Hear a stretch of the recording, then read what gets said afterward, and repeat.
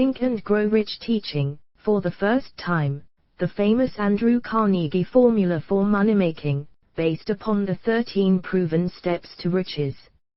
Organized through 25 years of research, in collaboration with more than 500 distinguished men of great wealth, who proved by their own achievements that this philosophy is practical. By Napoleon Hill, author of The Law of Success philosophy. What do you want most? Is it money, fame, power, contentment, personality, peace of mind, happiness? The 13 steps to riches described in this book offer the shortest dependable philosophy of individual achievement ever presented for the benefit of the man or woman who is searching for a definite goal in life. Before beginning the book, you will profit greatly if you recognize the fact that the book was not written to entertain. You cannot digest the contents properly in a week or a month. After reading the book thoroughly, Dr. Miller Reese Hutchison, nationally known consulting engineer and longtime associate of Thomas Edison, said, "This is not a novel. It is a textbook on individual achievement that came directly from the experiences of hundreds of America's most successful men. It should be studied, digested, and meditated upon. No more than one chapter should be read in a single night. The reader should underline the sentences which impress him most. Later, he should go back to these marked lines and read them again. A real student will not merely read this book, he will absorb its contents and make them his own. This book should be adopted by all high schools, and no boy or girl should be permitted to graduate without having satisfactorily passed an examination on it. This philosophy will not take the place of the subjects taught in schools, but it will enable one to organize and apply the knowledge acquired, and convert it into useful service and adequate compensation without waste of time." Dr. John R. Turner, Dean of the College of the City of New York, after having read the book, said, "The very best example of the soundness of this philosophy is your own son, Blair, whose dramatic story you have outlined in the chapter on desire." Dr. Turner had reference to the author's son, who, born without normal hearing capacity, not only avoided becoming a deaf mute, but actually converted his handicap into a priceless asset by applying the philosophy here described. After reading the story, starting on page 52, you will realize that you are about to come into possession of a philosophy which can be transmuted into material wealth, or serve as readily to bring you peace of mind, understanding, spiritual harmony, and in some instances, as in the case of the author's son, it can help you master physical affliction. The author discovered, through personally analyzing hundreds of successful men, that all of them followed the habit of exchanging ideas, through what is commonly called conferences. When they had problems to be solved, they sat down together and talked freely until they discovered, from their joint contribution of ideas, a plan that would serve their purpose. You, who read this book, will get most out of it by putting into practice the mastermind principle described in the book. This you can do, as others are doing so successfully, by forming a study club, consisting of any desired number of people who are friendly and harmonious. The club should have a meeting at regular periods, as often as once each week. The procedure should consist of reading one chapter of the book at each meeting, after which the contents of the chapter should be freely discussed by all members. Each member should make notes, putting down all ideas of his own inspired by the discussion. Each member should carefully read and analyze each chapter several days prior to its open reading and joint discussion in the club. The reading at the club should be done by someone who reads well and understands how to put color and feeling into the lines. By following this plan, every reader will get from its pages, not only the sum total of the best knowledge organized from the experiences of hundreds of successful men, but more important by far, he will tap new sources of knowledge in his own mind as well as acquire knowledge of priceless value from every other person present.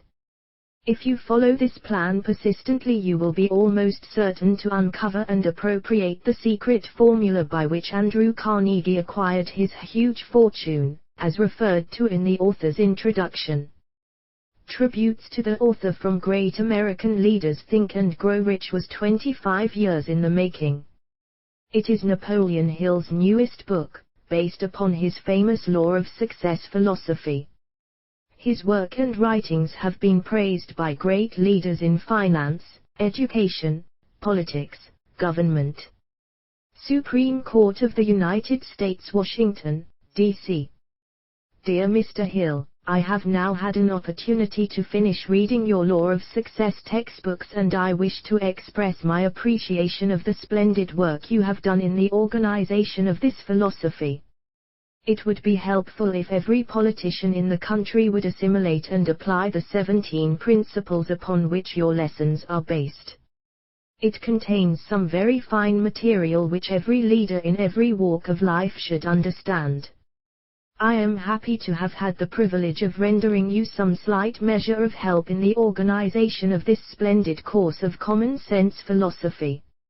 Sincerely yours, former President and former Justice of the United States, Chief King of the 5 and 10 cent stores. By applying many of the 17 fundamentals of the Law of Success philosophy, we have built a great chain of successful stores. I presume it would be no exaggeration of fact if I said that the Woolworth Building might properly be called a monument to the soundness of these principles. F.W. Woolworth, a great steamship magnate, I feel greatly indebted for the privilege of reading your Law of Success. If I had had this philosophy 50 years ago, I suppose I could have accomplished all that I have done in less than half the time. I sincerely hope the world will discover and reward you. Robert Dollar, a former States President of the United. May I not congratulate you on your persistence? Any man who devotes that much time must of necessity make discoveries of great value to others. 1. I am deeply impressed by your interpretation of the mastermind principles which you have so clearly described. Woodrow Wilson, a merchant prince. I know that your 17 fundamentals of success are sound because I have been applying them in my business for more than 30 years. John Wanamaker, world's largest maker of cameras. I know that you are doing a world of good with your Law of Success. I would not care to set a monetary value on this training because it brings to the student qualities which cannot be measured by money alone. George Eastman, a nationally known business chief. Whatever success I may have attained I owe, entirely, to the application of your 17 fundamental principles of the Law of Success. I believe I have the honor of being your first student. W.M.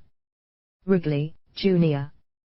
Publisher's preface. This book conveys the experience of more than 500 men of great wealth, who began at scratch, with nothing to give in return for riches except thoughts, ideas and organized plans.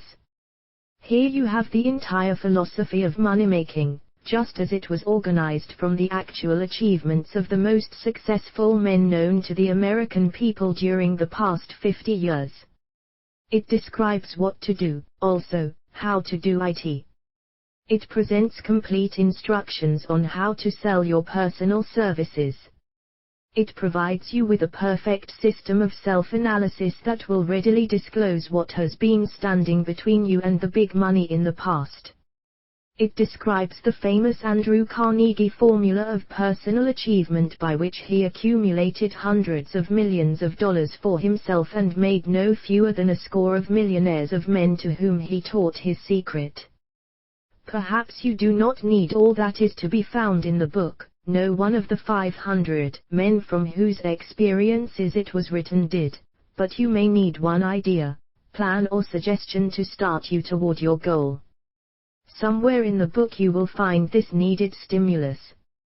The book was inspired by Andrew Carnegie, after he had made his millions and retired.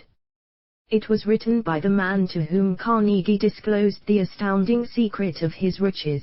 The same man to whom the 500 wealthy men revealed the source of their riches. In this volume will be found the 13 principles of money making essential to every person who accumulates sufficient money to guarantee financial independence. It is estimated that the research which went into the preparation, before the book was written, or could be written, research covering more than 25 years of continuous effort, could not be duplicated at a cost of less than $100,000.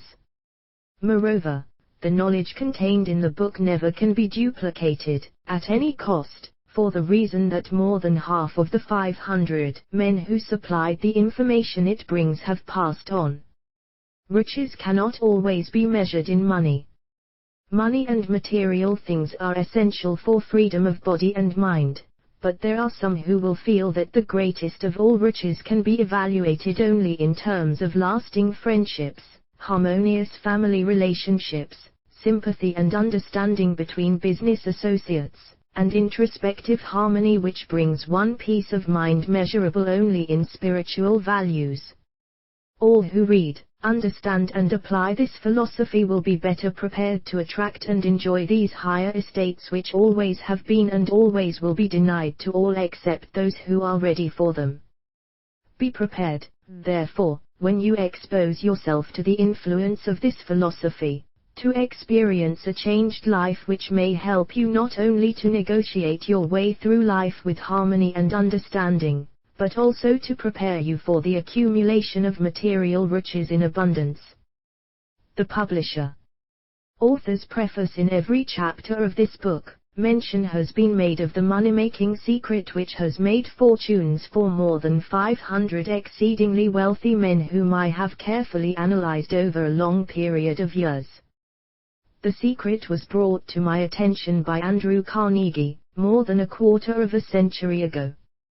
The canny, lovable old Scotsman carelessly tossed it into my mind, when I was but a boy. Then he sat back in his chair, with a merry twinkle in his eyes, and watched carefully to see if I had brains enough to understand the full significance of what he had said to me. When he saw that I had grasped the idea, he asked if I would be willing to spend 20 years or more, preparing myself to take it to the world, to men and women who, without the secret, might go through life as failures. I said I would, and with Mr. Carnegie's cooperation, I have kept my promise.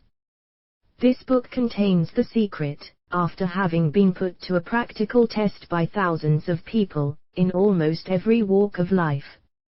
It was Mr. Carnegie's idea that the magic formula, which gave him a stupendous fortune, ought to be placed within reach of people who do not have time to investigate how men make money, and it was his hope that I might test and demonstrate the soundness of the formula through the experience of men and women in every calling. He believed the formula should be taught in all public schools and colleges, and expressed the opinion that if it were properly taught it would so revolutionize the entire educational system that the time spent in school could be reduced to less than half.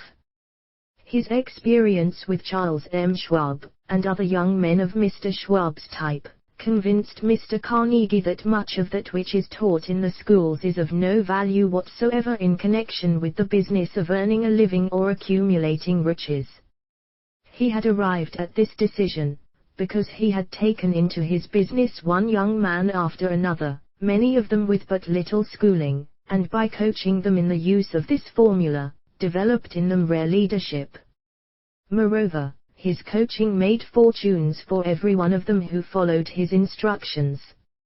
In the chapter on faith, you will read the astounding story of the organization of the giant United States Steel Corporation, as it was conceived and carried out by one of the young men through whom Mr. Carnegie proved that his formula will work for all who are ready for it. This single application of the secret, by that young man, Charles M. Schwab, made him a huge fortune in both money and opportunity. Roughly speaking, this particular application of the formula was worth $600 million. These facts, and they are facts well known to almost everyone who knew Mr. Carnegie, give you a fair idea of what the reading of this book may bring to you, provided you know what it is that you want. Even before it had undergone 20 years of practical testing, the secret was passed on to more than 100,000 men and women who have used it for their personal benefit, as Mr. Carnegie planned that they should. Some have made fortunes with it. Others have used it successfully in creating harmony in their homes. A clergyman used it so effectively that it brought him an income of upwards of $75,000 a year. Arthur Nash, a Cincinnati tailor, used his near-bankrupt business as a guinea pig on which to test the formula. The business came to life and made a fortune for its owners. It is still thriving, although Mr. Nash has gone.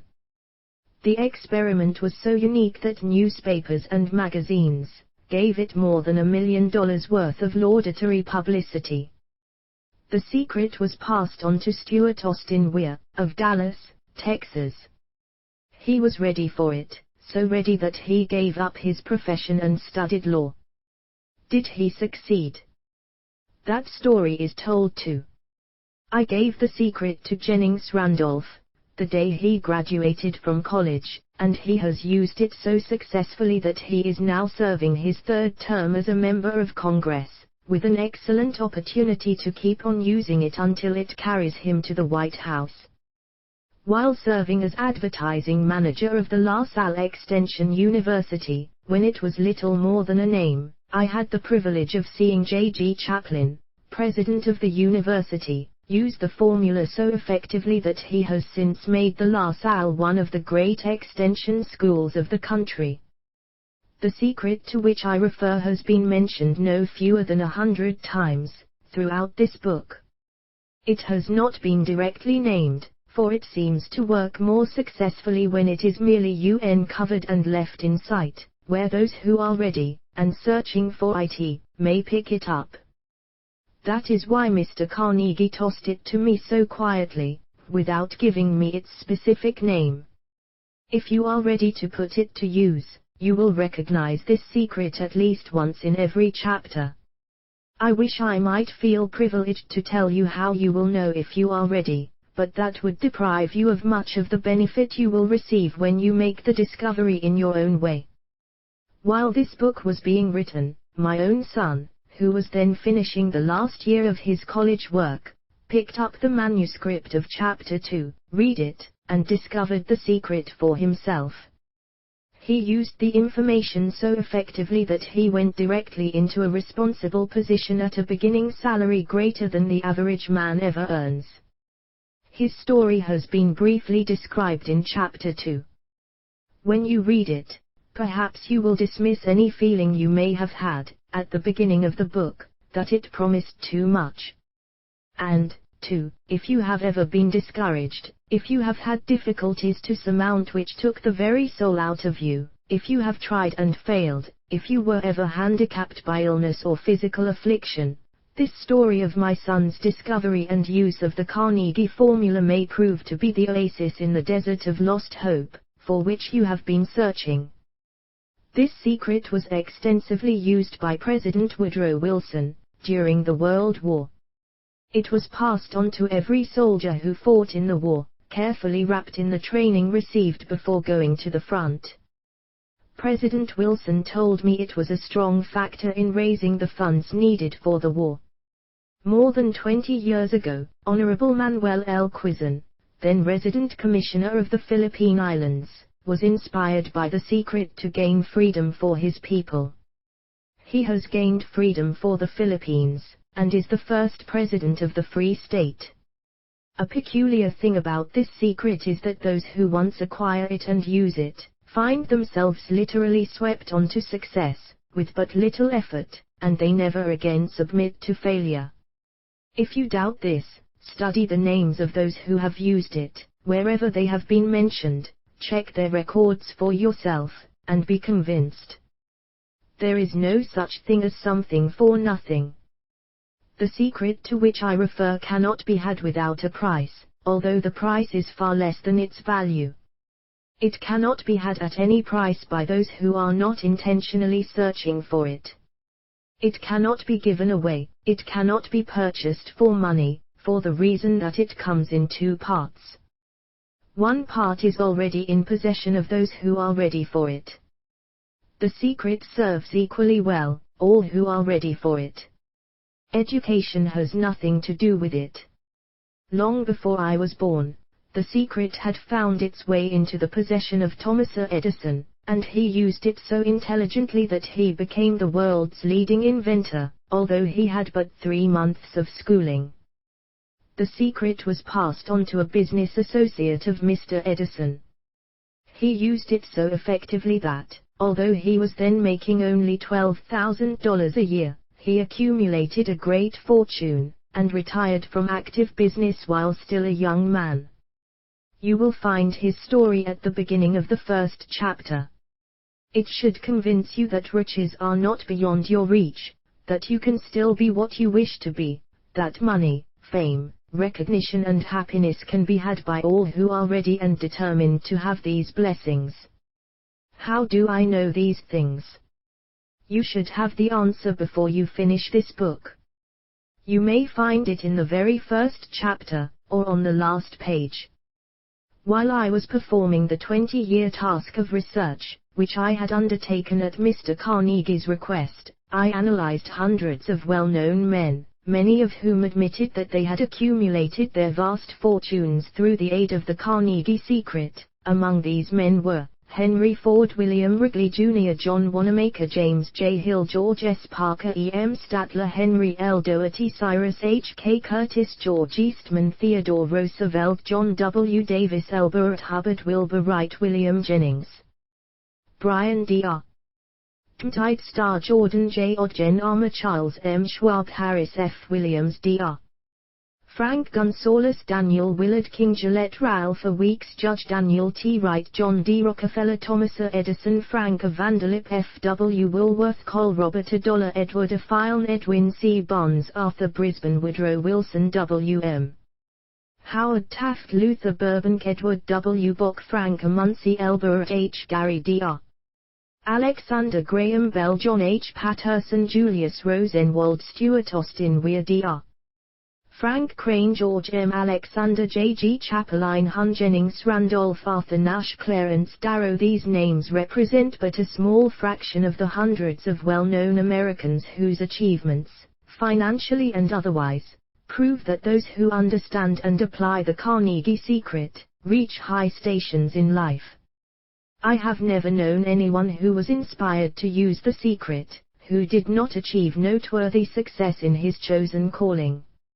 I have never known any person to distinguish himself, or to accumulate riches of any consequence, without possession of the secret. From these two facts I draw the conclusion that the secret is more important, as a part of the knowledge essential for self-determination, than any which one receives through what is popularly known as education. What is education, anyway? This has been answered in full detail. As far as schooling is concerned, many of these men had very little. John Wanamaker once told me that what little schooling he had, he acquired in very much the same manner as a modern locomotive takes on water, by scooping it up as it runs. Henry Ford never reached high school, let alone college. I am not attempting to minimize the value of schooling, but I am trying to express my earnest belief that those who master and apply the secret will reach high stations, accumulate riches, and bargain with life on their own terms, even if their schooling has been meager.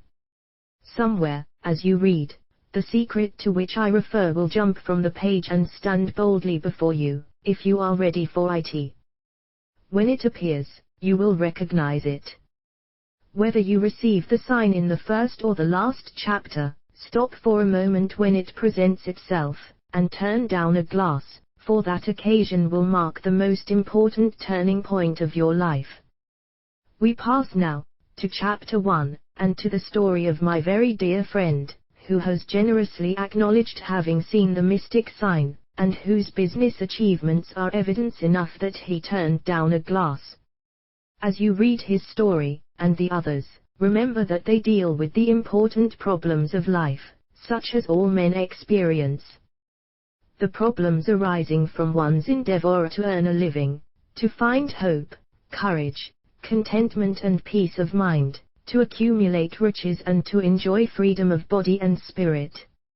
Remember, too, as you go through the book, that it deals with facts and not with fiction, its purpose being to convey a great universal truth through which all who are ready may learn, not only what to do, but also how to do it. And receive, as well, the needed stimulus to make a start. As a final word of preparation, before you begin the first chapter, may I offer one brief suggestion which may provide a clue by which the Carnegie secret may be recognized. It is this: all achievement, all earned riches, have their beginning in an idea. If you are ready for the secret, you already possess one half of it, therefore, you will readily recognize the other half the moment it reaches your mind. The author, Chapter 1, Introduction. The man who thought his way into partnership with Thomas Edison. Truly, thoughts are things, and powerful things at that, when they are mixed with definiteness of purpose, persistence, and a burning desire for their translation into riches, or other material objects. A little more than 30 years ago, Edwin C. Bonds discovered how true it is that men really do think and grow rich. His discovery did not come about at one sitting. It came little by little, beginning with a burning desire to become a business associate of the great Edison. One of the chief characteristics of Bonds' desire was that it was definite. He wanted to work with Edison, not for him. Observe, carefully, the description of how he went about translating his desire into reality, and you will have a better understanding of the 13 principles which lead to riches. When this desire, or impulse of thought, first flashed into his mind, he was in no position to act upon it. Two difficulties stood in his way. He did not know Mr. Edison, and he did not have enough money to pay his railroad fare to Orange, New Jersey. These difficulties were sufficient to have discouraged the majority of men from making any attempt to carry out the desire. But his was no ordinary desire. He was so determined to find a way to carry out his desire that he finally decided to travel by blind baggage rather than be defeated. To the uninitiated, this means that he went to East Orange on a freight train. He presented himself at Mr. Edison's laboratory, and announced he had come to go into business with the inventor. In speaking of the first meeting between Bonds and Edison, years later, Mr. Edison said, "He stood there before me, looking like an ordinary tramp, but there was something in the expression of his face which conveyed the impression that he was determined to get what he had come after."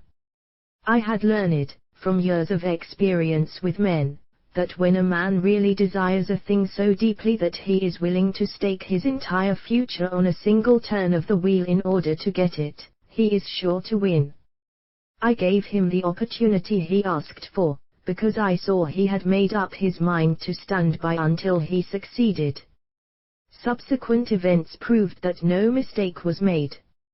Just what young Bonds said to Mr. Edison on that occasion was far less important than that which he thought. Edison, himself, said so. It could not have been the young man's appearance which got him his start in the Edison office, for that was definitely against him. It was what he thought that counted. If the significance of this statement could be conveyed to every person who reads it, there would be no need for the remainder of this book. Bonds did not get his partnership with Edison on his first interview.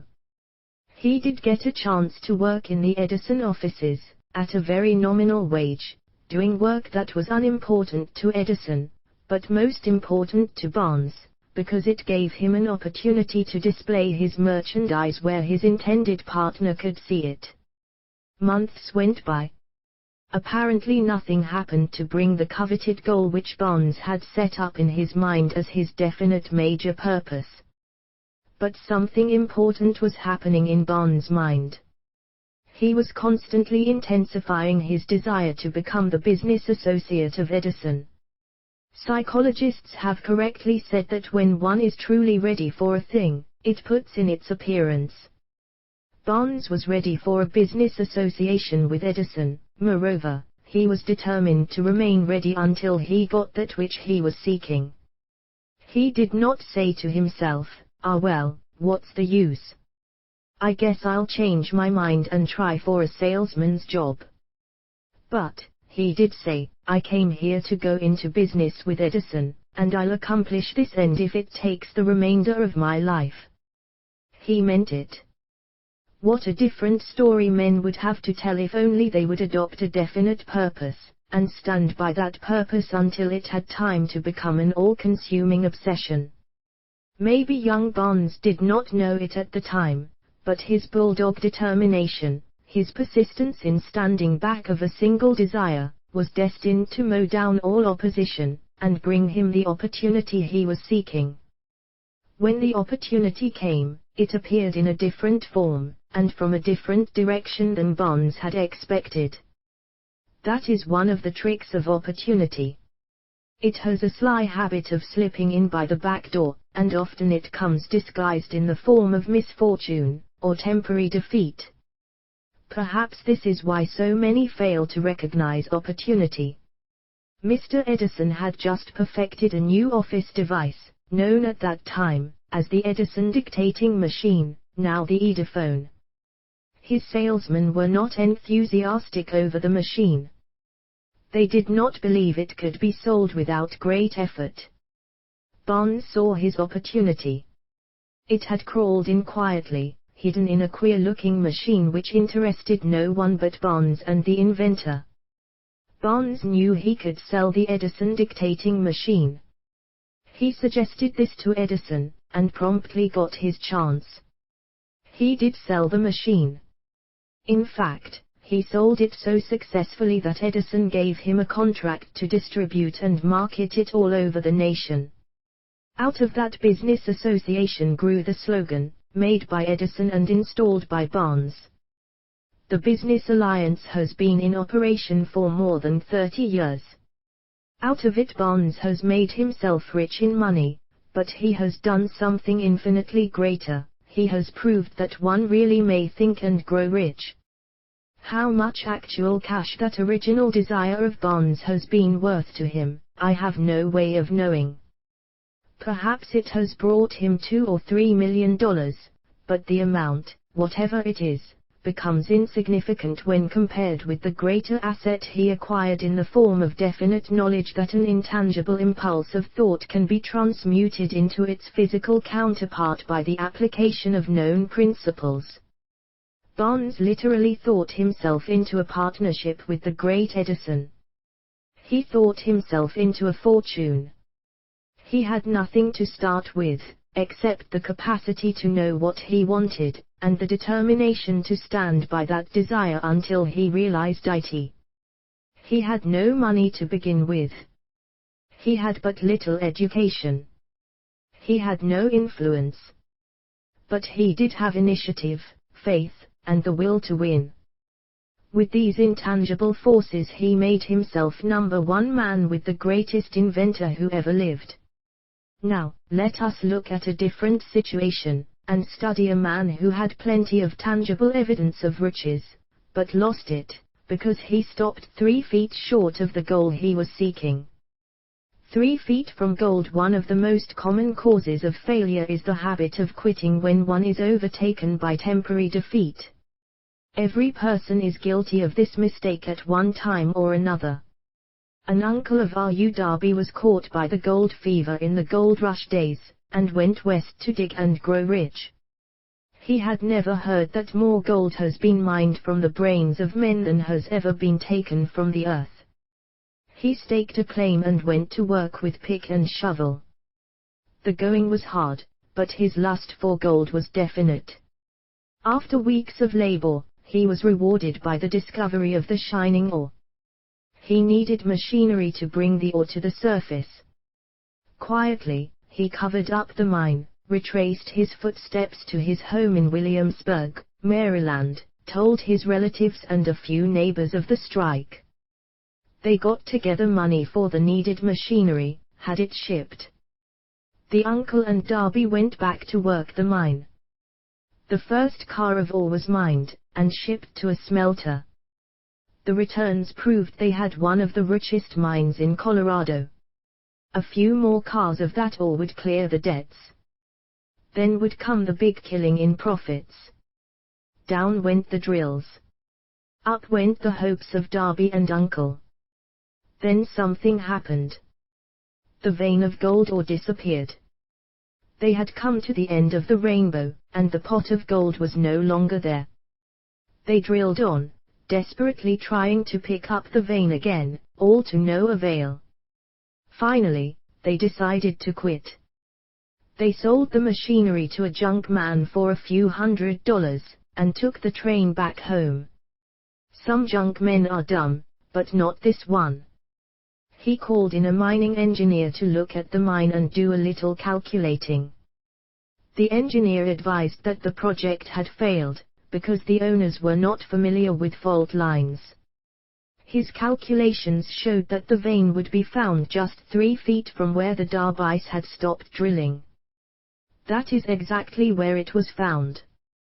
The junk man took millions of dollars in ore from the mine, because he knew enough to seek expert counsel before giving up. Most of the money which went into the machinery was procured through the efforts of R.U. Darby, who was then a very young man. The money came from his relatives and neighbors, because of their faith in him. He paid back every dollar of it, although he was years in doing so.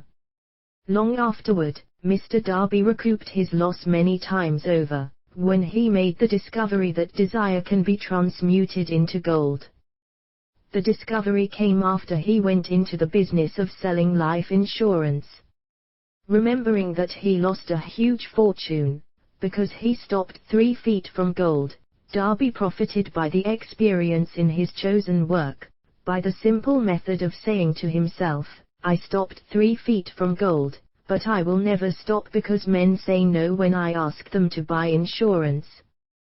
Darby is one of a small group of fewer than 50 men who sell more than $1 million in life insurance annually. He owes his stickability to the lesson he learned from his quitability in the gold mining business. Before success comes in any man's life, he is sure to meet with much temporary defeat, and, perhaps, some failure. When defeat overtakes a man, the easiest and most logical thing to do is to quit. That is exactly what the majority of men do. More than 500 of the most successful men this country has ever known, told the author their greatest success came just one step beyond the point at which defeat had overtaken them. Failure is a trickster with a keen sense of irony and cunning. It takes great delight in tripping one when success is almost within reach.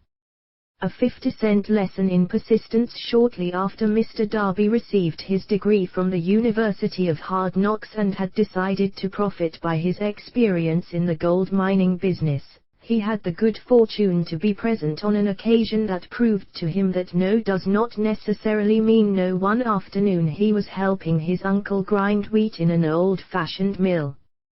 The uncle operated a large farm on which a number of colored sharecrop farmers lived.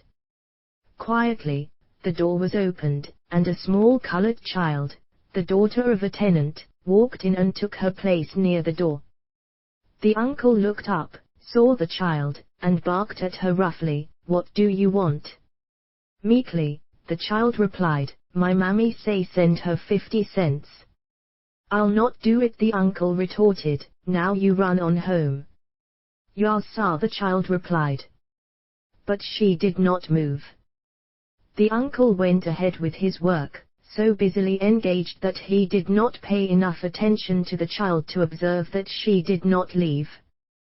When he looked up and saw her still standing there, he yelled at her, "I told you to go on home.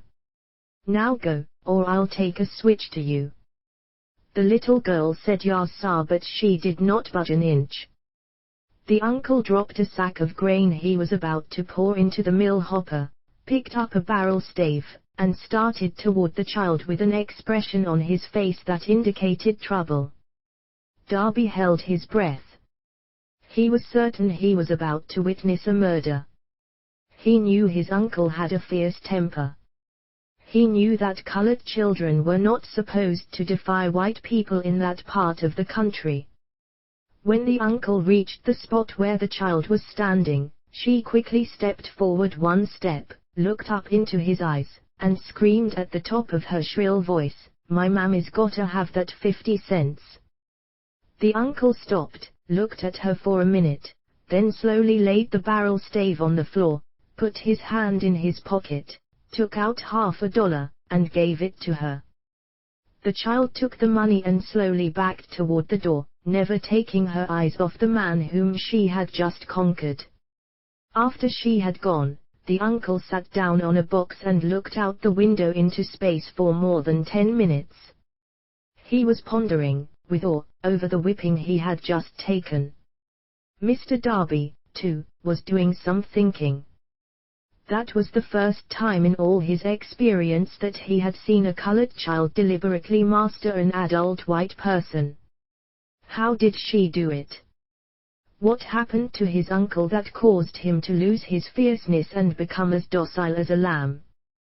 What strange power did this child use that made her master over her superior? These and other similar questions flashed into Darby's mind, but he did not find the answer until years later, when he told me the story. Strangely, the story of this unusual experience was told to the author in the old mill, on the very spot where the uncle took his whipping. Strangely, too, I had devoted nearly a quarter of a century to the study of the power which enabled an ignorant, illiterate colored child to conquer an intelligent man.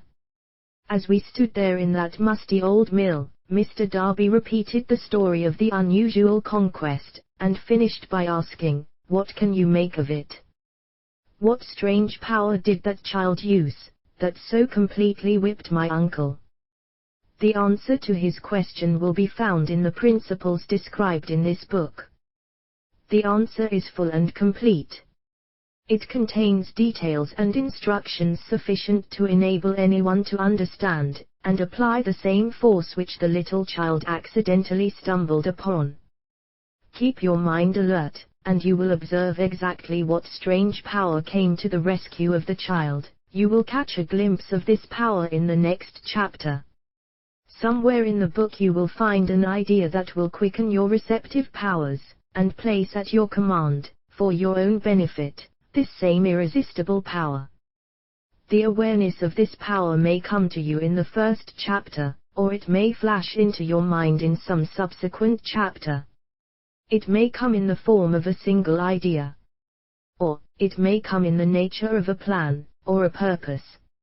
Again, it may cause you to go back into your past experiences of failure or defeat, and bring to the surface some lesson by which you can regain all that you lost through defeat. After I had described to Mr. Darby the power unwittingly used by the little colored child, he quickly retraced his 30 years of experience as a life insurance salesman, and frankly acknowledged that his success in that field was due, in no small degree, to the lesson he had learned from the child. Mr. Darby pointed out, every time a prospect tried to bow me out, without buying, I saw that child standing there in the old mill, her big eyes glaring in defiance, and I said to myself, I've got to make this sale. The better portion of all sales I have made, were made after people had said no. He recalled, too, his mistake in having stopped only 3 feet from gold, but he said, that experience was a blessing in disguise. It taught me to keep on keeping on, no matter how hard the going may be, a lesson I needed to learn before I could succeed in anything. This story of Mr. Darby and his uncle, the colored child and the gold mine, doubtless will be read by hundreds of men who make their living by selling life insurance, and to all of these, the author wishes to offer the suggestion that Darby owes to these 2 experiences his ability to sell more than $1 million of life insurance every year. Life is strange, and often imponderable. Both the successes and the failures have their roots in simple experiences. Mr. Darby's experiences were commonplace and simple enough, Yet they held the answer to his destiny in life, therefore they were as important to him as life itself. He profited by these two dramatic experiences, because he analyzed them, and found the lesson they taught. But what of the man who has neither the time, nor the inclination to study failure in search of knowledge that may lead to success? Where, and how is he to learn the art of converting defeat into stepping stones to opportunity? In answer to these questions, this book was written. The answer called for a description of 13 principles, but remember, as you read, the answer you may be seeking, to the questions which have caused you to ponder over the strangeness of life, may be found in your own mind, through some idea, plan, or purpose which may spring into your mind as you read. One sound idea is all that one needs to achieve success. The principles described in this book contain the best and the most practical of all that is known concerning ways and means of creating useful ideas. Before we go any further in our approach to the description of these principles, we believe you are entitled to receive this important suggestion. When riches begin to come, they come so quickly, in such great abundance, that one wonders where they have been hiding during all those lean years. This is an astounding statement, and all the more so, when we take into consideration the popular belief that riches come only to those who work hard and long. When you begin to think and grow rich, you will observe that riches begin with a state of mind, with definiteness of purpose, with little or no hard work. You, and every other person, ought to be interested in knowing how to acquire that state of mind which will attract riches. I spent 25 years in research, analyzing more than 25,000 people, because I, too, wanted to know how wealthy men become that way. Without that research, this book could not have been written. Here take notice of a very significant truth, viz. The business depression started in 1929, and continued on to an all-time record of destruction, until some time after President Roosevelt entered office. Then the depression began to fade into nothingness. Just as an electrician in a theater raises the lights so gradually that darkness is transmuted into light before you realize it, so did the spell of fear in the minds of the people gradually fade away and become faith. Observe very closely, as soon as you master the principles of this philosophy, and begin to follow the instructions for applying those principles, your financial status will begin to improve, and everything you touch will begin to transmute itself into an asset for your benefit. Impossible? Not at all. One of the main weaknesses of mankind is the average man's familiarity with the word impossible. He knows all the rules which will not work. He knows all the things which cannot be done.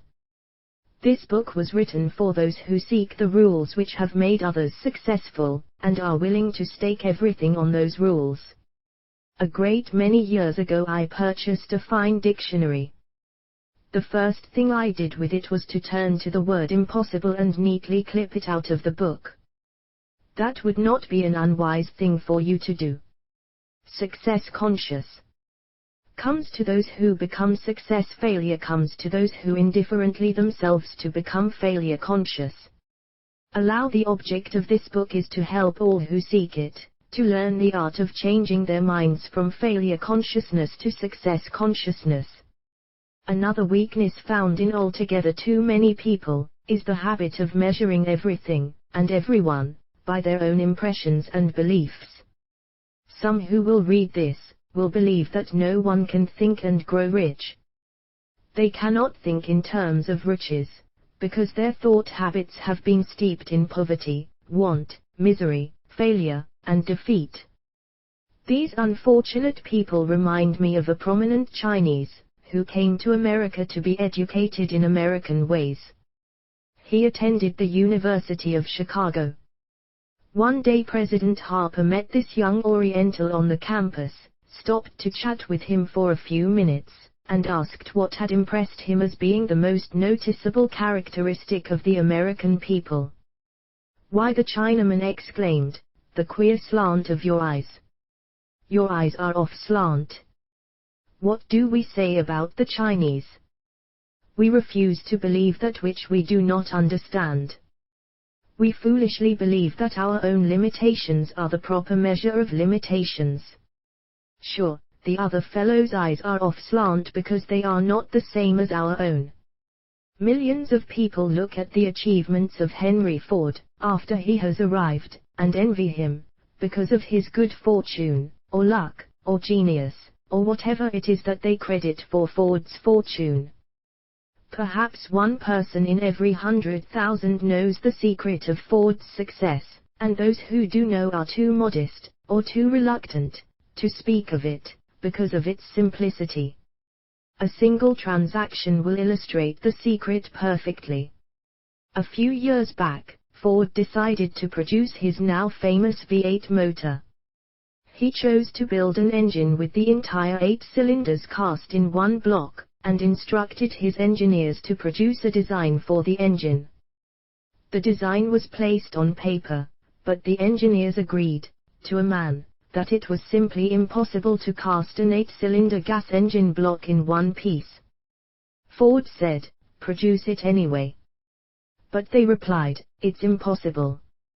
"Go ahead," Ford commanded, "and stay on the job until you succeed, no matter how much time is required."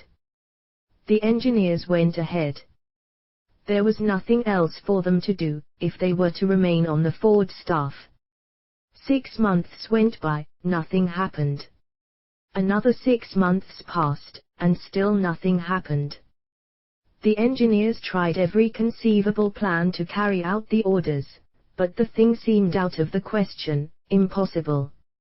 At the end of the year, Ford checked with his engineers, and again they informed him they had found no way to carry out his orders. "Go right ahead," said Ford, "I want it, and I'll have it." They went ahead, and then, as if by a stroke of magic, the secret was discovered. The Ford determination had won once more. This story may not be described with minute accuracy, but the sum and substance of it is correct. Deduce from it, you who wish to think and grow rich, the secret of the Ford millions, if you can. You'll not have to look very far. Henry Ford is a success, because he understands, and applies the principles of success. One of these is desire, knowing what one wants. Remember this Ford story as you read, and pick out the lines in which the secret of his stupendous achievement have been described. If you can do this, if you can lay your finger on the particular group of principles which made Henry Ford rich, you can equal his achievements in almost any calling for which you are suited. You are the master of your fate, the captain of your soul, because when Henley wrote the prophetic lines, "I am the master of my fate, I am the captain of my soul," he should have informed us that we are the masters of our fate, the captains of our souls, because we have the power to control our thoughts. He should have told us that the ether in which this little earth floats, in which we move and have our being, is a form of energy moving at an inconceivably high rate of vibration, and that the ether is filled with a form of universal power which adapts itself to the nature of the thoughts we hold in our minds, and influences us, in natural ways, to transmute our thoughts into their physical equivalent. If the poet had told us of this great truth, we would know why it is that we are the masters of our fate, the captains of our souls.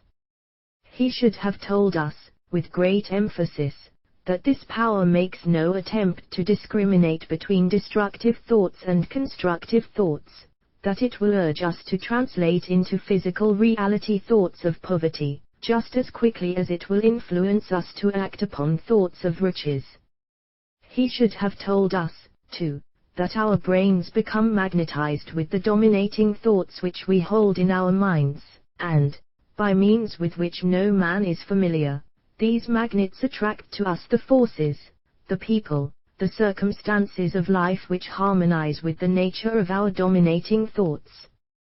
He should have told us, that before we can accumulate riches in great abundance, we must magnetize our minds with intense desire for riches, that we must become money conscious until the desire for money drives us to create definite plans for acquiring it.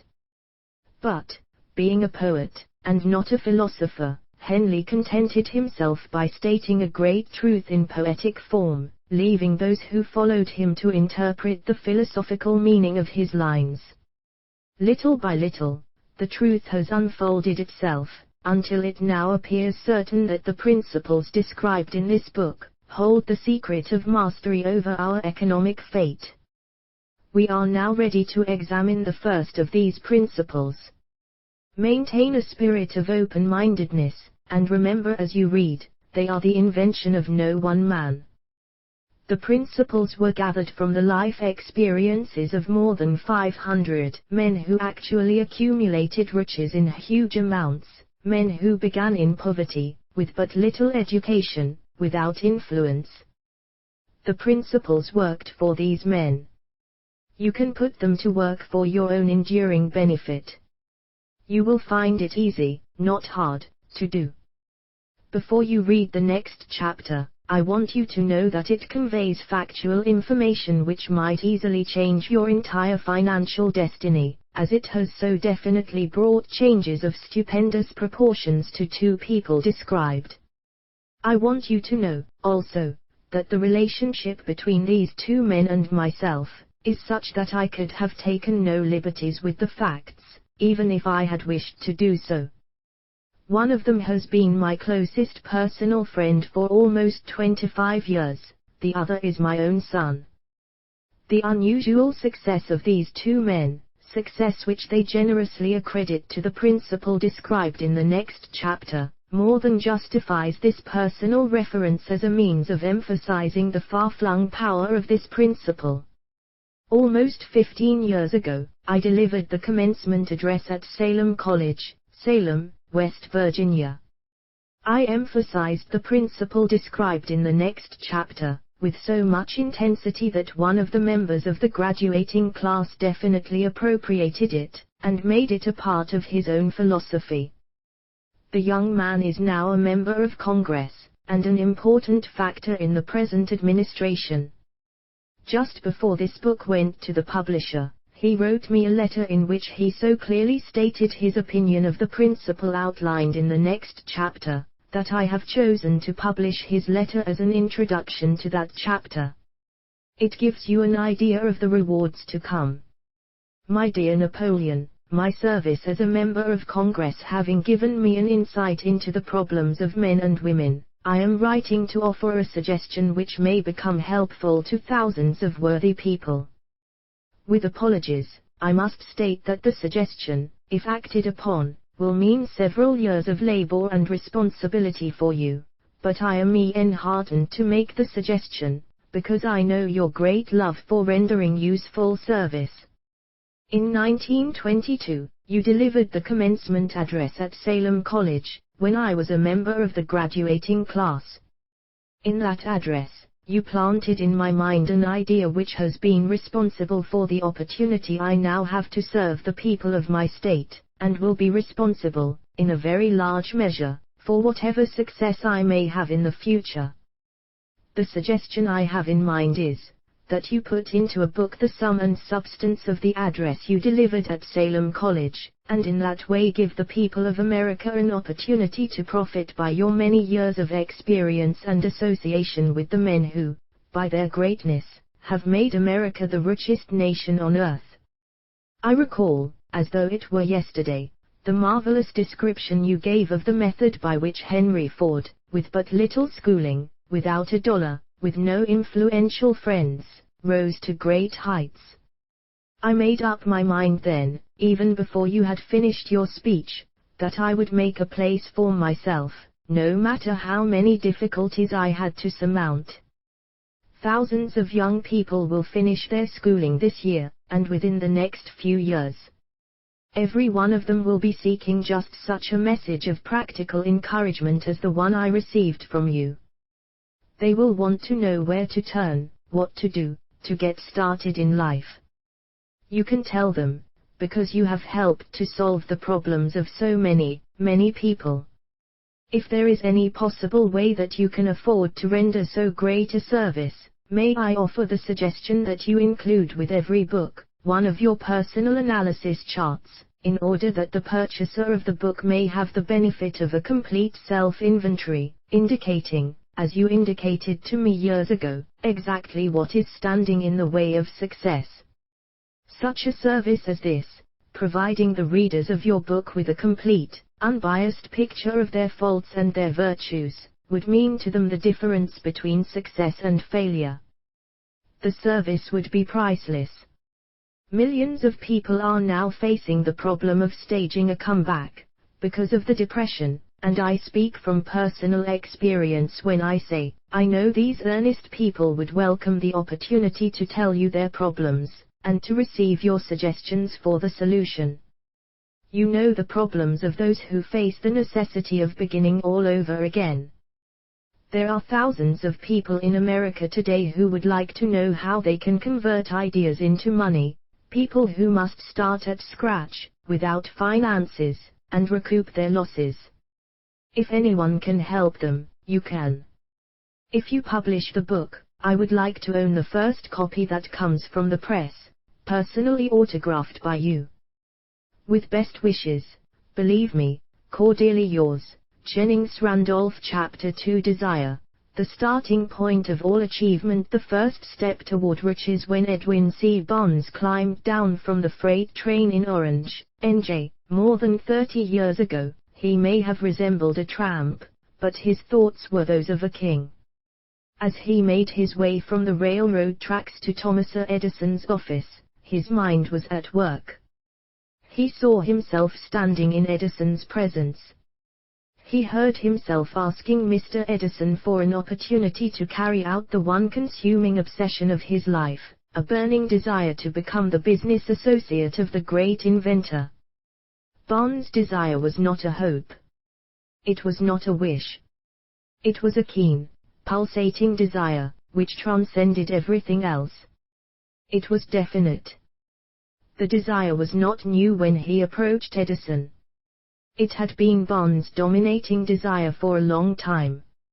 In the beginning, when the desire first appeared in his mind, it may have been, probably was, only a wish, but it was no mere wish when he appeared before Edison with it. A few years later, Edwin C. Barnes again stood before Edison, in the same office where he first met the inventor. This time his desire had been translated into reality. He was in business with Edison. The dominating dream of his life had become a reality. Today, people who know Barnes envy him, because of the break life yielded him. They see him in the days of his triumph, without taking the trouble to investigate the cause of his success. Barnes succeeded because he chose a definite goal, placed all his energy, all his willpower, all his effort, everything back of that goal. He did not become the partner of Edison the day he arrived. He was content to start in the most menial work, as long as it provided an opportunity to take even one step toward his cherished goal. 5 years passed before the chance he had been seeking made its appearance. During all those years not one ray of hope, not one promise of attainment of his desire had been held out to him. To everyone, except himself, he appeared only another cog in the Edison business wheel, but in his own mind, he was the partner of Edison every minute of the time, from the very day that he first went to work there. It is a remarkable illustration of the power of a definite desire. Barnes won his goal, because he wanted to be a business associate of Mr. Edison, more than he wanted anything else. He created a plan by which to attain that purpose. But he burned all bridges behind him. He stood by his desire until it became the dominating obsession of his life, and, finally, a fact. When he went to Orange, he did not say to himself, I will try to induce Edison to give me a job of some sort. He said, I will see Edison, and put him on notice that I have come to go into business with him. He did not say, I will work there for a few months, and if I get no encouragement, I will quit and get a job somewhere else. He did say, I will start anywhere. I will do anything Edison tells me to do, but before I am through, I will be his associate. He did not say, I will keep my eyes open for another opportunity, in case I fail to get what I want in the Edison organization. He said, there is but one thing in this world that I am determined to have, and that is a business association with Thomas Edison. I will burn all bridges behind me, and stake my entire future on my ability to get what I want. He left himself no possible way of retreat. He had to win or perish. That is all there is to the Barnes story of success. A long while ago, a great warrior faced a situation which made it necessary for him to make a decision which ensured his success on the battlefield. He was about to send his armies against a powerful foe, whose men outnumbered his own. He loaded his soldiers into boats, sailed to the enemy's country, unloaded soldiers and equipment, then gave the order to burn the ships that had carried them. Addressing his men before the first battle, he said, "You see the boats going up in smoke. That means that we cannot leave these shores alive unless we win. We now have no choice, we win, or we perish." They won.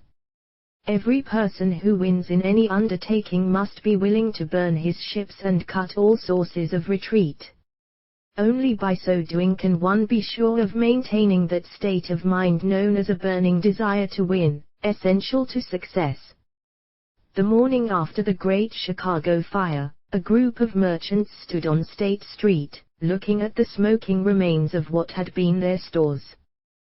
They went into a conference to decide if they would try to rebuild, or leave Chicago and start over in a more promising section of the country. They reached a decision, all except one, to leave Chicago.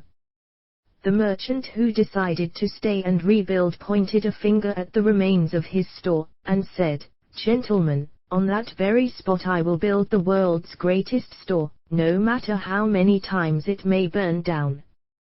That was more than 50 years ago. The store was built. It stands there today, a towering monument to the power of that state of mind known as a burning desire. The easy thing for Marshall Field to have done, would have been exactly what his fellow merchants did. When the going was hard, and the future looked dismal, they pulled up and went where the going seemed easier. Mark well this difference between Marshall Field and the other merchants, because it is the same difference which distinguishes Edwin C. Barnes from thousands of other young men who have worked in the Edison organization. It is the same difference which distinguishes practically all who succeed from those who fail. Every human being who reaches the age of understanding of the purpose of money, wishes for it. Wishing will not bring riches. But desiring riches with a state of mind that becomes an obsession, then planning definite ways and means to acquire riches, and backing those plans with persistence which does not recognize failure, will bring riches. The method by which desire for riches can be transmuted into its financial equivalent, consists of 6 definite, practical steps, viz. First, fix in your mind the exact amount of money you desire. It is not sufficient merely to say "I want plenty of money." Be definite as to the amount. There is a psychological reason for definiteness which will be described in a subsequent chapter. Second, determine exactly what you intend to give in return for the money you desire. There is no such reality as something for nothing. Third, establish a definite date when you intend to possess the money you desire. Fourth, create a definite plan for carrying out your desire, and begin at once, whether you are ready or not, to put this plan into action. Fifth, write out a clear, concise statement of the amount of money you intend to acquire, name the time limit for its acquisition, state what you intend to give in return for the money, and describe clearly the plan through which you intend to accumulate it. 6th. Read your written statement aloud, twice daily, once just before retiring at night, and once after arising in the morning. As you read, see and feel and believe yourself already in possession of the money. It is important that you follow the instructions described in these 6 steps. It is especially important that you observe and follow the instructions in the 6th paragraph. You may complain that it is impossible for you to see yourself in possession of money before you actually have it. Here is where a burning desire will come to your aid. If you truly desire money so keenly that your desire is an obsession, you will have no difficulty in convincing yourself that you will acquire it. The object is to want money, and to become so determined to have it that you convince yourself you will have it. Only those who become money conscious ever accumulate great riches. Money consciousness means that the mind has become so thoroughly saturated with the desire for money, that one can see oneself already in possession of it. To the uninitiated, who has not been schooled in the working principles of the human mind, these instructions may appear impractical. It may be helpful, to all who fail to recognize the soundness of the 6 steps, to know that the information they convey was received from Andrew Carnegie, who began as an ordinary laborer in the steel mills, but managed, despite his humble beginning, to make these principles yield him a fortune of considerably more than $100 million. It may be of further help to know that the 6 steps here recommended were carefully scrutinized by the late Thomas Edison, who placed his stamp of approval upon them as being, not only the steps essential for the accumulation of money, but necessary for the attainment of any definite goal. The steps call for no hard labor. They call for no sacrifice. They do not require one to become ridiculous, or credulous. To apply them calls for no great amount of education. But the successful application of these 6 steps does call for sufficient imagination to enable one to see, and to understand, that accumulation of money cannot be left to chance, good fortune, and luck. One must realize that all who have accumulated great fortunes, first did a certain amount of dreaming, hoping, wishing, desiring, and planning before they acquired money. You may as well know, right here, that you can never have riches in great quantities, unless you can work yourself into a white heat of desire for money, and actually believe you will possess it. You may as well know, also, that every great leader, from the dawn of civilization down to the present, was a dreamer. Christianity is the greatest potential power in the world today, because its founder was an intense dreamer who had the vision and the imagination to see realities in their mental and spiritual form before they had been transmuted into physical form. If you do not see great riches in your imagination, you will never see them in your bank balance. Never, in the history of America, has there been so great an opportunity for practical dreamers as now exists. The 6-year economic collapse has reduced all men, substantially, to the same level. A new race is about to be run. The stakes represent huge fortunes which will be accumulated within the next 10 years. The rules of the race have changed, because we now live in a changed world that definitely favors the masses, those who had but little or no opportunity to win under the conditions existing during the Depression, when fear paralyzed growth and development. We who are in this race for riches, should be encouraged to know that this changed world in which we live is demanding new ideas, new ways of doing things, new leaders, new inventions, new methods of teaching, new methods of marketing, new books, new literature, new features for the radio, new ideas for moving pictures. Back of all this demand for new and better things, there is one quality which one must possess to win, and that is definiteness of purpose, the knowledge of what one wants, and a burning desire to possess it. The business depression marked the death of one age, and the birth of another. This changed world requires practical dreamers who can, and will put their dreams into action. The practical dreamers have always been, and always will be the pattern makers of civilization.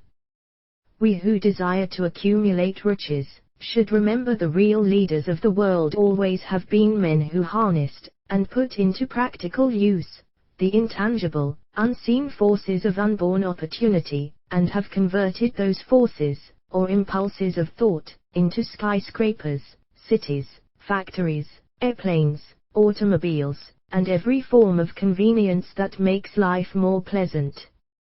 Tolerance, and an open mind are practical necessities of the dreamer of today. Those who are afraid of new ideas are doomed before they start. Never has there been a time more favorable to pioneers than the present. True, there is no wild and woolly West to be conquered, as in the days of the covered wagon, but there is a vast business, financial, and industrial world to be remolded and redirected along new and better lines. In planning to acquire your share of the riches, let no one influence you to scorn the dreamer. To win the big stakes in this changed world, you must catch the spirit of the great pioneers of the past, whose dreams have given to civilization all that it has of value, the spirit which serves as the lifeblood of our own country, your opportunity and mine, to develop and market our talents. Let us not forget, Columbus dreamed of an unknown world, staked his life on the existence of such a world, and discovered it. Copernicus, the great astronomer, dreamed of a multiplicity of worlds, and revealed them. No one denounced him as impractical after he had triumphed. Instead, the world worshipped at his shrine, thus proving once more that success requires no apologies, failure permits no alibis. If the thing you wish to do is right, and you believe in it, go ahead and do it. Put your dream across, and never mind what they say if you meet with temporary defeat, for they perhaps do not know that every failure brings with it the seed of an equivalent success. Henry Ford, poor and uneducated, dreamed of a horseless carriage, went to work with what tools he possessed, without waiting for opportunity to favor him, and now evidence of his dream belts the entire earth. He has put more wheels into operation than any man who ever lived, because he was not afraid to back his dreams. Thomas Edison dreamed of a lamp that could be operated by electricity, began where he stood to put his dream into action, and despite more than 10,000 failures, he stood by that dream until he made it a physical reality. Practical dreamers do not quit. Whelan dreamed of a chain of cigar stores, transformed his dream into action, and now the United Cigar Stores occupy the best corners in America. Lincoln dreamed of freedom for the black slaves, put his dream into action, and barely missed living to see a united North and South translate his dream into reality. The Wright brothers dreamed of a machine that would fly through the air. Now one may see evidence all over the world that they dreamed soundly. Marconi dreamed of a system for harnessing the intangible forces of the ether. Evidence that he did not dream in vain may be found in every wireless and radio in the world. Moreover, Marconi's dream brought the humblest cabin and the most stately manor house side by side. It made the people of every nation on earth backdoor neighbors. It gave the President of the United States a medium by which he may talk to all the people of America at one time, and on short notice.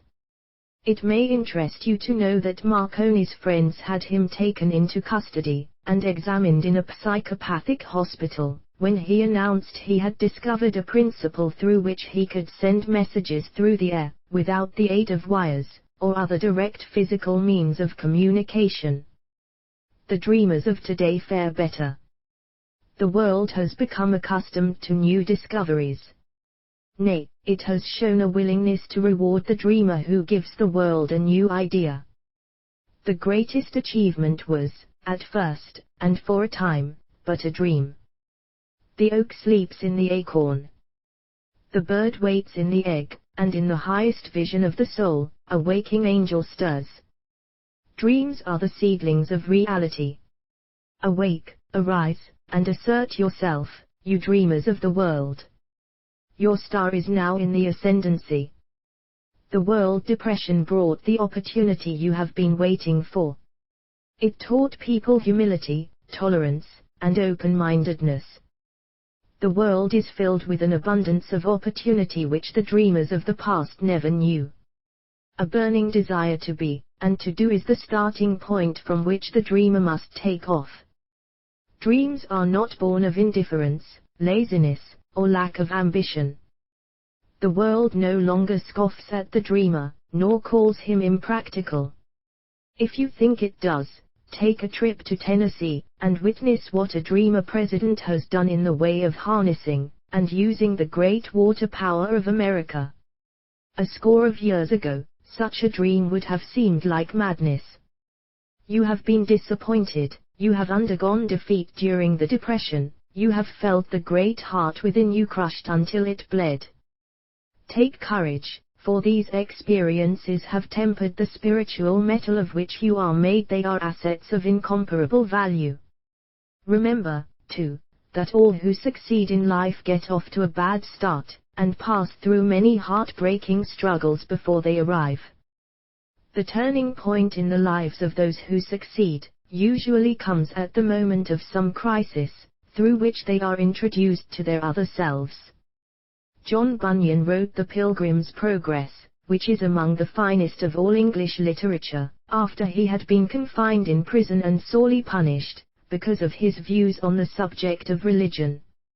Henry discovered the genius which slept within his brain, after he had met with great misfortune, and was confined in a prison cell, in Columbus, Ohio. Being forced, through misfortune, to become acquainted with his other self and to use his imagination, he discovered himself to be a great author instead of a miserable criminal and outcast. Strange and varied are the ways of life, and stranger still are the ways of infinite intelligence, through which men are sometimes forced to undergo all sorts of punishment before discovering their own brains, and their own capacity to create useful ideas through imagination. Edison, the world's greatest inventor and scientist, was a tramp telegraph operator. He failed innumerable times before he was driven, finally, to the discovery of the genius which slept within his brain. Charles Dickens began by pasting labels on blacking pots. The tragedy of his first love penetrated the depths of his soul, and converted him into one of the world's truly great authors. That tragedy produced, first, David Copperfield, then a succession of other works that made this a richer and better world for all who read his books. Disappointment over love affairs generally has the effect of driving men to drink, and women to ruin, and this, because most people never learn the art of transmuting their strongest emotions into dreams of a constructive nature. Helen Keller became deaf, dumb, and blind shortly after birth. Despite her greatest misfortune, she has written her name indelibly in the pages of the history of the great. Her entire life has served as evidence that no one ever is defeated until defeat has been accepted as a reality. Robert Burns was an illiterate country lad. He was cursed by poverty, and grew up to be a drunkard in the bargain. The world was made better for his having lived, because he clothed beautiful thoughts in poetry, and thereby plucked a thorn and planted a rose in its place. Booker T. Washington was born in slavery, handicapped by race and color. Because he was tolerant, had an open mind at all times, on all subjects, and was a dreamer, he left his impress for good on an entire race. Beethoven was deaf, Milton was blind, but their names will last as long as time endures, because they dreamed and translated their dreams into organized thought. Before passing to the next chapter, kindle anew in your mind the fire of hope, faith, courage, and tolerance. If you have these states of mind, and a working knowledge of the principles described, all else that you need will come to you, when you are ready for it. Let Emerson state the thought in these words: "Every proverb, every book, every byword that belongs to thee for aid and comfort shall surely come home through open or winding passages. Every friend whom not thy fantastic will, but the great and tender soul in thee craveth, shall lock thee in his embrace." There is a difference between wishing for a thing and being ready to receive it. No one is ready for a thing until he believes he can acquire it. The state of mind must be belief, not mere hope or wish. Open-mindedness is essential for belief. Closed minds do not inspire faith, courage, and belief. Remember, no more effort is required to aim high in life, to demand abundance and prosperity, than is required to accept misery and poverty. A great poet has correctly stated this universal truth through these lines: "I bargained with life for a penny, and life would pay no more, however I begged at evening when I counted my scanty store. For life is a just employer, he gives you what you ask, but once you have set the wages, why, you must bear the task. I worked for a menial's hire, only to learn, dismayed, that any wage I had asked of life, life would have willingly paid." Desire outwits Mother Nature. As a fitting climax to this chapter, I wish to introduce one of the most unusual persons I have ever known. I first saw him 24 years ago, a few minutes after he was born. He came into the world without any physical sign of ears, and the doctor admitted, when pressed for an opinion, that the child might be deaf and mute for life. I challenged the doctor's opinion. I had the right to do so. I was the child's father. I, too, reached a decision, and rendered an opinion, but I expressed the opinion silently, in the secrecy of my own heart. I decided that my son would hear and speak. Nature could send me a child without ears, but nature could not induce me to accept the reality of the affliction. In my own mind I knew that my son would hear and speak. How? I was sure there must be a way, and I knew I would find it. I thought of the words of the immortal Emerson: "The whole course of things goes to teach us faith. We need only obey." There is guidance for each of us, and by lowly listening, we shall hear the right word. The right word. Desire. More than anything else, I desired that my son should not be a deaf-mute. From that desire I never receded, not for a second. Many years previously, I had written, "Our only limitations are those we set up in our own minds." For the first time, I wondered if that statement were true. Lying on the bed in front of me was a newly born child, without the natural equipment of hearing. Even though he might hear and speak, he was obviously disfigured for life. Surely, this was a limitation which that child had not set up in his own mind. What could I do about it? Somehow I would find a way to transplant into that child's mind my own burning desire for ways and means of conveying sound to his brain without the aid of ears. As soon as the child was old enough to cooperate, I would fill his mind so completely with a burning desire to hear, that nature would, by methods of her own, translate it into physical reality. All this thinking took place in my own mind, but I spoke of it to no one. Every day I renewed the pledge I had made to myself, not to accept a deaf-mute for a son. As he grew older, and began to take notice of things around him, we observed that he had a slight degree of hearing. When he reached the age when children usually begin talking, he made no attempt to speak, but we could tell by his actions that he could hear certain sounds slightly. That was all I wanted to know. I was convinced that if he could hear, even slightly, he might develop still greater hearing capacity. Then something happened which gave me hope. It came from an entirely unexpected source. We bought a Victrola. When the child heard the music for the first time, he went into ecstasies, and promptly appropriated the machine. he soon showed a preference for certain records, among them, It's a Long Way to Tipperary. On one occasion, he played that piece over and over, for almost 2 hours, standing in front of the Victrola, with his teeth clamped on the edge of the case. The significance of this self-formed habit of his did not become clear to us until years afterward, for we had never heard of the principle of bone conduction of sound at that time. Shortly after he appropriated the Victrola, I discovered that he could hear me quite clearly when I spoke with my lips touching his mastoid bone, or at the base of the brain. These discoveries placed in my possession the necessary media by which I began to translate into reality my burning desire to help my son develop hearing and speech. By that time he was making stabs at speaking certain words. The outlook was far from encouraging, but desire backed by faith knows no such word as impossible.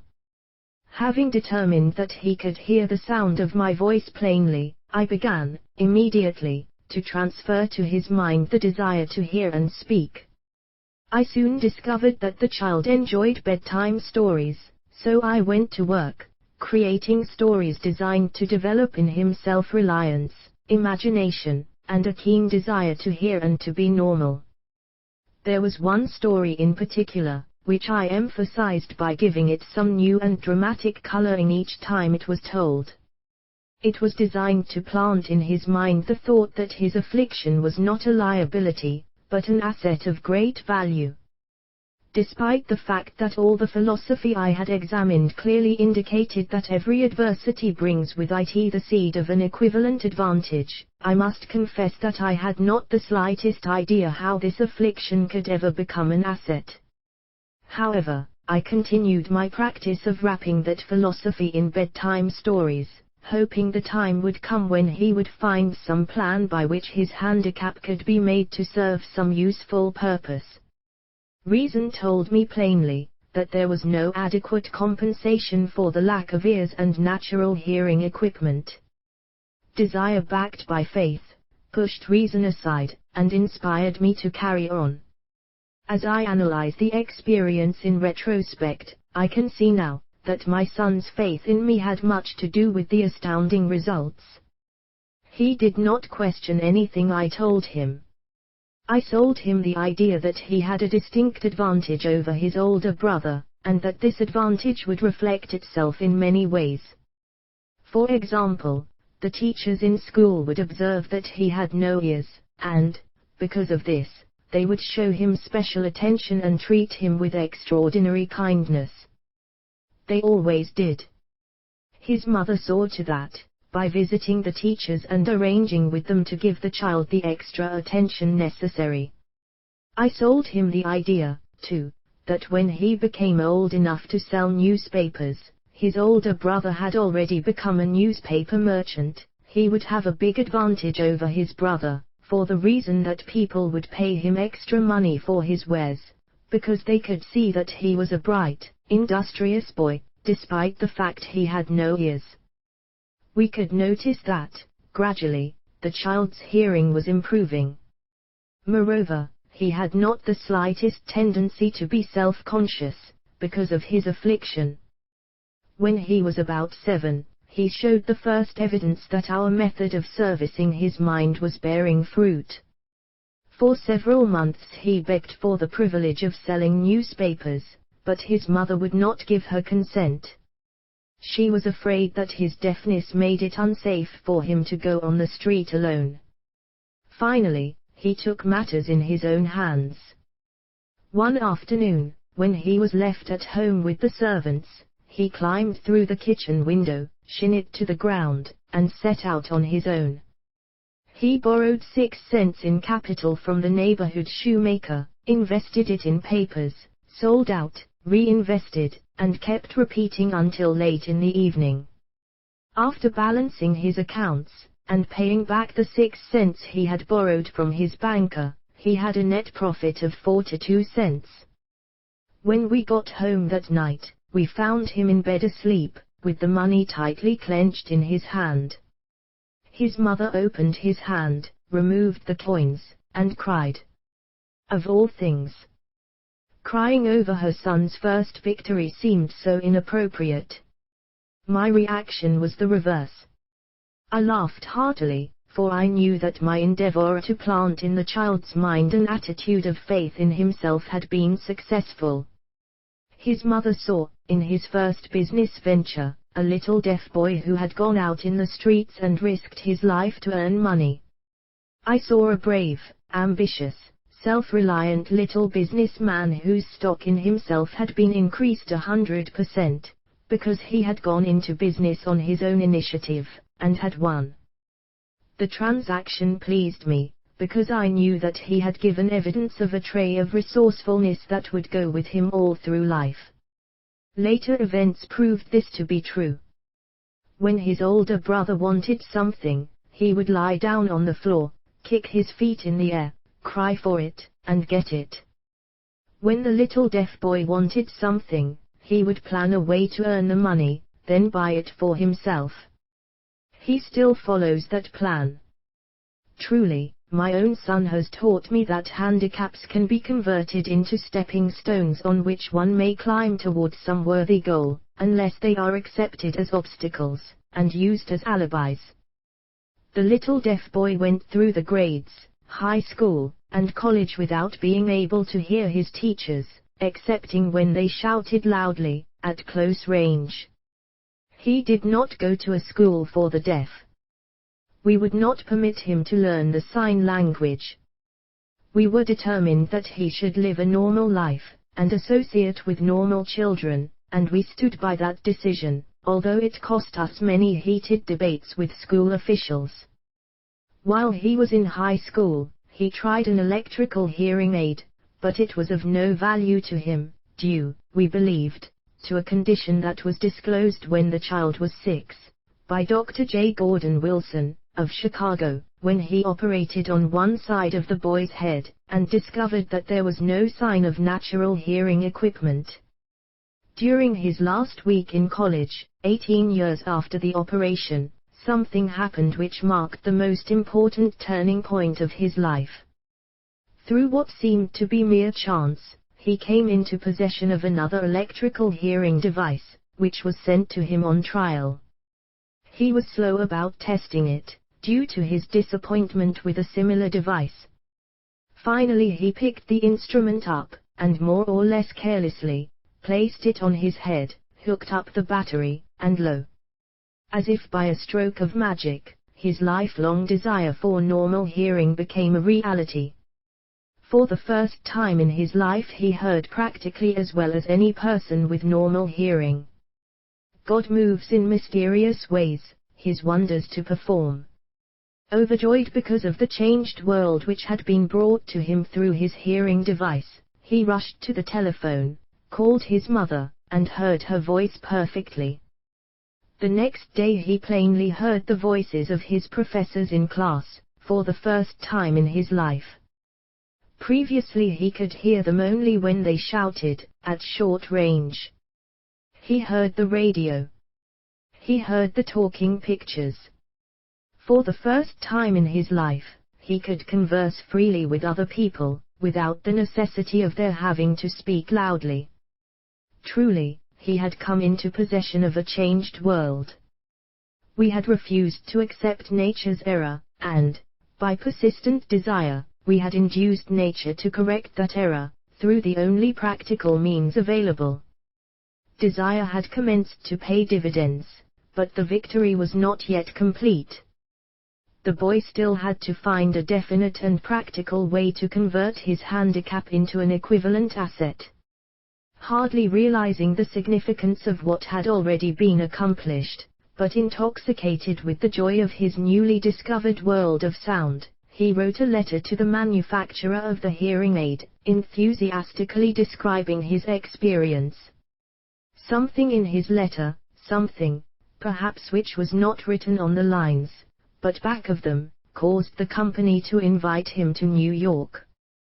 When B arrived, he was escorted through the factory, and while talking with the chief engineer, telling him about his changed world, a hunch, an idea, or an inspiration, call it what you wish, flashed into his mind. It was this impulse of thought which converted his affliction into an asset, destined to pay dividends in both money and happiness to thousands for all time to come. The sum and substance of that impulse of thought was this: it occurred to him that he might be of help to the millions of deafened people who go through life without the benefit of hearing devices, if he could find a way to tell them the story of his changed world. Then and there, he reached a decision to devote the remainder of his life to rendering useful service to the hard of hearing. For an entire month, he carried on an intensive research, during which he analyzed the entire marketing system of the manufacturer of the hearing device, and created ways and means of communicating with the hard of hearing all over the world for the purpose of sharing with them his newly discovered changed world. When this was done, he put in writing a 2-year plan, based upon his findings. When he presented the plan to the company, he was instantly given a position, for the purpose of carrying out his ambition. Little did he dream, when he went to work, that he was destined to bring hope and practical relief to thousands of deafened people who, without his help, would have been doomed forever to deaf-mutism. Shortly after he became associated with the manufacturer of his hearing aid, he invited me to attend a class conducted by his company, for the purpose of teaching deaf-mutes to hear, and to speak. I had never heard of such a form of education, therefore I visited the class, skeptical but hopeful that my time would not be entirely wasted. Here I saw a demonstration which gave me a greatly enlarged vision of what I had done to arouse and keep alive in my son's mind the desire for normal hearing. I saw deaf-mutes actually being taught to hear and to speak, through application of the self-same principle I had used, more than 20 years previously, in saving my son from deaf-mutism. Thus, through some strange turn of the wheel of fate, my son, Blair, and I have been destined to aid in correcting deaf-mutism for those as yet unborn, because we are the only living human beings, as far as I know, who have established definitely the fact that deaf-mutism can be corrected to the extent of restoring to normal life those who suffer with this affliction. It has been done for one, it will be done for others. There is no doubt in my mind that Blair would have been a deaf-mute all his life, if his mother and I had not managed to shape his mind as we did. The doctor who attended at his birth told us, confidentially, the child might never hear or speak. A few weeks ago, Dr. Irving Voorhees, a noted specialist on such cases, examined Blair very thoroughly. He was astounded when he learned how well my son now hears and speaks, and said his examination indicated that theoretically, the boy should not be able to hear at all. But the lad does hear, despite the fact that X-ray pictures show there is no opening in the skull whatsoever, from where his ears should be to the brain. When I planted in his mind the desire to hear and talk, and live as a normal person, there went with that impulse some strange influence which caused nature to become bridge builder, and span the gulf of silence between his brain and the outer world, by some means which the keenest medical specialists have not been able to interpret. It would be sacrilege for me to even conjecture as to how nature performed this miracle. It would be unforgivable if I neglected to tell the world as much as I know of the humble part I assumed in the strange experience. It is my duty, and a privilege to say I believe, and not without reason, that nothing is impossible to the person who backs desire with enduring faith. Verily, a burning desire has devious ways of transmuting itself into its physical equivalent. Blair desired normal hearing, now he has it. He was born with a handicap which might easily have sent one with a less defined desire to the street with a bundle of pencils and a tin cup. That handicap now promises to serve as the medium by which he will render useful service to many millions of hard of hearing, also, to give him useful employment at adequate financial compensation the remainder of his life. The little white lies I planted in his mind when he was a child, by leading him to believe his affliction would become a great asset, which he could capitalize, has justified itself. Verily, there is nothing, right or wrong, which belief, plus burning desire, cannot make real. These qualities are free to everyone. In all my experience in dealing with men and women who had personal problems, I never handled a single case which more definitely demonstrates the power of desire. Authors sometimes make the mistake of writing of subjects of which they have but superficial, or very elementary knowledge. It has been my good fortune to have had the privilege of testing the soundness of the power of desire, through the affliction of my own son. Perhaps it was providential that the experience came as it did, for surely no one is better prepared than he, to serve as an example of what happens when desire is put to the test. If Mother Nature bends to the will of desire, is it logical that mere men can defeat a burning desire? Strange and imponderable is the power of the human mind. We do not understand the method by which it uses every circumstance, every individual, every physical thing within its reach, as a means of transmuting desire into its physical counterpart. Perhaps science will uncover this secret. I planted in my son's mind the desire to hear and to speak as any normal person hears and speaks. That desire has now become a reality. I planted in his mind the desire to convert his greatest handicap into his greatest asset. That desire has been realized.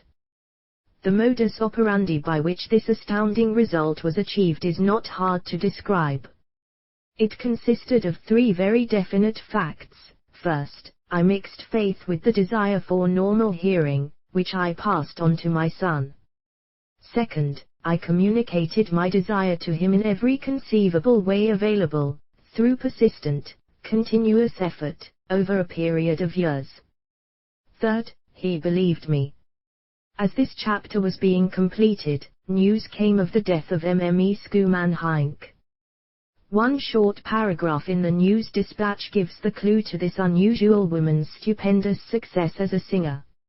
I quote the paragraph, because the clue it contains is none other than desire. Early in her career, Mme. Schoeman-Heinck visited the director of the Vienna Court Opera, to have him test her voice. But he did not test it. After taking one look at the awkward and poorly dressed girl, he exclaimed, none too gently, with such a face, and with no personality at all, how can you ever expect to succeed in opera? My good child, give up the idea. Buy a sewing machine, and go to work. You can never be a singer. Never is a long time. The director of the Vienna Court Opera knew much about the technique of singing. He knew little about the power of desire, when it assumes the proportion of an obsession. If he had known more of that power, he would not have made the mistake of condemning genius without giving it an opportunity. Several years ago, one of my business associates became ill. He became worse as time went on, and finally was taken to the hospital for an operation. Just before he was wheeled into the operating room, I took a look at him, and wondered how anyone as thin and emaciated as he, could possibly go through a major operation successfully. The doctor warned me that there was little if any chance of my ever seeing him alive again. But that was the doctor's opinion. It was not the opinion of the patient. Just before he was wheeled away, he whispered feebly, "Do not be disturbed, Chief, I will be out of here in a few days." The attending nurse looked at me with pity. But the patient did come through safely. After it was all over, his physician said, nothing but his own desire to live saved him. He never would have pulled through if he had not refused to accept the possibility of death. I believe in the power of desire backed by faith, because I have seen this power lift men from lowly beginnings to places of power and wealth. I have seen it rob the grave of its victims. I have seen it serve as the medium by which men staged a comeback after having been defeated in 100 different ways, I have seen it provide my own son with a normal, happy, successful life, despite nature's having sent him into the world without ears. How can one harness and use the power of desire? This has been answered through this, and the subsequent chapters of this book. This message is going out to the world at the end of the longest, and perhaps, the most devastating depression America has ever known.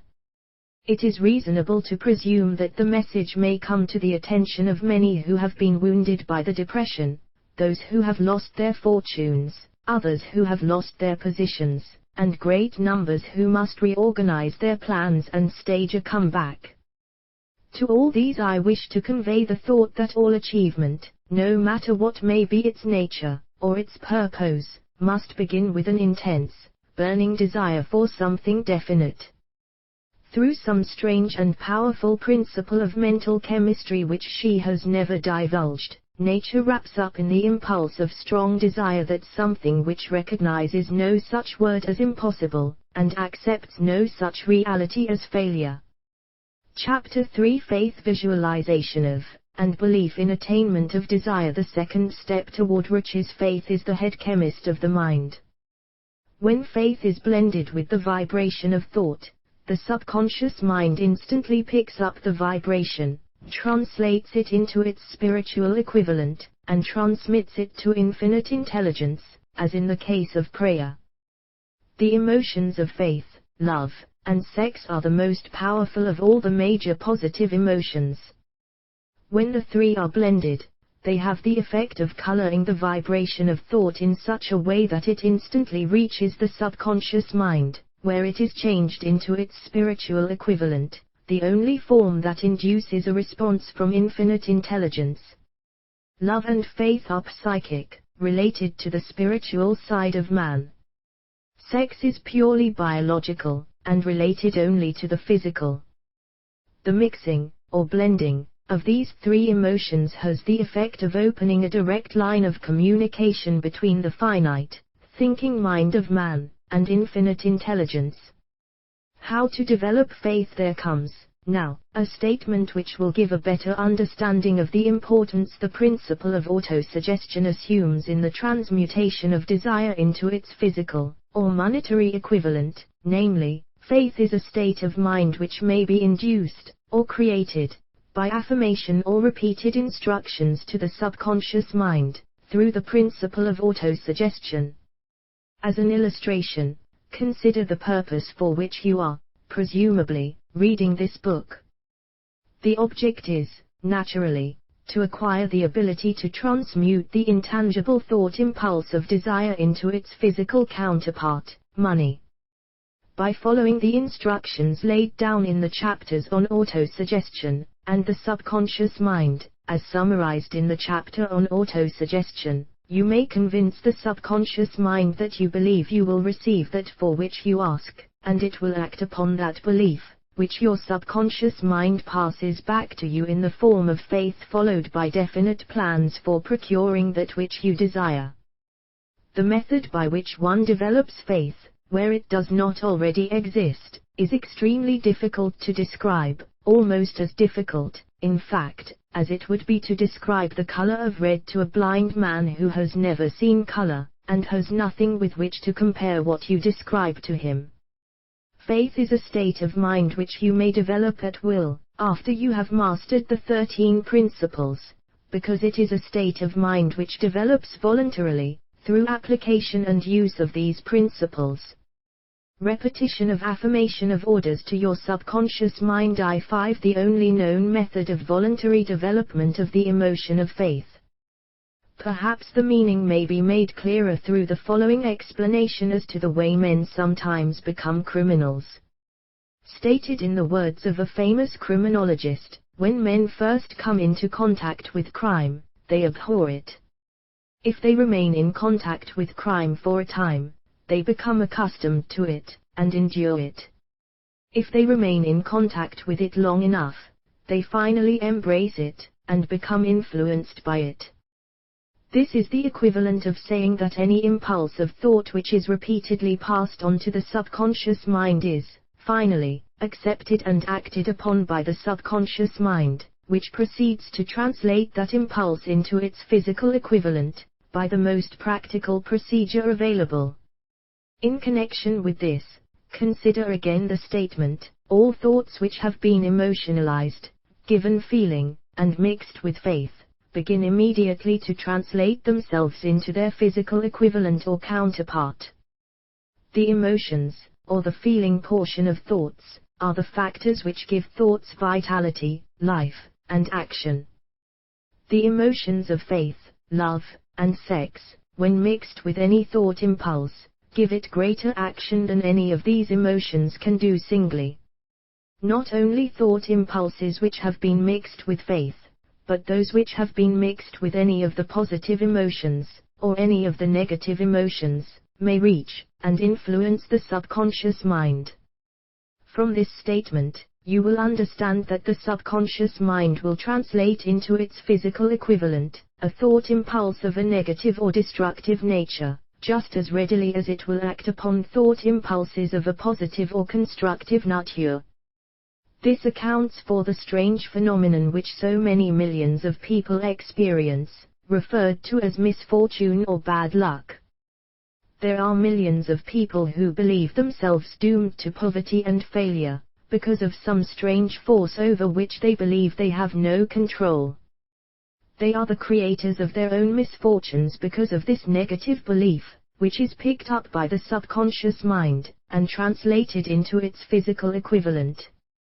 This is an appropriate place at which to suggest again that you may benefit, by passing on to your subconscious mind, any desire which you wish translated into its physical, or monetary equivalent, in a state of expectancy or belief that the transmutation will actually take place. Your belief, or faith, is the element which determines the action of your subconscious mind. There is nothing to hinder you from deceiving your subconscious mind when giving it instructions through autosuggestion, as I deceived my son's subconscious mind. To make this deceit more realistic, conduct yourself just as you would, if you were already in possession of the material thing which you are demanding, when you call upon your subconscious mind. The subconscious mind will transmute into its physical equivalent, by the most direct and practical media available, any order which is given to it in a state of belief, or faith that the order will be carried out. From which one may, through experiment and practice, acquire the ability to mix faith with any order given to the subconscious mind. Perfection will come through practice. It cannot come by merely reading instructions. If it be true that one may become a criminal by association with crime, and this is a known fact, it is equally true that one may develop faith by voluntarily suggesting to the subconscious mind that one has faith. The mind comes, finally, to take on the nature of the influences which dominate it. Understand this truth, and you will know why it is essential for you to encourage the positive emotions as dominating forces of your mind, and discourage and eliminate negative emotions. A mind dominated by positive emotions becomes a favorable abode for the state of mind known as faith. A mind so dominated may, at will, give the subconscious mind instructions, which it will accept and act upon immediately. Faith is a state of mind which may be induced by autosuggestion all down the ages. The religionists have admonished struggling humanity to have faith in this, that, and the other dogma or creed, but they have failed to tell people how to have faith. They have not stated that faith is a state of mind, and that it may be induced by self-suggestion.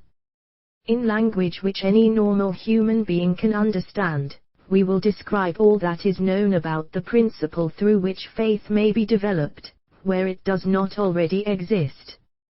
Have faith in yourself, faith in the infinite. Before we begin, you should be reminded again that faith is the eternal elixir which gives life, power, and action to the impulse of thought.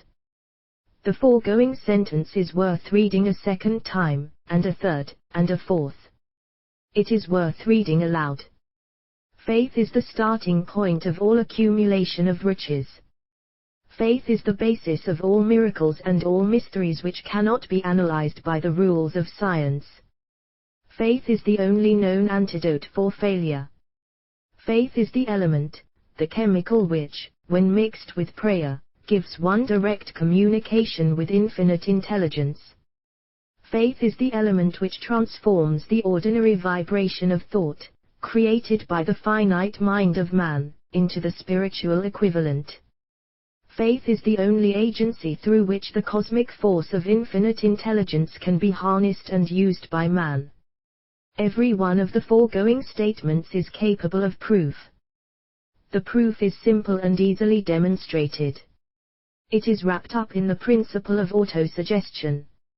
Let us center our attention, therefore, upon the subject of self-suggestion, and find out what it is, and what it is capable of achieving.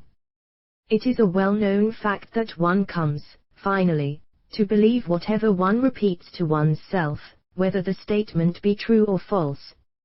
If a man repeats a lie over and over, he will eventually accept the lie as truth. Moreover, he will believe it to be the truth. Every man is what he is, because of the dominating thoughts which he permits to occupy his mind. Thoughts which a man deliberately places in his own mind, and encourages with sympathy, and with which he mixes any one or more of the emotions, constitute the motivating forces, which direct and control his every movement, act, and deed. Comes, now, a very significant statement of truth. Thoughts which are mixed with any of the feelings of emotions, constitute a magnetic force which attracts, from the vibrations of the ether, other similar, or related thoughts. A thought thus magnetized with emotion may be compared to a seed which, when planted in fertile soil, germinates, grows, and multiplies itself over and over again, until that which was originally one small seed, becomes countless millions of seeds of the same brand. The ether is a great cosmic mass of eternal forces of vibration. It is made up of both destructive vibrations and constructive vibrations. It carries, at all times, vibrations of fear, poverty, disease, failure, misery, and vibrations of prosperity, health, success, and happiness, just as surely as it carries the sound of hundreds of orchestrations of music, and hundreds of human voices, all of which maintain their own individuality, and means of identification, through the medium of radio. From the great storehouse of the ether, the human mind is constantly attracting vibrations which harmonize with that which dominates the human mind. Any thought, idea, plan, or purpose which one holds in one's mind attracts, from the vibrations of the ether, a host of its relatives, adds these relatives to its own force, and grows until it becomes the dominating, motivating master of the individual in whose mind it has been housed.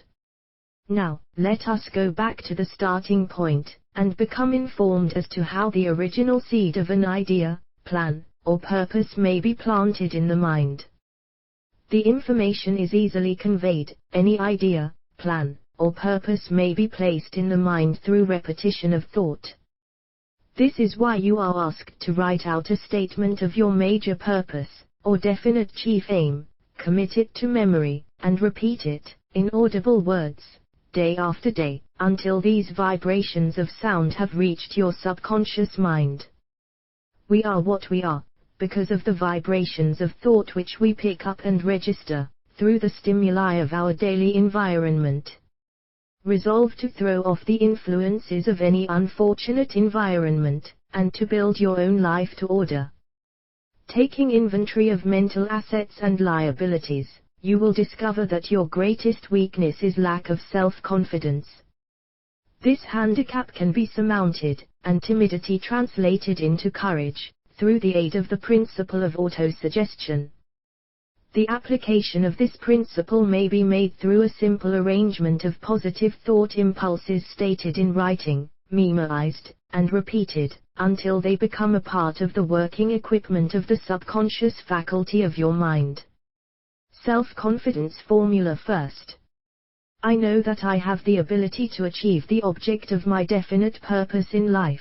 Therefore, I demand of myself persistent, continuous action toward its attainment, and I here and now promise to render such action. Second, I realize the dominating thoughts of my mind will eventually reproduce themselves in outward, physical action, and gradually transform themselves into physical reality. Therefore, I will concentrate my thoughts for 30 minutes daily, upon the task of thinking of the person I intend to become, thereby creating in my mind a clear mental picture of that person.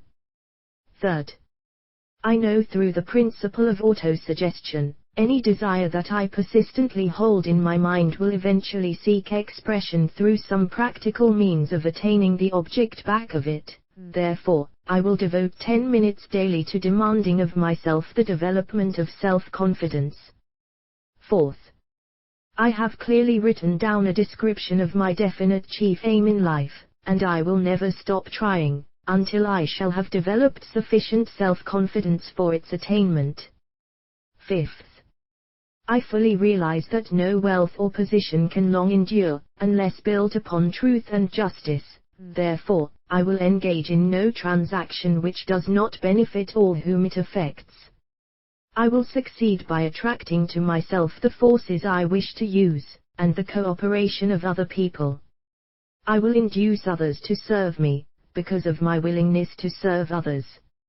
I will eliminate hatred, envy, jealousy, selfishness, and cynicism, by developing love for all humanity, because I know that a negative attitude toward others can never bring me success. I will cause others to believe in me, because I will believe in them, and in myself. I will sign my name to this formula, commit it to memory, and repeat it aloud once a day, with full faith that it will gradually influence my thoughts and actions so that I will become a self-reliant and successful person. Back of this formula is a law of nature which no man has yet been able to explain. It has baffled the scientists of all ages. The psychologists have named suggestion and let it go at that. This law, the name by which one calls this law, is of little importance. The important fact about it is, it works for the glory and success of mankind, if it is used constructively. On the other hand, if used destructively, it will destroy just as readily.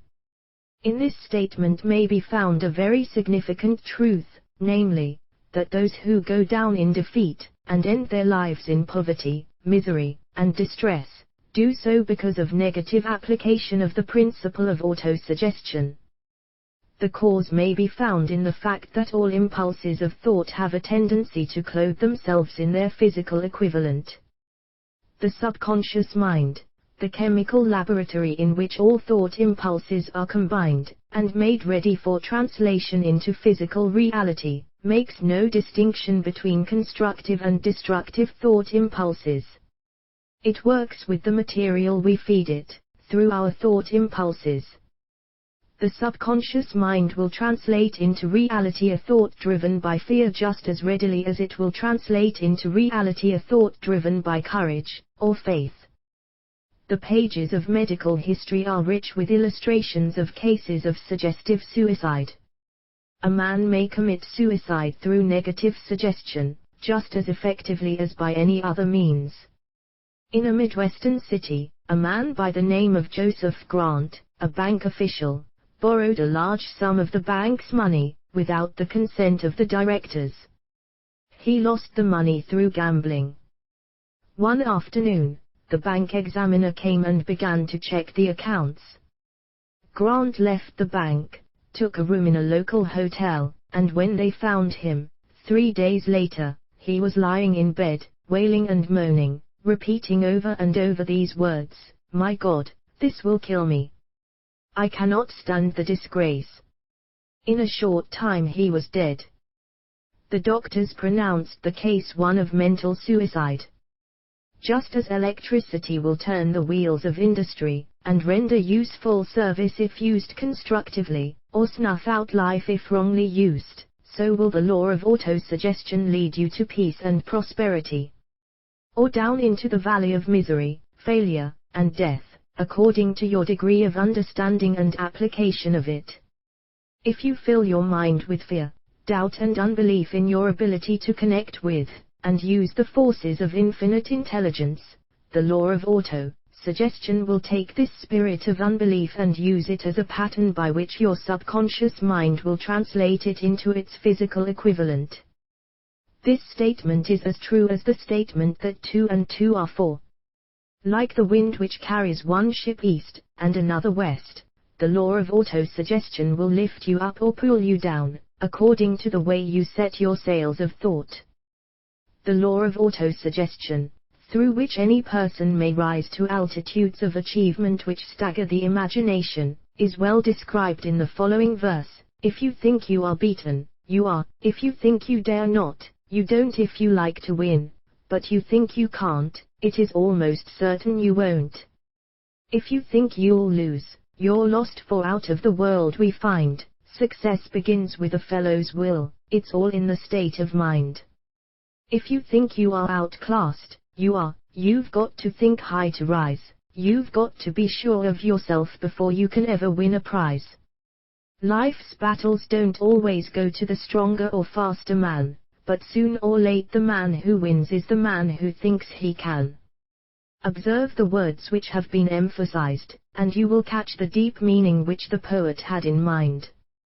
Somewhere in your makeup, perhaps in the cells of your brain, there lies sleeping the seed of achievement which, if aroused and put into action, would carry you to heights such as you may never have hoped to attain. Just as a master musician may cause the most beautiful strains of music to pour forth from the strings of a violin, so may you arouse the genius which lies asleep in your brain, and cause it to drive you upward to whatever goal you may wish to achieve. Abraham Lincoln was a failure at everything he tried, until he was well past the age of 40. He was a Mr. Nobody from nowhere, until a great experience came into his life, aroused the sleeping genius within his heart and brain, and gave the world one of its really great men. That experience was mixed with the emotions of sorrow and love. It came to him through Anne Rutledge, the only woman whom he ever truly loved. It is a known fact that the emotion of love is closely akin to the state of mind known as faith, and this for the reason that love comes very near to translating one's thought impulses into their spiritual equivalent. During his work of research, the author discovered, from the analysis of the life work and achievements of hundreds of men of outstanding accomplishment, that there was the influence of a woman's love back of nearly every one of them. The emotion of love, in the human heart and brain, creates a favorable field of magnetic attraction, which causes an influx of the higher and finer vibrations which are afloat in the ether. If you wish evidence of the power of faith, study the achievements of men and women who have employed it. At the head of the list comes the Nazarene. Christianity is the greatest single force which influences the minds of men. The basis of Christianity is faith, no matter how many people may have perverted or misinterpreted the meaning of this great force, and no matter how many dogmas and creeds have been created in its name, which do not reflect its tenets. The sum and substance of the teachings and the achievements of Christ, which may have been interpreted as miracles, were nothing more nor less than faith. If there are any such phenomena as miracles, they are produced only through the state of mind known as faith. Some teachers of religion, and many who call themselves Christians, neither understand nor practice faith. Let us consider the power of faith, as it is now being demonstrated, by a man who is well known to all of civilization, Mahatma Gandhi, of India. In this man the world has one of the most astounding examples known to civilization, of the possibilities of faith. Gandhi wields more potential power than any man living at this time, and this, despite the fact that he has none of the orthodox tools of power, such as money, battleships, soldiers, and materials of warfare. Gandhi has no money, he has no home, he does not own a suit of clothes, but he does have power. How does he come by that power? He created it out of his understanding of the principle of faith, and through his ability to transplant that faith into the minds of 200 million people. Gandhi has accomplished, through the influence of faith, that which the strongest military power on earth could not, and never will accomplish through soldiers and military equipment. He has accomplished the astounding feat of influencing 200 million minds to coalesce and move in unison, as a single mind. What other force on earth, except faith, could do as much? There will come a day when employees as well as employers will discover the possibilities of faith. That day is dawning. The whole world has had ample opportunity, during the recent business depression, to witness what the lack of faith will do to business. Surely, civilization has produced a sufficient number of intelligent human beings to make use of this great lesson which the depression has taught the world. During this depression, the world had evidence in abundance that widespread fear will paralyze the wheels of industry and business.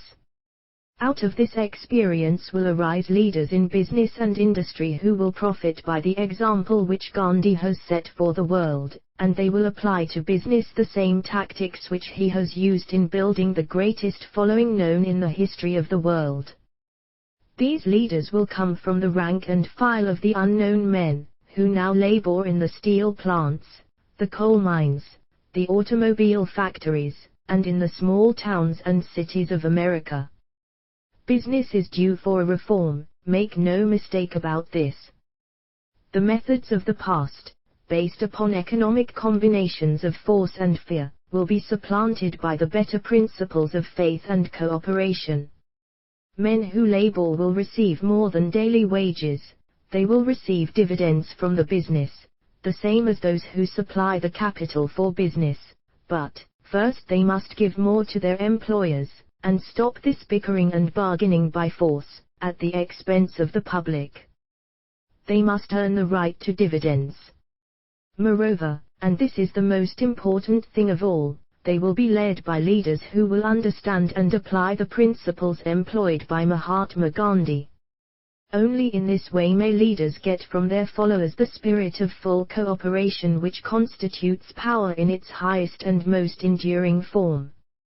This stupendous machine age in which we live, and from which we are just emerging, has taken the soul out of men. Its leaders have driven men as though they were pieces of cold machinery. They were forced to do so by the employees who have bargained, at the expense of all concerned, to get and not to give. The watchword of the future will be human happiness and contentment, and when this state of mind shall have been attained, the production will take care of itself, more effectively than anything that has ever been accomplished where men did not, and could not mix faith and individual interest with their labor. Because of the need for faith and cooperation in operating business and industry, it will be both interesting and profitable to analyze an event which provides an excellent understanding of the method by which industrialists and businessmen accumulate great fortunes, by giving before they try to get. The event chosen for this illustration dates back to 1900, when the United States Steel Corporation was being formed. As you read the story, keep in mind these fundamental facts and you will understand how ideas have been converted into huge fortunes. First, the huge United States Steel Corporation was born in the mind of Charles M. Schwab, in the form of an idea he created through his imagination. Second, he mixed faith with his idea. Third, he formulated a plan for the transformation of his idea into physical and financial reality. Fourth, he put his plan into action with his famous speech at the University Club.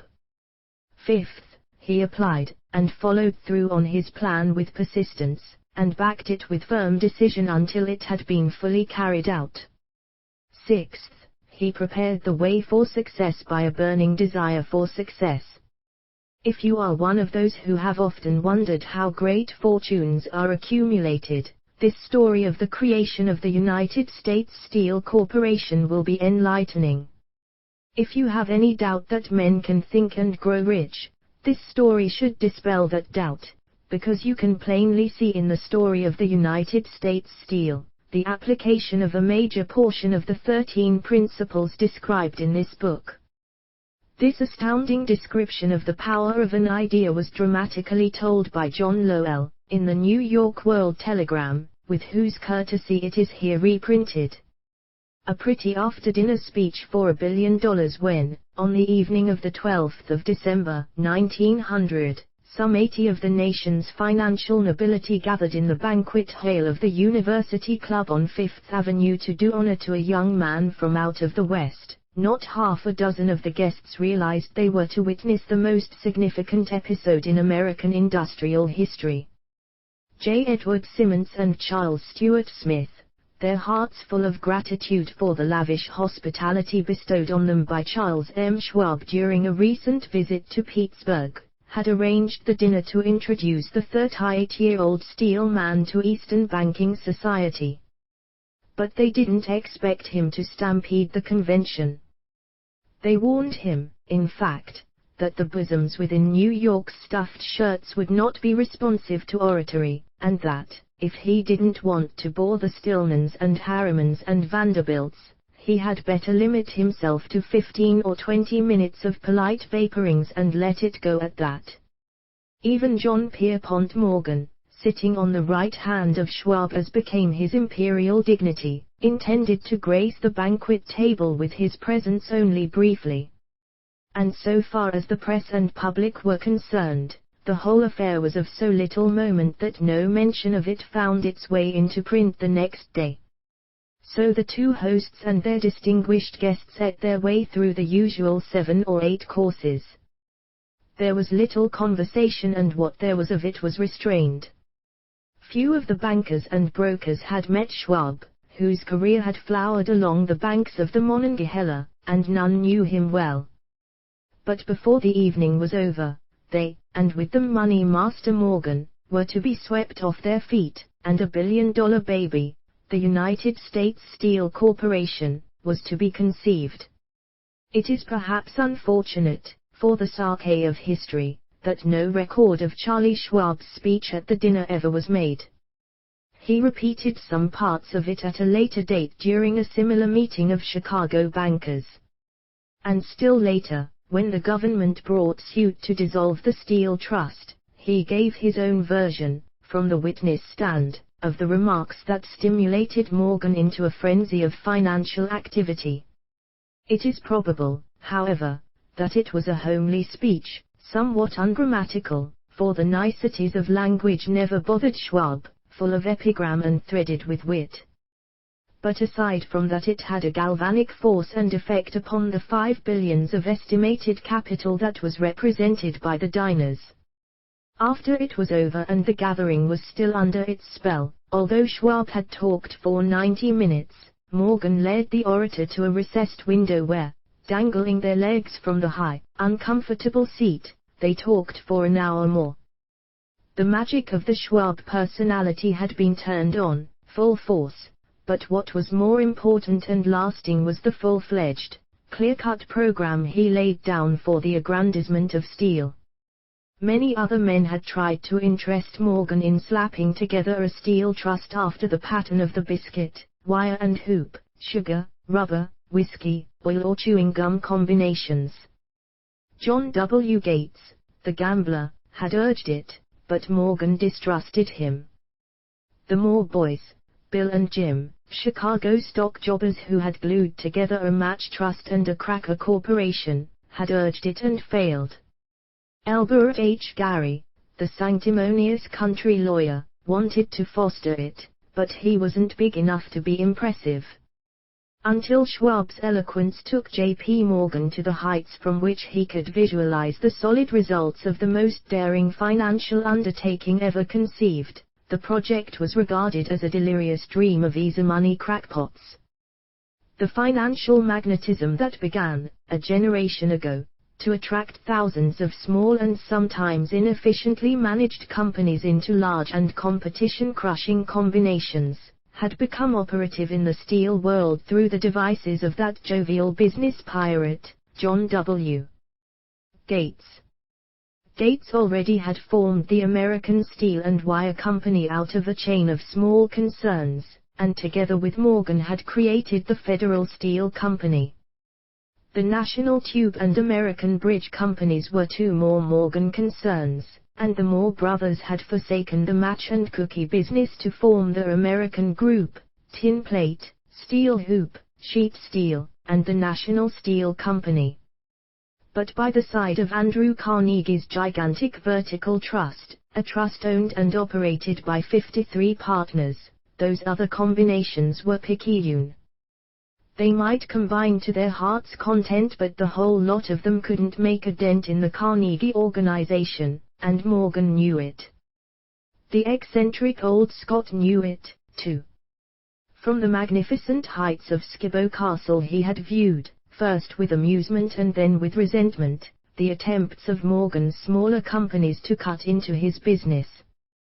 When the attempts became too bold, Carnegie's temper was translated into anger and retaliation. He decided to duplicate every mill owned by his rivals. Hitherto, he hadn't been interested in wire, pipe, hoops, or sheet.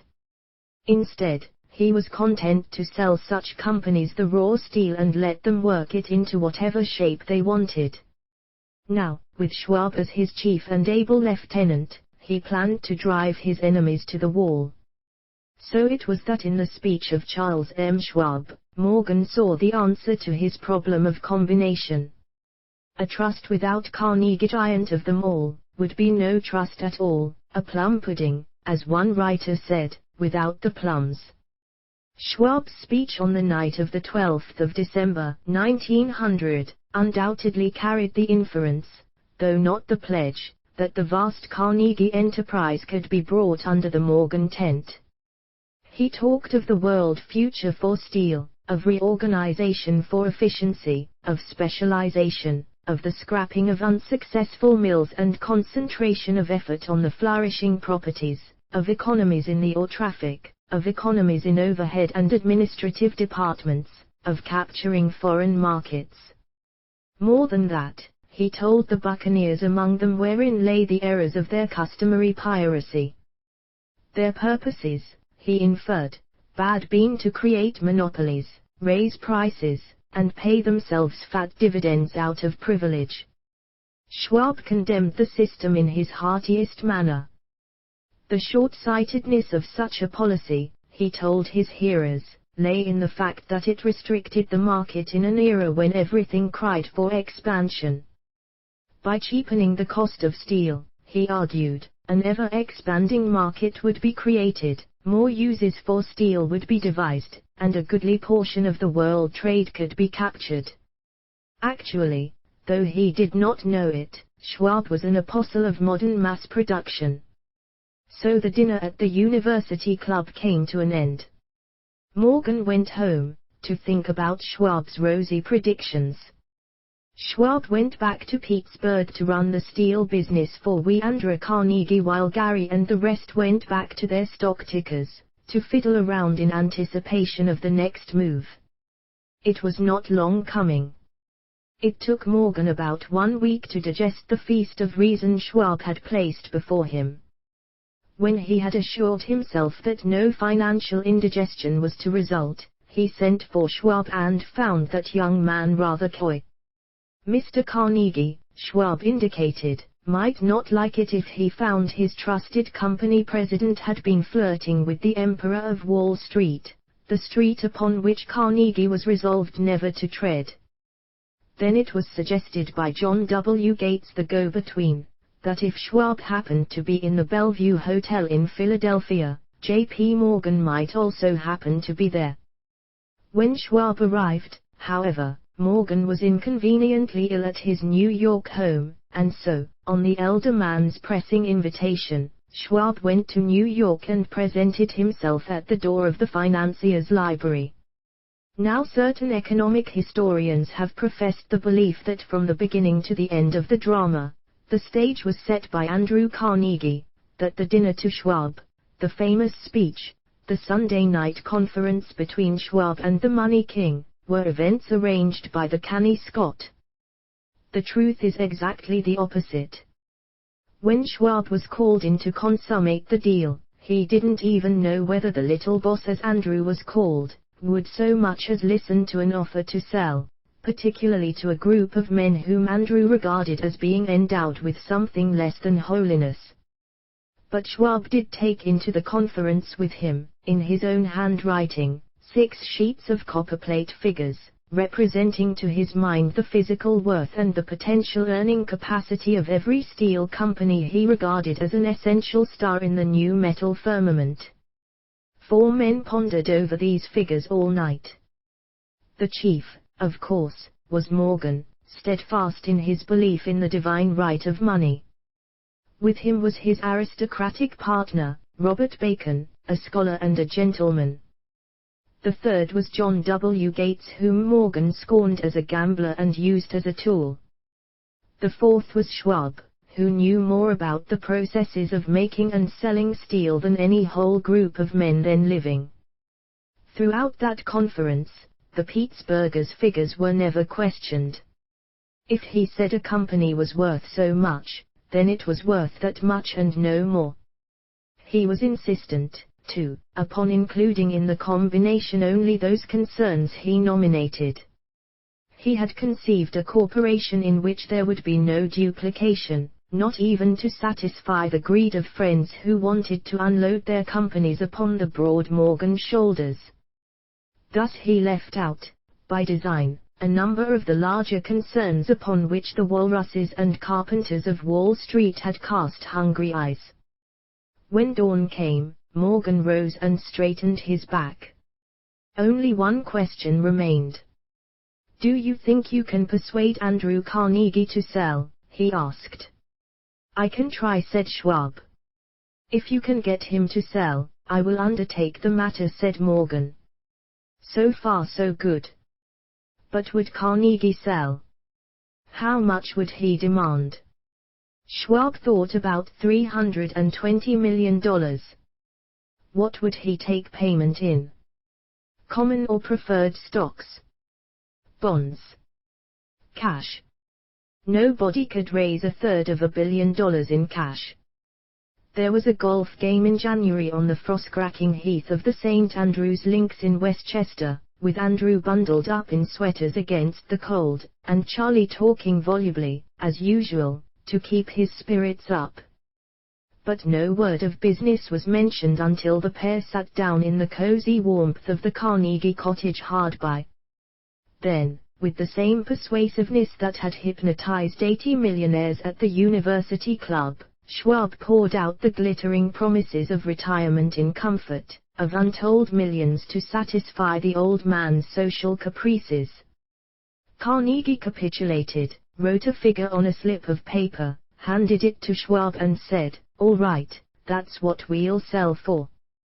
The figure was approximately $400 million, and was reached by taking the $320 million mentioned by Schwab as a basic figure, and adding to it $80 million to represent the increased capital value over the previous 2 years. Later, on the deck of a transatlantic liner, the Scotsman said ruefully to Morgan, "I wish I had asked you for $100 million more." "If you had asked for it, you'd have gotten it," Morgan told him cheerfully. Asterisk asterisk asterisk asterisk asterisk asterisk asterisk. There was an uproar, of course. A British correspondent cabled that the foreign steel world was appalled by the gigantic combination. President Hadley, of Yale, declared that unless trusts were regulated, the country might expect an emperor in Washington within the next 25 years. But that able stock manipulator, Keene, went at his work of shoving the new stock at the public so vigorously that all the excess water, estimated by some at nearly $600,000,000,000, was absorbed in a twinkling. So Carnegie had his millions, and the Morgan Syndicate had $62 million for all its trouble, and all the boys from Gates to Gary had their millions.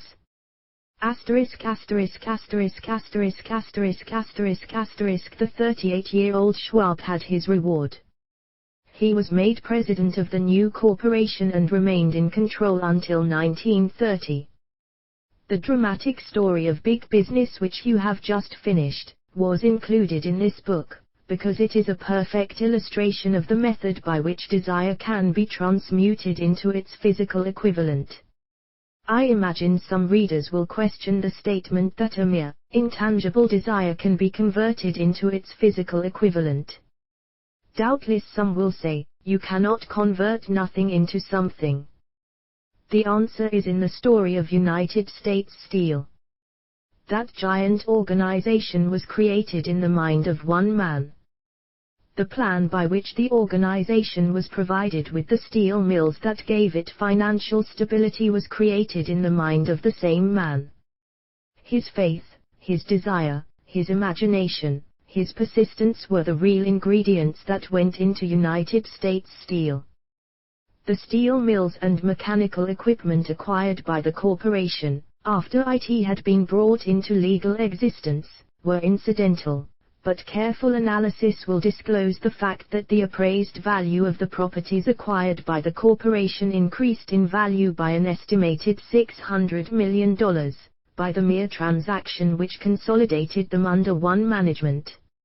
In other words, Charles M. Schwab's idea, plus the faith with which he conveyed it to the minds of J.P. Morgan and the others, was marketed for a profit of approximately $600 million. Not an insignificant sum for a single idea. What happened to some of the men who took their share of the millions of dollars of profit made by this transaction, is a matter with which we are not now concerned. The important feature of the astounding achievement is that it serves as unquestionable evidence of the soundness of the philosophy described in this book, because this philosophy was the warp and the woof of the entire transaction. Moreover, the practicability of the philosophy has been established by the fact that the United States Steel Corporation prospered, and became one of the richest and most powerful corporations in America, employing thousands of people, developing new uses for steel, and opening new markets, thus proving that the $600 million in profit which the Schwab idea produced was earned. Riches begin in the form of thought. The amount is limited only by the person in whose mind the thought is put into motion. Faith removes limitations. Remember this when you are ready to bargain with life for whatever it is that you ask as your price for having passed this way. Remember, also, that the man who created the United States Steel Corporation was practically unknown at the time. He was merely Andrew Carnegie's man Friday until he gave birth to his famous idea. After that he quickly rose to a position of power, fame, and riches. There are no limitations to the mind except those we acknowledge. Both poverty and riches are the offspring of thought. Chapter 4 Autosuggestion, the medium for influencing the subconscious mind. The third step toward riches. Autosuggestion is a term which applies to L1 suggestions and all self-administered stimuli which reach one's mind through the five senses. Stated in another way, autosuggestion is self-suggestion. It is the agency of communication between that part of the mind where conscious thought takes place, and that which serves as the seat of action for the subconscious mind. Through the dominating thoughts which one permits to remain in the conscious mind, whether these thoughts be negative or positive, is immaterial. The principle of autosuggestion voluntarily reaches the subconscious mind and influences it with these thoughts. No thought, whether it be negative or positive, can enter the subconscious mind without the aid of the principle of autosuggestion, with the exception of thoughts picked up from the ether. Stated differently, all sense impressions which are perceived through the five senses, are stopped by the conscious thinking mind, and may be either passed on to the subconscious mind, or rejected, at will. The conscious faculty serves, therefore, as an outer guard to the approach of the subconscious. Nature has so built man that he has absolute control over the material which reaches his subconscious mind, through his five senses, although this is not meant to be construed as a statement that man always exercises this control. In the great majority of instances, he does not exercise it, which explains why so many people go through life in poverty. Recall what has been said about the subconscious mind resembling a fertile garden spot, in which weeds will grow in abundance, if the seeds of more desirable crops are not sown therein. Autosuggestion is the agency of control through which an individual may voluntarily feed his subconscious mind on thoughts of a creative nature, or, by neglect, permit thoughts of a destructive nature to find their way into this rich garden of the mind. You were instructed, in the last of the 6 steps described in the chapter on desire, to read aloud twice daily the written statement of your desire for money, and to see and feel yourself already in possession of the money. By following these instructions, you communicate the object of your desire directly to your subconscious mind in a spirit of absolute faith. Through repetition of this procedure, you voluntarily create thought habits which are favorable to your efforts to transmute desire into its monetary equivalent. Go back to these 6 steps described in Chapter 2, and read them again, very carefully, before you proceed further. Then, when you come to it, read very carefully the 4 instructions for the organization of your mastermind group, described in the chapter on organized planning. By comparing these 2 sets of instructions with that which has been stated on autosuggestion, you, of course, will see that the instructions involve the application of the principle of autosuggestion. Remember, therefore, when reading aloud the statement of your desire, through which you are endeavoring to develop a money consciousness, that the mere reading of the words is of no consequence, unless you mix emotion, or feeling with your words. If you repeat 1,000,000 times the famous Emilku formula, day by day, in every way, I am getting better and better without mixing emotion and faith with your words, you will experience no desirable results. Your subconscious mind recognizes and acts upon only thoughts which have been well mixed with emotion or feeling.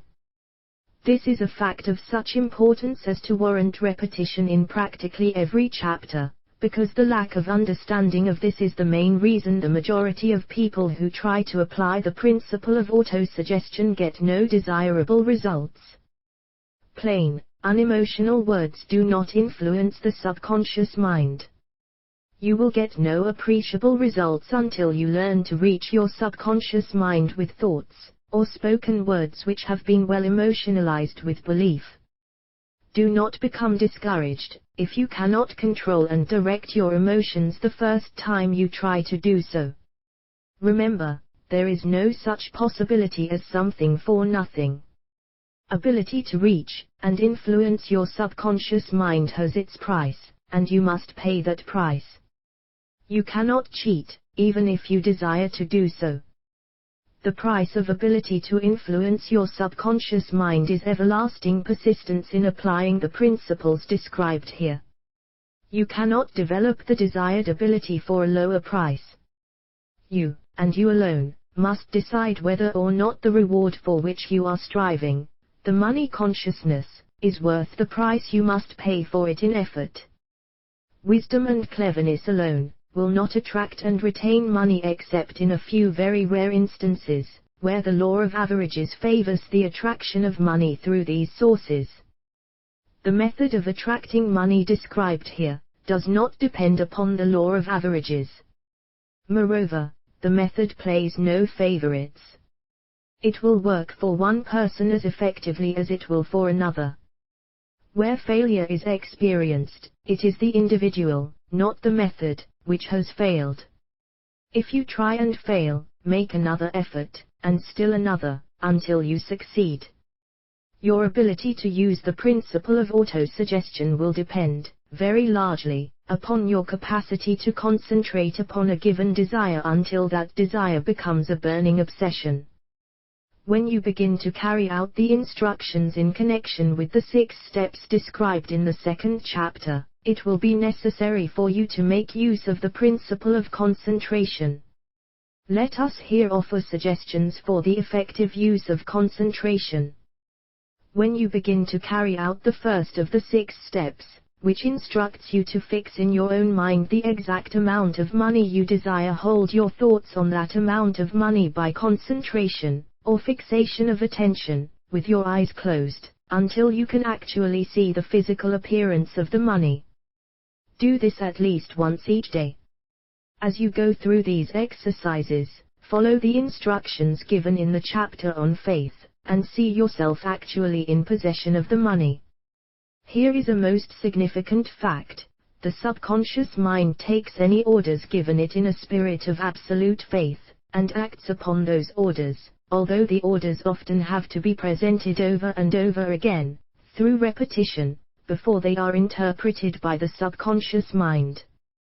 Following the preceding statement, consider the possibility of playing a perfectly legitimate trick on your subconscious mind, by making it believe, because you believe it, that you must have the amount of money you are visualizing, that this money is already awaiting your claim, that the subconscious mind must hand over to you practical plans for acquiring the money which is yours. Hand over the thoughts suggested in the preceding paragraph to your imagination, and see what your imagination can, or will do, to create practical plans for the accumulation of money through transmutation of your desire. Do not wait for a definite plan, through which you intend to exchange services or merchandise in return for the money you are visualizing, but begin at once to see yourself in possession of the money, demanding and expecting meanwhile, that your subconscious mind will hand over the plan, or plans you need. Be on the alert for these plans, and when they appear, put them into action immediately. When the plans appear, they will probably flash into your mind through the 6th sense, in the form of an inspiration. This inspiration may be considered a direct telegram or message from infinite intelligence. Treat it with respect, and act upon it as soon as you receive it. Failure to do this will be fatal to your success. In the 4th of the 6 steps, you were instructed to create a definite plan for carrying out your desire, and begin at once to put this plan into action. You should follow this instruction in the manner described in the preceding paragraph. Do not trust to your reason when creating your plan for accumulating money through the transmutation of desire. Your reason is faulty. Moreover, your reasoning faculty may be lazy, and, if you depend entirely upon it to serve you, it may disappoint you. When visualizing the money you intend to accumulate, with closed eyes, see yourself rendering the service, or delivering the merchandise you intend to give in return for this money. This is important. Summary of instructions: the fact that you are reading this book is an indication that you earnestly seek knowledge. It is also an indication that you are a student of this subject. If you are only a student, there is a chance that you may learn much that you did not know, but you will learn only by assuming an attitude of humility. If you choose to follow some of the instructions but neglect, or refuse to follow others, you will fail. To get satisfactory results, you must follow all instructions in a spirit of faith. The instructions given in connection with the 6 steps in the second chapter will now be summarized, and blended with the principles covered by this chapter, as follows. First, go into some quiet spot, preferably in bed at night, where you will not be disturbed or interrupted. Close your eyes, and repeat aloud, so you may hear your own words, the written statement of the amount of money you intend to accumulate, the time limit for its accumulation, and a description of the service or merchandise you intend to give in return for the money. As you carry out these instructions, see yourself already in possession of the money. For example, suppose that you intend to accumulate $50,000 by the 1st of January, 5 years hence. that you intend to give personal services in return for the money, in the capacity of a salesman. Your written statement of your purpose should be similar to the following: by the first day of January, 19, I will have in my possession $50,000, which will come to me in various amounts from time to time during the interim. In return for this money I will give the most efficient service of which I am capable, rendering the fullest possible quantity, and the best possible quality of service in the capacity of salesman of. Describe the service or merchandise you intend to sell. I believe that I will have this money in my possession. My faith is so strong that I can now see this money before my eyes. I can touch it with my hands. It is now awaiting transfer to me at the time, and in the proportion that I deliver the service I intend to render in return for it. I am awaiting a plan by which to accumulate this money, and I will follow that plan, when it is received. Second, repeat this program night and morning until you can see, in your imagination, the money you intend to accumulate. Third, place a written copy of your statement where you can see it night and morning, and read it just before retiring, and upon arising until it has been memorized. Remember, as you carry out these instructions, that you are applying the principle of autosuggestion, for the purpose of giving orders to your subconscious mind. Remember, also, that your subconscious mind will act only upon instructions which are emotionalized, and handed over to it with feeling. Faith is the strongest, and most productive of the emotions. Follow the instructions given in the chapter on faith. These instructions may, at first, seem abstract. Do not let this disturb you. Follow the instructions, no matter how abstract or impractical they may, at first, appear to be. The time will soon come, if you do as you have been instructed, in spirit as well as in act, when a whole new universe of power will unfold to you. Skepticism, in connection with all new ideas, is characteristic of all human beings. But if you follow the instructions outlined, your skepticism will soon be replaced by belief, and this, in turn, will soon become crystallized into absolute faith. Then you will have arrived at the point where you may truly say, I am the master of my fate, I am the captain of my soul. Many philosophers have made the statement, that man is the master of his own earthly destiny, but most of them have failed to say why he is the master.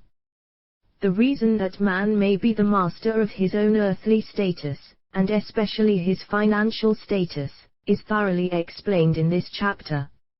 Man may become the master of himself, and of his environment, because he has the power to influence his own subconscious mind, and through it, gain the cooperation of infinite intelligence. You are now reading the chapter which represents the keystone to the arch of this philosophy. The instructions contained in this chapter must be understood and applied with persistence, if you succeed in transmuting desire into money. The actual performance of transmuting desire into money involves the use of autosuggestion as an agency by which one may reach and influence the subconscious mind. The other principles are simply tools with which to apply autosuggestion.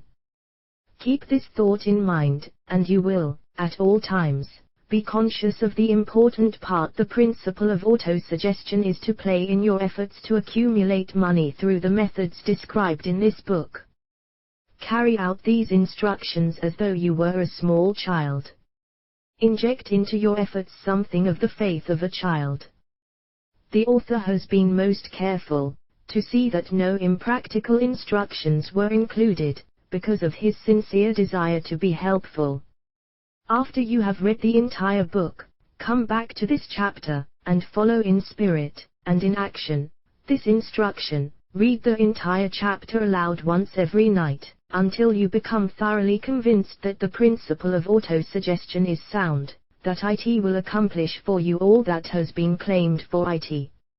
As you read, underscore with a pencil every sentence which impresses you favorably. Follow the foregoing instruction to the letter, and it will open the way for a complete understanding and mastery of the principles of success. Chapter 5: Specialized Knowledge. Personal experiences or observations. The fourth step toward riches. There are two kinds of knowledge. One is general, the other is specialized. General knowledge, no matter how great in quantity or variety it may be, is of but little use in the accumulation of money. The faculties of the great universities possess, in the aggregate, practically every form of general knowledge known to civilization. Most of the professors have but little or no money. They specialize on teaching knowledge, but they do not specialize on the organization or the use of knowledge. Knowledge will not attract money unless it is organized and intelligently directed, through practical plans of action, to the definite end of accumulation of money.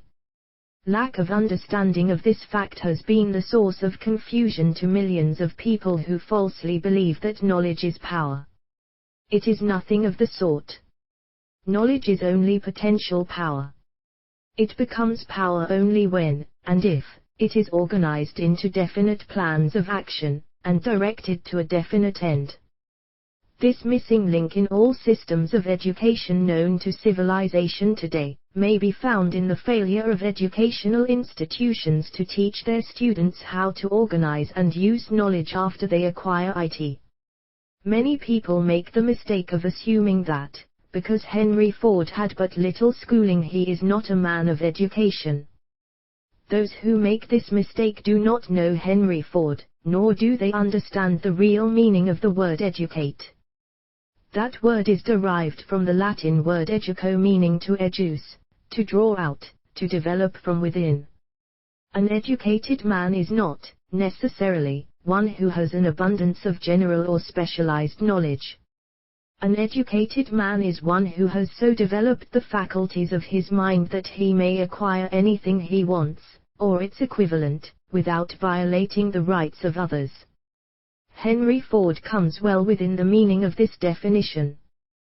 During the World War, a Chicago newspaper published certain editorials in which, among other statements, Henry Ford was called an ignorant pacifist. Mr. Ford objected to the statements, and brought suit against the paper for libeling him. When the suit was tried in the courts, the attorneys for the paper pleaded justification, and placed Mr. Ford, himself, on the witness stand, for the purpose of proving to the jury that he was ignorant. The attorneys asked Mr. Ford a great variety of questions, all of them intended to prove, by his own evidence, that, while he might possess considerable specialized knowledge pertaining to the manufacture of automobiles, he was, in the main, ignorant. Mr. Ford was plied with such questions as the following: who was Benedict Arnold, and how many soldiers did the British send over to America to put down the rebellion of 1776? In answer to the last question, Mr. Ford replied, "I do not know the exact number of soldiers the British sent over, but I have heard that it was a considerably larger number than ever went back." Finally, Mr. Ford became tired of this line of questioning, and in reply to a particularly offensive question, he leaned over, pointed his finger at the lawyer who had asked the question, and said, "If I should really want to answer the foolish question you have just asked, or any of the other questions you have been asking me, let me remind you that I have a row of electric push buttons on my desk, and by pushing the right button, I can summon to my aid men who can answer any question I desire to ask concerning the business to which I am devoting most of my efforts. Now, will you kindly tell me, why I should clutter up my mind with general knowledge, for the purpose of being able to answer questions, when I have men around me who can supply any knowledge I require?" There certainly was good logic to that reply. That answer floored the lawyer. Every person in the courtroom realized it was the answer, not of an ignorant man, but of a man of education. Any man is educated who knows where to get knowledge when he needs it, and how to organize that knowledge into definite plans of action. Through the assistance of his mastermind group, Henry Ford had at his command all the specialized knowledge he needed to enable him to become one of the wealthiest men in America. It was not essential that he have this knowledge in his own mind. Surely no person who has sufficient inclination and intelligence to read a book of this nature can possibly miss the significance of this illustration. Before you can be sure of your ability to transmute desire into its monetary equivalent, you will require specialized knowledge of the service, merchandise, or profession which you intend to offer in return for fortune. Perhaps you may need much more specialized knowledge than you have the ability or the inclination to acquire, and if this should be true, you may bridge your weakness through the aid of your mastermind group. Andrew Carnegie stated that he, personally, knew nothing about the technical end of the steel business.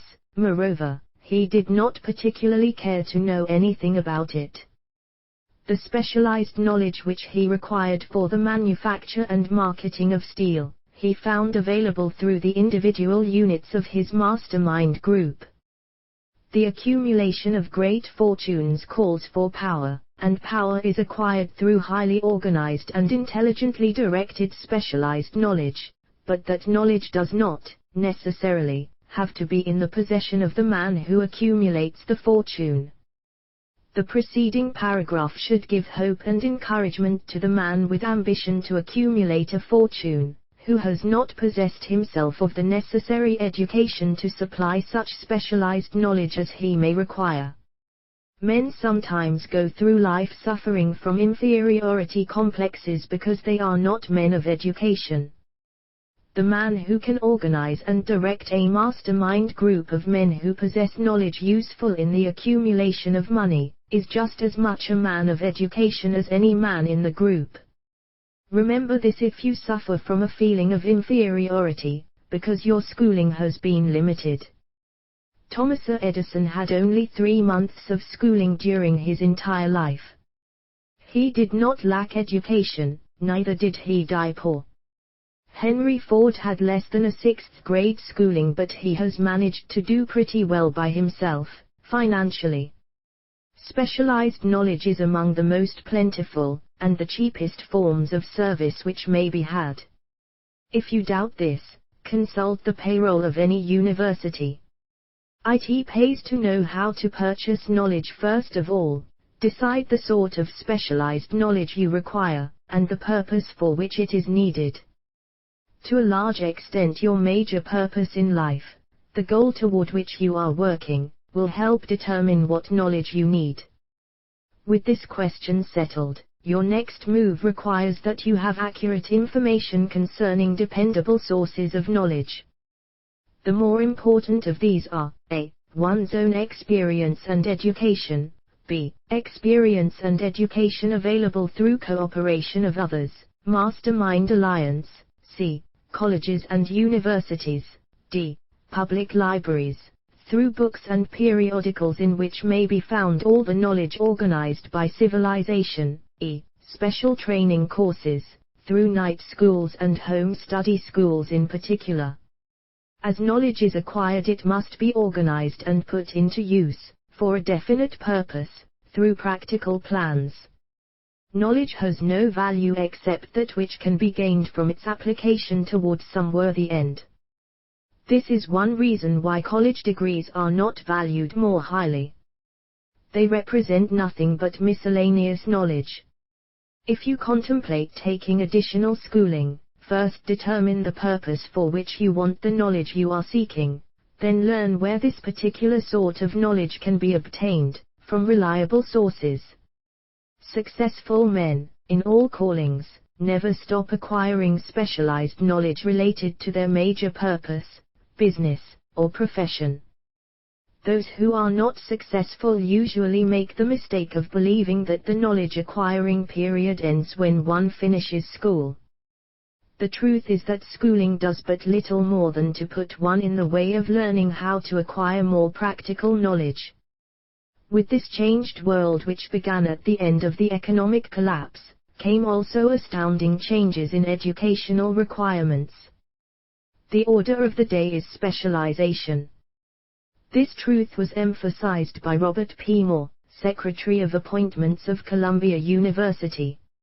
Specialists most particularly sought after by employing companies are candidates who have specialized in some field, business school graduates with training in accounting and statistics, engineers of all varieties, journalists, architects, chemists, and also outstanding leaders and activity men of the senior class.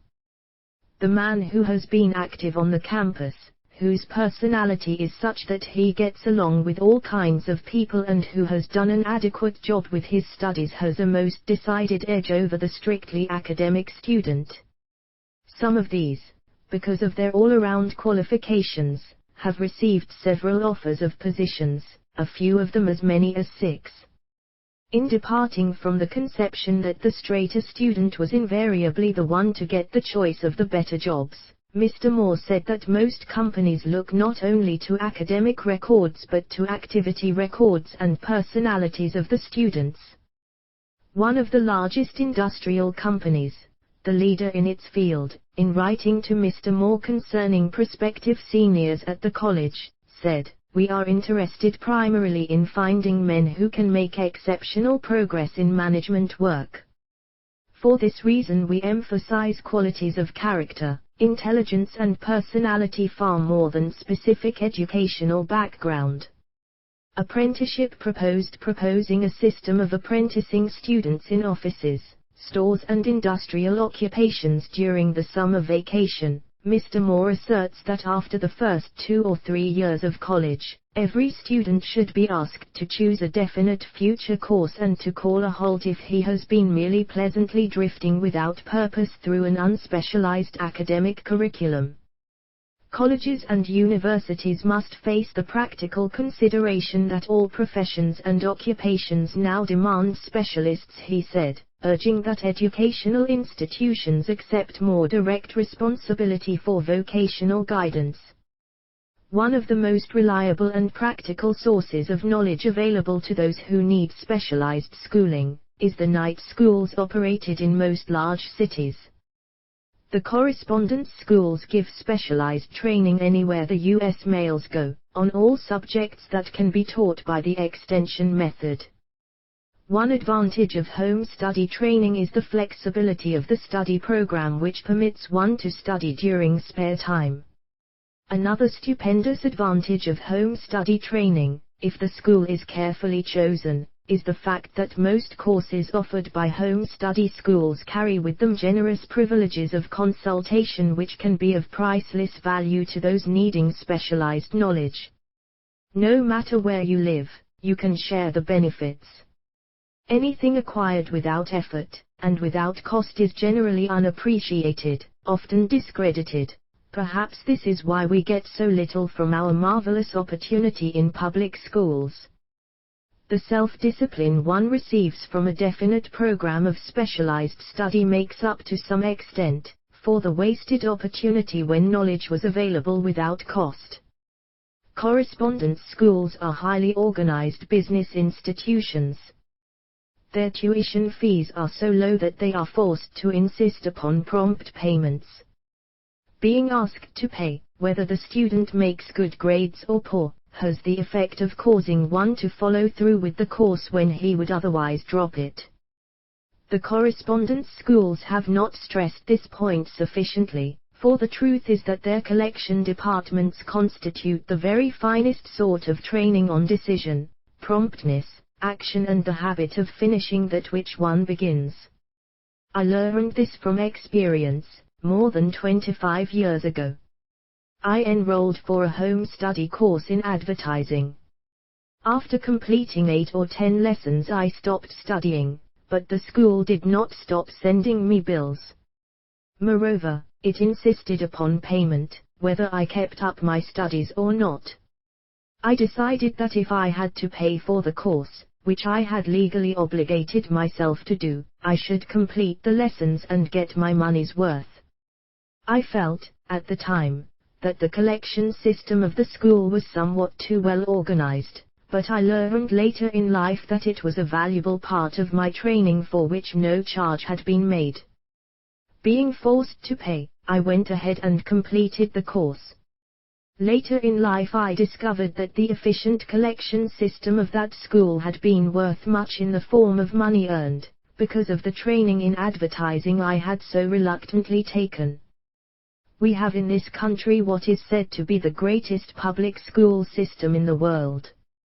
We have invested fabulous sums for fine buildings, we have provided convenient transportation for children living in the rural districts, so they may attend the best schools, but there is one astounding weakness to this marvelous system: it is free. One of the strange things about human beings is that they value only that which has a price. The free schools of America, and the free public libraries, do not impress people because they are free. This is the major reason why so many people find it necessary to acquire additional training after they quit school and go low work. It is also one of the major reasons why employers give greater consideration to employees who take home study courses. They have learned, from experience, that any person who has the ambition to give up a part of his spare time to studying at home has in him those qualities which make for leadership. This recognition is not a charitable gesture, it is sound business judgment upon the part of the employers. There is one weakness in people for which there is no remedy. It is the universal weakness of lack of ambition. Persons, especially salaried people, who schedule their spare time to provide for home study, seldom remain at the bottom very long. Their action opens the way for the upward climb, removes many obstacles from their path, and gains the friendly interest of those who have the power to put them in the way of opportunity. The home study method of training is especially suited to the needs of employed people who find, after leaving school, that they must acquire additional specialized knowledge, but cannot spare the time to go back to school. The changed economic conditions prevailing since the Depression have made it necessary for thousands of people to find additional, or new sources of income. For the majority of these, the solution to their problem may be found only by acquiring specialized knowledge. Many will be forced to change their occupations entirely. When a merchant finds that a certain line of merchandise is not selling, he usually supplants it with another that is in demand. The person whose business is that of marketing personal services must also be an efficient merchant.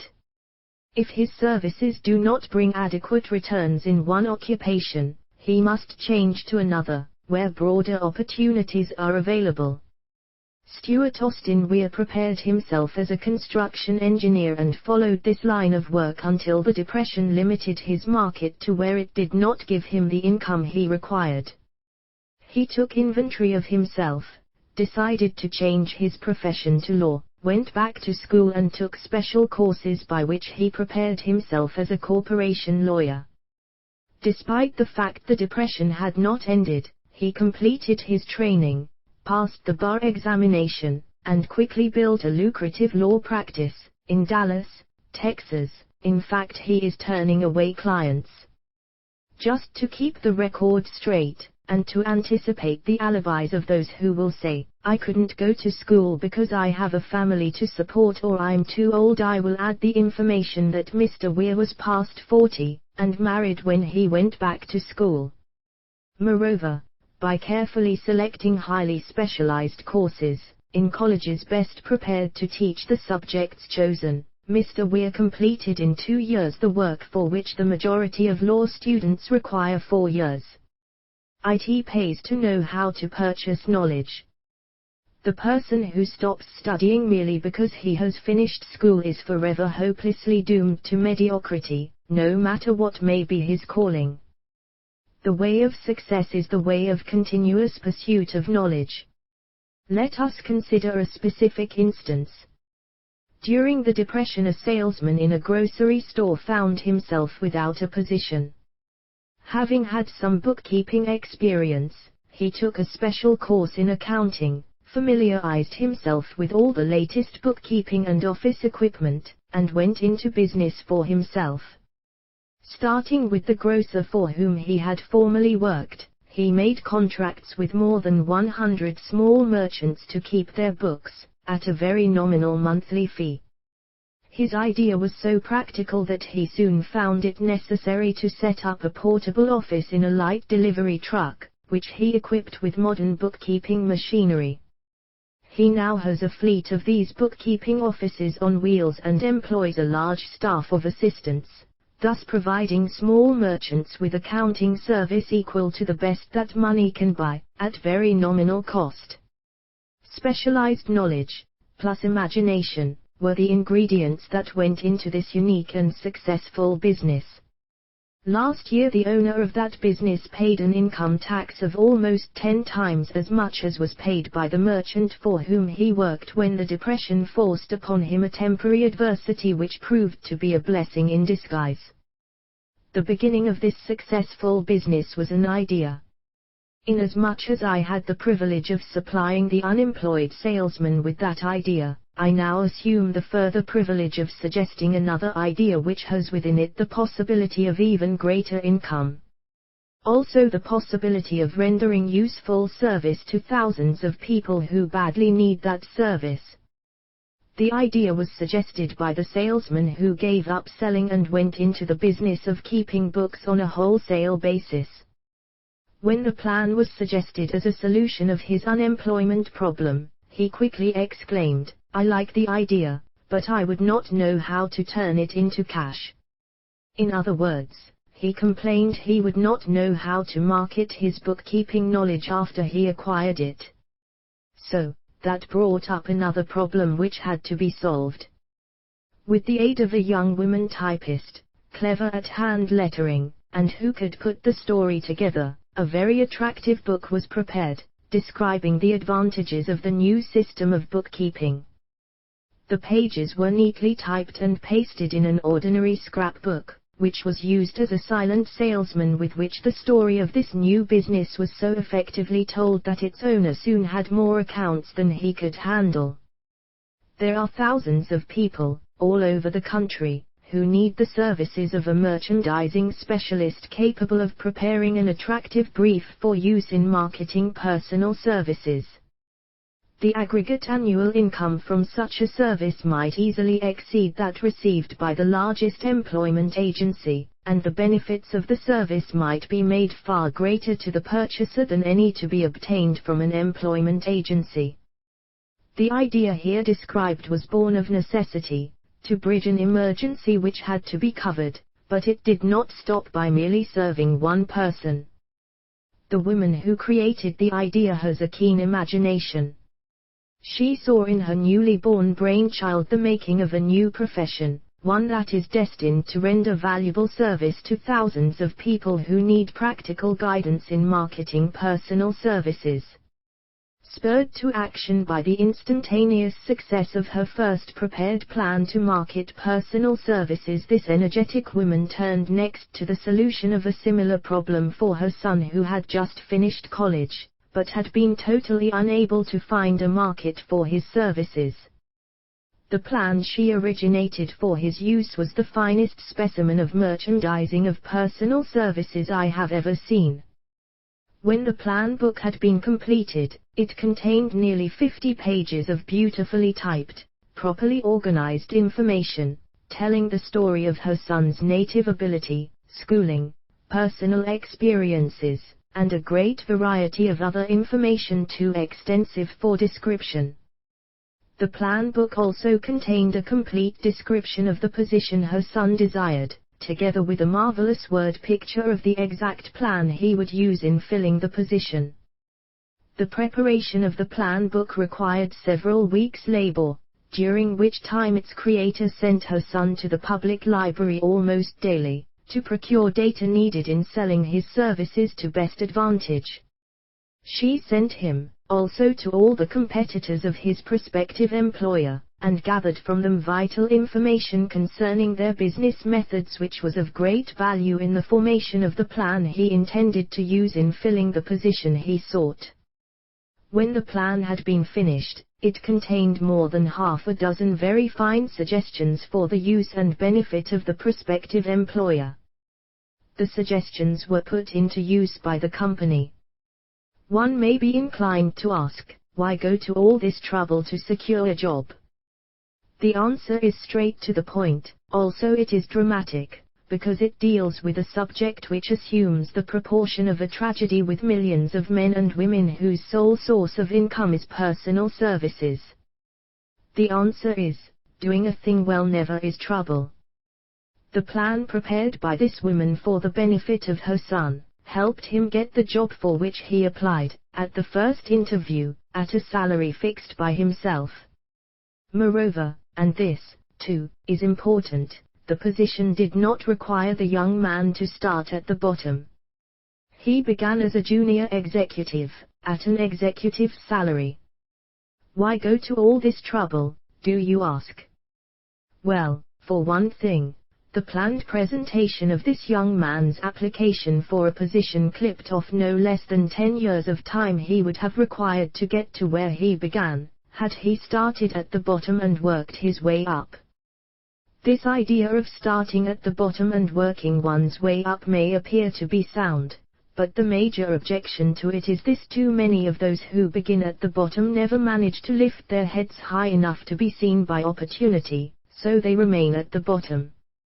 It should be remembered, also, that the outlook from the bottom is not so very bright or encouraging. It has a tendency to kill off ambition. We call it getting into a rut, which means that we accept our fate because we form the habit of daily routine, a habit that finally becomes so strong we cease to try to throw it off. And that is another reason why it pays to start 1 or 2 steps above the bottom. By so doing one forms the habit of looking around, of observing how others get ahead, of seeing opportunity, and of embracing it without hesitation. Dan Halpin is a splendid example of what I mean. During his college days, he was manager of the famous 1930 National Championship Notre Dame football team, when it was under the direction of the late Knute Rockne.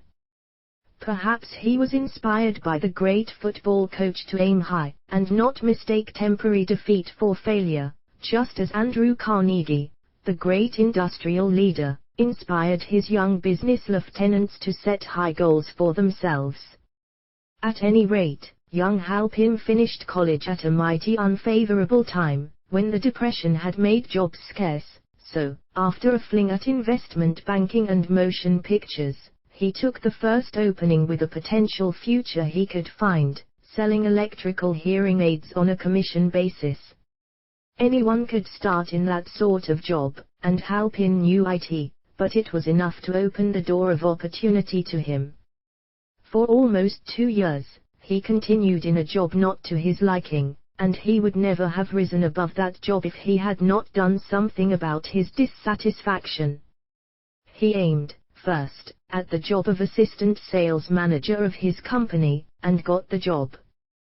That one step upward placed him high enough above the crowd to enable him to see still greater opportunity. Also, it placed him where opportunity could see him. He made such a fine record selling hearing aids, that M. Andrews, chairman of the board of the Dictograph Products Company, a business competitor of the company for which Halpin worked, wanted to know something about that man Dan Halpin, who was taking big sales away from the long-established Dictograph Company. He sent for Halpin.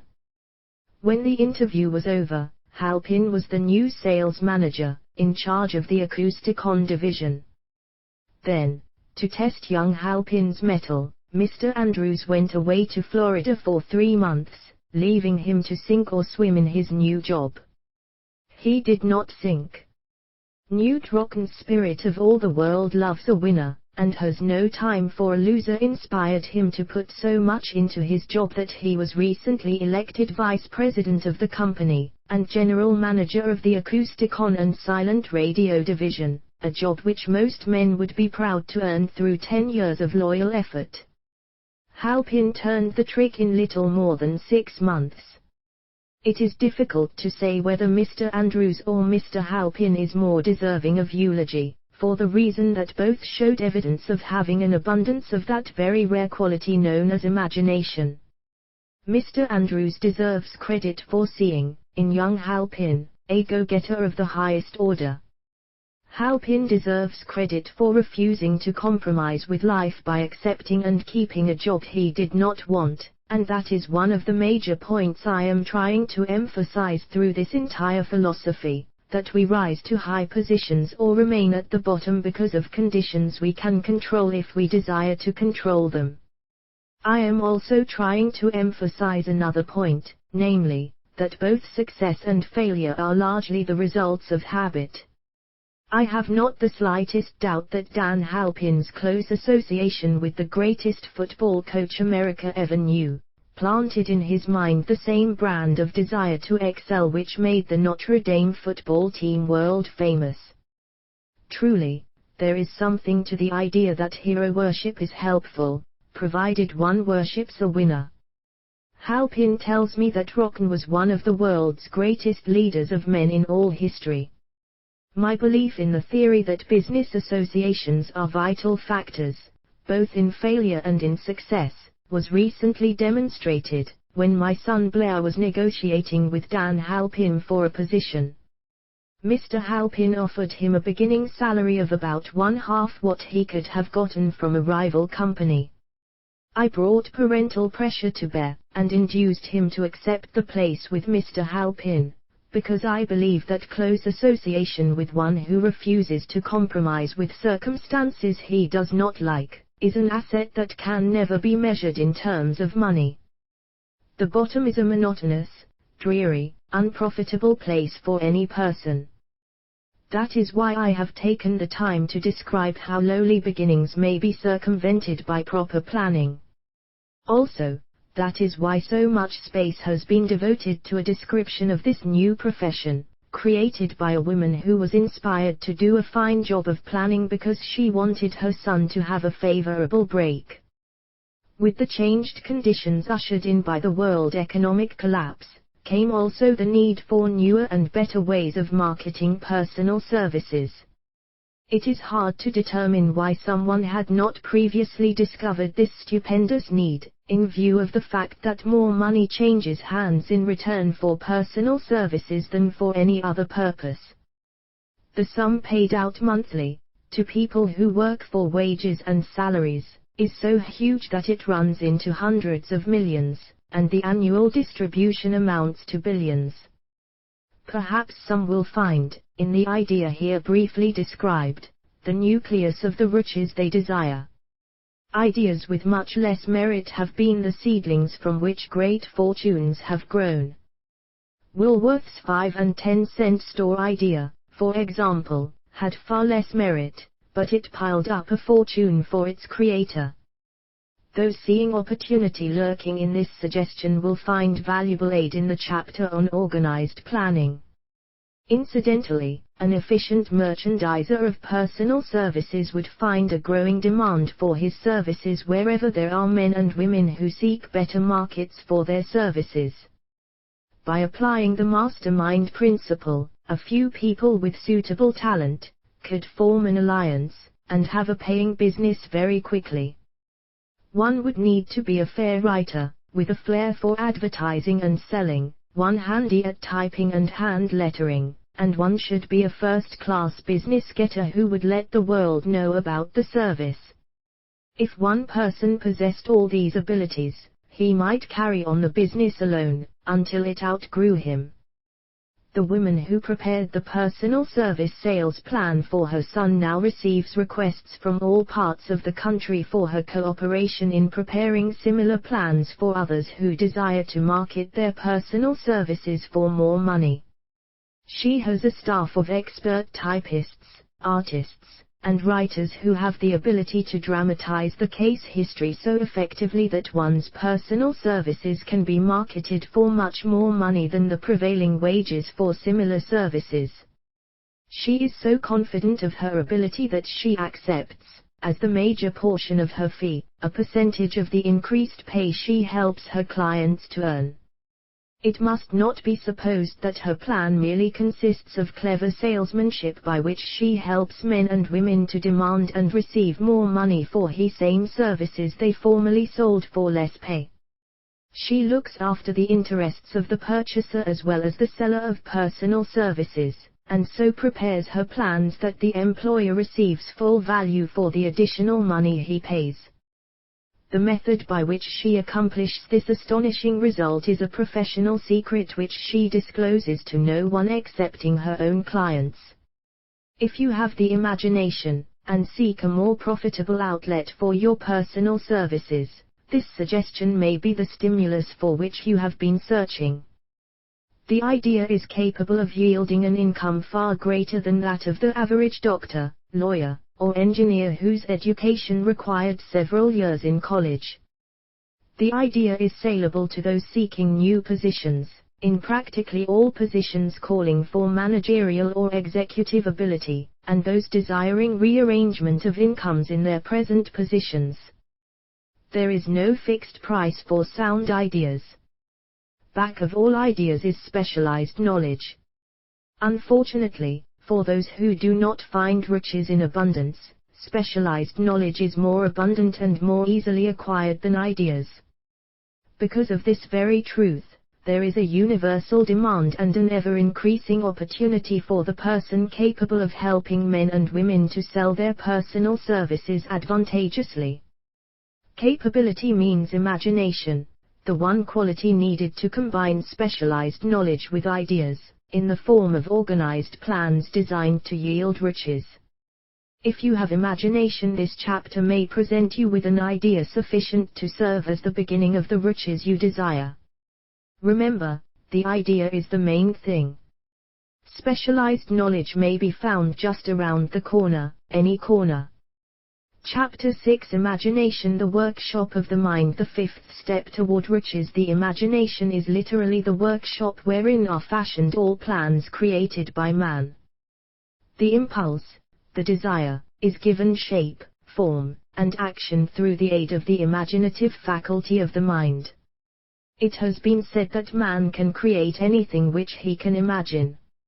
Of all the ages of civilization, this is the most favorable for the development of the imagination, because it is an age of rapid change. On every hand one may contact stimuli which develop the imagination.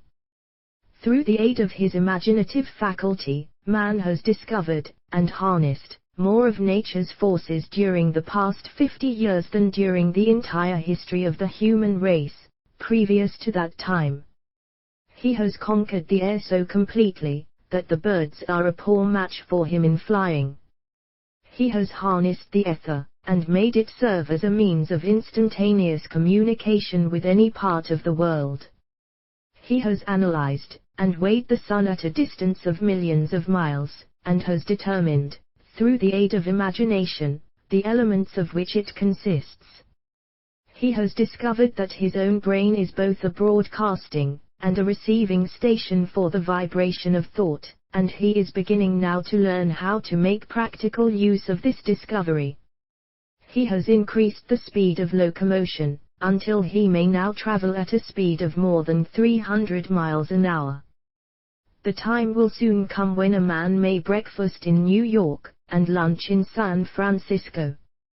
Man's only limitation, within reason, lies in his development and use of his imagination. He has not yet reached the apex of development in the use of his imaginative faculty. He has merely discovered that he has an imagination, and has commenced to use it in a very elementary way. Two forms of imagination. The imaginative faculty functions in two forms.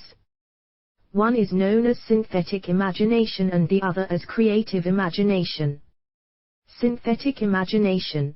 Through this faculty, one may arrange old concepts, ideas, or plans into new combinations. This faculty creates nothing. It merely works with the material of experience, education, and observation with which it is fed. It is the faculty used most by the inventor, with the exception of the who draws upon the creative imagination, when he cannot solve his problem through synthetic imagination. Creative imagination. Through the faculty of creative imagination, the finite mind of man has direct communication with infinite intelligence. It is the faculty through which hunches and inspirations are received. It is by this faculty that all basic, or new ideas are handed over to man. It is through this faculty that thought vibrations from the minds of others are received. It is through this faculty that one individual may tune in or communicate with the subconscious minds of other men. The creative imagination works automatically, in the manner described in subsequent pages. This faculty functions only when the conscious mind is vibrating at an exceedingly rapid rate, as for example, when the conscious mind is stimulated through the emotion of a strong desire. The creative faculty becomes more alert, more receptive to vibrations from the sources mentioned, in proportion to its development through use. This statement is significant. Ponder over it before passing on. Keep in mind as you follow these principles, that the entire story of how one may convert desire into money cannot be told in one statement. The story will be complete only when one has mastered, assimilated, and begun to make use of all the principles. The great leaders of business, industry, finance, and the great artists, musicians, poets, and writers became great, because they developed the faculty of creative imagination. Both the synthetic and creative faculties of imagination become more alert with use, just as any muscle or organ of the body develops through use. Desire is only a thought, an impulse. It is nebulous and ephemeral. It is abstract, and of no value, until it has been transformed into its physical counterpart.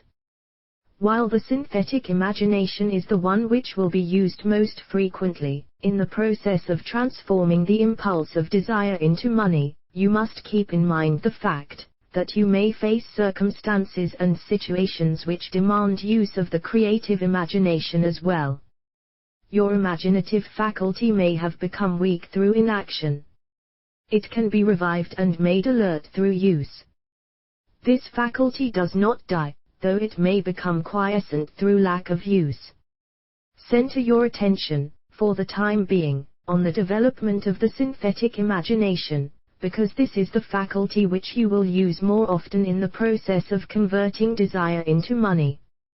Transformation of the intangible impulse, of desire, into the tangible reality, of money, calls for the use of a plan, or plans. These plans must be formed with the aid of the imagination, and mainly, with the synthetic faculty. Read the entire book through, then come back to this chapter, and begin at once to put your imagination to work on the building of a plan, or plans, for the transformation of your desire into money. Detailed instructions for the building of plans have been given in almost every chapter. Carry out the instructions best suited to your needs. Reduce your plan to writing, if you have not already done so. The moment you complete this, you will have definitely given concrete form to the intangible desire. Read the preceding sentence once more. Read it aloud, very slowly, and as you do so, remember that the moment you reduce the statement of your desire, and a plan for its realization, to writing, you have actually taken the first of a series of steps, which will enable you to convert the thought into its physical counterpart. The earth on which you live, you, yourself, and every other material thing are the result of evolutionary change, through which microscopic bits of matter have been organized and arranged in an orderly fashion. Moreover, and this statement is of stupendous importance, this earth, every one of the billions of individual cells of your body, and every atom of matter, began as an intangible form of energy. Desire is thought impulse. Thought impulses are forms of energy. When you begin with the thought impulse, desire, to accumulate money, you are drafting into your service the same stuff that nature used in creating this earth, and every material form in the universe, including the body and brain in which the thought impulses function. As far as science has been able to determine, the entire universe consists of but two elements, matter and energy.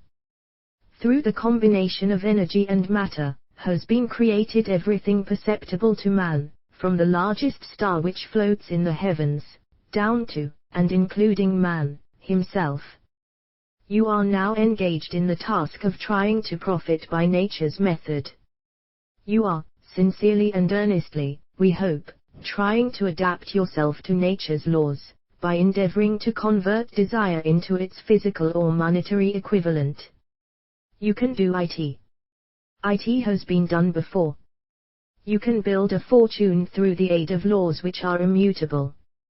But, first, you must become familiar with these laws, and learn to use them. Through repetition, and by approaching the description of these principles from every conceivable angle, the author hopes to reveal to you the secret through which every great fortune has been accumulated. Strange and paradoxical as it may seem, the secret is not a secret.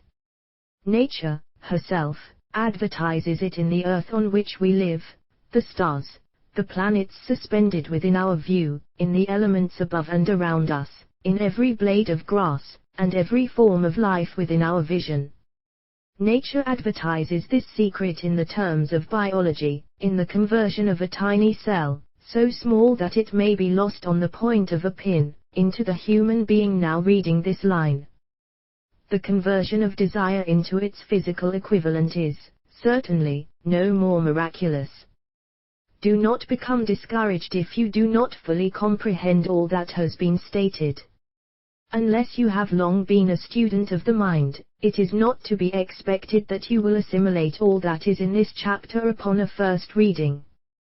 But you will, in time, make good progress. The principles which follow will open the way for understanding of imagination. Assimilate that which you understand, as you read this philosophy for the first time, then, when you reread and study it, you will discover that something has happened to clarify it, and give you a broader understanding of the whole. Above all, do not stop, nor hesitate in your study of these principles until you have read the book at least 3 times, for then, you will not want to stop. How to make practical use of imagination. Ideas are the beginning points of all fortunes. Ideas are products of the imagination. Let us examine a few well-known ideas which have yielded huge fortunes, with the hope that these illustrations will convey definite information concerning the method by which imagination may be used in accumulating riches. The enchanted kettle. 50 years ago, an old country doctor drove to town, hitched his horse, quietly slipped into a drug store by the back door, and began dickering with the young drug clerk. His mission was destined to yield great wealth to many people. It was destined to bring to the South the most far-flung benefit since the Civil War. For more than an hour, behind the prescription counter, the old doctor and the clerk talked in low tones. Then the doctor left. He went out to the buggy and brought back a large, old-fashioned kettle, a big wooden paddle, used for stirring the contents of the kettle, and deposited them in the back of the store. The clerk inspected the kettle, reached into his inside pocket, took out a roll of bills, and handed it over to the doctor. The roll contained exactly $500.00, the clerk's entire savings. The doctor handed over a small slip of paper on which was written a secret formula. The words on that small slip of paper were worth a king's ransom. But not to the doctor. Those magic words were needed to start the kettle to boiling, but neither the doctor nor the young clerk knew what fabulous fortunes were destined to flow from that kettle. The old doctor was glad to sell the outfit for $500.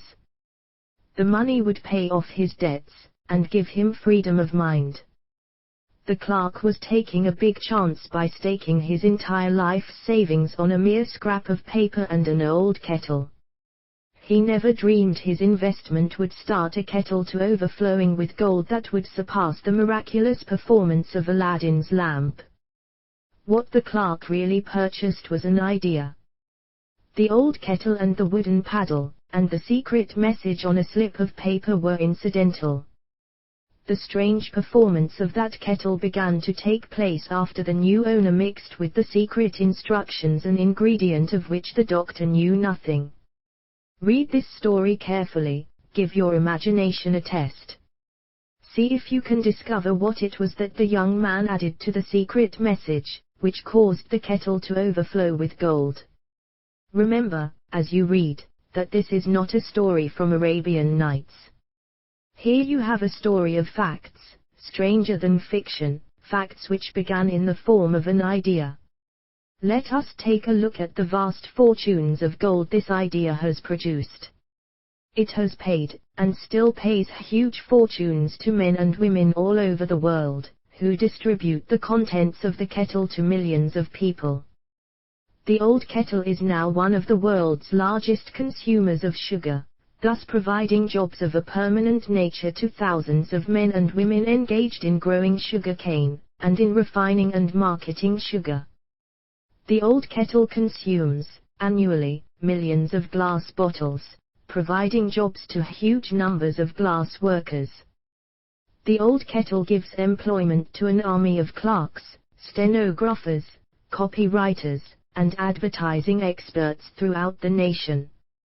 It has brought fame and fortune to scores of artists who have created magnificent pictures describing the product. The old kettle has converted a small southern city into the business capital of the South, where it now benefits, directly or indirectly, every business and practically every resident of the city. The influence of this idea now benefits every civilized country in the world, pouring out a continuous stream of gold to all who touch it. Gold from the kettle built and maintains one of the most prominent colleges of the South, where thousands of young people receive the training essential for success. The old kettle has done other marvelous things. All through the World Depression, when factories, banks and business houses were folding up and quitting by the thousands, the owner of this enchanted kettle went marching on, giving continuous employment to an army of men and women all over the world, and paying out extra portions of gold to those who, long ago, had faith in the idea. If the product of that old brass kettle could talk, it would tell thrilling tales of romance in every language. Romances of love, romances of business, romances of professional men and women who are daily being stimulated by it. The author is sure of at least one such romance, for he was a part of it, and it all began not far from the very spot on which the drug clerk purchased the old kettle. It was here that the author met his wife, and it was she who first told him of the enchanted kettle.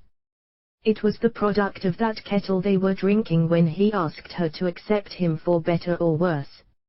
Now that you know the content of the enchanted kettle is a world-famous drink, it is fitting that the author confess that the home city of the drink supplied him with a wife, also that the drink itself provides him with stimulation of thought without intoxication, and thereby it serves to give the refreshment of mind which an author must have to do his best work. Whoever you are, wherever you may live, whatever occupation you may be engaged in, just remember in the future, every time you see the words Coca-Cola, that its vast empire of wealth and influence grew out of a single idea, and that the mysterious ingredient the drug clerk, Asa Candler, mixed with the secret formula was imagination. Stop and think of that, for a moment. Remember, also, that the 13 steps to riches, described in this book, were the media through which the influence of Coca-Cola has been extended to every city, town, village, and crossroads of the world, and that any idea you may create, as meritorious as Coca-Cola, has the possibility of duplicating the stupendous record of this worldwide thirst killer. Truly, thoughts are things, and their scope of operation is the world itself. What I would do if I had $1 million. This story proves the truth of that old saying, where there's a will, there's a way. It was told to me by that beloved educator and clergyman, the late Frank W. Gonzales, who began his preaching career in the Stockyards region of South Chicago. While Dr. Gonzales was going through college, he observed many defects in our educational system, defects which he believed he could correct, if he were the head of a college. His deepest desire was to become the directing head of an educational institution in which young men and women would be taught to learn by doing. He made up his mind to organize a new college in which he could carry out his ideas, without being handicapped by orthodox methods of education. He needed $1 million to put the project across. Where was he to lay his hands on so large a sum of money?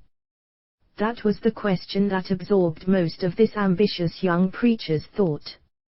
But he couldn't seem to make any progress. Every night he took that thought to bed with him. He got up with it in the morning. He took it with him everywhere he went.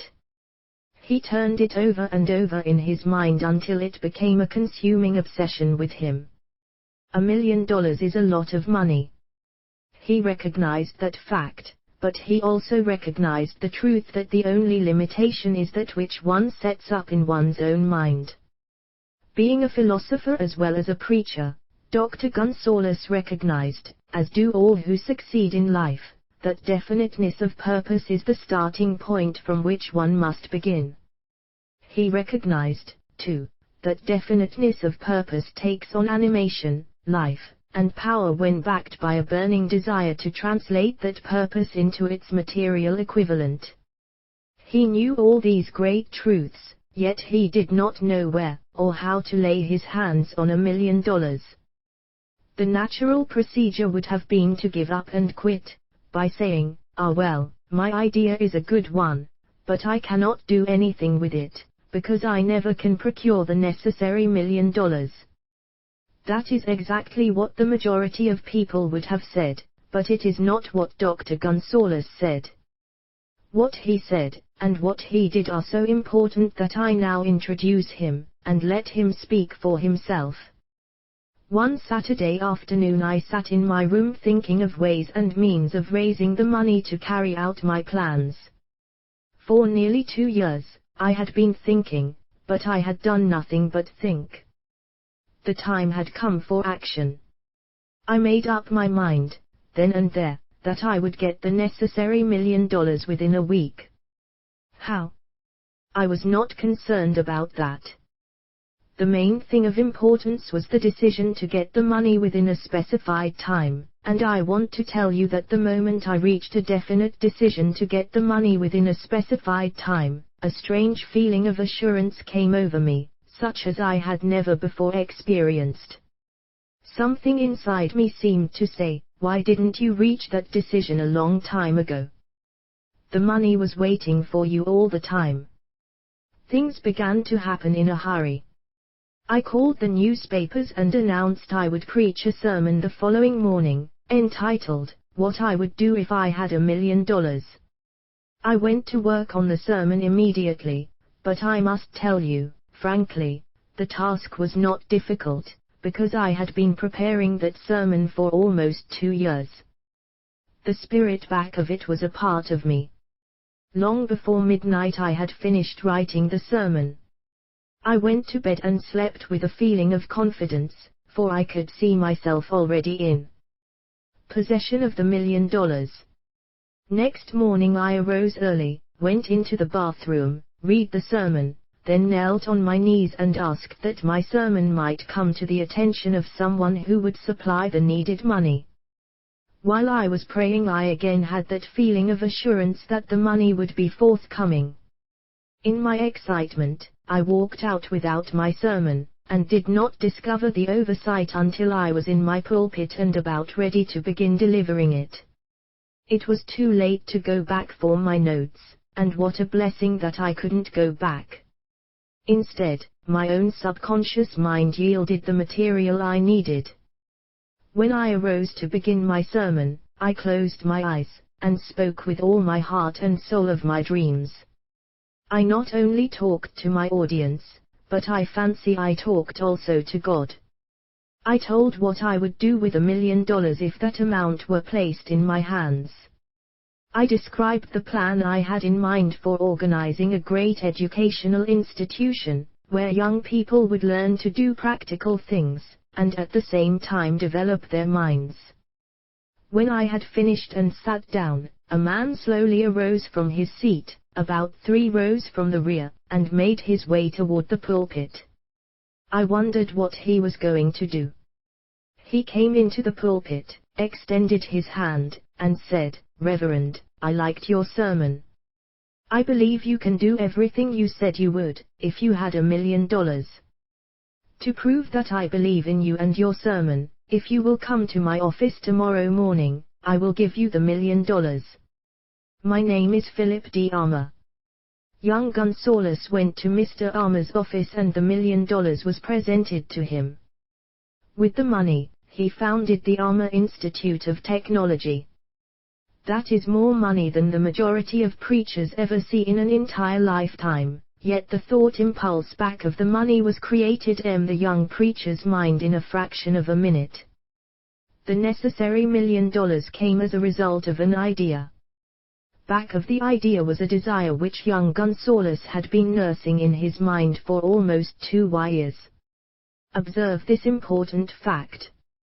He got the money within 36 hours after he reached a definite decision in his own mind to get IT, and decided upon a definite plan for getting IT.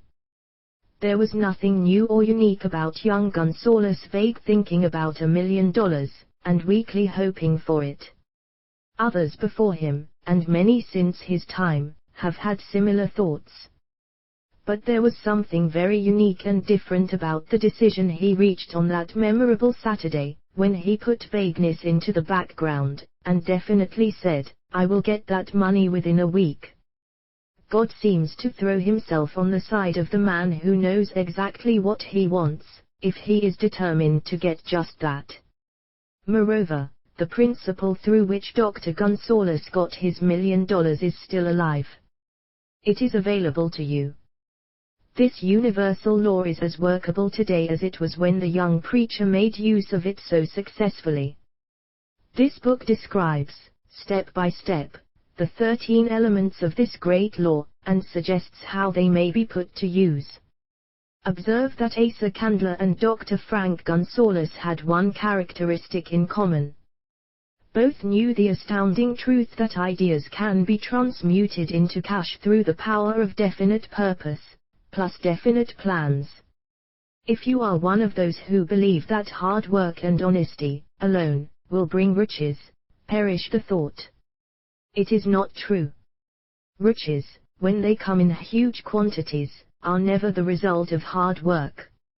Riches come, if they come at all, in response to definite demands, based upon the application of definite principles, and not by chance or luck.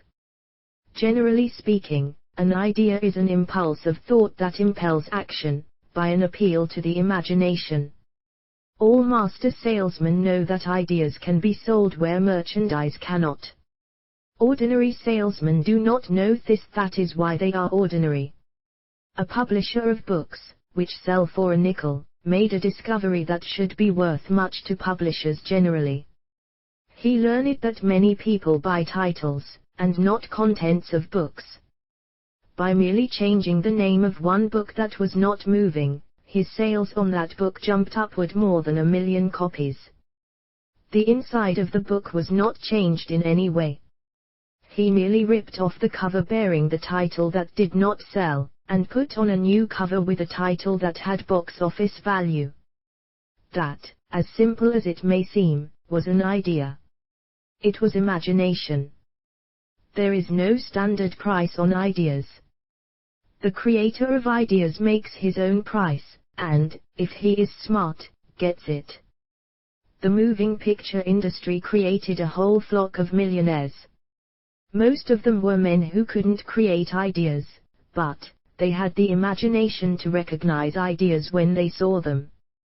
The next flock of millionaires will grow out of the radio business, which is new and not overburdened with men of keen imagination. The money will be made by those who discover or create new and more meritorious radio programs and have the imagination to recognize merit, and to give the radio listeners a chance to profit by it. The sponsor. That unfortunate victim who now pays the cost of all radio entertainment soon will become idea conscious, and demand something for his money. The man who beats the sponsor to the draw, and supplies programs that render useful service, is the man who will become rich in this new industry. Crooners and light chatter artists who now pollute the air with wisecracks and silly giggles, will go the way of all light timbers, and their places will be taken by real artists who interpret carefully planned programs which have been designed to service the minds of men, as well as provide entertainment. Here is a wide open field of opportunity screaming its protest at the way it is being butchered, because of lack of imagination, and begging for rescue at any price. Above all, the thing that radio needs is new ideas. If this new field of opportunity intrigues you, perhaps you might profit by the suggestion that the successful radio programs of the future will give more attention to creating buyer audiences, and less attention to listener audiences. Stated more plainly, the builder of radio program who succeeds in the future, must find practical ways to convert listeners into buyers. Moreover, the successful producer of radio programs in the future must key his features so that he can definitely show its effect upon the audience. Sponsors are becoming a bit weary of buying glib selling talks, based upon statements grabbed out of thin air. They want, and in the future will demand, indisputable proof that the Who's It program not only gives millions of people the silliest giggle ever, but that the silly giggler can sell merchandise. Another thing that might as well be understood by those who contemplate entering this new field of opportunity, radio advertising is going to be handled by an entirely new group of advertising experts, separate and distinct from the old-time newspaper and magazine advertising agency men.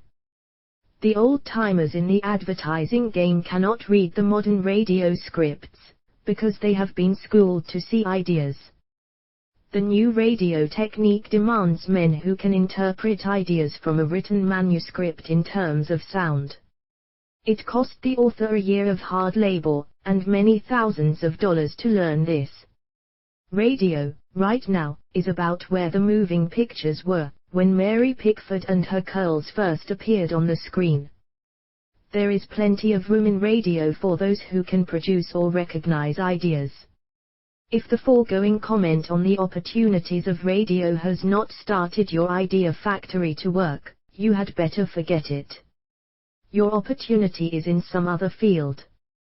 If the comment intrigued you in the slightest degree, then go further into it, and you may find the one idea you need to round out your career. Never let it discourage you if you have no experience in radio. Andrew Carnegie knew very little about making steel. I have Carnegie's own word for this, but he made practical use of two of the principles described in this book, and made the steel business yield him a fortune. The story of practically every great fortune starts with the day when a creator of ideas and a seller of ideas got together and worked in harmony. Carnegie surrounded himself with men who could do all that he could not do. Men who created ideas, and men who put ideas into operation, and made himself and the others fabulously rich. Millions of people go through life hoping for favorable breaks. Perhaps a favorable break can get one an opportunity, but the safest plan is not to depend upon luck. It was a favorable break that gave me the biggest opportunity of my life, but 25 years of determined effort had to be devoted to that opportunity before it became an asset. The break consisted of my good fortune in meeting and gaining the cooperation of Andrew Carnegie. On that occasion Carnegie planted in my mind the idea of organizing the principles of achievement into a philosophy of success. Thousands of people have profited by the discoveries made in the 25 years of research, and several fortunes have been accumulated through the application of the philosophy. The beginning was simple. It was an idea which anyone might have developed. The favorable break came through Carnegie, but what about the determination, definiteness of purpose, and the desire to attain the goal, and the persistent effort of 25 years? It was no ordinary desire that survived disappointment, discouragement, temporary defeat, criticism, and the constant reminding of waste of time. It was a burning desire. An obsession. When the idea was first planted in my mind by Mr. Carnegie, it was coaxed, nursed, and enticed to remain alive. Gradually, the idea became a giant under its own power, and it coaxed, nursed, and drove me. Ideas are like that. First you give life and action and guidance to ideas, then they take on power of their own and sweep aside all opposition. Ideas are intangible forces, but they have more power than the physical brains that give birth to them. They have the power to live on, after the brain that creates them has returned to dust. For example, take the power of Christianity. That began with a simple idea, born in the brain of Christ. Its chief tenet was, do unto others as you would have others do unto you. Christ has gone back to the source from whence he came, but his idea goes marching on. Someday, it may grow up, and come into its own, then it will have fulfilled Christ's deepest desire. The idea has been developing only 2,000 years. Give it time. Success requires no explanations, failure permits no alibis. Chapter 7 Organized Planning, the crystallization of desire into action. The sixth step toward riches. You have learned that everything man creates or acquires begins in the form of desire, that desire is taken on the first lap of its journey, from the abstract to the concrete, into the workshop of the imagination, where plans for its transition are created and organized. In Chapter 2, you were instructed to take 6 definite, practical steps, as your first move in translating the desire for money into its monetary equivalent. One of these steps is the formation of a definite, practical plan, or plans, through which this transformation may be made. You will now be instructed how to build plans which will be practical, viz. Ally yourself with a group of as many people as you may need for the creation and carrying out of your plan, or plans for the accumulation of money, making use of the mastermind principle described in a later chapter. Compliance with this instruction is absolutely essential. Do not neglect it. b. Before forming your mastermind alliance, decide what advantages and benefits you may offer the individual members of your group, in return for their cooperation. No one will work indefinitely without some form of compensation. No intelligent person will either request or expect another to work without adequate compensation, although this may not always be in the form of money. c. Arrange to meet with the members of your mastermind group at least twice a week, and more often if possible, until you have jointly perfected the necessary plan, or plans for the accumulation of money. d. Maintain perfect harmony between yourself and every member of your mastermind group. If you fail to carry out this instruction to the letter, you may expect to meet with failure. The mastermind principle cannot obtain where perfect harmony does not prevail. Keep in mind these facts. First, you are engaged in an undertaking of major importance to you.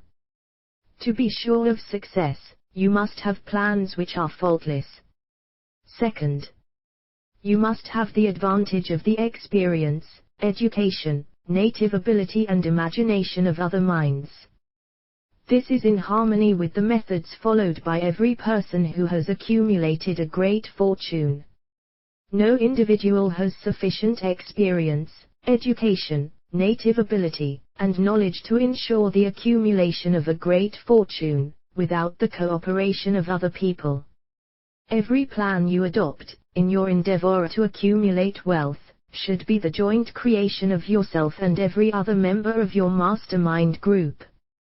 You may originate your own plans, either in whole or in part, but see that those plans are checked and approved by the members of your mastermind alliance.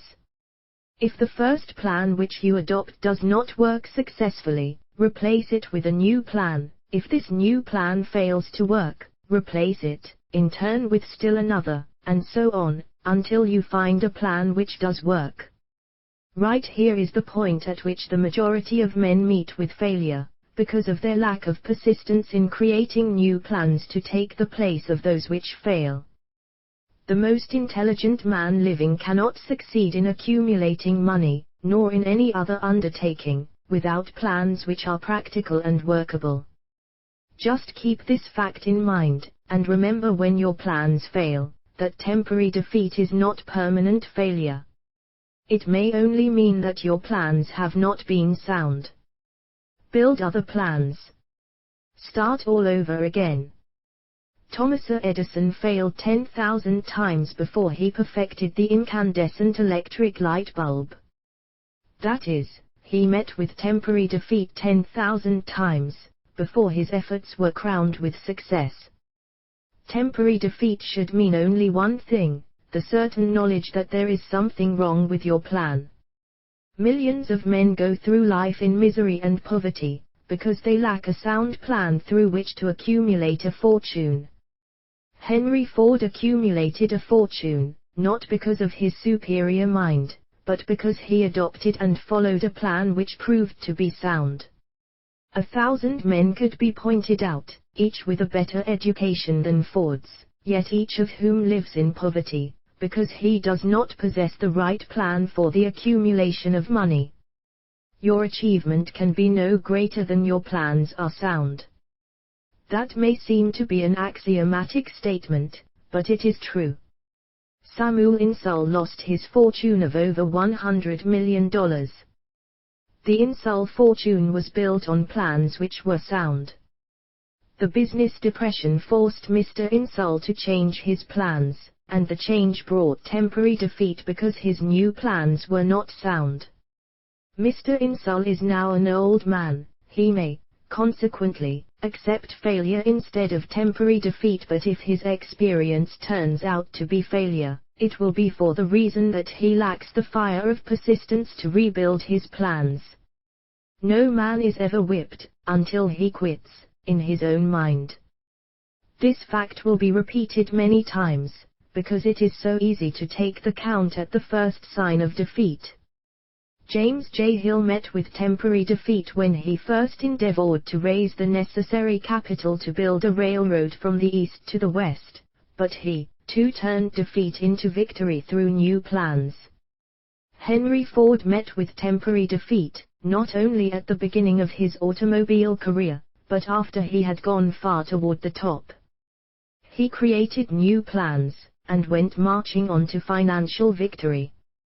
We see men who have accumulated great fortunes, but we often recognize only their triumph, overlooking the temporary defeats which they had to surmount before arriving.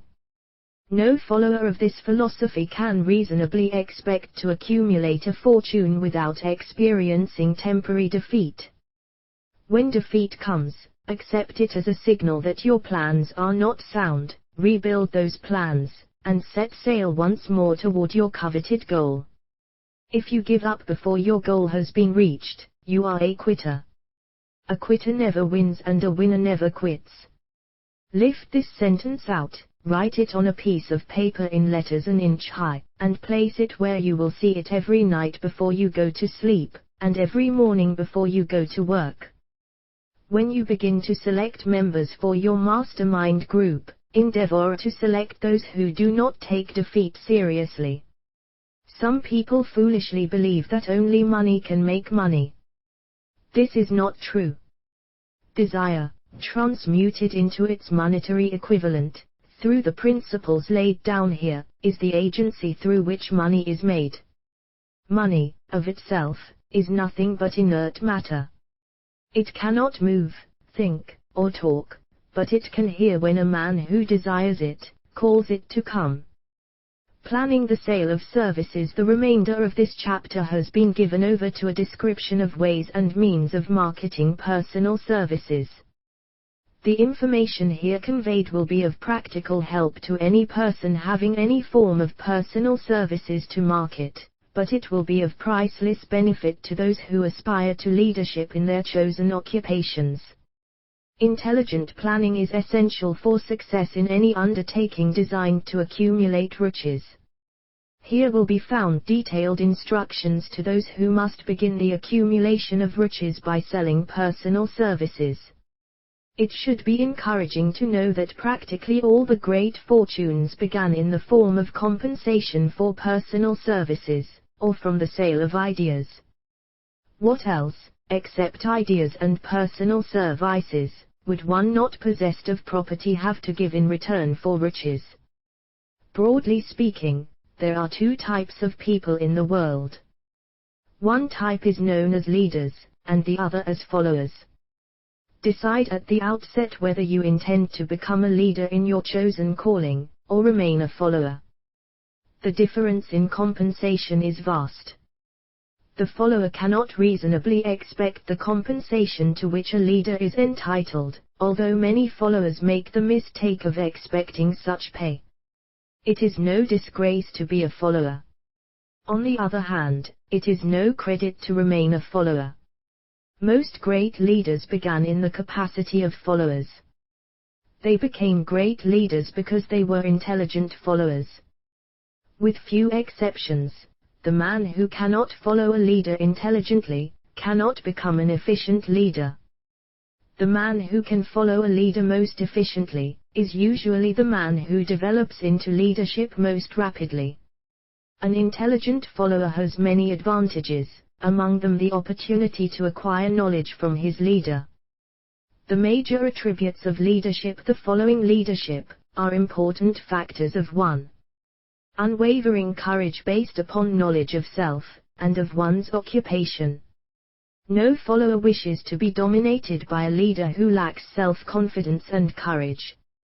No intelligent follower will be dominated by such a leader very long. 2. Self-control. The man who cannot control himself can never control others. Self-control sets a mighty example for one's followers, which the more intelligent will emulate. 3. A keen sense of justice. Without a sense of fairness and justice, no leader can command and retain the respect of his followers. 4. Definiteness of decision. The man who wavers in his decisions shows that he is not sure of himself. He cannot lead others successfully. 5. Definiteness of plans. The successful leader must plan his work, and work his plan. A leader who moves by guesswork, without practical, definite plans, is comparable to a ship without a rudder. Sooner or later he will land on the rocks. 6. The habit of doing more than paid for. One of the penalties of leadership is the necessity of willingness, upon the part of the leader, to do more than he requires of his followers. 7. A pleasing personality. No slovenly, careless person can become a successful leader. Leadership calls for respect. Followers will not respect a leader who does not grade high on all of the factors of a pleasing personality. 8. Sympathy and understanding. The successful leader must be in sympathy with his followers. Moreover, he must understand them and their problems. 9. Mastery of detail. Successful leadership calls for mastery of details of the leader's position. 10. Willingness to assume full responsibility. The successful leader must be willing to assume responsibility for the mistakes and the shortcomings of his followers. If he tries to shift this responsibility, he will not remain the leader. If one of his followers makes a mistake, and shows himself incompetent, the leader must consider that it is he who failed. 11. Cooperation. The successful leader must understand, and apply the principle of cooperative effort and be able to induce his followers to do the same. Leadership calls for power, and power calls for cooperation. There are two forms of leadership. The first, and by far the most effective, is leadership by consent of, and with the sympathy of the followers.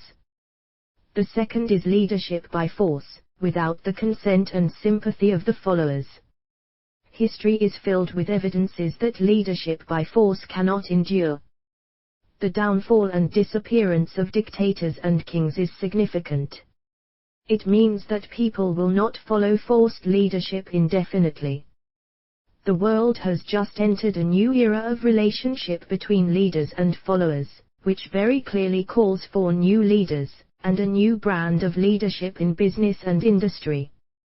Those who belong to the old school of leadership by force, must acquire an understanding of the new brand of leadership, cooperation, or be relegated to the rank and file of the followers.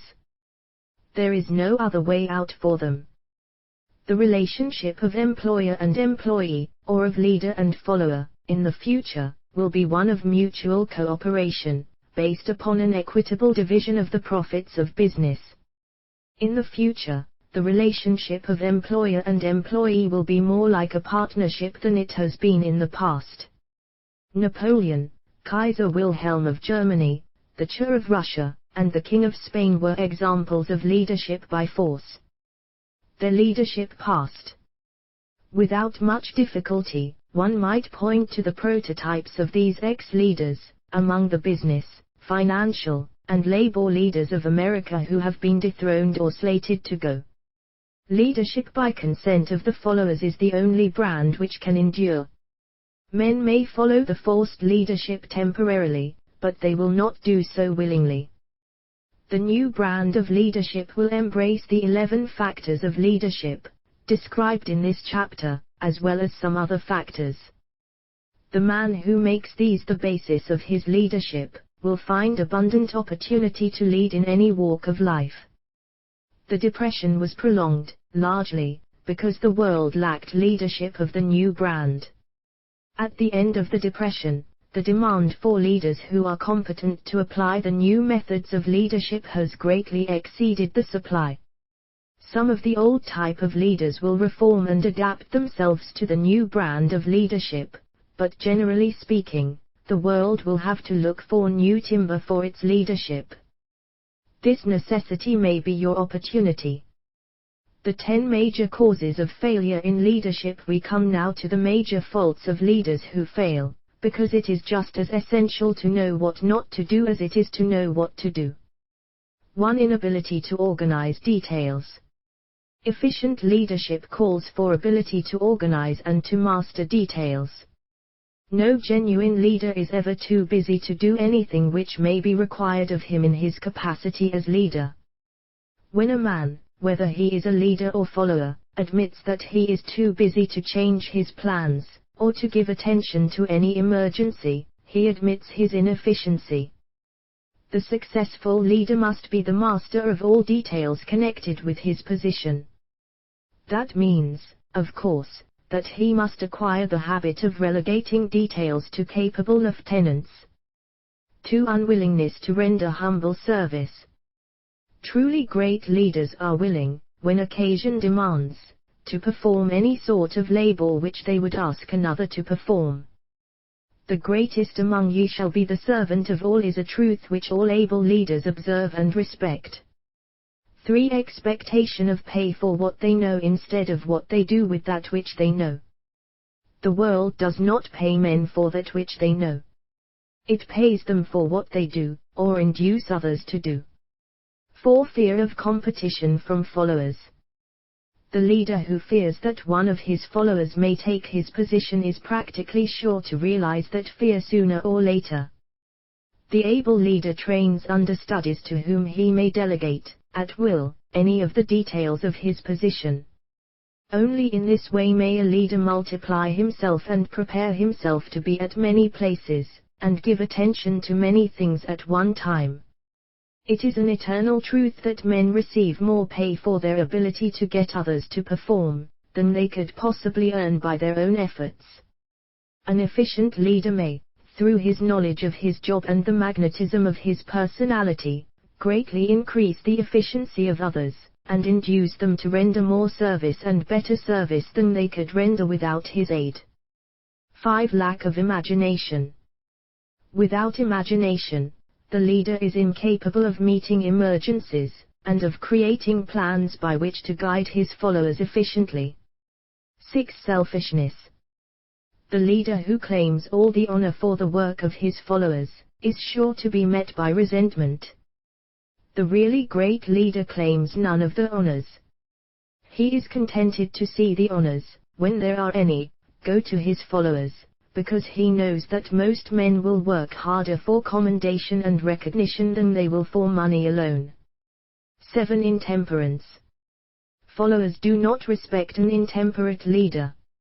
Moreover, intemperance in any of its various forms, destroys the endurance and the vitality of all who indulge in it. 8. Disloyalty. Perhaps this should have come at the head of the list. The leader who is not loyal to his trust, and to his associates, those above him, and those below him, cannot long maintain his leadership. Disloyalty marks one as being less than the dust of the earth, and brings down on one's head the contempt he deserves. Lack of loyalty is one of the major causes of failure in every walk of life. 9. Emphasis of the authority of leadership. The efficient leader leads by encouraging, and not by trying to instill fear in the hearts of his followers. The leader who tries to impress his followers with his authority comes within the category of leadership through force. If a leader is a real leader, he will have no need to advertise that fact except by his conduct, his sympathy, understanding, fairness, and a demonstration that he knows his job. 10. Emphasis of title. The competent leader requires no title to give him the respect of his followers. The man who makes too much over his title generally has little else to emphasize. The doors to the office of the real leader are open to all who wish to enter, and his working quarters are free from formality or ostentation. These are among the more common of the causes of failure in leadership. Any one of these faults is sufficient to induce failure. Study the list above carefully if you aspire to leadership, and make sure that you are free of these faults. Some fertile fields in which new leadership will be required before leaving this chapter. Your attention is called to a few of the fertile fields in which there has been a decline of leadership, and in which the new type of leader may find an abundance of opportunity. First, in the field of politics there is a most insistent demand for new leaders, a demand which indicates nothing less than an emergency. The majority of politicians have, seemingly, become high-grade, legalized racketeers. They have increased taxes and debauched the machinery of industry and business until the people can no longer stand the burden. Second, the banking business is undergoing a reform. The leaders in this field have almost entirely lost the confidence of the public. Already the bankers have sensed the need of reform, and they have begun it. Third, industry calls for new leaders. The old type of leaders thought and moved in terms of dividends instead of thinking and moving in terms of human equations. The future leader in industry, to endure, must regard himself as a quasi-public official whose duty it is to manage his trust in such a way that it will work hardship on no individual, or group of individuals. Exploitation of working men is a thing of the past. Let the man who aspires to leadership in the field of business, industry, and labor remember this. Fourth, the religious leader of the future will be forced to give more attention to the temporal needs of his followers, in the solution of their economic and personal problems of the present, and less attention to the dead past, and the yet unborn future. Fifth, in the professions of law, medicine, and education, a new brand of leadership, and to some extent, new leaders will become a necessity. This is especially true in the field of education. The leader in that field must, in the future, find ways and means of teaching people how to apply the knowledge they receive in school. He must deal more with practice and less with theory. Sixth, new leaders will be required in the field of journalism. Newspapers of the future, to be conducted successfully, must be divorced from special privilege and relieved from the subsidy of advertising. They must cease to be organs of propaganda for the interests which patronize their advertising columns. The type of newspaper which publishes scandal and lewd pictures will eventually go the way of all forces which debauch the human mind. These are but a few of the fields in which opportunities for new leaders and a new brand of leadership are now available. The world is undergoing a rapid change. This means that the media through which the changes in human habits are promoted, must be adapted to the changes. The media here described, are the ones which, more than any others, determine the trend of civilization. When and how to apply for a position. The information described here is the net result of many years of experience during which thousands of men and women were helped to market their services effectively. It can, therefore, be relied upon as sound and practical. Media through which services may be marketed. Experience has proved that the following media offer the most direct and effective methods of bringing the buyer and seller of personal services together. 1. Employment bureaus. Care must be taken to select only reputable bureaus, the management of which can show adequate records of achievement of satisfactory results. There are comparatively few such bureaus. 2. Advertising in newspapers, trade journals, magazines, and radio. Classified advertising may usually be relied upon to produce satisfactory results in the case of those who apply for clerical or ordinary salaried positions. Display advertising is more desirable in the case of those who seek executive connections, the copy to appear in the section of the paper which is most apt to come to the attention of the class of employer being sought. The copy should be prepared by an expert, who understands how to inject sufficient selling qualities to produce replies. 3. Personal letters of application, directed to particular firms or individuals most apt to need such services as are being offered. Letters should be neatly typed, always, and signed by hand. With the letter, should be sent a complete brief or outline of the applicant's qualifications. Both the letter of application and the brief of experience or qualifications should be prepared by an expert. See instructions as to information to be supplied. 4. Application through personal acquaintances. When possible, the applicant should endeavor to approach prospective employers through some mutual acquaintance. This method of approach is particularly advantageous in the case of those who seek executive connections and do not wish to appear to be peddling themselves. 5. Application in person.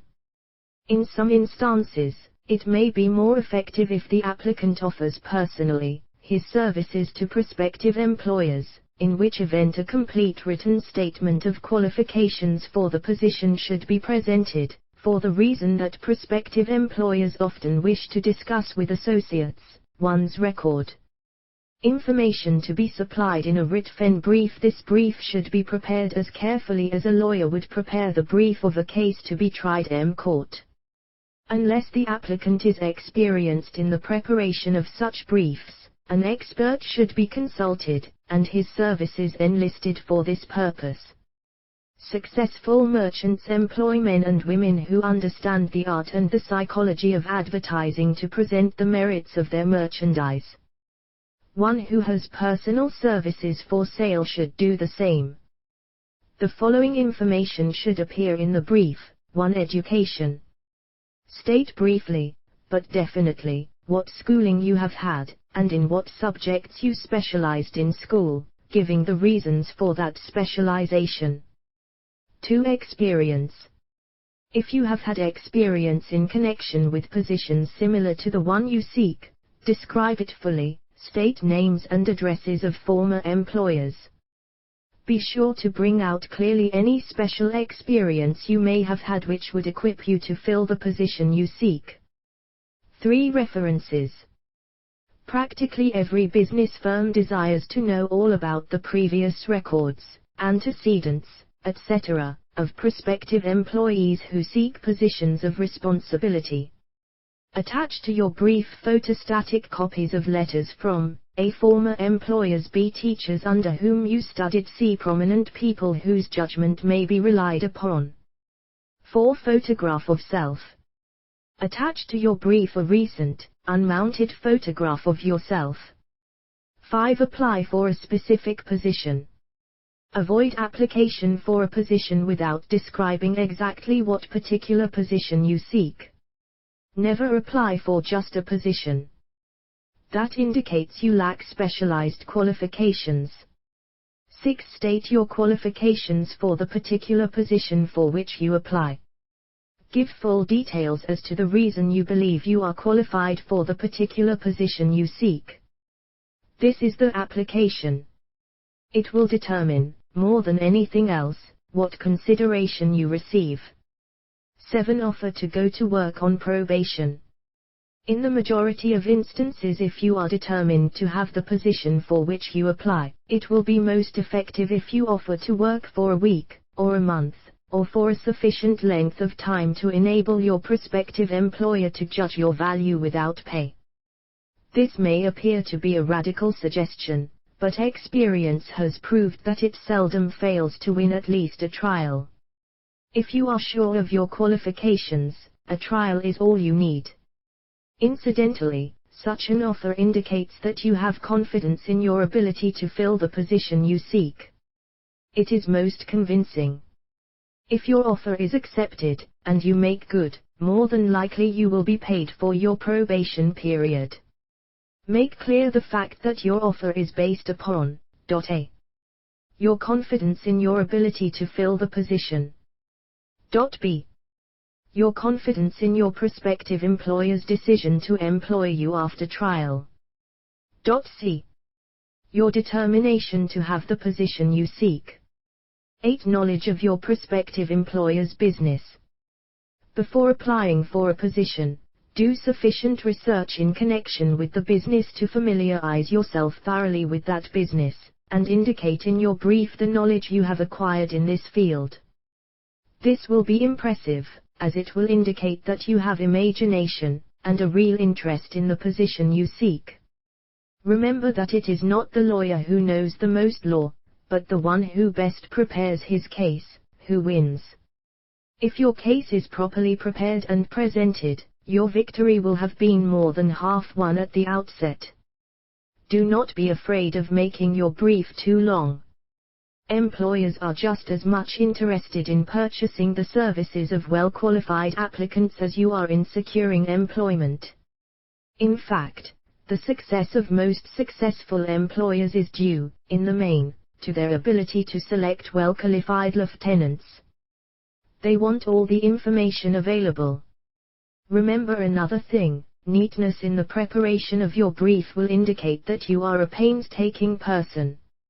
I have helped to prepare briefs for clients which were so striking and out of the ordinary that they resulted in the employment of the applicant without a personal interview. When your brief has been completed, have it neatly bound by an experienced binder, and lettered by an artist, or printer similar to the following.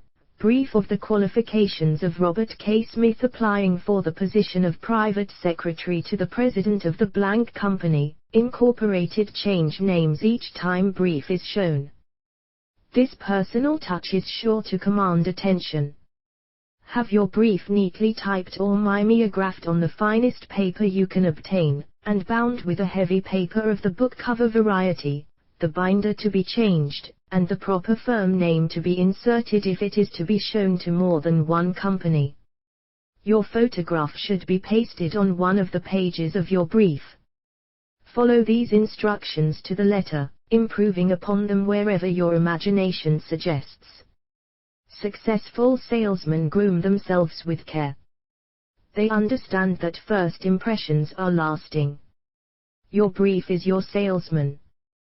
Give it a good suit of clothes, so it will stand out in bold contrast to anything your prospective employer ever saw, in the way of an application for a position. If the position you seek is worth having, it is worth going after with care. Moreover, if you sell yourself to an employer in a manner that impresses him with your individuality, you probably will receive more money for your services from the very start than you would if you applied for employment in the usual conventional way. If you seek employment through an advertising agency, or an employment agency, have the agent use copies of your brief in marketing your services. This will help to gain preference for you, both with the agent and the prospective employers. How to get the exact position you desire. Everyone enjoys doing the kind of work for which he is best suited. An artist loves to work with paints, a craftsman with his hands, a writer loves to write. Those with less definite talents have their preferences for certain fields of business and industry. If America does anything well, it offers a full range of occupations: tilling the soil, manufacturing, marketing, and the professions. First, decide exactly what kind of a job you want. If the job doesn't already exist, perhaps you can create it. Second, choose the company or individual for whom you wish to work. Third, study your prospective employer as to policies, personnel, and chances of advancement. Fourth, by analysis of yourself, your talents and capabilities, figure what you can offer, and plan ways and means of giving advantages, services, developments, ideas that you believe you can successfully deliver. Fifth, forget about a job. Forget whether or not there is an opening. Forget the usual routine of "have you got a job for me?" Concentrate on what you can give. Sixth, once you have your plan in mind, arrange with an experienced writer to put it on paper in neat form, and in full detail. Seventh, present it to the proper person with authority and he will do the rest. Every company is looking for men who can give something of value, whether it be ideas, services, or connections. Every company has room for the man who has a definite plan of action which is to the advantage of that company. This line of procedure may take a few days or weeks of extra time, but the difference in income, in advancement, and in gaining recognition will save years of hard work at small pay. It has many advantages, the main one being that it will often save from 1 to 5 years of time in reaching a chosen goal. Every person who starts, or gets in halfway up the ladder, does so by deliberate and careful planning, excepting, of course, the boss son. The new way of marketing services jobs are now partnerships. Men and women who market their services to best advantage in the future must recognize the stupendous change which has taken place in connection with the relationship between employer and employee. In the future, the golden rule and not the rule of gold will be the dominating factor in the marketing of merchandise as well as personal services. The future relationship between employers and their employees will be more in the nature of a partnership consisting of A. The employer. B. The employee. C. The public they serve. This new way of marketing personal services is called new for many reasons. First, both the employer and the employee of the future will be considered as fellow employees whose business it will be to serve the public efficiently. In times past, employers and employees have bartered among themselves, driving the best bargains they could with one another, not considering that in the final analysis they were, in reality, bargaining at the expense of the third party, the public they served. The Depression served as a mighty protest from an injured public, whose rights had been trampled upon in every direction by those who were clamoring for individual advantages and profits. When the debris of the Depression shall have been cleared away, and business shall have been once again restored to balance, both employers and employees will recognize that they are no longer privileged to drive bargains at the expense of those whom they serve. The real employer of the future will be the public. This should be kept uppermost in mind by every person seeking to market personal services effectively. Nearly every railroad in America is in financial difficulty. Who does not remember the day when, if a citizen inquired at the ticket office, the time of departure of a train, he was abruptly referred to the bulletin board instead of being politely given the information? The streetcar companies have experienced a change of times also. There was a time not so very long ago when streetcar conductors took pride in giving argument to passengers. Many of the streetcar tracks have been removed and passengers ride on a bus, whose driver is the last word in politeness. All over the country streetcar tracks are rusting from abandonment, or have been taken up. Wherever streetcars are still in operation, passengers may now ride without argument, and one may even hail the car in the middle of the block, and the motorman will obligingly pick him up. How times have changed! That is just the point I am trying to emphasize. Times have changed. Moreover, the change is reflected not merely in railroad offices and on streetcars, but in other walks of life as well. The public be damned policy is now passe. It has been supplanted by the we are obligingly at your service, sir policy. The bankers have learned a thing or two during this rapid change which has taken place during the past few years. Impoliteness on the part of a bank official, or bank employee today is as rare as it was conspicuous a dozen years ago. In the years past, some bankers, not all of them, of course, carried an atmosphere of austerity which gave every would-be borrower a chill when he even thought of approaching his banker for a loan. The thousands of bank failures during the Depression had the effect of removing the mahogany doors behind which bankers formerly barricaded themselves. They now sit at desks in the open, where they may be seen and approached at will by any depositor, or by anyone who wishes to see them, and the whole atmosphere of the bank is one of courtesy and understanding. It used to be customary for customers to have to stand and wait at the corner grocery until the clerks were through passing the time of day with friends, and the proprietor had finished making up his bank deposit, before being waited upon. Chain stores, managed by courteous men who do everything in the way of service, short of shining the customer's shoes, have pushed the old-time merchants into the background. Time marches on. Courtesy and service are the watchwords of merchandising today, and apply to the person who is marketing personal services even more directly than to the employer whom he serves, because, in the final analysis, both the employer and his employee are employed by the public they serve. If they fail to serve well, they pay by the loss of their privilege of serving. We can all remember the time when the gas meter reader pounded on the door hard enough to break the panels. When the door was opened, he pushed his way in, uninvited, with a scowl on his face which plainly said, "What the hell did you keep me waiting for?" All that has undergone a change. The meterman now conducts himself as a gentleman who is delighted to be at your service, sir. Before the gas companies learned that their scowling metermen were accumulating liabilities never to be cleared away, the polite salesman of oil burners came along and did a land office business. During the Depression, I spent several months in the anthracite coal region of Pennsylvania, studying conditions which all but destroyed the coal industry. Among several very significant discoveries, was the fact that greed on the part of operators and their employees was the chief cause of the loss of business for the operators, and loss of jobs for the miners. Through the pressure of a group of overzealous labor leaders, representing the employees, and the greed for profits on the part of the operators, the anthracite business suddenly dwindled.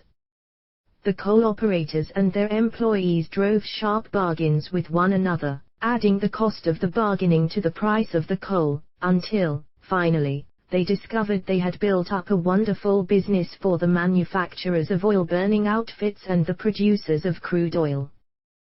The wages of sin is death. Many have read this in the Bible, but few have discovered its meaning.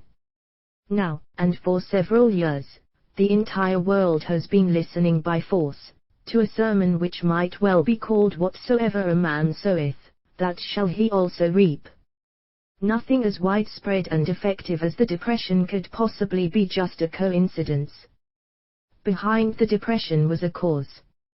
Nothing ever happens without a cause. In the main, the cause of the Depression is traceable directly to the worldwide habit of trying to reap without sowing. This should not be mistaken to mean that the Depression represents a crop which the world is being forced to reap without having sown. The trouble is that the world sowed the wrong sort of seed. Any farmer knows he cannot sow the seed of thistles, and reap a harvest of grain. Beginning at the outbreak of the World War, the people of the world began to sow the seed of service inadequate in both quality and quantity. Nearly everyone was engaged in the pastime of trying to get without giving. These illustrations are brought to the attention of those who have personal services to market, to show that we are where we are, and what we are, because of our own conduct. If there is a principle of cause and effect that controls business, finance and transportation, this same principle controls individuals and determines their economic status. What is your QQS rating? The causes of success in marketing services effectively and permanently have been clearly described. Unless those causes are studied, analyzed, understood and applied, no man can market his services effectively and permanently. Every person must be his own salesman of personal services. The quality and the quantity of service rendered, and the spirit in which it is rendered, determine to a large extent the price and the duration of employment. To market personal services effectively, which means a permanent market, at a satisfactory price, under pleasant conditions, one must adopt and follow the QQS formula, which means that quality, plus quantity, plus the proper spirit of cooperation, equals perfect salesmanship of service. Remember the QQS formula, but do more, apply it as a habit. Let us analyze the formula to make sure we understand exactly what it means. 1. Quality of service shall be construed to mean the performance of every detail, in connection with your position, in the most efficient manner possible, with the object of greater efficiency always in mind.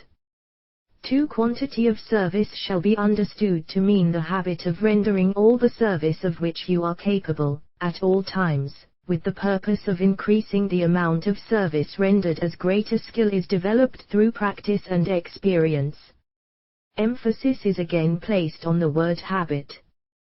3. Spirit of service shall be construed to mean the habit of agreeable, harmonious conduct which will induce cooperation from associates and fellow employees. Adequacy of quality and quantity of service is not sufficient to maintain a permanent market for your services. The conduct, or the spirit in which you deliver service, is a strong determining factor in connection with both the price you receive, and the duration of employment. Andrew Carnegie stressed this point more than others in connection with his description of the factors which lead to success in the marketing of personal services. He emphasized again, and again, the necessity for harmonious conduct. He stressed the fact that he would not retain any man, no matter how great a quantity, or how efficient the quality of his work, unless he worked in a spirit of harmony. Mr. Carnegie insisted upon men being agreeable.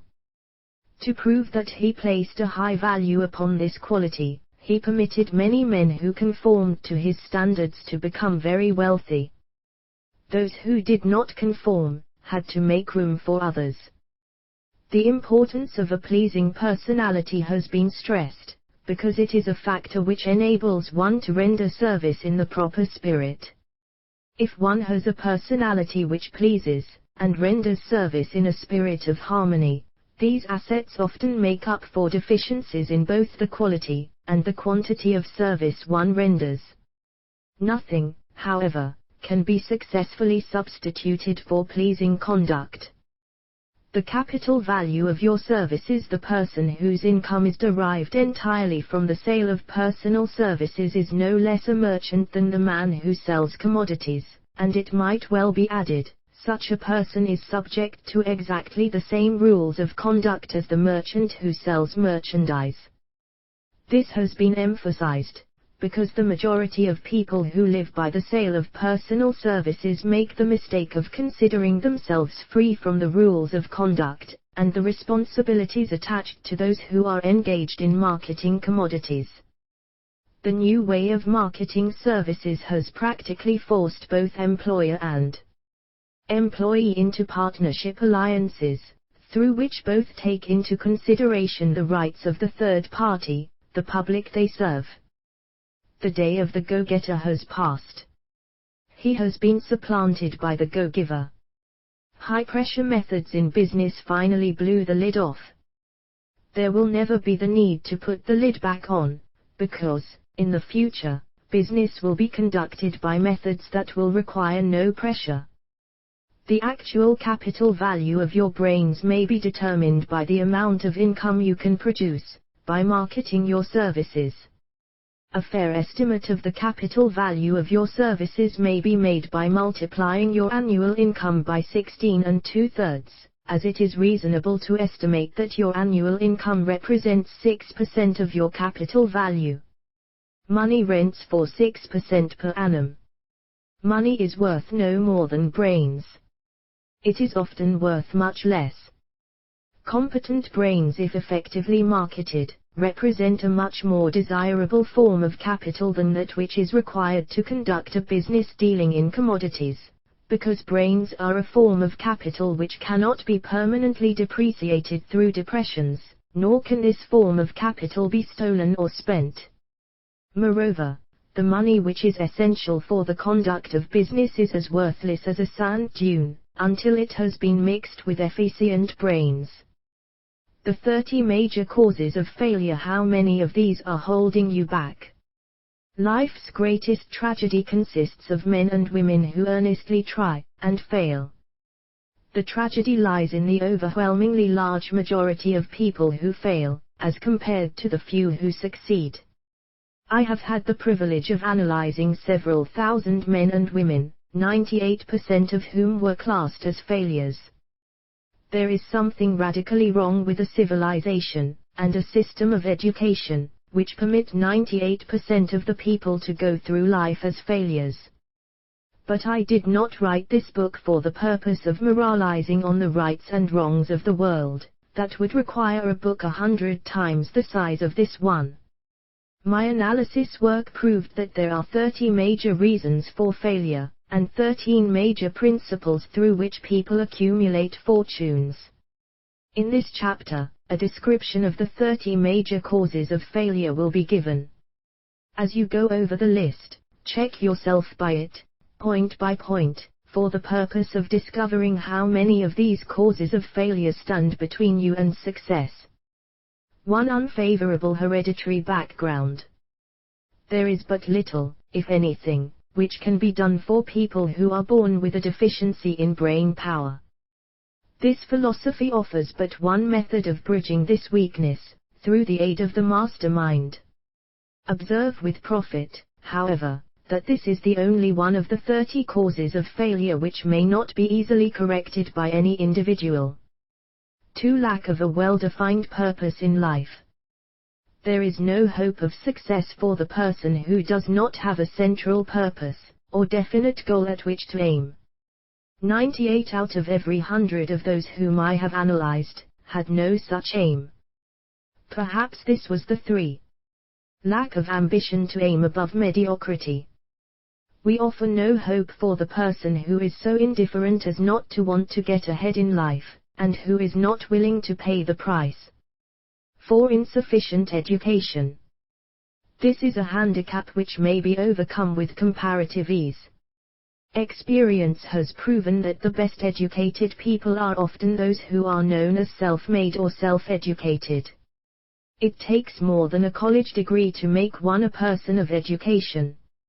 Any person who is educated is one who has learned to get whatever he wants in life without violating the rights of others. Education consists, not so much of knowledge, but of knowledge effectively and persistently applied. Men are paid, not merely for what they know, but more particularly for what they do with that which they know. 5. Lack of self-discipline. Discipline comes through self-control. This means that one must control all negative qualities. Before you can control conditions, you must first control yourself. Self-mastery is the hardest job you will ever tackle. If you do not conquer self, you will be conquered by self. You may see at one and the same time both your best friend and your greatest enemy, by stepping in front of a mirror. 6. Ill health. No person may enjoy outstanding success without good health. Many of the causes of ill health are subject to mastery and control. These, in the main, are a. Overeating of foods not conducive to health, b. Wrong habits of thought, giving expression to negatives, c. Wrong use of, and overindulgence in sex, d. Lack of proper physical exercise, e. An inadequate supply of fresh air, due to improper breathing. 7. Unfavorable environmental influences during childhood. As the twig is bent, so shall the tree grow. Most people who have criminal tendencies acquire them as the result of bad environment, and improper associates during childhood. 8. Procrastination. This is one of the most common causes of failure. Old man procrastination stands within the shadow of every human being, waiting his opportunity to spoil one's chances of success. Most of us go through life as failures, because we are waiting for the time to be right to start doing something worthwhile. Do not wait. The time will never be just right. Start where you stand, and work with whatever tools you may have at your command, and better tools will be found as you go along. 9. Lack of persistence. Most of us are good starters but poor finishers of everything we begin. Moreover, people are prone to give up at the first signs of defeat. There is no substitute for persistence. The person who makes persistence his watchword, discovers that old man failure finally becomes tired, and makes his departure. Failure cannot cope with persistence. 10. Negative personality. There is no hope of success for the person who repels people through a negative personality. Success comes through the application of power, and power is attained through the cooperative efforts of other people. A negative personality will not induce cooperation. 11. Lack of controlled sexual urge. Sex energy is the most powerful of all the stimuli which move people into action. Because it is the most powerful of the emotions, it must be controlled, through transmutation, and converted into other channels. 12. Uncontrolled desire for something for nothing. The gambling instinct drives millions of people to failure. Evidence of this may be found in a study of the Wall Street crash of '29. During which millions of people tried to make money by gambling on stock margins. 13. Lack of a well-defined power of decision. Men who succeed reach decisions promptly, and change them, if at all, very slowly. Men who fail, reach decisions, if at all, very slowly, and change them frequently, and quickly. Indecision and procrastination are twin brothers. Where one is found, the other may usually be found also. Kill off this pair before they completely hogtie you to the treadmill of failure. 14. One or more of the 6 basic fears. These fears have been analyzed for you in a later chapter. They must be mastered before you can market your services effectively. 15. Wrong selection of a mate in marriage. This is a most common cause of failure. The relationship of marriage brings people intimately into contact. Unless this relationship is harmonious, failure is likely to follow. Moreover, it will be a form of failure that is marked by misery and unhappiness, destroying all signs of ambition. 16. Overcaution. The person who takes no chances, generally has to take whatever is left when others are through choosing. Overcaution is as bad as undercaution. Both are extremes to be guarded against. Life itself is filled with the element of chance. 17. Wrong selection of associates in business. This is one of the most common causes of failure in business. In marketing personal services, one should use great care to select an employer who will be an inspiration, and who is, himself, intelligent and successful. We emulate those with whom we associate most closely. Pick an employer who is worth emulating. 18. Superstition and prejudice. Superstition is a form of fear. It is also a sign of ignorance. Men who succeed keep open minds and are afraid of nothing. 19. Wrong selection of a vocation. No man can succeed in a line of endeavor which he does not like. The most essential step in the marketing of personal services is that of selecting an occupation into which you can throw yourself wholeheartedly. 20. Lack of concentration of effort. The jack of all trades seldom is good at any. Concentrate all of your efforts on one definite chief aim. 21. The habit of indiscriminate spending. The spendthrift cannot succeed, mainly because he stands eternally in fear of poverty. Form the habit of systematic saving by putting aside a definite percentage of your income. Money in the bank gives one a very safe foundation of courage when bargaining for the sale of personal services. Without money, one must take what one is offered, and be glad to get it. 22. Lack of enthusiasm. Without enthusiasm one cannot be convincing. Moreover, enthusiasm is contagious, and the person who has it, under control, is generally welcome in any group of people. 23. Intolerance. The person with a closed MMD on any subject seldom gets ahead. Intolerance means that one has stopped acquiring knowledge. The most damaging forms of intolerance are those connected with religious, racial, and political differences of opinion. 24. Intemperance. The most damaging forms of intemperance are connected with eating, strong drink, and sexual activities. Overindulgence in any of these is fatal to success. 25. Inability to cooperate with others. More people lose their positions and their big opportunities in life, because of this fault, than for all other reasons combined.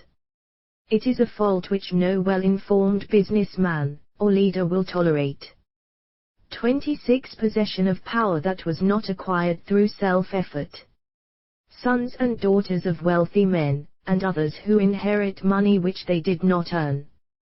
Power in the hands of one who did not acquire it gradually, is often fatal to success. Quick riches are more dangerous than poverty. 27. Intentional dishonesty. There is no substitute for honesty. One may be temporarily dishonest by force of circumstances over which one has no control, without permanent damage. But there is no hope for the person who is dishonest by choice. Sooner or later, his deeds will catch up with him, and he will pay by loss of reputation, and perhaps even loss of liberty. 28. Egotism and vanity. These qualities serve as red lights which warn others to keep away. They are fatal to success. 29. Guessing instead of thinking. Most people are too indifferent or lazy to acquire facts with which to think accurately. They prefer to act on opinions created by guesswork or snap judgments. 30. Lack of capital. This is a common cause of failure among those who start out in business for the first time, without sufficient reserve of capital to absorb the shock of their mistakes, and to carry them over until they have established a reputation.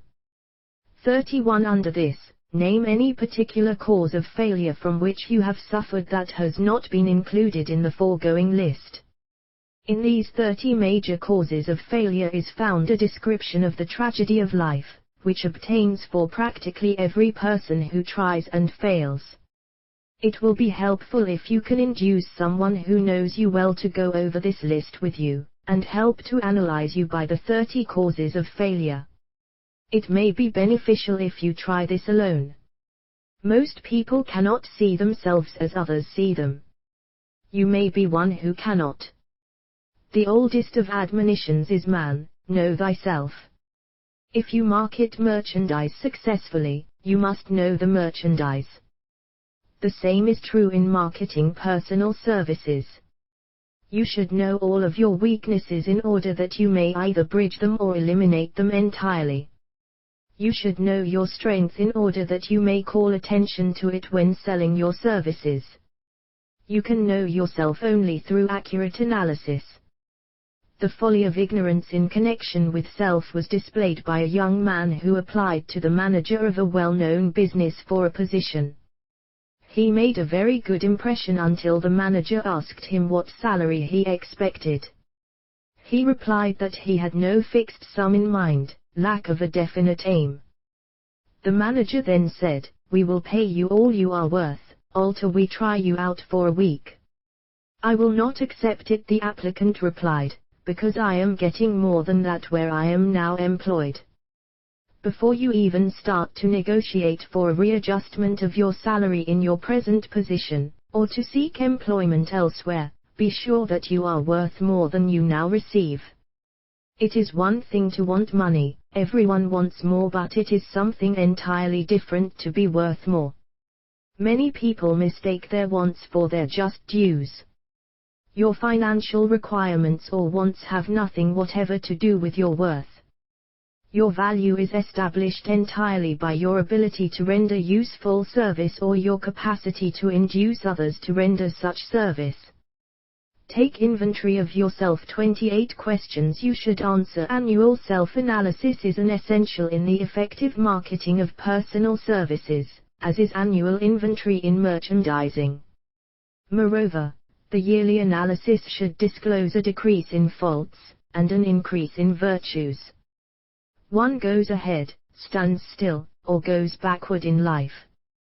One's object should be, of course, to go ahead.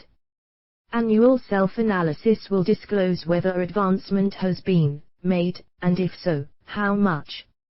It will also disclose any backward steps one may have made. The effective marketing of personal services requires one to move forward even if the progress is slow.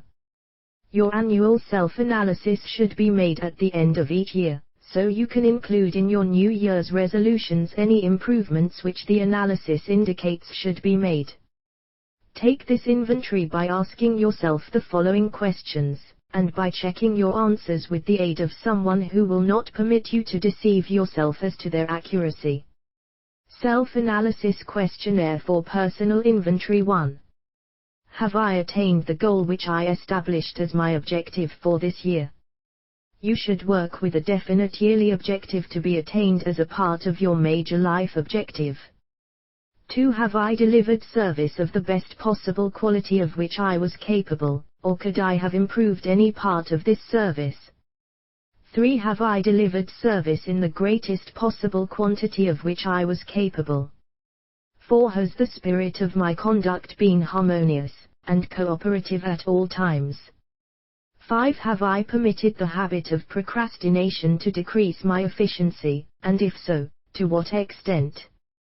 6. Have I improved my personality, and if so, in what ways? 7. Have I been persistent in following my plans through to completion? 8. Have I reached decisions promptly and definitely on all occasions? 9. Have I permitted any one or more of the 6 basic fears to decrease my efficiency? 10. Have I been either overcautious or undercautious? 11. Has my relationship with my associates in work been pleasant or unpleasant? If it has been unpleasant, has the fault been partly or wholly mine? 12. Have I dissipated any of my energy through lack of concentration of effort? 13. Have I been open-minded and tolerant in connection with all subjects? 14. In what way have I improved my ability to render service? 15. Have I been intemperate in any of my habits? 16. Have I expressed, either openly or secretly, any form of egotism? 17. Has my conduct toward my associates been such that it has induced them to respect me?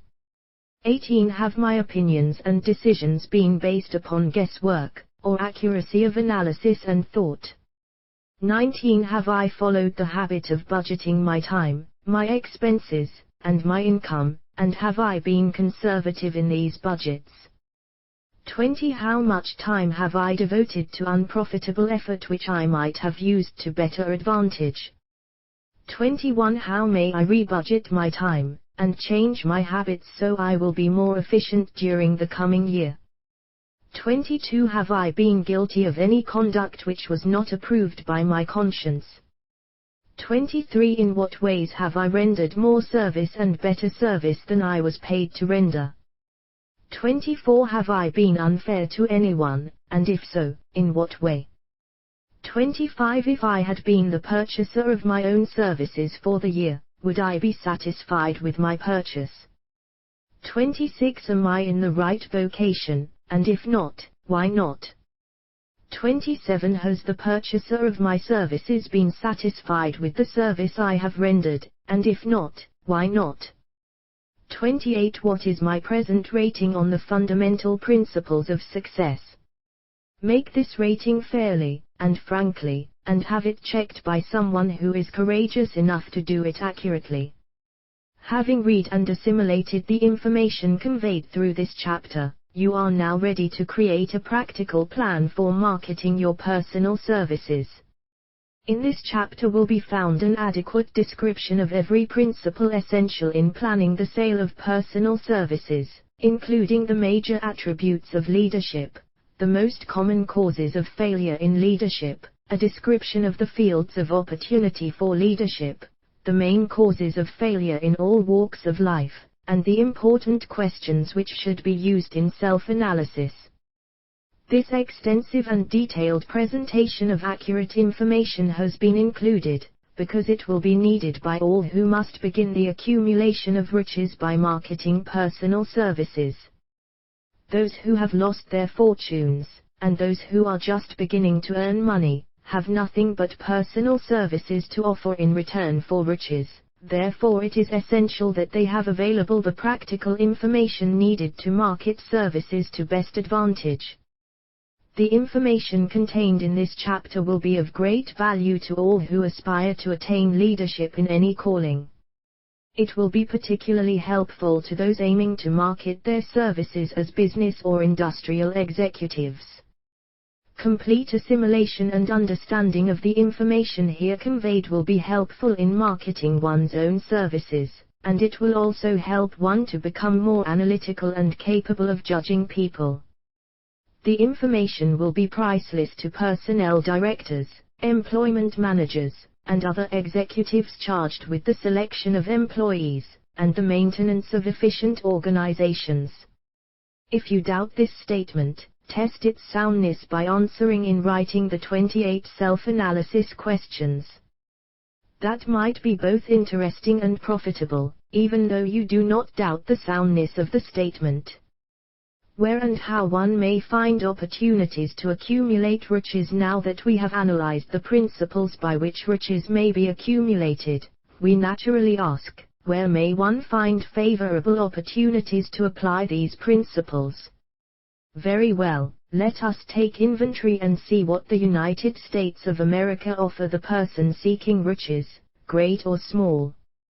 To begin with, let us remember, all of us, that we live in a country where every law-abiding citizen enjoys freedom of thought and freedom of deed unequaled anywhere in the world. Most of us have never taken inventory of the advantages of this freedom. We have never compared our unlimited freedom with the curtailed freedom in other countries. Here we have freedom of thought, freedom in the choice and enjoyment of education, freedom in religion, freedom in politics, freedom in the choice of a business, profession or occupation, freedom to accumulate and own without molestation all the property we can accumulate, freedom to choose our place of residence, freedom in marriage, freedom through equal opportunity to all races, freedom of travel from one state to another, freedom in our choice of foods, and freedom to aim for any station in life for which we have prepared ourselves, even for the presidency of the United States. We have other forms of freedom, but this list will give a bird's-eye view of the most important, which constitute opportunity of the highest order. This advantage of freedom is all the more conspicuous because the United States is the only country guaranteeing to every citizen, whether native-born or naturalized, so broad and varied a list of freedom. Next, let us recount some of the blessings which our widespread freedom has placed within our hands. Take the average American family for example, meaning, the family of average income, and sum up the benefits available to every member of the family, in this land of opportunity and plenty. A. Food.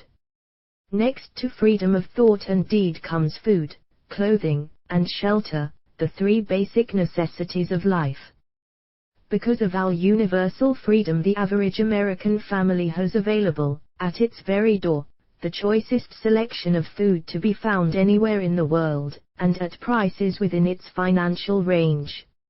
It is not very difficult to obtain food in a country where two people can have breakfast consisting of all they want or need for a dime apiece. Observe that this simple breakfast was gathered, by some strange form of magic, from China, South America, Utah, Kansas and the New England states, and delivered on the breakfast table, ready for consumption, in the very heart of the most crowded city in America, at a cost well within the means of the most humble laborer. The cost included all federal, state and city taxes. Here is a fact the politicians did not mention when they were crying out to the voters to throw their opponents out of office because the people were being taxed to death. B. Shelter. This family lives in a comfortable apartment, heated by steam, lighted with electricity, with gas for cooking, all for $65 a month. In a smaller city, or a more sparsely settled part of New York City, the same apartment could be had for as low as $20 a month. The toast they had for breakfast in the food estimate was toasted on an electric toaster, which cost but a few dollars. The apartment is cleaned with a vacuum sweeper that is run by electricity. Hot and cold water is available, at all times, in the kitchen and the bathroom. The food is kept cool in a refrigerator that is run by electricity. The wife curls her hair, washes her clothes and irons them with easily operated electrical equipment, on power obtained by sticking a plug in the wall. The husband shaves with an electric shaver, and they receive entertainment from all over the world, 24 hours a day, if they want it, without cost, by merely turning the dial of their radio. There are other conveniences in this apartment, but the foregoing list will give a fair idea of some of the concrete evidences of the freedom we, of America, enjoy. And this is neither political nor economic propaganda. See clothing. Anywhere in the United States, the women of average clothing requirements can dress very comfortably and neatly for less than $200 a year, and the average man can dress for the same, or less. Only the three basic necessities of food, clothing, and shelter have been mentioned. The average American citizen has other privileges and advantages available in return for modest effort, not exceeding 8 hours per day of labor. Among these is the privilege of automobile transportation, with which one can go and come at will, at very small cost. The average American has security of property rights not found in any other country in the world. He can place his surplus money in a bank with the assurance that his government will protect it, and make good to him if the bank fails. If an American citizen wants to travel from one state to another, he needs no passport, no one's permission. He may go when he pleases, and return at will. Moreover, he may travel by train, private automobile, bus, airplane, or ship, as his pocketbook permits. In Germany, Russia, Italy, and most of the other European and Oriental countries, the people cannot travel with so much freedom, and at so little cost. The miracle that has provided these blessings: we often hear politicians proclaiming the freedom of America, when they solicit votes, but seldom do they take the time or devote sufficient effort to the analysis of the source or nature of this freedom. Having no axe to grind, no grudge to express, no ulterior motives to be carried out, I have the privilege of going into a frank analysis of that mysterious, abstract, greatly misunderstood something which gives to every citizen of America more blessings, more opportunities to accumulate wealth, more freedom of every nature, than may be found in any other country. I have the right to analyze the source and nature of this unseen power, because I know, and have known for more than a quarter of a century, many of the men who organized that power, and many who are now responsible for its maintenance. The name of this mysterious benefactor of mankind is capital. Capital consists not alone of money, but more particularly of highly organized, intelligent groups of men who plan ways and means of using money efficiently for the good of the public, and profitably to themselves. These groups consist of scientists, educators, chemists, inventors, business analysts, publicity men, transportation experts, accountants, lawyers, doctors, and both men and women who have highly specialized knowledge in all fields of industry and business. They pioneer, experiment, and blaze trails in new fields of endeavor. They support colleges, hospitals, public schools, build good roads, publish newspapers, pay most of the cost of government, and take care of the multitudinous detail essential to human progress. Stated briefly, the capitalists are the brains of civilization, because they supply the entire fabric of which all education, enlightenment and human progress consists. Money, without brains, always is dangerous. Properly used, it is the most important essential of civilization. The simple breakfast here described could not have been delivered to the New York family at a dime each, or at any other price, if organized capital had not provided the machinery, the ships, the railroads, and the huge armies of trained men to operate them. Some slight idea of the importance of organized capital may be had by trying to imagine yourself burdened with the responsibility of collecting, without the aid of capital, and delivering to the New York City family, the simple breakfast described. To supply the tea, you would have to make a trip to China or India, both a very long way from America. Unless you are an excellent swimmer, you would become rather tired before making the round trip. Then, too, another problem would confront you. What would you use for money, even if you had the physical endurance to swim the ocean?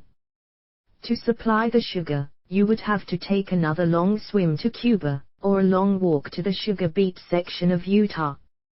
But even then, you might come back without the sugar, because organized effort and money are necessary to produce sugar, to say nothing of what is required to refine, transport, and deliver it to the breakfast table anywhere in the United States. The eggs, you could deliver easily enough from the barnyards near New York City, but you would have a very long walk to Florida and return, before you could serve the 2 glasses of grapefruit juice. You would have another long walk, to Kansas, or one of the other wheat-growing states, when you went after the 4 slices of wheat bread.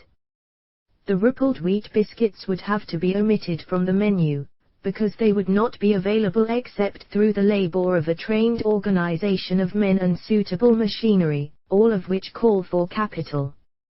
While resting, you could take off for another little swim down to South America, where you would pick up a couple of bananas, and on your return, you could take a short walk to the nearest farm having a dairy and pick up some butter and cream. Then your New York City family would be ready to sit down and enjoy breakfast, and you could collect your 2 dimes for your labor. Seems absurd, doesn't it? Well, the procedure described would be the only possible way these simple items of food could be delivered to the heart of New York City, if we had no capitalistic system.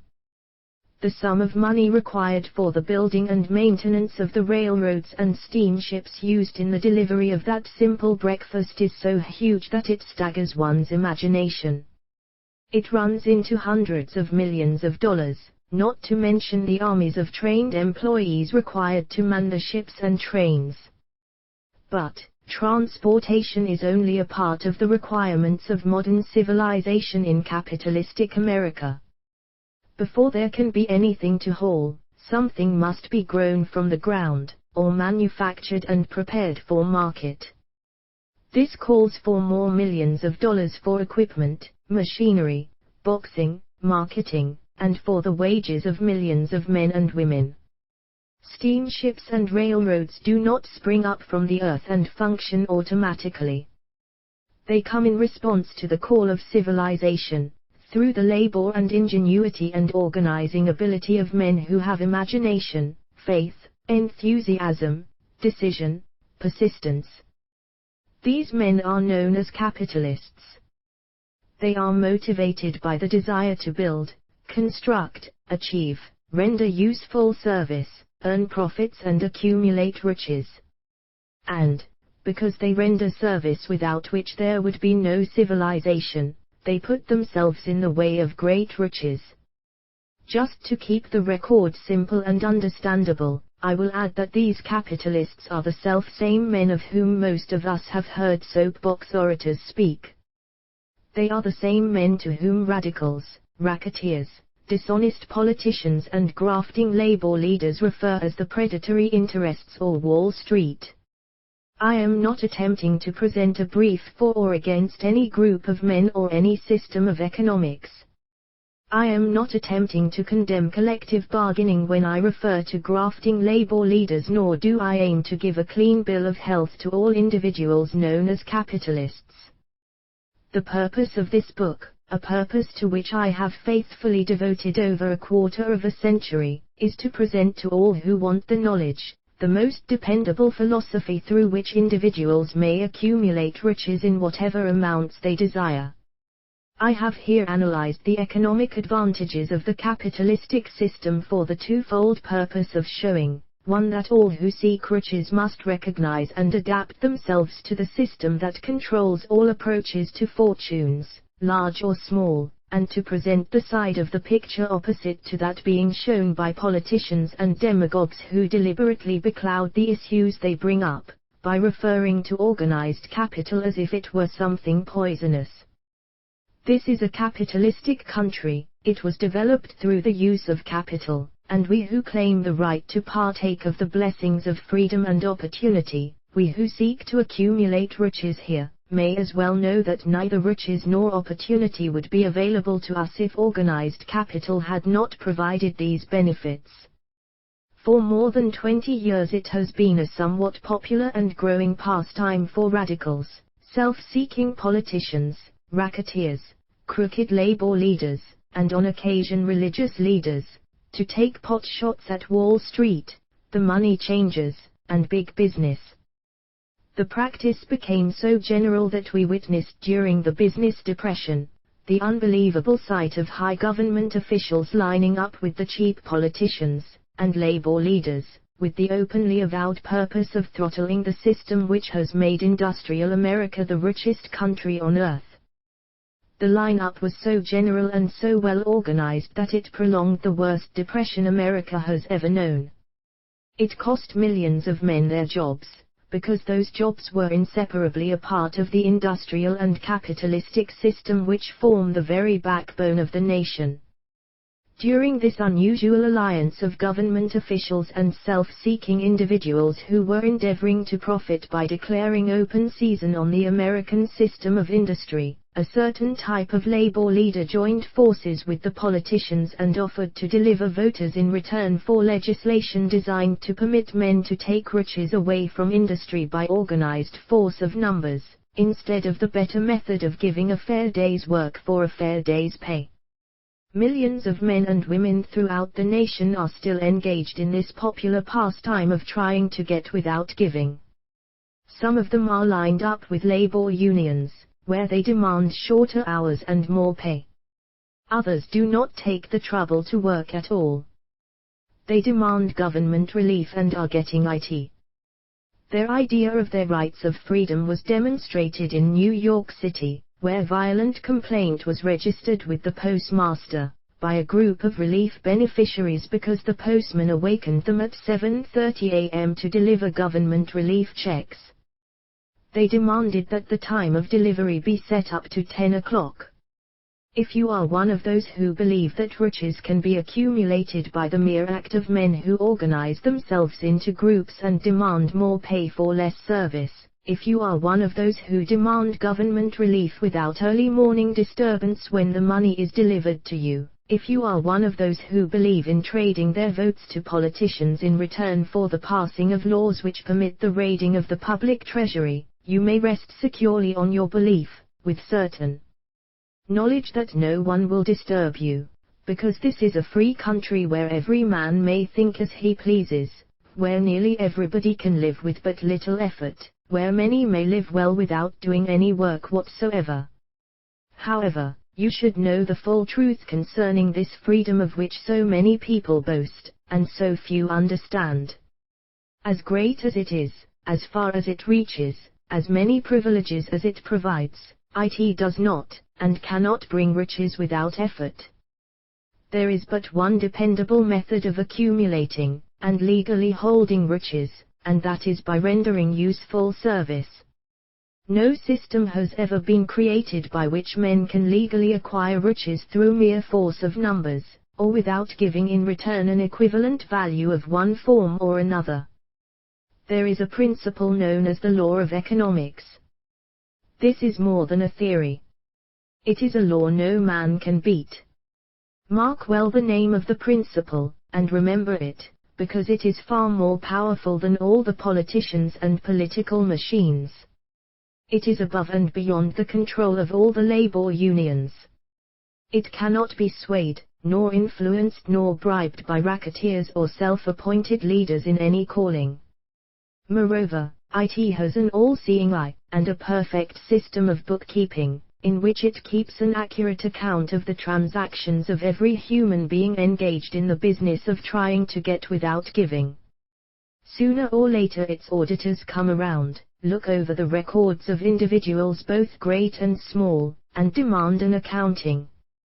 Wall Street, big business, capital predatory interests, or whatever name you choose to give the system which has given us American freedom, represents a group of men who understand, respect, and adapt themselves to this powerful law of economics. Their financial continuation depends upon their respecting the law. Most people living in America like this country, its capitalistic system and all. I must confess I know of no better country, where one may find greater opportunities to accumulate riches. Judging by their acts and deeds, there are some in this country who do not like it. That, of course, is their privilege. If they do not like this country, its capitalistic system, its boundless opportunities, they have the privilege of clearing out. Always there are other countries, such as Germany, Russia, and Italy, where one may try one's hand at enjoying freedom, and accumulating riches providing one is not too particular. America provides all the freedom and all the opportunity to accumulate riches that any honest person may require. When one goes hunting for game, one selects hunting grounds where game is plentiful. When seeking riches, the same rule would naturally obtain. If it is riches you are seeking, do not overlook the possibilities of a country whose citizens are so rich that women, alone, spend over $200 million annually for lipsticks, rouge and cosmetics. Think twice, you who are seeking riches, before trying to destroy the capitalistic system of a country whose citizens spend over $50 million a year for greeting cards, with which to express their appreciation of their freedom. If it is money you are seeking, consider carefully a country that spends hundreds of millions of dollars annually for cigarettes, the bulk of the income from which goes to only 4 major companies engaged in supplying this national builder of nonchalance and quiet nerves. By all means give plenty of consideration to a country whose people spend annually more than $15 million for the privilege of seeing moving pictures, and toss in a few additional millions for liquor, narcotics, and other less potent soft drinks and giggle waters. Do not be in too big a hurry to get away from a country whose people willingly, even eagerly, hand over millions of dollars annually for football, baseball, and prize fights.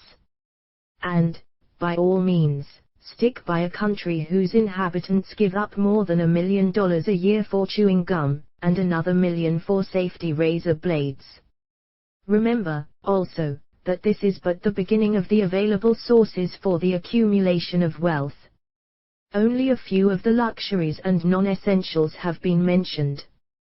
But, remember that the business of producing, transporting, and marketing these few items of merchandise gives regular employment to many millions of men and women, who receive for their services many millions of dollars monthly, and spend it freely for both the luxuries and the necessities.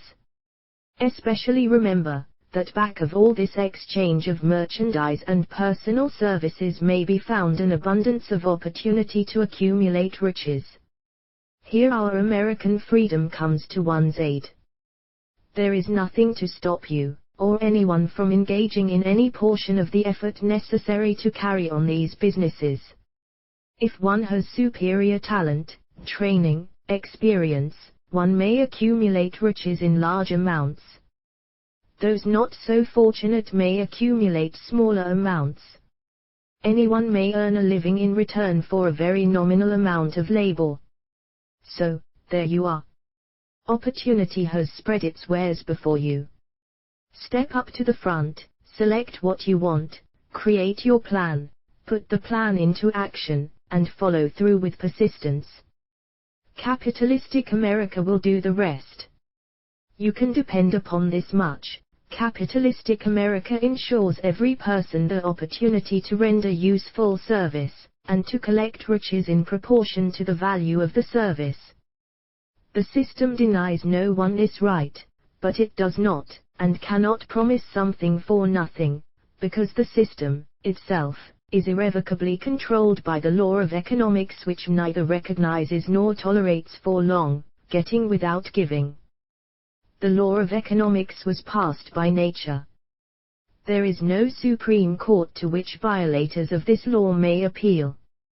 The law hands out both penalties for its violation, and appropriate rewards for its observance, without interference or the possibility of interference by any human being. The law cannot be repealed. It is as fixed as the stars in the heavens, and subject to, and a part of the same system that controls the stars. May one refuse to adapt oneself to the law of economics? Certainly. This is a free country, where all men are born with equal rights, including the privilege of ignoring the law of economics. What happens then?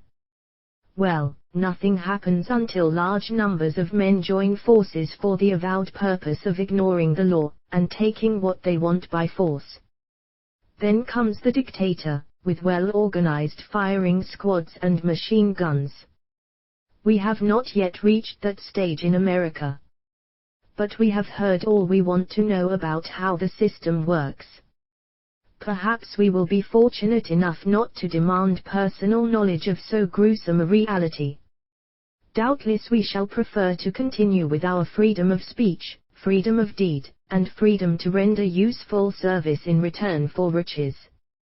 The practice, by government officials, of extending to men and women the privilege of raiding the public treasury in return for votes, sometimes results in election, but as night follows day, the final payoff comes, when every penny wrongfully used must be repaid with compound interest on compound interest. If those who make the grab are not forced to repay, the burden falls on their children, and their children's children, even unto the third and fourth generations. There is no way to avoid the debt. Men can, and sometimes do, form themselves into groups for the purpose of crowding wages up, and working hours down. There is a point beyond which they cannot go. It is the point at which the law of economics steps in, and the sheriff gets both the employer and the employees. For 6 years, from 1929 to 1935, the people of America, both rich and poor, barely missed seeing the old man economics hand over to the sheriff all the businesses, and industries and banks. It was not a pretty sight. It did not increase our respect for mob psychology, through which men cast reason to the winds and start trying to get without giving. We who went through those 6 discouraging years, when fear was in the saddle, and faith was on the ground, cannot forget how ruthlessly the law of economics exacted its toll from both rich and poor, weak and strong, old and young. We shall not wish to go through another such experience. These observations are not founded upon short-time experience. They are the result of 25 years of careful analysis of the methods of both the most successful and the most unsuccessful men America has known. Chapter 8: Decision: The Mastery of Procrastination, the 7th step toward riches. Accurate analysis of over 25,000 men and women who had experienced failure disclosed the fact that lack of decision was near the head of the list of the 30 major causes of failure. This is no mere statement of a theory, it is a fact. Procrastination, the opposite of decision, is a common enemy which practically every man must conquer. You will have an opportunity to test your capacity to reach quick and definite decisions when you finish reading this book, and are ready to begin putting into action the principles which it describes. Analysis of several hundred people who had accumulated fortunes well beyond the $1 million mark disclosed the fact that every one of them had the habit of reaching decisions promptly, and of changing these decisions slowly, if and when they were changed. People who fail to accumulate money, without exception, have the habit of reaching decisions, if at all, very slowly, and of changing these decisions quickly and often. One of Henry Ford's most outstanding qualities is his habit of reaching decisions quickly and definitely, and changing them slowly. This quality is so pronounced in Mr. Ford, that it has given him the reputation of being obstinate.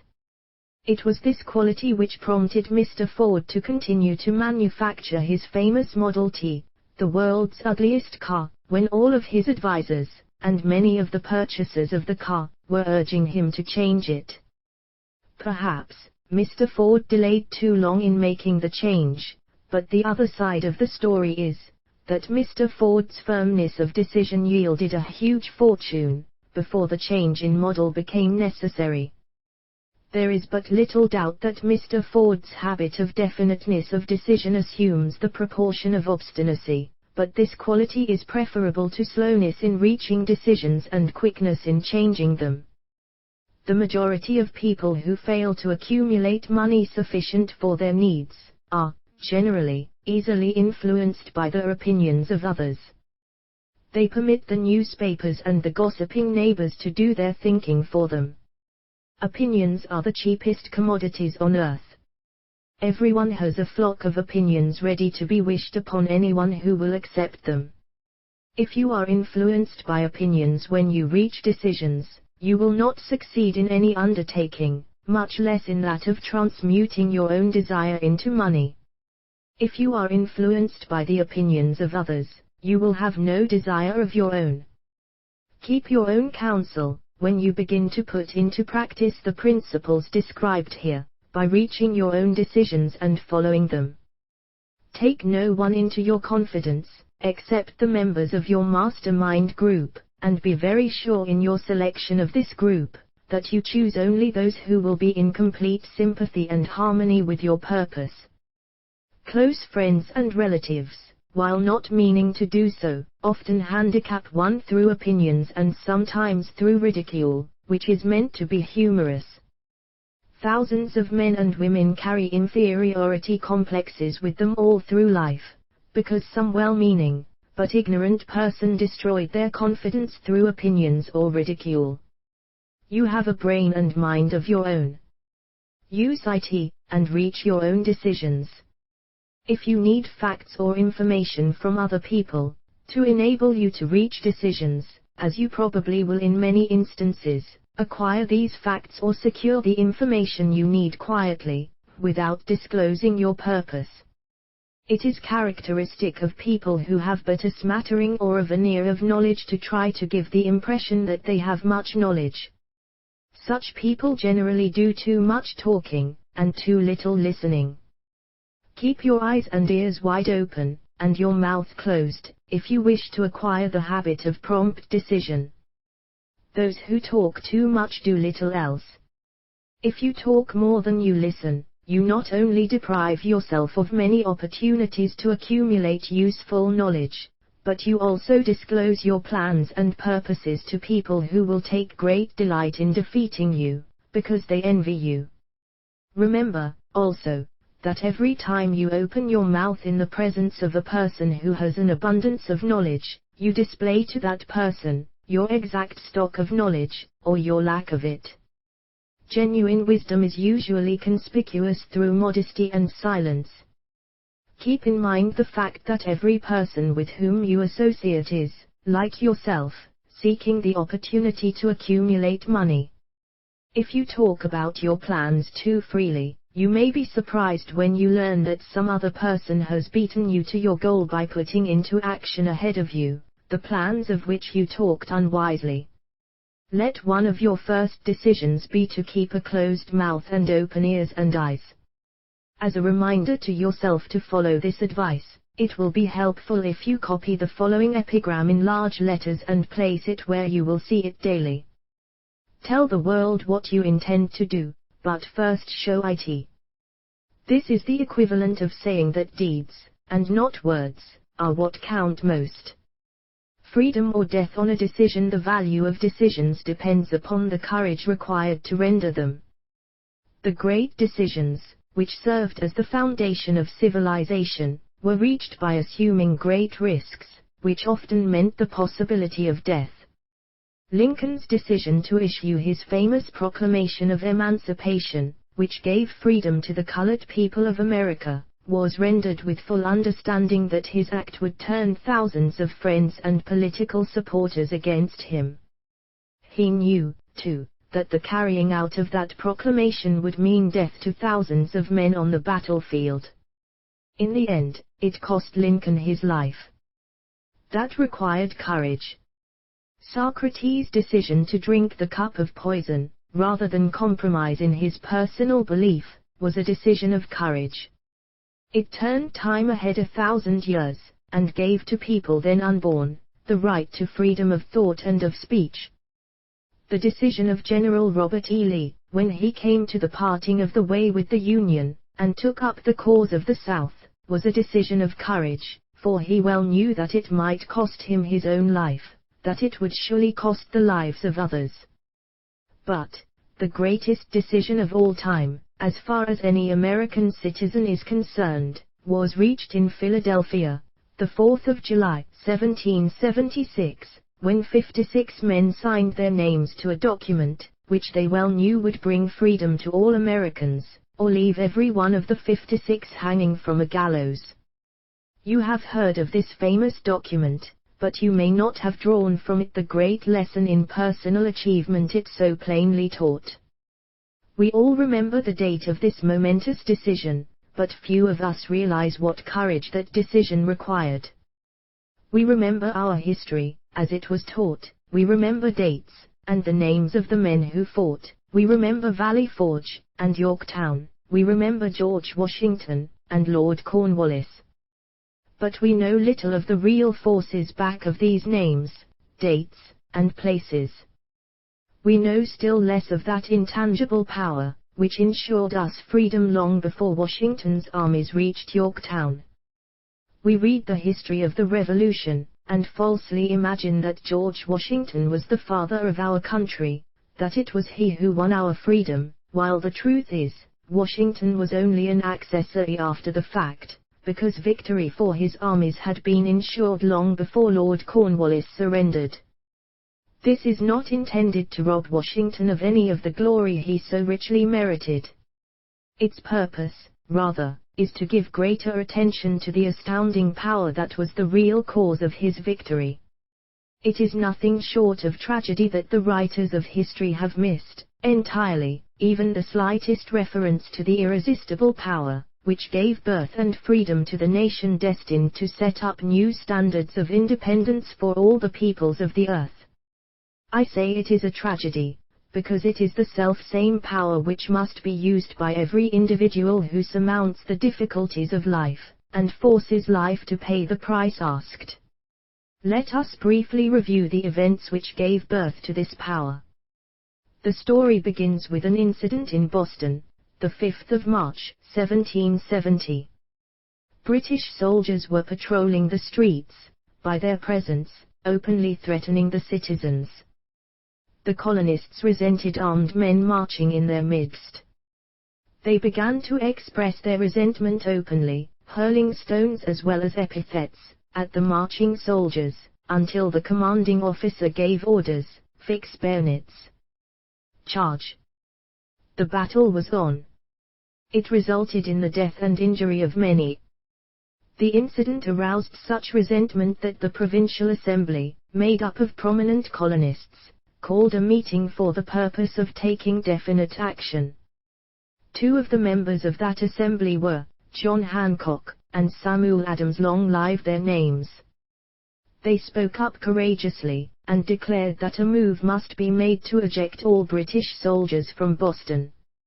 Remember this, a decision, in the minds of two men, might properly be called the beginning of the freedom which we, of the United States, now enjoy. Remember, too, that the decision of these two men called for faith and courage, because it was dangerous. Before the assembly adjourned, Samuel Adams was appointed to call on the governor of the province, Hutchinson, and demand the withdrawal of the British troops. The request was granted. The troops were removed from Boston, but the incident was not closed. It had caused a situation destined to change the entire trend of civilization. Strange, is it not, how the great changes, such as the American Revolution, and the World War, often have their beginnings in circumstances which seem unimportant. It is interesting, also, to observe that these important changes usually begin in the form of a definite decision in the minds of a relatively small number of people. Few of us know the history of our country well enough to realize that John Hancock, Samuel Adams, and Richard Henry Lee, of the province of Virginia, were the real fathers of our country. Richard Henry Lee became an important factor in this story by reason of the fact that he and Samuel Adams communicated frequently, by correspondence, sharing freely their fears and their hopes concerning the welfare of the people of their provinces. From this practice, Adams conceived the idea that a mutual exchange of letters between the 13 colonies might help to bring about the coordination of effort so badly needed in connection with the solution of their problems. 2 years after the clash with the soldiers in Boston, March 72, Adams presented this idea to the Assembly, in the form of a motion that a correspondence committee be established among the colonies, with definitely appointed correspondents in each colony, for the purpose of friendly cooperation for the betterment of the colonies of British America. Mark well this incident. It was the beginning of the organization of the far-flung power destined to give freedom to you, and to me. The mastermind had already been organized. It consisted of Adams, Lee, and Hancock. I tell you further, that if two of you agree upon the earth concerning anything for which you ask, it will come to you from my Father, who is in heaven. The Committee of Correspondence was organized. Observe that this move provided the way for increasing the power of the mastermind by adding to it men from all the colonies. Take notice that this procedure constituted the first organized planning of the disgruntled colonists. In union there is strength. The citizens of the colonies had been waging disorganized warfare against the British soldiers, through incidents similar to the Boston riot, but nothing of benefit had been accomplished. Their individual grievances had not been consolidated under one mastermind. No group of individuals had put their hearts, minds, souls, and bodies together in one definite decision to settle their difficulty with the British once and for all, until Adams, Hancock, and Lee got together. Meanwhile, the British were not idle. They, too, were doing some planning and masterminding on their own account, with the advantage of having back of them money, and organized soldiery. The Crown appointed Gage to supplant Hutchinson as the governor of Massachusetts. One of the new governor's first acts was to send a messenger to call on Samuel Adams, for the purpose of endeavoring to stop his opposition, by fear. We can best understand the spirit of what happened by quoting the conversation between Colonel Fenton, the messenger sent by Gage, and Adams. Colonel Fenton, I have been authorized by Governor Gage, to assure you, Mr. Adams, that the governor has been empowered to confer upon you such benefits as would be satisfactory. Endeavor to win Adams by promise of bribes, upon the condition that you engage to cease in your opposition to the measures of the government. It is the governor's advice to you, sir, not to incur the further displeasure of His Majesty.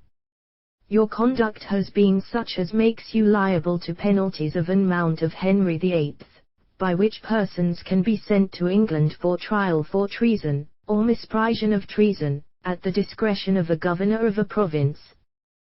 But, by changing your political course, you will not only receive great personal advantages, but you will make your peace with the king. Samuel Adams had the choice of two decisions. He could cease his opposition, and receive personal bribes, or he could continue, and run the risk of being hanged. Clearly, the time had come when Adams was forced to reach instantly a decision which could have cost his life. The majority of men would have found it difficult to reach such a decision. The majority would have sent back an evasive reply, but not Adams.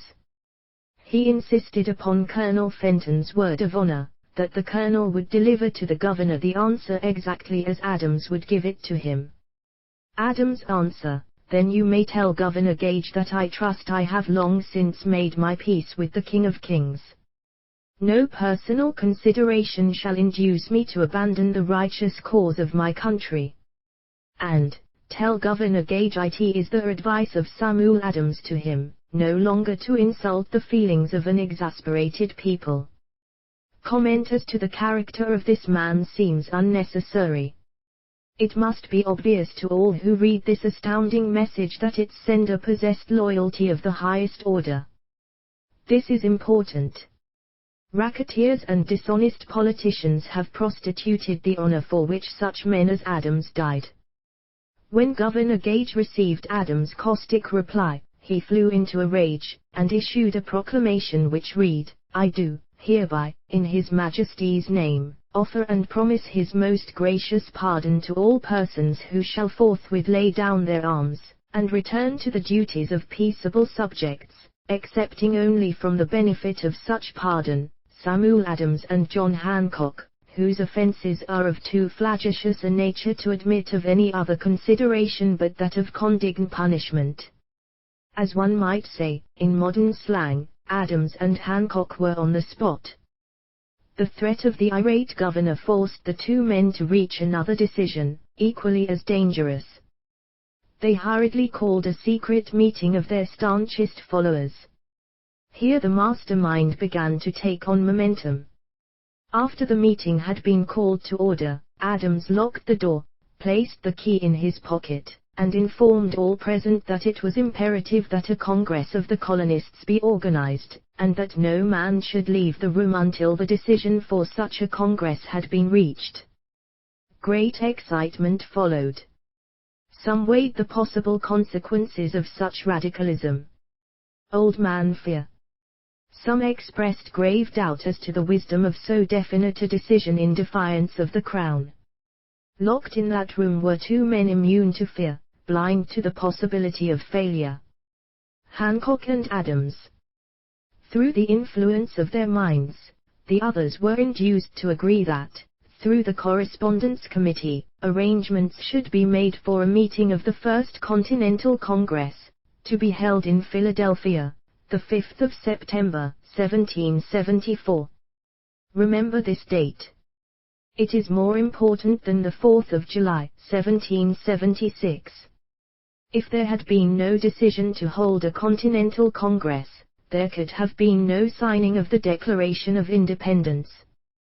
Before the first meeting of the new Congress, another leader, in a different section of the country, was deep in the throes of publishing a summary view of the rights of British America. He was Thomas Jefferson, of the province of Virginia, whose relationship to Lord Dunmore, representative of the Crown in Virginia, was as strained as that of Hancock and Adams with their governor. Shortly after his famous Summary of Rights was published, Jefferson was informed that he was subject to prosecution for high treason against His Majesty's government.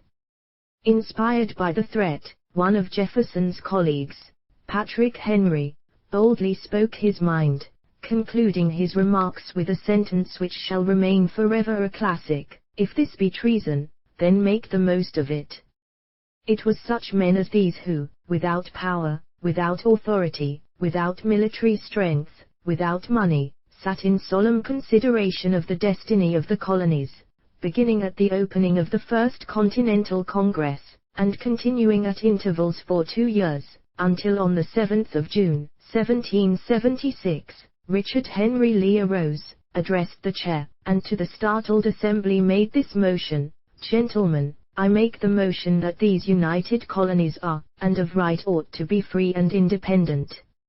States, that they be absolved from all allegiance to the British Crown, and that all political connection between them and the state of Great Britain is, and ought to be totally dissolved." Lee's astounding motion was discussed fervently, and at such length that he began to lose patience. Finally, after days of argument, he again took the floor, and declared, in a clear, firm voice, "Mr. President, we have discussed this issue for days. It is the only course for us to follow. Why, then, sir, do we longer delay? Why still deliberate? Let this happy day give birth to an American Republic. Let her arise, not to devastate and to conquer, but to re-establish the reign of peace, and of law. The eyes of Europe are fixed upon us. She demands of us a living example of freedom, that may exhibit a contrast, in the felicity of the citizen, to the ever-increasing tyranny." Before his motion was finally voted upon, Lee was called back to Virginia, because of serious family illness, but before leaving, he placed his cause in the hands of his friend, Thomas Jefferson, who promised to fight until favorable action was taken. Shortly thereafter the President of the Congress, Hancock, appointed Jefferson as chairman of a committee to draw up a Declaration of Independence. Long and hard the committee labored, on a document which would mean, when accepted by the Congress, that every man who signed it, would be signing his own death warrant, should the colonies lose in the fight with Great Britain, which was sure to follow. The document was drawn, and on the 28th of June, the original draft was read before the Congress. For several days it was discussed, altered, and made ready. On the 4th of July, 1776, Thomas Jefferson stood before the Assembly, and fearlessly read the most momentous decision ever placed upon paper. When in the course of human events it is necessary for one people to dissolve the political bands which have connected them with another, and to assume, among the powers of the earth, the separate and equal station to which the laws of nature, and of nature's God entitle them, a decent respect to the opinions of mankind requires that they should declare the causes which impel them to the separation. When Jefferson finished, the document was voted upon, accepted, and signed by the 56 men, every one staking his own life upon his decision to write his name. By that decision came into existence a nation destined to bring to mankind forever the privilege of making decisions. By decisions made in a similar spirit of faith, and only by such decisions, can men solve their personal problems, and win for themselves high estates of material and spiritual wealth. Let us not forget this. Analyze the events which led to the Declaration of Independence, and be convinced that this nation, which now holds a position of commanding respect and power among all nations of the world, was born of a decision created by a mastermind, consisting of 56 men. Note well, the fact that it was their decision which ensured the success of Washington's armies, because the spirit of that decision was in the heart of every soldier who fought with him, and served as a spiritual power which recognizes no such thing as failure. Note, also, with great personal benefit, that the power which gave this nation its freedom, is the self-same power that must be used by every individual who becomes self-determining. This power is made up of the principles described in this book. It will not be difficult to detect, in the story of the Declaration of Independence, at least 6 of these principles: desire, decision, faith, persistence, the mastermind, and organized planning. Throughout this philosophy will be found the suggestion that thought, backed by strong desire, has a tendency to transmute itself into its physical equivalent. Before passing on, I wish to leave with you the suggestion that one may find in this story, and in the story of the organization of the United States Steel Corporation, a perfect description of the method by which thought makes this astounding transformation. In your search for the secret of the method, do not look for a miracle, because you will not find it. You will find only the eternal laws of nature. These laws are available to every person who has the faith and the courage to use them. They may be used to bring freedom to a nation, or to accumulate riches. There is no charge save the time necessary to understand and appropriate them. Those who reach decisions promptly and definitely, know what they want, and generally get it. The leaders in every walk of life decide quickly, and firmly. That is the major reason why they are leaders. The world has the habit of making room for the man whose words and actions show that he knows where he is going. Indecision is a habit which usually begins in youth. The habit takes on permanency as the youth goes through graded school, high school, and even through college, without definiteness of purpose. The major weakness of all educational systems is that they neither teach nor encourage the habit of definite decision. It would be beneficial if no college would permit the enrollment of any student, unless and until the student declared his major purpose in matriculating. It would be of still greater benefit, if every student who enters the graded schools were compelled to accept training in the habit of decision, and forced to pass a satisfactory examination on this subject before being permitted to advance in the grades. The habit of indecision acquired because of the deficiencies of our school systems, goes with the student into the occupation he chooses. If, in fact, he chooses his occupation. Generally, the youth just out of school seeks any job that can be found. He takes the first place he finds, because he has fallen into the habit of indecision.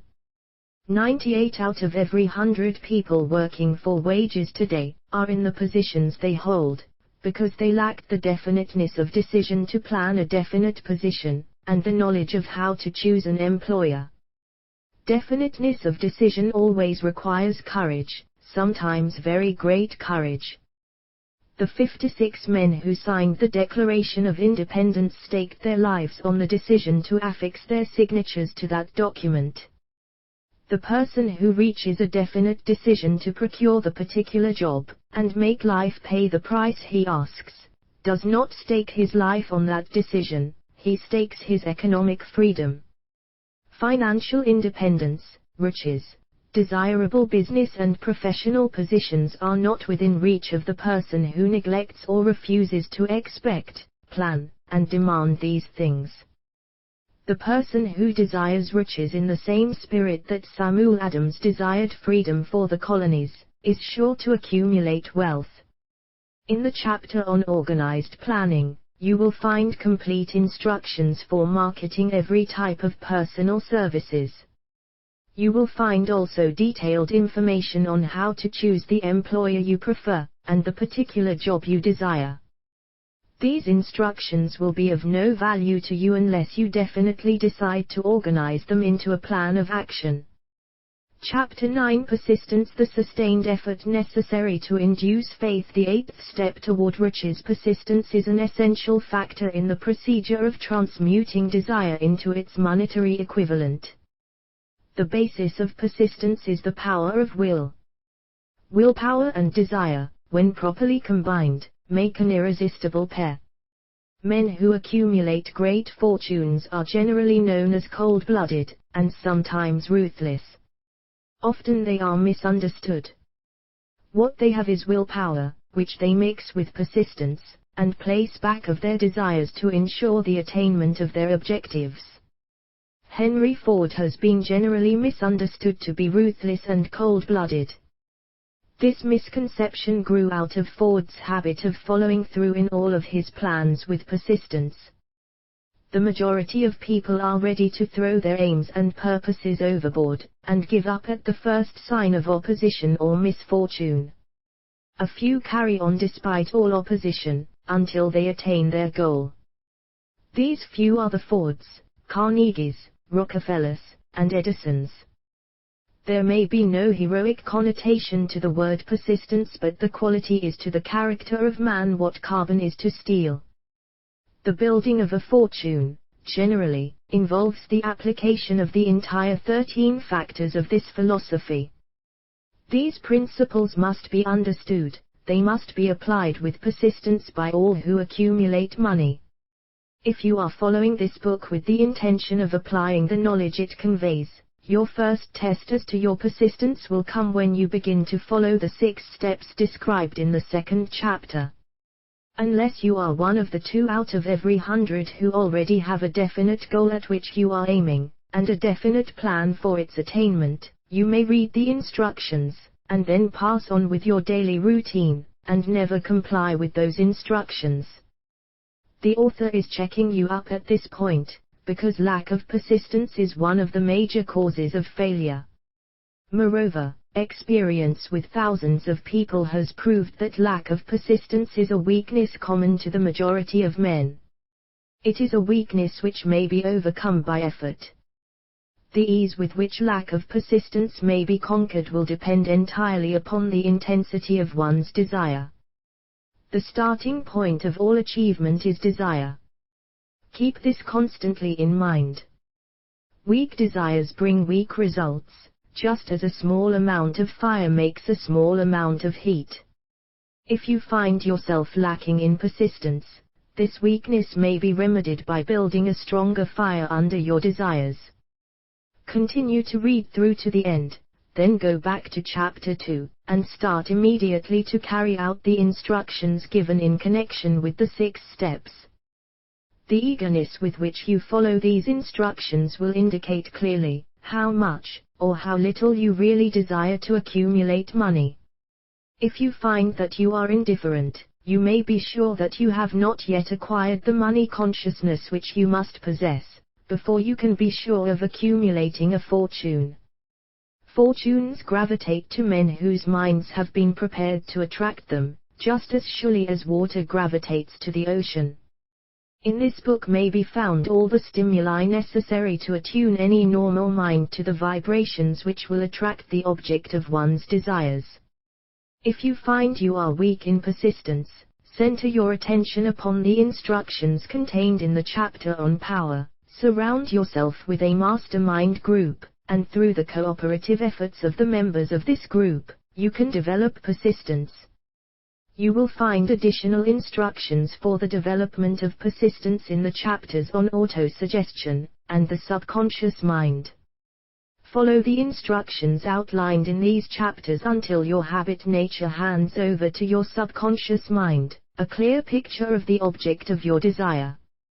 From that point on, you will not be handicapped by lack of persistence. Your subconscious mind works continuously, while you are awake, and while you are asleep. Spasmodic, or occasional effort to apply the rules will be of no value to you. To get results, you must apply all of the rules until their application becomes a fixed habit with you. In no other way can you develop the necessary money consciousness.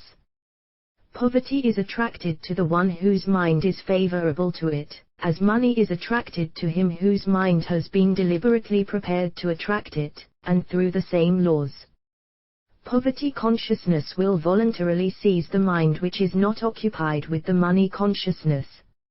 A poverty consciousness develops without conscious application of habits favorable to it. The money consciousness must be created to order, unless one is born with such a consciousness. Catch the full significance of the statements in the preceding paragraph, and you will understand the importance of persistence in the accumulation of a fortune. Without persistence, you will be defeated, even before you start. With persistence you will win. If you have ever experienced a nightmare, you will realize the value of persistence. You are lying in bed, half awake, with a feeling that you are about to smother. You are unable to turn over, or to move a muscle. You realize that you must begin to regain control over your muscles. Through persistent effort of willpower, you finally manage to move the fingers of one hand. By continuing to move your fingers, you extend your control to the muscles of one arm, until you can lift it. Then you gain control of the other arm in the same manner. You finally gain control over the muscles of one leg, and then extend it to the other leg.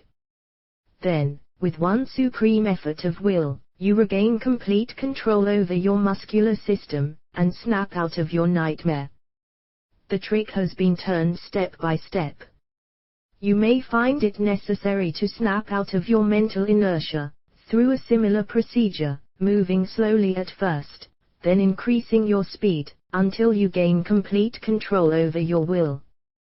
Be persistent no matter how slowly you may, at first, have to move. With persistence will come success.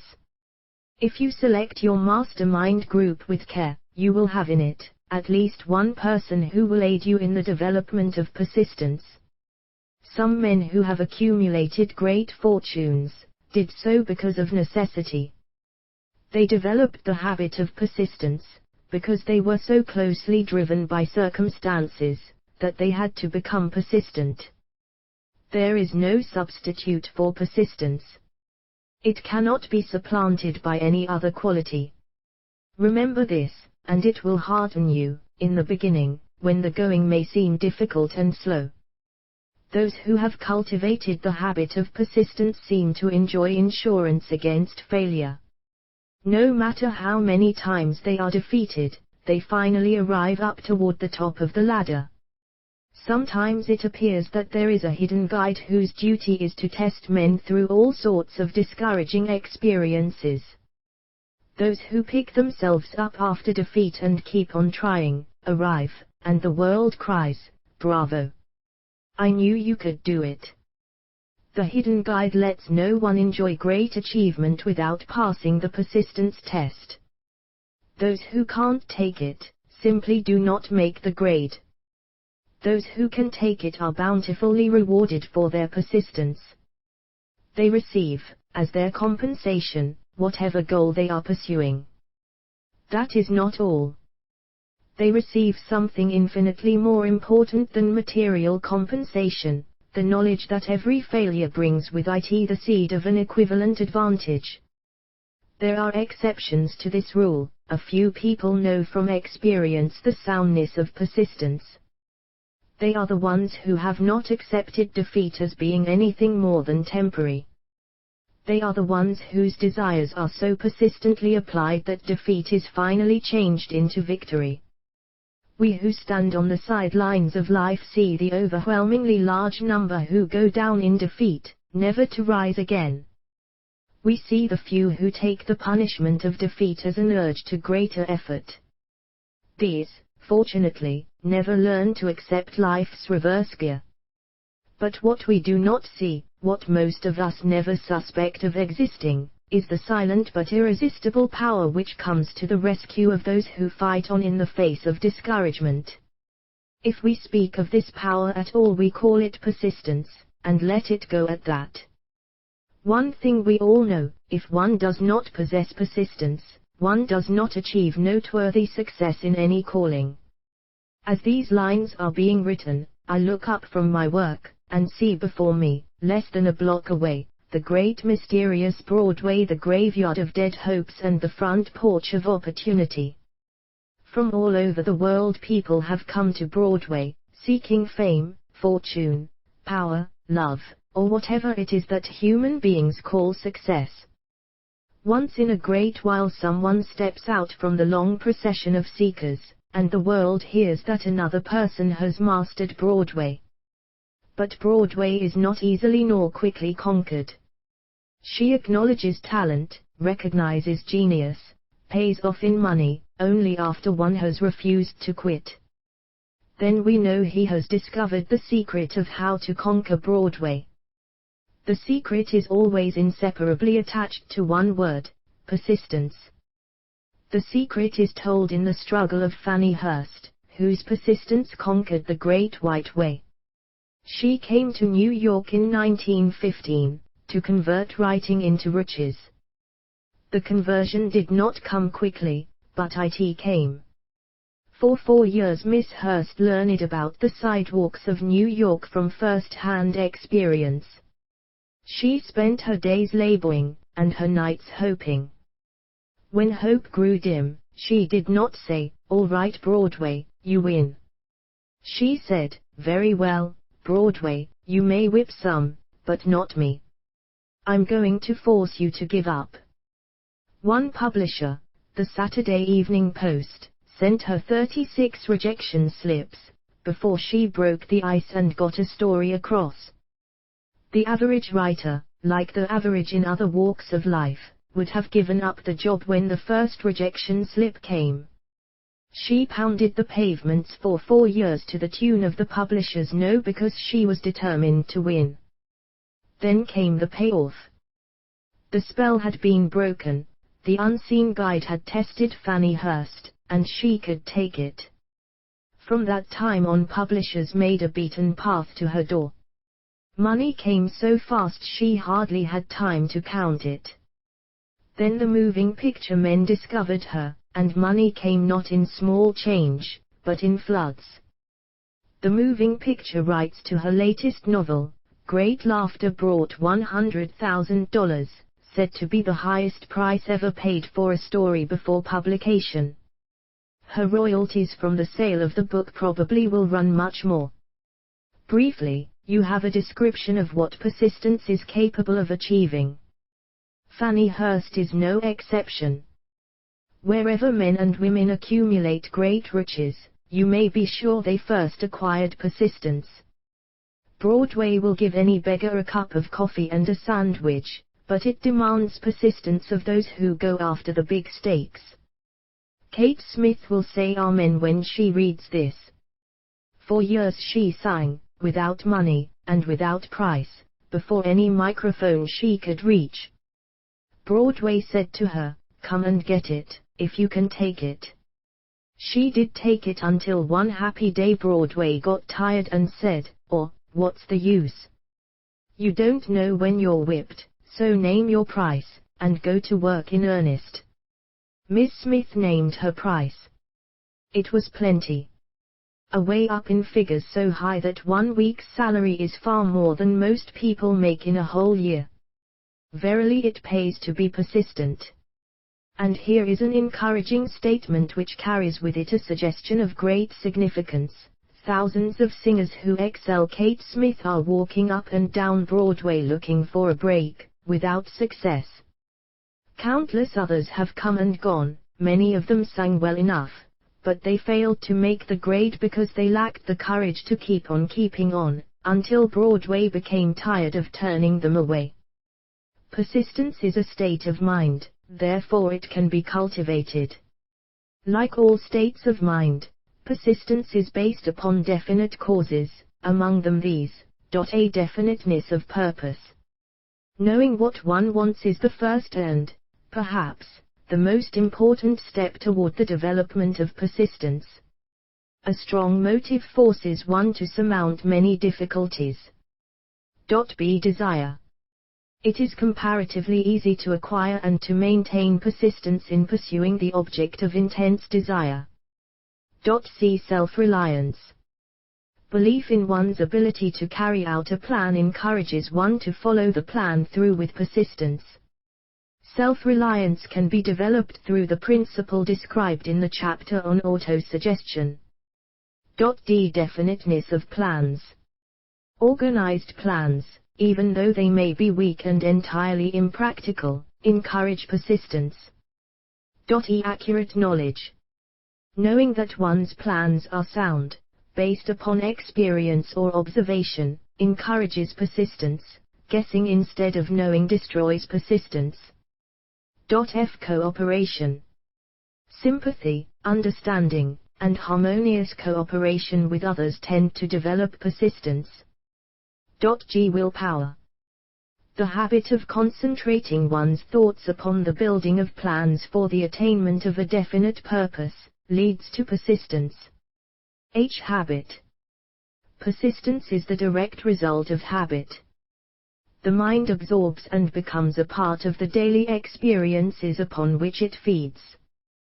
Fear, the worst of all enemies, can be effectively cured by forced repetition of CWT 8 of courage. Everyone who has seen active service in war knows this. Before leaving the subject of persistence, take inventory of yourself, and determine in what particular, if any, you are lacking in this essential quality. Measure yourself courageously, point by point, and see how many of the 8 factors of persistence you lack. The analysis may lead to discoveries that will give you a new grip on yourself. Symptoms of lack of persistence. Here you will find the real enemies which stand between you and noteworthy achievement. Here you will find not only the symptoms indicating weakness of persistence, but also the deeply seated subconscious causes of this weakness. Study the list carefully, and face yourself squarely if you really wish to know who you are, and what you are capable of doing. These are the weaknesses which must be mastered by all who accumulate riches. 1. Failure to recognize and to clearly define exactly what one wants. 2. Procrastination, with or without cause. Usually backed up with a formidable array of alibis and excuses. 3. Lack of interest in acquiring specialized knowledge. 4. Indecision, the habit of passing the buck on all occasions, instead of facing issues squarely. Also backed by alibis. 5. The habit of relying upon alibis instead of creating definite plans for the solution of problems. 6. Self-satisfaction.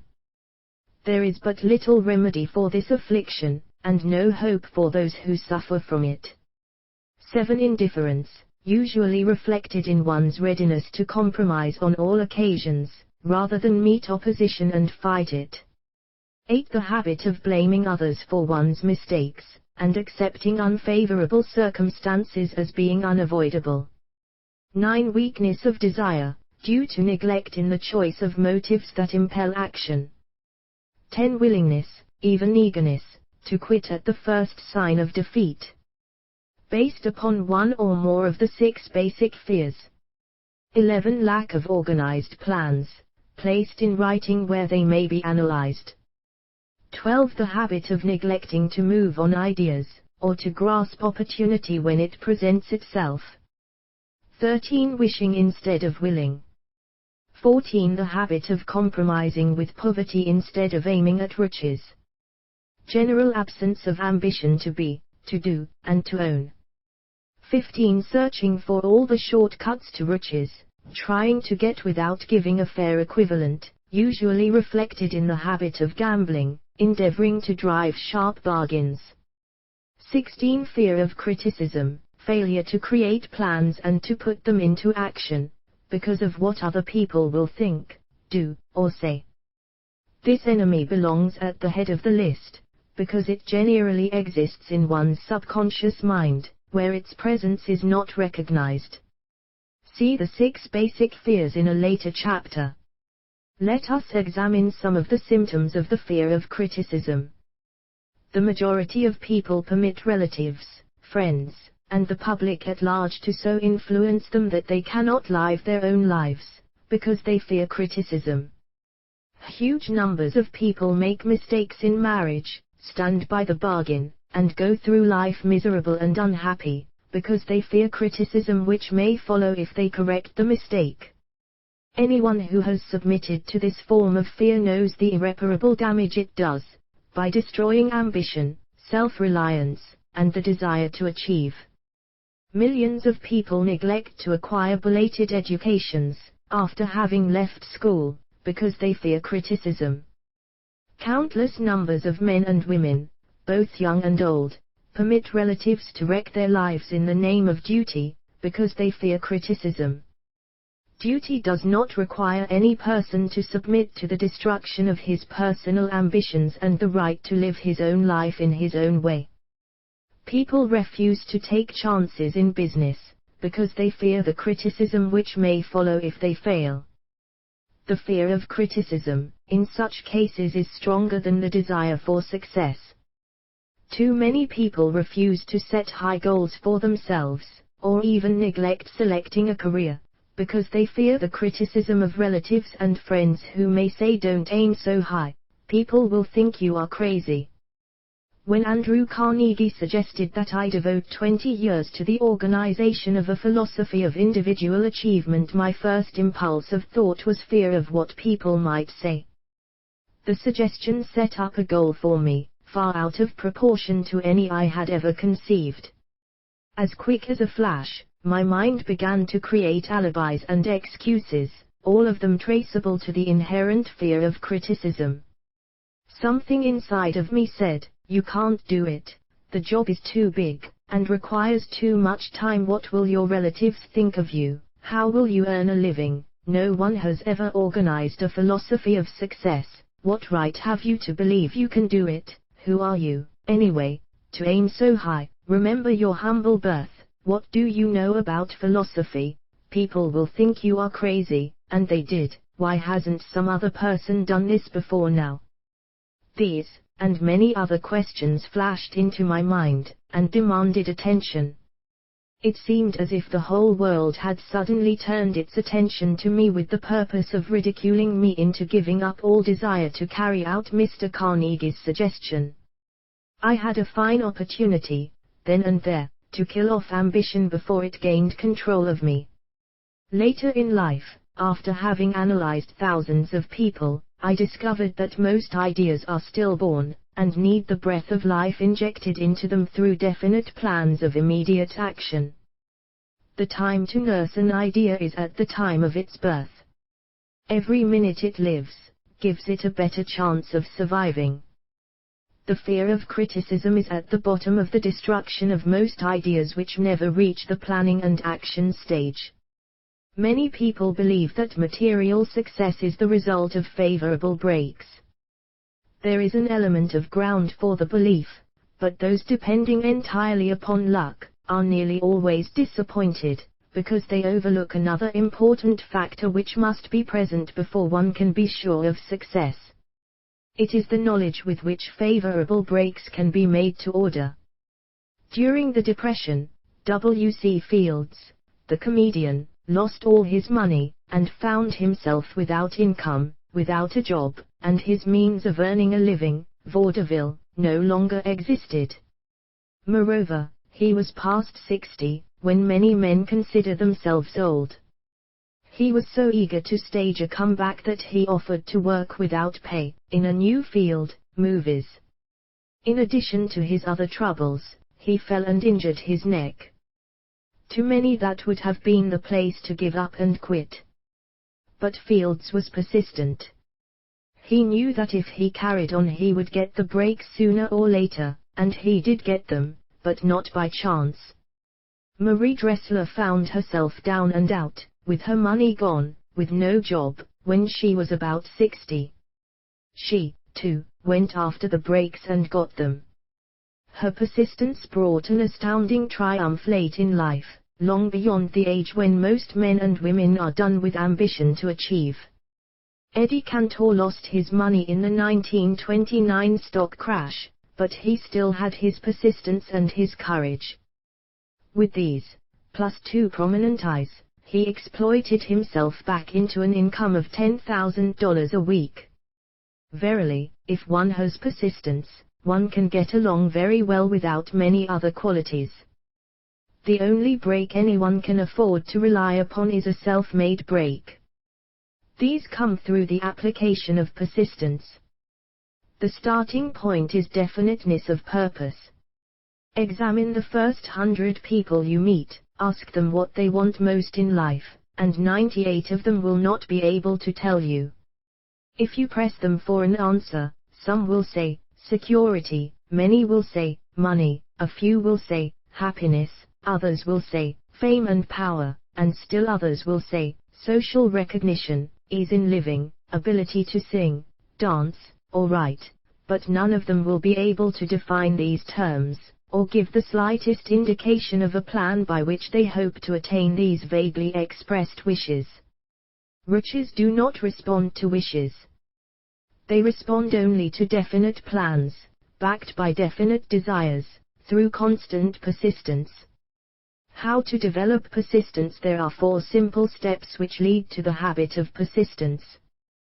They call for no great amount of intelligence, no particular amount of education, and but little time or effort. The necessary steps are: 1. A definite purpose backed by burning desire for its fulfillment. 2. A definite plan, expressed in continuous action. 3. A mind closed tightly against all negative and discouraging influences, including negative suggestions of relatives, friends and acquaintances. 4. A friendly alliance with one or more persons who will encourage one to follow through with both plan and purpose. These 4 steps are essential for success in all walks of life. The entire purpose of the 13 principles of this philosophy is to enable one to take these 4 steps as a matter of habit.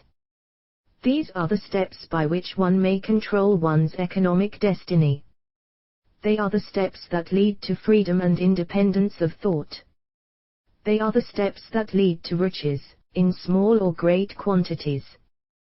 They lead the way to power, fame, and worldly recognition.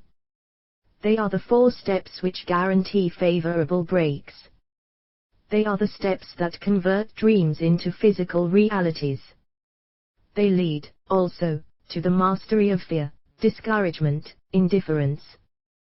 There is a magnificent reward for all who learn to take these 4 steps. It is the privilege of writing one's own ticket, and of making life yield whatever price is asked. I have no way of knowing the facts, but I venture to conjecture that Mrs. Wallis Simpson's great love for a man was not accidental, nor the result of favorable breaks alone. There was a burning desire, and careful searching at every step of the way. Her first duty was to love.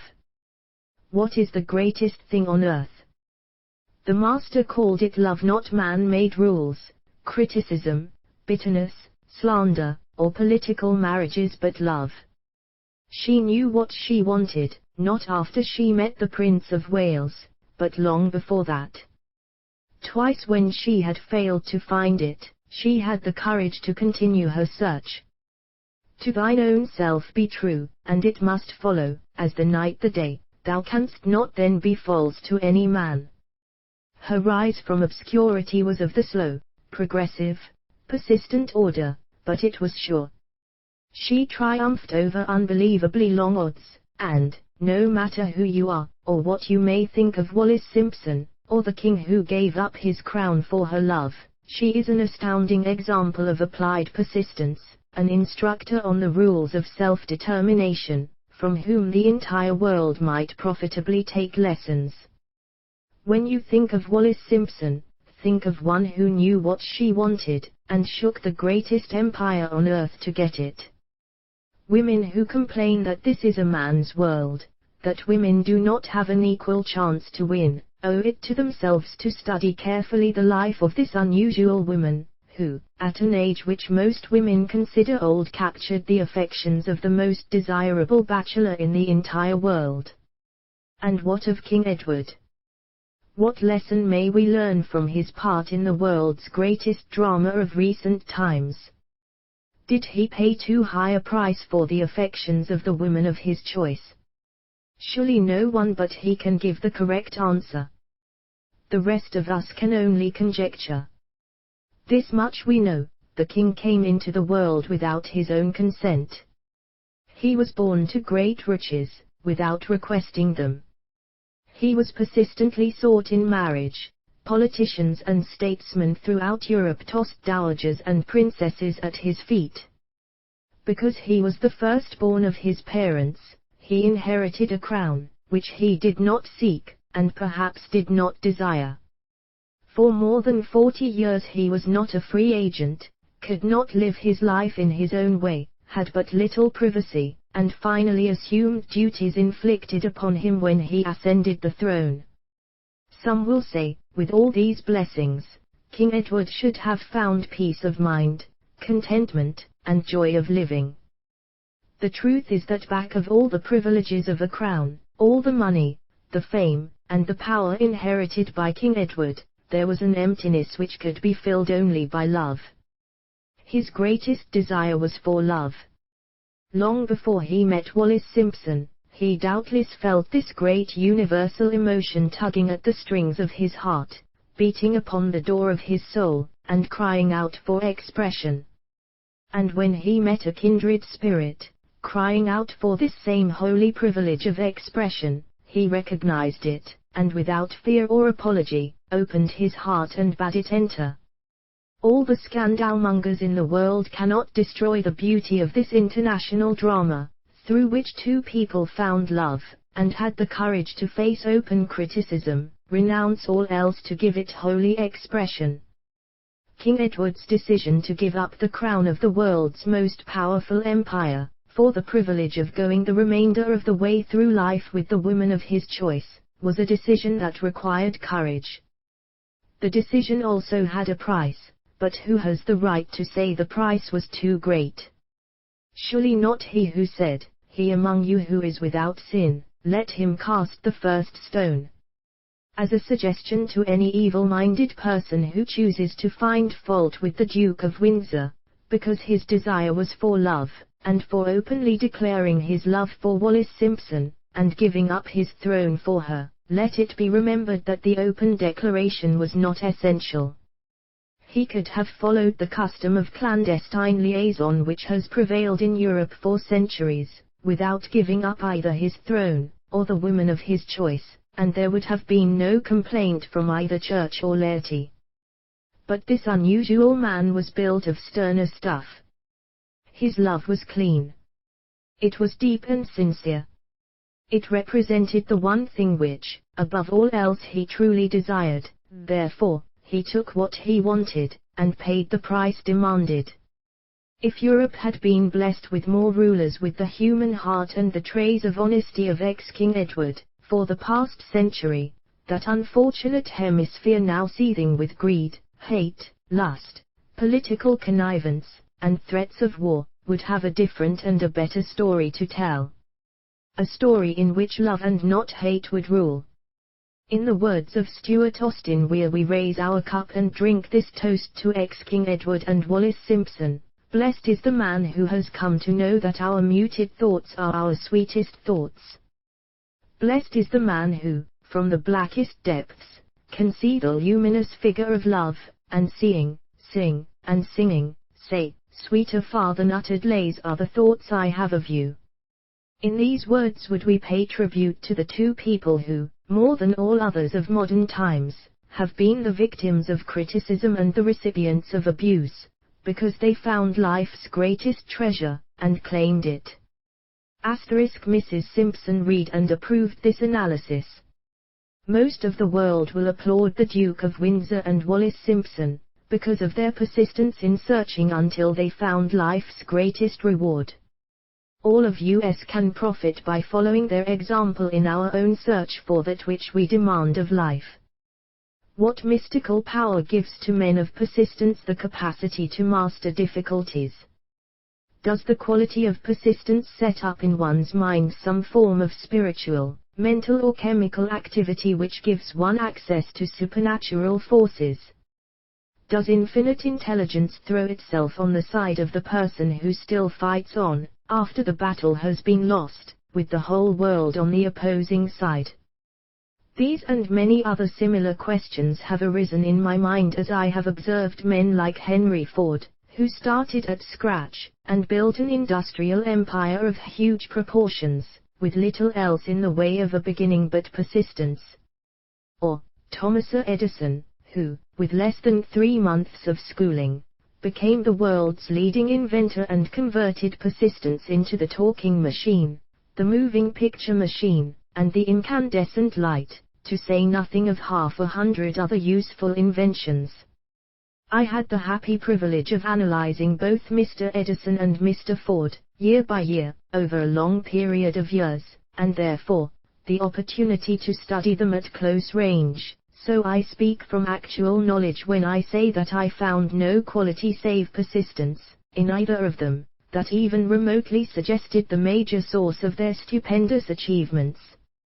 As one makes an impartial study of the prophets, philosophers, miracle men, and religious leaders of the past, one is drawn to the inevitable conclusion that persistence, concentration of effort, and definiteness of purpose, were the major sources of their achievements. Consider, for example, the strange and fascinating story of Mohammed. Analyze his life, compare him with men of achievement in this modern age of industry and finance, and observe how they have one outstanding trait in common: persistence. If you are keenly interested in studying the strange power which gives potency to persistence, read a biography of Mohammed, especially the one by Sid Bey. This brief review of that book, by Thomas Segru, in the Herald Tribune, will provide a preview of the rare treat in store for those who take the time to read the entire story of one of the most astounding examples of the power of persistence known to civilization. The last great prophet reviewed by Thomas Segru. Mohammed was a prophet, but he never performed a miracle. He was not a mystic, he had no formal schooling, he did not begin his mission until he was 40. When he announced that he was the messenger of God, bringing word of the true religion, he was ridiculed and labeled a lunatic. Children tripped him and women threw filth upon him. He was banished from his native city, Mecca, and his followers were stripped of their worldly goods and sent into the desert after him. When he had been preaching 10 years, he had nothing to show for it but banishment, poverty and ridicule. Yet before another 10 years had passed, he was dictator of all Arabia, ruler of Mecca, and the head of a new world religion which was to sweep to the Danube and the Pyrenees before exhausting the impetus he gave it.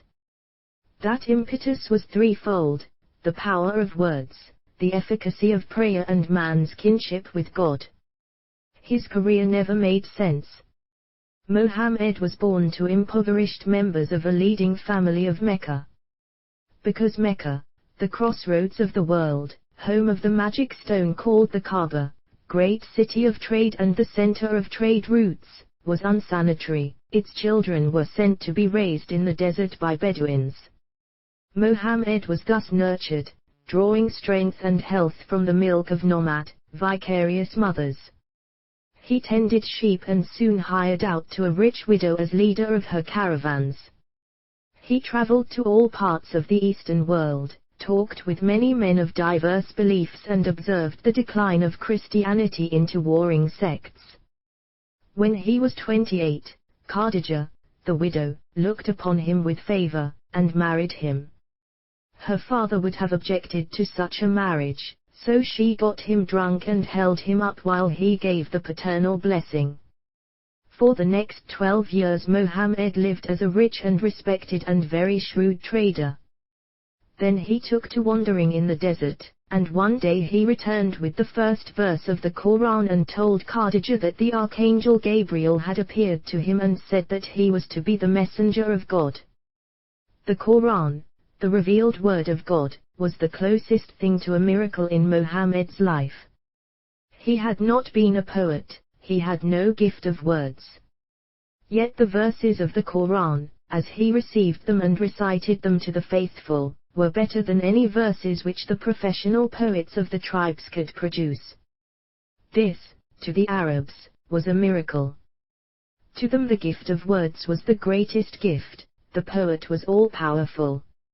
In addition, the Quran said that all men were equal before God, that the world should be a democratic state, Islam.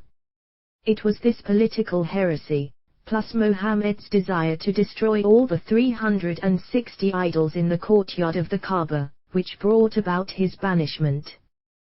The idols brought the desert tribes to Mecca, and that meant trade. So the businessmen of Mecca, the capitalists, of which he had been one, set upon Mohammed. Then he retreated to the desert and demanded sovereignty over the world. The rise of Islam began. Out of the desert came a flame which would not be extinguished, a democratic army fighting as a unit and prepared to die without wincing. Mohammed had invited the Jews and Christians to join him, for he was not building a new religion. He was calling all who believed in one God to join in a single faith. If the Jews and Christians had accepted his invitation, Islam would have conquered the world. They didn't. They would not even accept Mohammed's innovation of humane warfare. When the armies of the Prophet entered Jerusalem, not a single person was killed because of his faith. When the Crusaders entered the city, centuries later, not a Muslim man, woman, or child was spared. But the Christians did accept one Muslim idea, the place of learning, the university. Chapter 10 Power of the Mastermind. The driving force. The ninth step toward riches. Power is essential for success in the accumulation of money.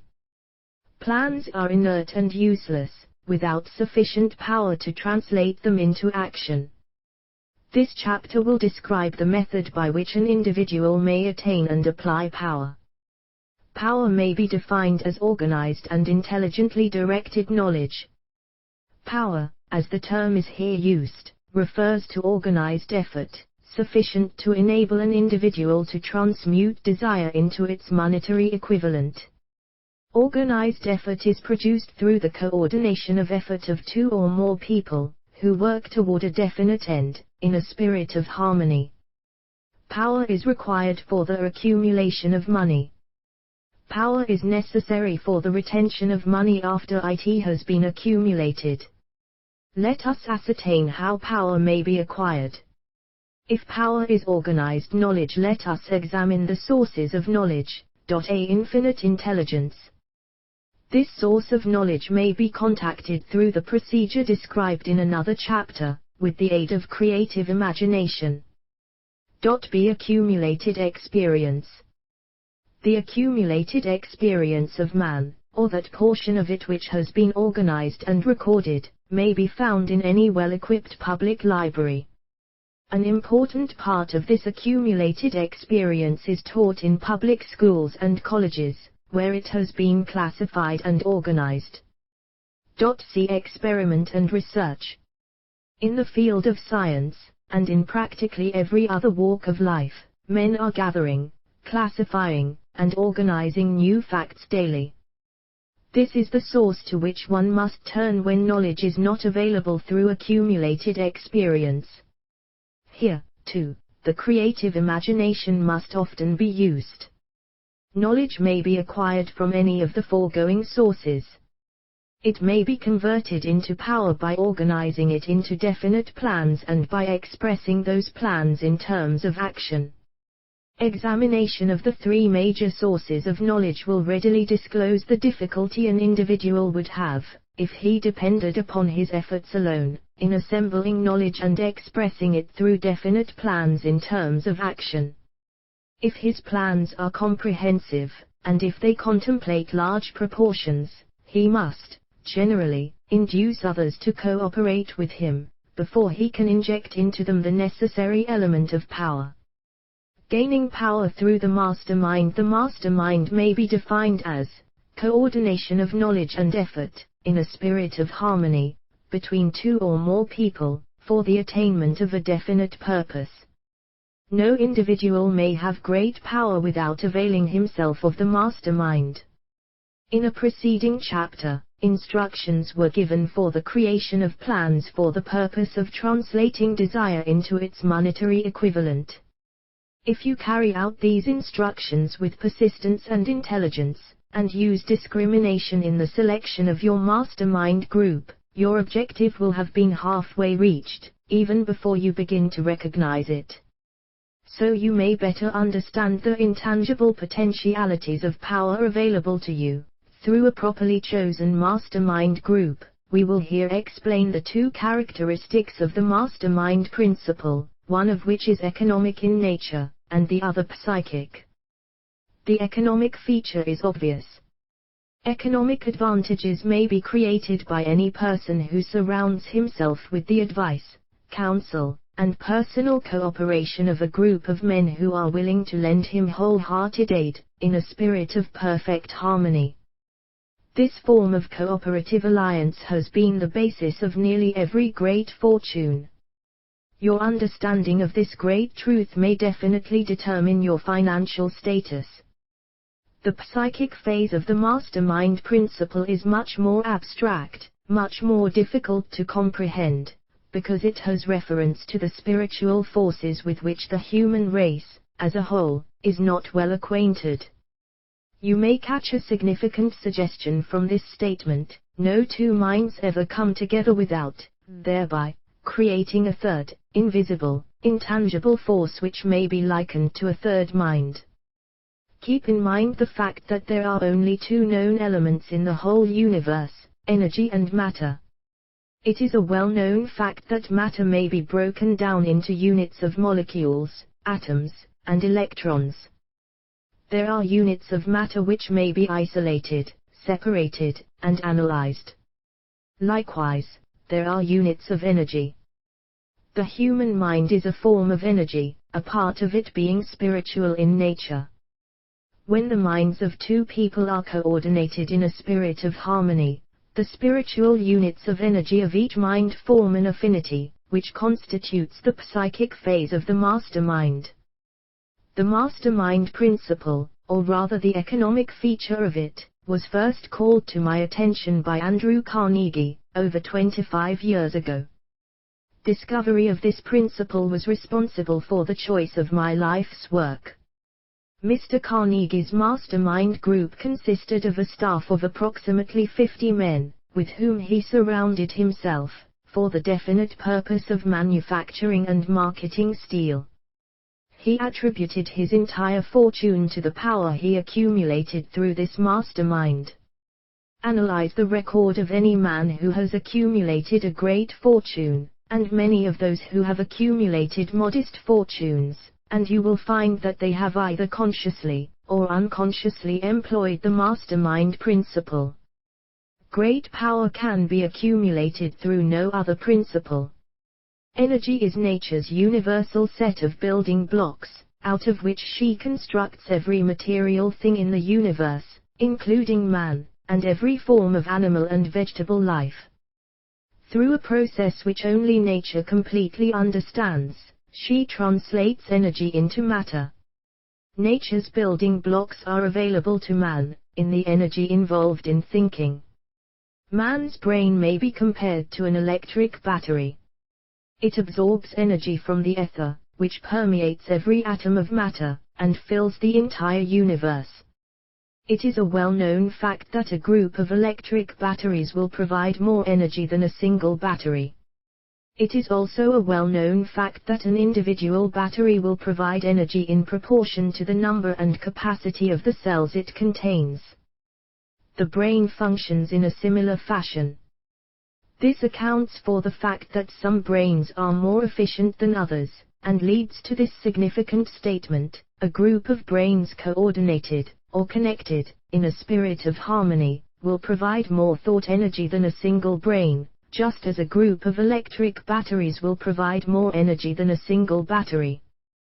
Through this metaphor it becomes immediately obvious that the mastermind principle holds the secret of the power wielded by men who surround themselves with other men of brains. There follows, now, another statement which will lead still nearer to an understanding of the psychic phase of the mastermind principle. When a group of individual brains are coordinated and function in harmony, the increased energy created through that alliance becomes available to every individual brain in the group. It is a well-known fact that Henry Ford began his business career under the handicap of poverty, illiteracy, and ignorance. It is an equally well-known fact that, within the inconceivably short period of 10 years, Mr. Ford mastered these 3 handicaps, and that within 25 years he made himself one of the richest men in America. Connect with this fact the additional knowledge that Mr. Ford's most rapid strides became noticeable, from the time he became a personal friend of Thomas Edison, and you will begin to understand what the influence of one mind upon another can accomplish. Go a step farther, and consider the fact that Mr. Ford's most outstanding achievements began from the time that he formed the acquaintances of Harvey Firestone, John Burroughs, and Luther Burbank, each a man of great brain capacity, and you will have further evidence that power may be produced through friendly alliance of minds. There is little if any doubt that Henry Ford is one of the best informed men in the business and industrial world. The question of his wealth needs no discussion. Analyze Mr. Ford's intimate personal friends, some of whom have already been mentioned, and you will be prepared to understand the following statement: men take on the nature and the habits and the power of thought of those with whom they associate in a spirit of sympathy and harmony.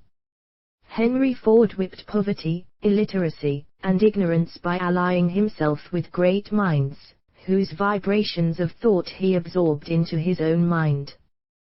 Through his association with Edison, Burbank, Burroughs, and Firestone, Mr. Ford added to his own brain power, the sum and substance of the intelligence, experience, knowledge, and spiritual forces of these 4 men. Moreover, he appropriated, and made use of the mastermind principle through the methods of procedure described in this book. This principle is available to you. We have already mentioned Mahatma Gandhi. Perhaps the majority of those who have heard of Gandhi look upon him as merely an eccentric little man, who goes around without formal wearing apparel, and makes trouble for the British government. In reality, Gandhi is not eccentric, but he is the most powerful man now living, estimated by the number of his followers and their faith in their leader. Moreover, he is probably the most powerful man who has ever lived. His power is passive, but it is real. Let us study the method by which he attained his stupendous power. It may be explained in a few words. He came by power through inducing over 200 million people to coordinate, with mind and body, in a spirit of harmony, for a definite purpose. In brief, Gandhi has accomplished a miracle, for it is a miracle when 200 million people can be induced, not forced, to cooperate in a spirit of harmony, for a limitless time. If you doubt that this is a miracle, try to induce any two people to cooperate in a spirit of harmony for any length of time. Every man who manages a business knows what a difficult matter it is to get employees to work together in a spirit even remotely resembling harmony.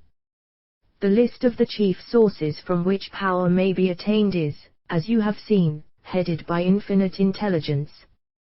When two or more people coordinate in a spirit of harmony, and work toward a definite objective, they place themselves in position, through that alliance, to absorb power directly from the great universal storehouse of infinite intelligence.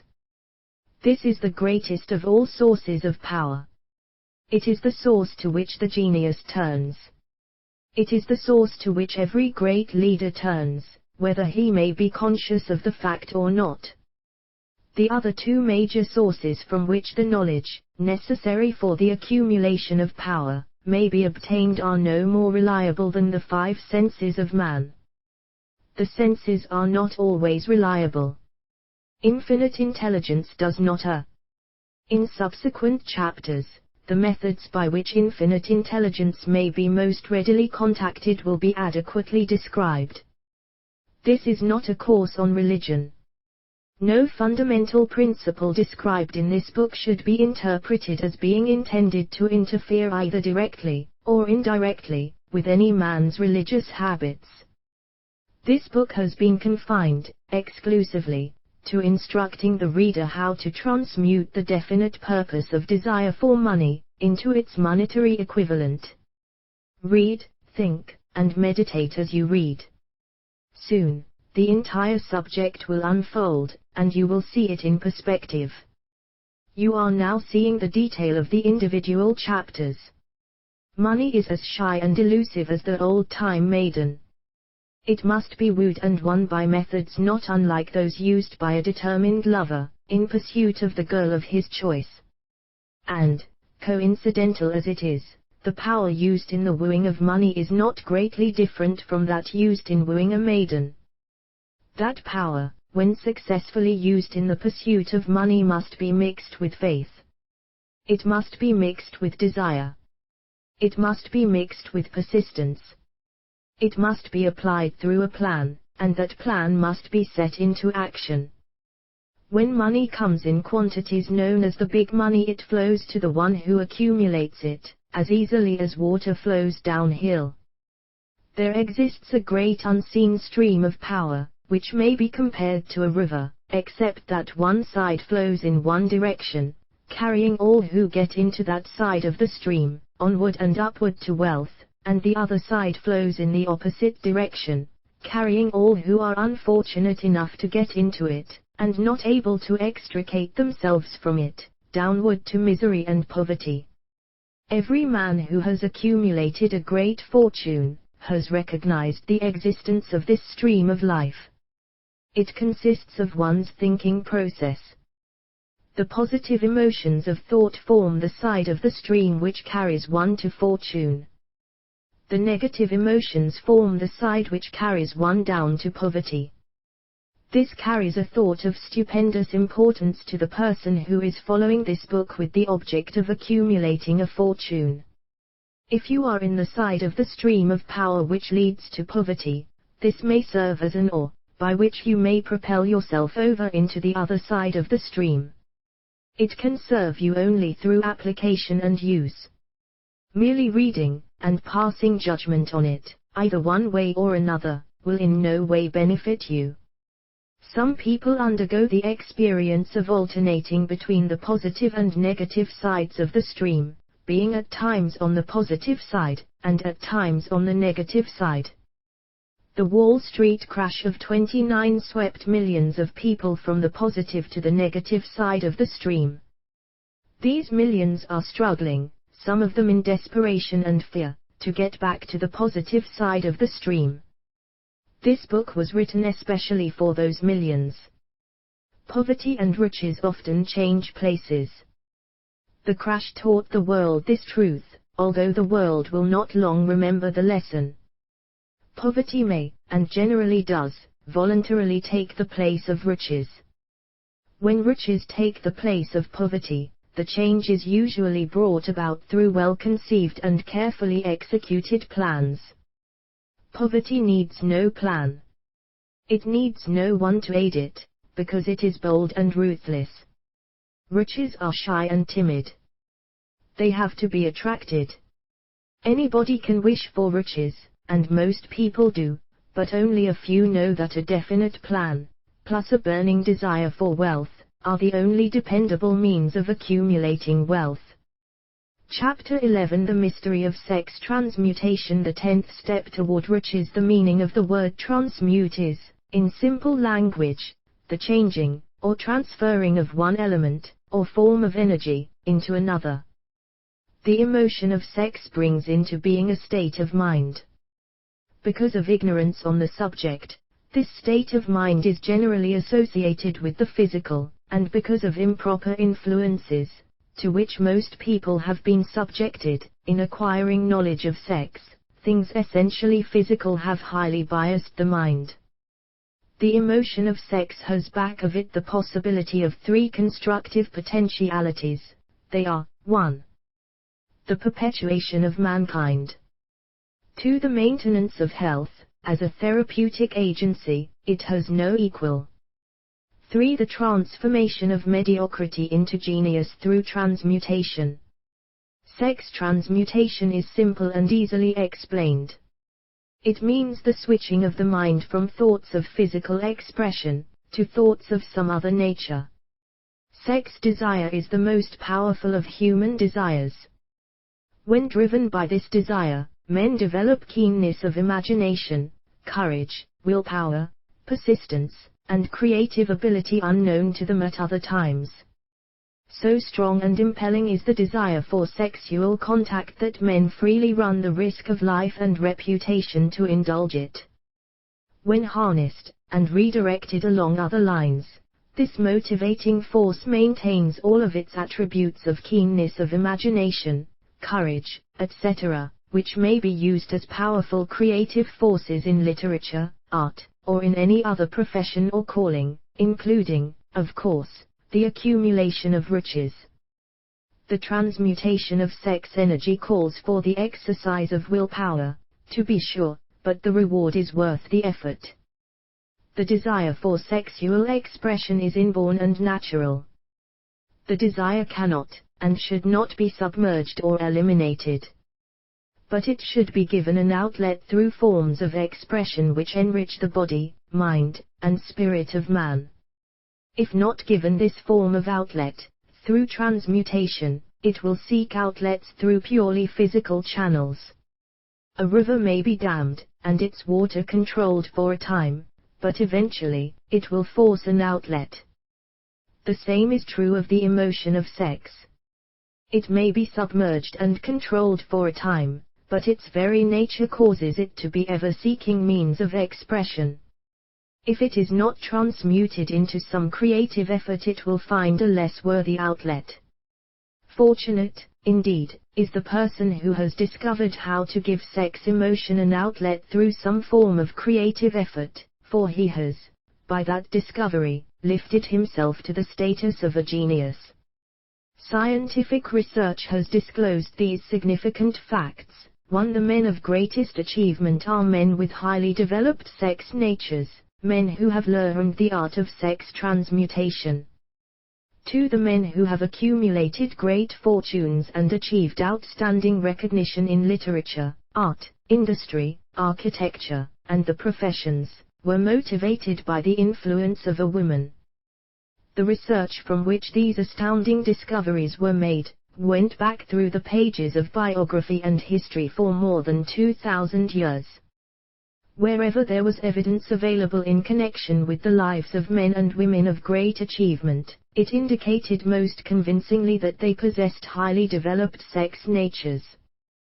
The emotion of sex is an irresistible force against which there can be no such opposition as an immovable body. When driven by this emotion, men become gifted with a superpower for action. Understand this truth, and you will catch the significance of the statement that sex transmutation will lift one to the status of a genius. The emotion of sex contains the secret of creative ability.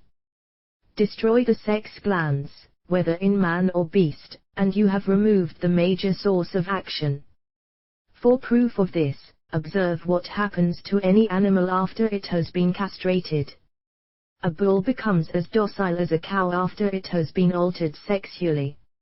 Sex alteration takes out of the male, whether man or beast, all the fight that was in him. Sex alteration of the female has the same effect.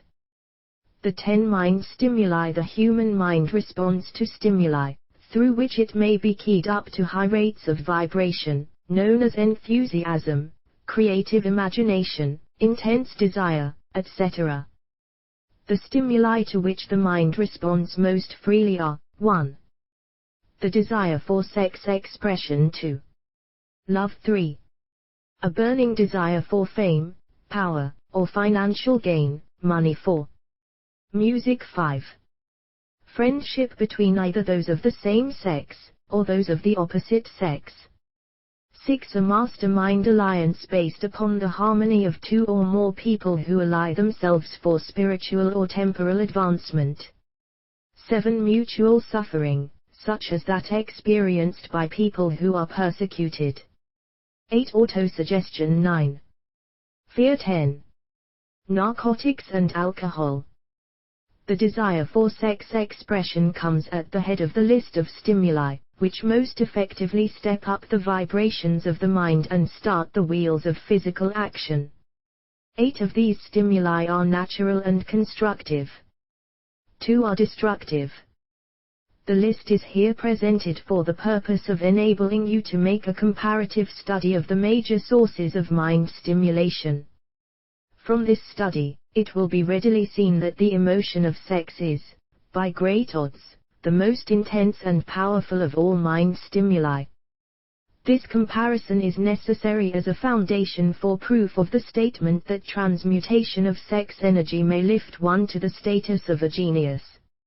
Let us find out what constitutes a genius. Some wiseacre has said that a genius is a man who wears long hair, eats queer food, lives alone, and serves as a target for the joke makers. A better definition of a genius is a man who has discovered how to increase the vibrations of thought to the point where he can freely communicate with sources of knowledge not available through the ordinary rate of vibration of thought. The person who thinks will want to ask some questions concerning this definition of genius. The first question will be, how may one communicate with sources of knowledge which are not available through the ordinary rate of vibration of thought?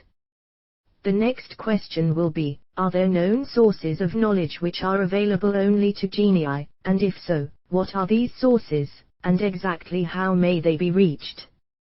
We shall offer proof of the soundness of some of the more important statements made in this book, or at least we shall offer evidence through which you may secure your own proof through experimentation, and in doing so, we shall answer both of these questions. Genius is developed through the sixth sense. The reality of a sixth sense has been fairly well established. This sixth sense is creative imagination. The faculty of creative imagination is one which the majority of people never use during an entire lifetime, and if used at all, it usually happens by mere accident. A relatively small number of people use, with deliberation and purpose aforethought, the faculty of creative imagination. Those who use this faculty voluntarily, and with understanding of its functions, are genii. The faculty of creative imagination is the direct link between the finite mind of man and infinite intelligence.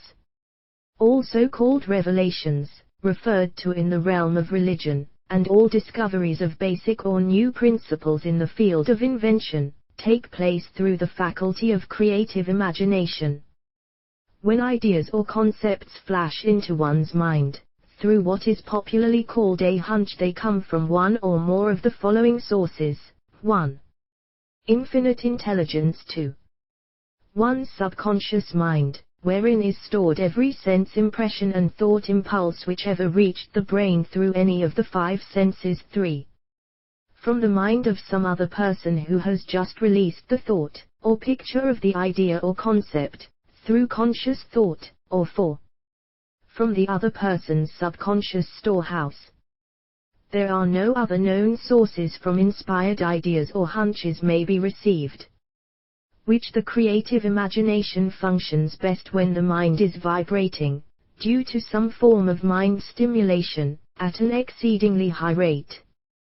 That is, when the mind is functioning at a rate of vibration higher than that of ordinary, normal thought.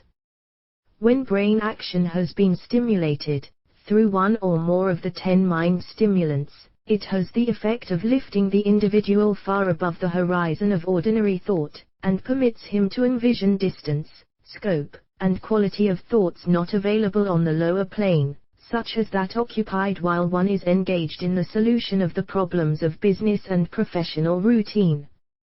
When lifted to this higher level of thought, through any form of mind stimulation, an individual occupies, relatively, the same position as one who has ascended in an airplane to a height from which he may see over and beyond the horizon line which limits his vision, while on the ground. Moreover, while on this higher level of thought, the individual is not hampered or bound by any of the stimuli which circumscribe and limit his vision while wrestling with the problems of gaining the 3 basic necessities of food, clothing, and shelter. He is in a world of thought in which the ordinary, work-a-day thoughts have been as effectively removed as other hills and valleys and other limitations of physical vision, when he rises in an airplane. While on this exalted plane of thought, the creative faculty of the mind is given freedom for action. The way has been cleared for the 6th sense to function. It becomes receptive to ideas which could not reach the individual under any other circumstances. The 6th sense is the faculty which marks the difference between a genius and an ordinary individual. The creative faculty becomes more alert and receptive to vibrations, originating outside the individual's subconscious mind. The more this faculty is used, and the more the individual relies upon it, and makes demands upon it for thought impulses. This faculty can be cultivated and developed only through use. That which is known as one's conscience operates entirely through the faculty of the 6th sense. The great artists, writers, musicians, and poets become great, because they acquire the habit of relying upon the still small voice which speaks from within, through the faculty of creative imagination. It is a fact well known to people who have keen imaginations that their best ideas come through so-called hunches. There is a great orator who does not attain to greatness, until he closes his eyes and begins to rely entirely upon the faculty of creative imagination. When asked why he closed his eyes just before the climaxes of his oratory, he replied, "I do it, because, then I speak through ideas which come to me from within." One of America's most successful and best-known financiers followed the habit of closing his eyes for 2 or 3 minutes before making a decision. When asked why he did this, he replied, "With my eyes closed, I am able to draw upon a source of superior intelligence." The late Dr. Elmer R. Gates, of Chevy Chase, Maryland, created more than 200 useful patents, many of them basic, through the process of cultivating and using the creative faculty. His method is both significant and interesting to one interested in attaining to the status of genius, in which category Dr. Gates unquestionably belonged. Dr. Gates was one of the really great, though less publicized scientists of the world. In his laboratory, he had what he called his personal communication room. It was practically soundproof, and so arranged that all light could be shut out. It was equipped with a small table, on which he kept a pad of writing paper.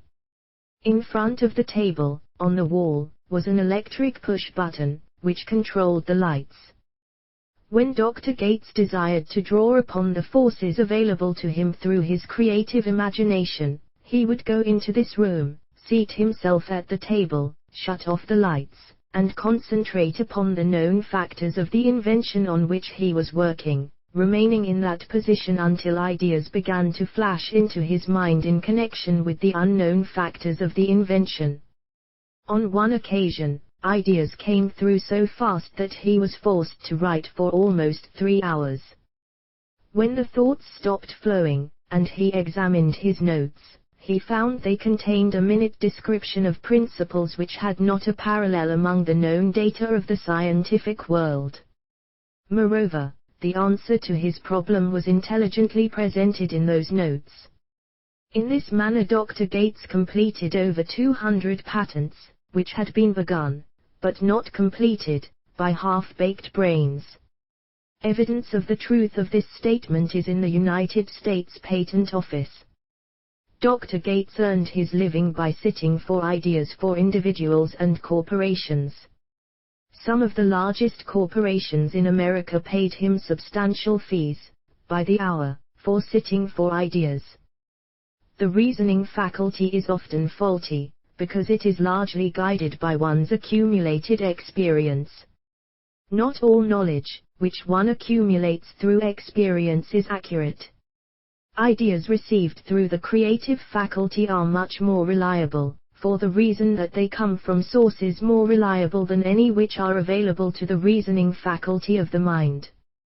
The major difference between the genius and the ordinary crank inventor may be found in the fact that the genius works through his faculty of creative imagination, while the crank knows nothing of this faculty. The scientific inventor, such as Mr. Edison and Dr. Gates, makes use of both the synthetic and the creative faculties of imagination. For example, the scientific inventor, or genius, begins an invention by organizing and combining the known ideas, or principles accumulated through experience, through the synthetic faculty, the reasoning faculty. If he finds this accumulated knowledge to be insufficient for the completion of his invention, he then draws upon the sources of knowledge available to him through his creative faculty. The method by which he does this varies with the individual, but this is the sum and substance of his procedure. 1. He stimulates his mind so that it vibrates on a higher than average plane, using one or more of the 10 mind stimulants or some other stimulant of his choice. 2. He concentrates upon the known factors, the finished part, of his invention, and creates in his mind a perfect picture of unknown factors, the unfinished part, of his invention. He holds this picture in mind until it has been taken over by the subconscious mind, then relaxes by clearing his mind of all thought, and waits for his answer to flash into his mind. Sometimes the results are both definite and immediate. At other times, the results are negative, depending upon the state of development of the sixth sense or creative faculty. Mr. Edison tried out more than 10,000 different combinations of ideas through the synthetic faculty of his imagination before he tuned in through the creative faculty, and got the answer which perfected the incandescent light. His experience was similar when he produced the talking machine. There is plenty of reliable evidence that the faculty of creative imagination exists. This evidence is available through accurate analysis of men who have become leaders in their respective callings, without having had extensive educations. Lincoln was a notable example of a great leader who achieved greatness, through the discovery and use of his faculty of creative imagination. He discovered, and began to use this faculty as the result of the stimulation of love which he experienced after he met Anne Rutledge, a statement of the highest significance, in connection with the study of the source of genius. The pages of history are filled with the records of great leaders whose achievements may be traced directly to the influence of women who aroused the creative faculties of their minds, through the stimulation of sex desire. Napoleon Bonaparte was one of these. When inspired by his first wife, Josephine, he was irresistible and invincible. When his better judgment or reasoning faculty prompted him to put Josephine aside, he began to decline. His defeat and Saint Helena were not far distant. If good taste would permit, we might easily mention scores of men, well known to the American people, who climbed to great heights of achievement under the stimulating influence of their wives, only to drop back to destruction after money and power went to their heads, and they put aside the old wife for a new one. Napoleon was not the only man to discover that sex influence, from the right source, is more powerful than any substitute of expediency, which may be created by mere reason. The human mind responds to stimulation. Among the greatest, and most powerful of these stimuli is the urge of sex. When harnessed and transmuted, this driving force is capable of lifting men into that higher sphere of thought which enables them to master the sources of worry and petty annoyance which beset their pathway on the lower plane. Unfortunately, only the genii have made the discovery. Others have accepted the experience of sex urge, without discovering one of its major potentialities, a fact which accounts for the great number of others as compared to the limited number of genii. For the purpose of refreshing the memory, in connection with the facts available from the biographies of certain men, we here present the names of a few men of outstanding achievement, each of whom was known to have been of a highly sexed nature.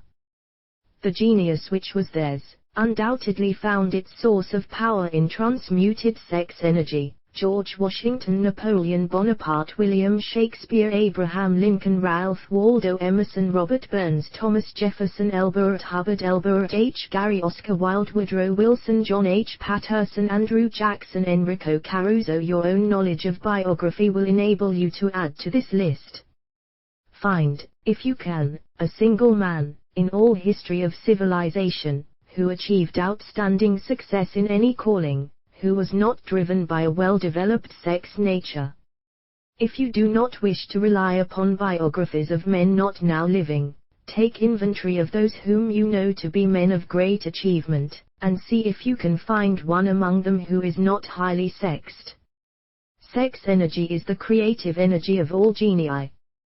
There never has been, and never will be a great leader, builder, or artist lacking in this driving force of sex. Surely no one will misunderstand these statements to mean that all who are highly sexed are genii. Man attains to the status of a genius only when, and if, he stimulates his mind so that it draws upon the forces available, through the creative faculty of the imagination. Chief among the stimuli with which this stepping up of the vibrations may be produced is sex energy. The mere possession of this energy is not sufficient to produce a genius. The energy must be transmuted from desire for physical contact, into some other form of desire and action, before it will lift one to the status of a genius. Far from becoming genii, because of great sex desires, the majority of men lower themselves, through misunderstanding and misuse of this great force, to the status of the lower animals. Why men seldom succeed before 40. I discovered, from the analysis of over 25,000 people, that men who succeed in an outstanding way, seldom do so before the age of 40, and more often they do not strike their real pace until they are well beyond the age of 50. This fact was so astounding that it prompted me to go into the study of its cause most carefully, carrying the investigation over a period of more than 12 years. This study disclosed the fact that the major reason why the majority of men who succeed do not begin to do so before the age of 40 to 50, is their tendency to dissipate their energies through overindulgence in physical expression of the emotion of sex. The majority of men never learn that the urge of sex has other possibilities, which far transcend in importance, that of mere physical expression. The majority of those who make this discovery, do so after having wasted many years at a period when the sex energy is at its height, prior to the age of 45 to 50. This usually is followed by noteworthy achievement. The lives of many men up to, and sometimes well past the age of 40, reflect a continued dissipation of energies, which could have been more profitably turned into better channels. Their finer and more powerful emotions are sown wildly to the four winds. Out of this habit of the male, grew the term, sowing his wild oats. The desire for sexual expression is by far the strongest and most impelling of all the human emotions, and for this very reason this desire, when harnessed and transmuted into action, other than that of physical expression, may raise one to the status of a genius. One of America's most able businessmen frankly admitted that his attractive secretary was responsible for most of the plans he created. He admitted that her presence lifted him to heights of creative imagination, such as he could experience under no other stimulus. One of the most successful men in America owes most of his success to the influence of a very charming young woman, who has served as his source of inspiration for more than 12 years. Everyone knows the man to whom this reference is made, but not everyone knows the real source of his achievements. History is not lacking in examples of men who attained to the status of genii, as the result of the use of artificial mind stimulants in the form of alcohol and narcotics. Edgar Allan Poe wrote The Raven while under the influence of liquor, dreaming dreams that mortal never dared to dream before. James Whitcomb Riley did his best writing while under the influence of alcohol. Perhaps it was thus he saw the ordered intermingling of the real and the dream, the mill above the river, and the mist above the stream. Robert Burns wrote best when intoxicated, for auld lang syne, my dear, we'll take a cup of kindness yet, for auld lang syne. But let it be remembered that many such men have destroyed themselves in the end. Nature has prepared her own potions with which men may safely stimulate their minds so they vibrate on a plane that enables them to tune into fine and rare thoughts which come from, no man knows where. No satisfactory substitute for nature's stimulants has ever been found. It is a fact well known to psychologists that there is a very close relationship between sex desires and spiritual urges, a fact which accounts for the peculiar behavior of people who participate in the orgies known as religious revivals common among the primitive types.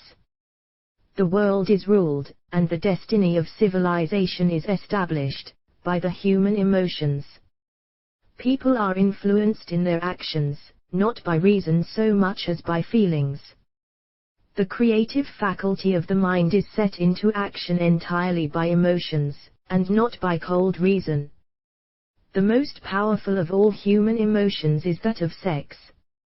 There are other mind stimulants, some of which have been listed, but no one of them, nor all of them combined, can equal the driving power of sex.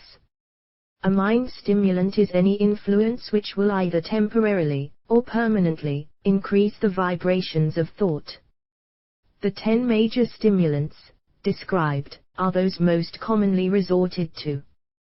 Through these sources one may commune with infinite intelligence, or enter, at will, the storehouse of the subconscious mind, either one's own, or that of another person, a procedure which is all there is of genius. A teacher, who has trained and directed the efforts of more than 30,000 salespeople, made the astounding discovery that highly sexed men are the most efficient salesmen. The explanation is, that the factor of personality known as personal magnetism is nothing more nor less than sex energy. Highly sexed people always have a plentiful supply of magnetism. Through cultivation and understanding, this vital force may be drawn upon and used to great advantage in the relationships between people. This energy may be communicated to others through the following media. 1. The handshake. The touch of the hand indicates, instantly, the presence of magnetism, or the lack of it. 2. The tone of voice. Magnetism, or sex energy, is the factor with which the voice may be colored, or made musical and charming. 3. Posture and carriage of the body. Highly sexed people move briskly, and with grace and ease. 4. The vibrations of thought. Highly sexed people mix the emotion of sex with their thoughts, or may do so at will, and in that way, may influence those around them. 5. Body adornment. People who are highly sexed are usually very careful about their personal appearance.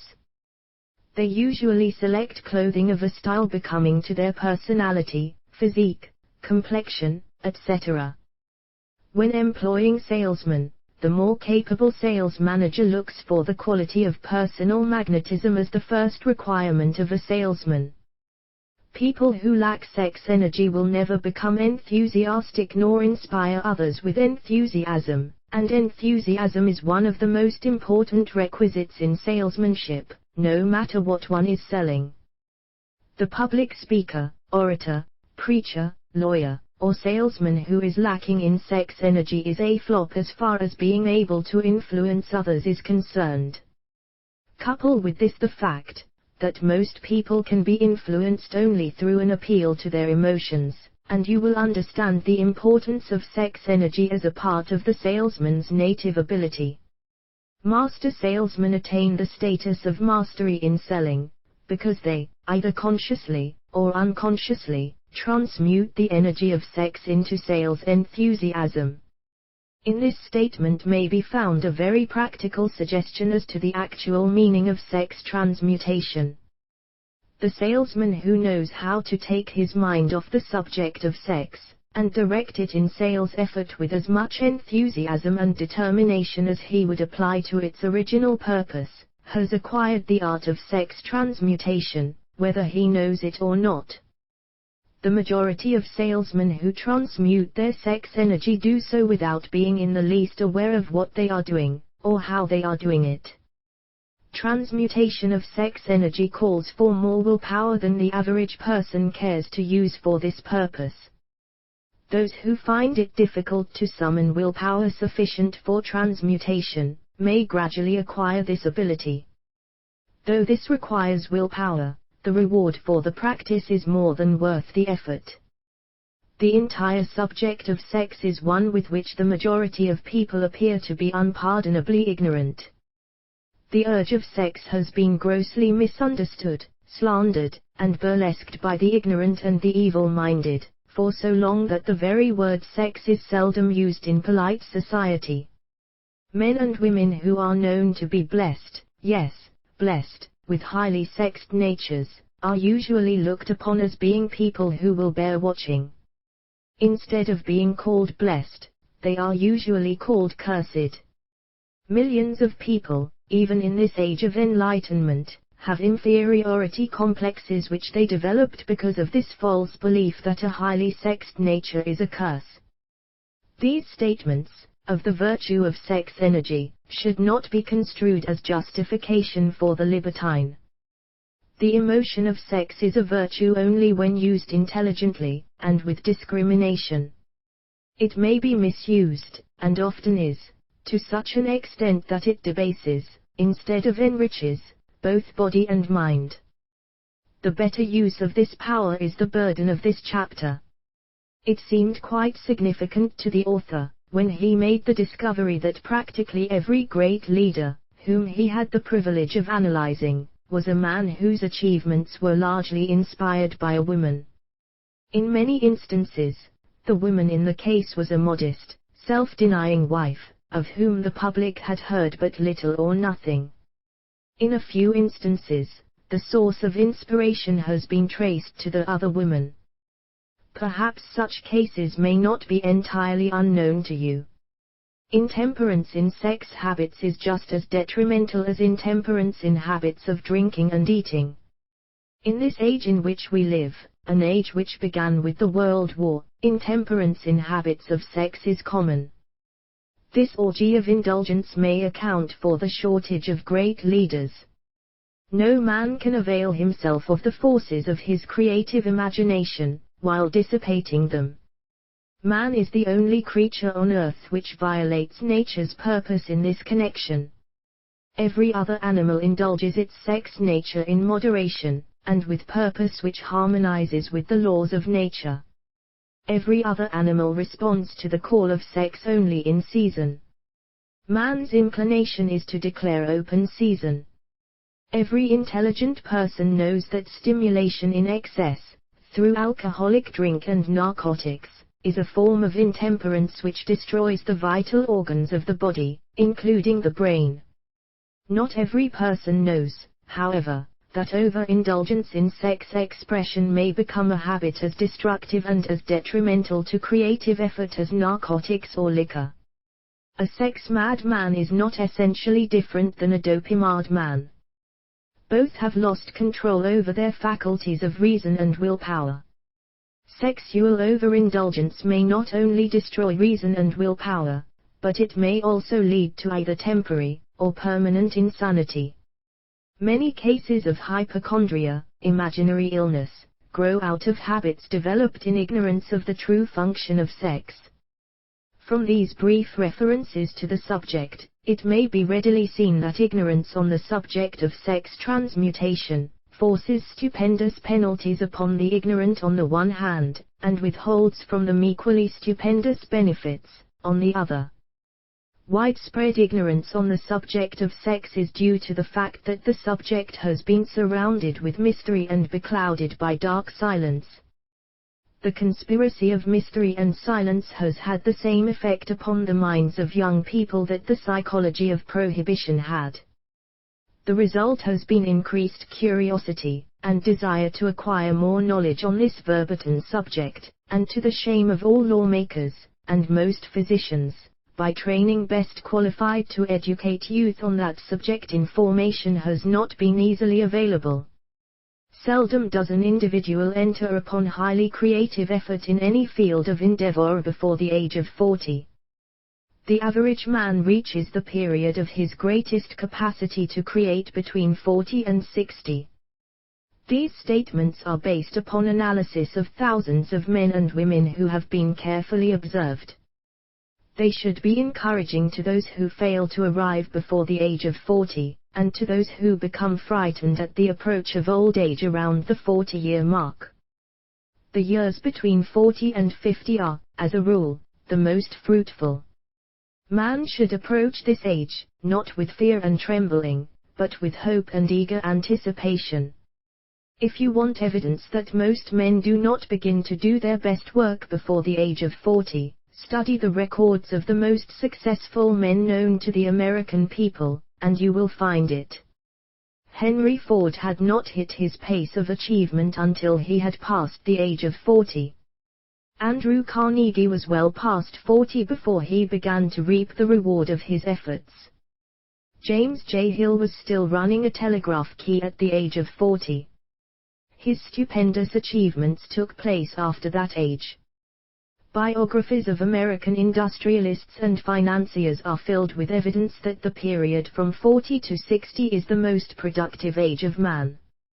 Between the ages of 30 and 40, man begins to learn, if he ever learns, the art of sex transmutation. This discovery is generally accidental, and more often than otherwise, the man who makes it is totally unconscious of his discovery. He may observe that his powers of achievement have increased around the age of 35 to 40, but in most cases, he is not familiar with the cause of this change, that nature begins to harmonize the emotions of love and sex in the individual, between the ages of 30 and 40, so that he may draw upon these great forces, and apply them jointly as stimuli to action. Sex, alone, is a mighty urge to action, but its forces are like a cyclone, they are often uncontrollable. When the emotion of love begins to mix itself with the emotion of sex, the result is calmness of purpose, poise, accuracy of judgment, and balance. What person, who has attained to the age of 40, is so unfortunate as to be unable to analyze these statements, and to corroborate them by his own experience? When driven by his desire to please a woman, based solely upon the emotion of sex, a man may be, and usually is, capable of great achievement, but his actions may be disorganized, distorted, and totally destructive. When driven by his desire to please a woman, based upon the motive of sex alone, a man may steal, cheat, and even commit murder. But when the emotion of love is mixed with the emotion of sex, that same man will guide his actions with more sanity, balance, and reason. Criminologists have discovered that the most hardened criminals can be reformed through the influence of a woman's love. There is no record of a criminal having been reformed solely through the sex influence. These facts are well known, but their cause is not. Reformation comes, if at all, through the heart, or the emotional side of man, not through his head, or reasoning side. Reformation means a change of heart. It does not mean a change of head. A man may, because of reason, make certain changes in his personal conduct to avoid the consequences of undesirable effects, but genuine reformation comes only through a change of heart, through a desire to change.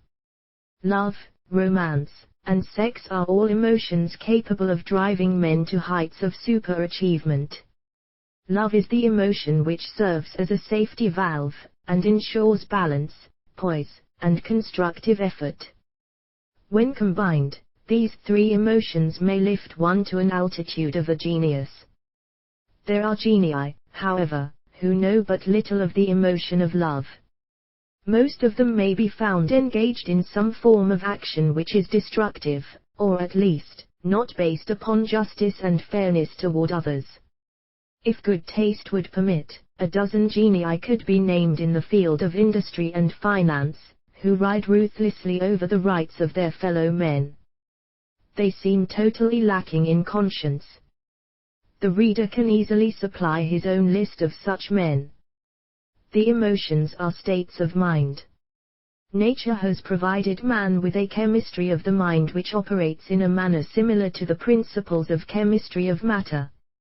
It is a well-known fact that, through the aid of chemistry of matter, a chemist may create a deadly poison by mixing certain elements, none of which are, in themselves, harmful in the right proportions. The emotions may, likewise, be combined so as to create a deadly poison. The emotions of sex and jealousy, when mixed, may turn a person into an insane beast. The presence of any one or more of the destructive emotions in the human mind, through the chemistry of the mind, sets up a poison which may destroy one's sense of justice and fairness. In extreme cases, the presence of any combination of these emotions in the mind may destroy one's reason. The road to genius consists of the development, control, and use of sex, love, and romance. Briefly, the process may be stated as follows: encourage the presence of these emotions as the dominating thoughts in one's mind, and discourage the presence of all the destructive emotions. The mind is a creature of habit. It thrives upon the dominating thoughts fed it. Through the faculty of willpower, one may discourage the presence of any emotion, and encourage the presence of any other. Control of the mind, through the power of will, is not difficult. Control comes from persistence and habit. The secret of control lies in understanding the process of transmutation. When any negative emotion presents itself in one's mind, it can be transmuted into a positive, or constructive emotion, by the simple procedure of changing one's thoughts. There is no other road to genius than through voluntary self-effort. A man may attain to great heights of financial or business achievement, solely by the driving force of sex energy, but history is filled with evidence that he may, and usually does, carry with him certain traits of character which rob him of the ability to either hold, or enjoy his fortune. This is worthy of analysis, thought, and meditation, for it states a truth, the knowledge of which may be helpful to women as well as men. Ignorance of this has cost thousands of people their privilege of happiness, even though they possessed riches. The emotions of love and sex leave their unmistakable marks upon the features. Moreover, these signs are so visible, that all who wish may read them. The man who is driven by the storm of passion, based upon sex desires alone, plainly advertises that fact to the entire world, by the expression of his eyes, and the lines of his face. The emotion of love, when mixed with the emotion of sex, softens, modifies, and beautifies the facial expression. No character analyst is needed to tell you this, you may observe it for yourself. The emotion of love brings out, and develops, the artistic and the aesthetic nature of man. It leaves its impress upon one's very soul, even after the fire has been subdued by time and circumstance. Memories of love never pass. They linger, guide, and influence long after the source of stimulation has faded. There is nothing new in this. Every person who has been moved by genuine love knows that it leaves enduring traces upon the human heart. The effect of love endures, because love is spiritual in nature. The man who cannot be stimulated to great heights of achievement by love is hopeless, he is dead, though he may seem to live. Even the memories of love are sufficient to lift one to a higher plane of creative effort. The major force of love may spend itself and pass away, like a fire which has burned itself out, but it leaves behind indelible marks as evidence that it passed that way. Its departure often prepares the human heart for a still greater love. Go back into your yesterdays, at times, and bathe your mind in the beautiful memories of past love. It will soften the influence of the present worries and annoyances. It will give you a source of escape from the unpleasant realities of life, and maybe, who knows, your mind will yield to you, during this temporary retreat into the world of fantasy, ideas, or plans which may change the entire financial or spiritual status of your life. If you believe yourself unfortunate, because you have loved and lost, perish the thought. One who has loved truly, can never lose entirely. Love is whimsical and temperamental. Its nature is ephemeral, and transitory.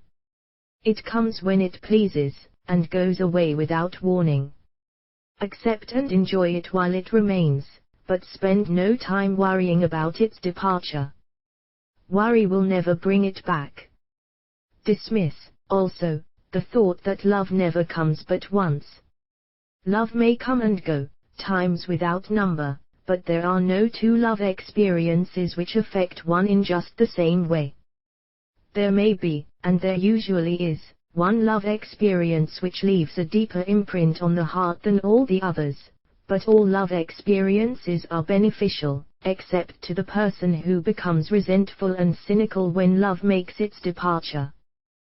There should be no disappointment over love, and there would be none if people understood the difference between the emotions of love and sex. The major difference is that love is spiritual, while sex is biological. No experience, which touches the human heart with a spiritual force, can possibly be harmful, except through ignorance, or jealousy. Love is, without question, life's greatest experience. It brings one into communion with infinite intelligence. When mixed with the emotions of romance and sex, it may lead one far up the ladder of creative effort. The emotions of love, sex, and romance are sides of the eternal triangle of achievement-building genius. Nature creates genii through no other force. Love is an emotion with many sides, shades, and colors. The love which one feels for parents, or children is quite different from that which one feels for one's sweetheart. The one is mixed with the emotion of sex, while the other is not. The love which one feels in true friendship is not the same as that felt for one's sweetheart, parents, or children, but it, too, is a form of love. Then, there is the emotion of love for things inanimate, such as the love of nature's handiwork. But the most intense and burning of all these various kinds of love, is that experienced in the blending of the emotions of love and sex. Marriages, not blessed with the eternal affinity of love, properly balanced and proportioned, with sex, cannot be happy ones, and seldom endure. Love, alone, will not bring happiness in marriage, nor will sex alone. When these two beautiful emotions are blended, marriage may bring about a state of mind, closest to the spiritual that one may ever know on this earthly plane. When the emotion of romance is added to those of love and sex, the obstructions between the finite mind of man and infinite intelligence are removed. Then a genius has been born. What a different story is this, than those usually associated with the emotion of sex. Here is an interpretation of the emotion which lifts it out of the commonplace, and makes of it potter's clay in the hands of God, from which He fashions all that is beautiful and inspiring. It is an interpretation which would, when properly understood, bring harmony out of the chaos which exists in too many marriages. The disharmonies often expressed in the form of nagging, may usually be traced to lack of knowledge on the subject of sex. Where love, romance and the proper understanding of the emotion and function of sex abide, there is no disharmony between married people. Fortunate is the husband whose wife understands the true relationship between the emotions of love, sex, and romance. When motivated by this holy triumvirate, no form of labor is burdensome, because even the most lowly form of effort takes on the nature of a labor of love. It is a very old saying that a man's wife may either make him or break him, but the reason is not always understood. The making and breaking is the result of the wife's understanding, or lack of understanding of the emotions of love, sex, and romance. Despite the fact that men are polygamous, by the very nature of their biological inheritance, it is true that no woman has as great an influence on a man as his wife, unless he is married to a woman totally unsuited to his nature. If a woman permits her husband to lose interest in her, and become more interested in other women, it is usually because of her ignorance, or indifference toward the subjects of sex, love, and romance. This statement presupposes, of course, that genuine love once existed between a man and his wife. The facts are equally applicable to a man who permits his wife's interest in him to die. Married people often bicker over a multitude of trivialities. If these are analyzed accurately, the real cause of the trouble will often be found to be indifference, or ignorance on these subjects. Man's greatest motivating force is his desire to please women. The hunter who excelled during prehistoric days, before the dawn of civilization, did so, because of his desire to appear great in the eyes of women.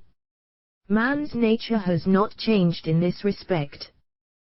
The hunter of today brings home no skins of wild animals, but he indicates his desire for her favor by supplying fine clothes, motor cars, and wealth. Man has the same desire to please women that he had before the dawn of civilization. The only thing that has changed is his method of pleasing. Men who accumulate large fortunes, and attain to great heights of power and fame, do so, mainly, to satisfy their desire to please women. Take women out of their lives, and great wealth would be useless to most men. It is this inherent desire of man to please women, which gives women the power to make or break a man. The woman who understands man's nature and tactfully caters to it, need have no fear of competition from other women. Men may be giants with indomitable willpower when dealing with other men, but they are easily managed by the women of their choice. Most men will not admit that they are easily influenced by the women they prefer, because it is in the nature of the male to want to be recognized as the stronger of the species. Moreover, the intelligent woman recognizes this manly trait and very wisely makes no issue of it. Some men know that they are being influenced by the women of their choice, their wives, sweethearts, mothers or sisters, but they tactfully refrain from rebelling against the influence because they are intelligent enough to know that no man is happy or complete without the modifying influence of the right woman. The man who does not recognize this important truth deprives himself of the power which has done more to help men achieve success than all other forces combined. Chapter 12 The Subconscious Mind The Connecting Link The 11th step toward riches. The subconscious mind consists of a field of consciousness, in which every impulse of thought that reaches the objective mind through any of the 5 senses, is classified and recorded, and from which thoughts may be recalled or withdrawn as letters may be taken from a filing cabinet. It receives, and files, sense impressions or thoughts, regardless of their nature. You may voluntarily plant in your subconscious mind any plan, thought, or purpose which you desire to translate into its physical or monetary equivalent. The subconscious acts first on the dominating desires which have been mixed with emotional feeling, such as faith. Consider this in connection with the instructions given in the chapter on desire, for taking the 6 steps there outlined, and the instructions given in the chapter on the building and execution of plans, and you will understand the importance of the thought conveyed. The subconscious mind works day and night. Through a method of procedure, unknown to man, the subconscious mind draws upon the forces of infinite intelligence for the power with which it voluntarily transmutes one's desires into their physical equivalent, making use, always, of the most practical media by which this end may be accomplished.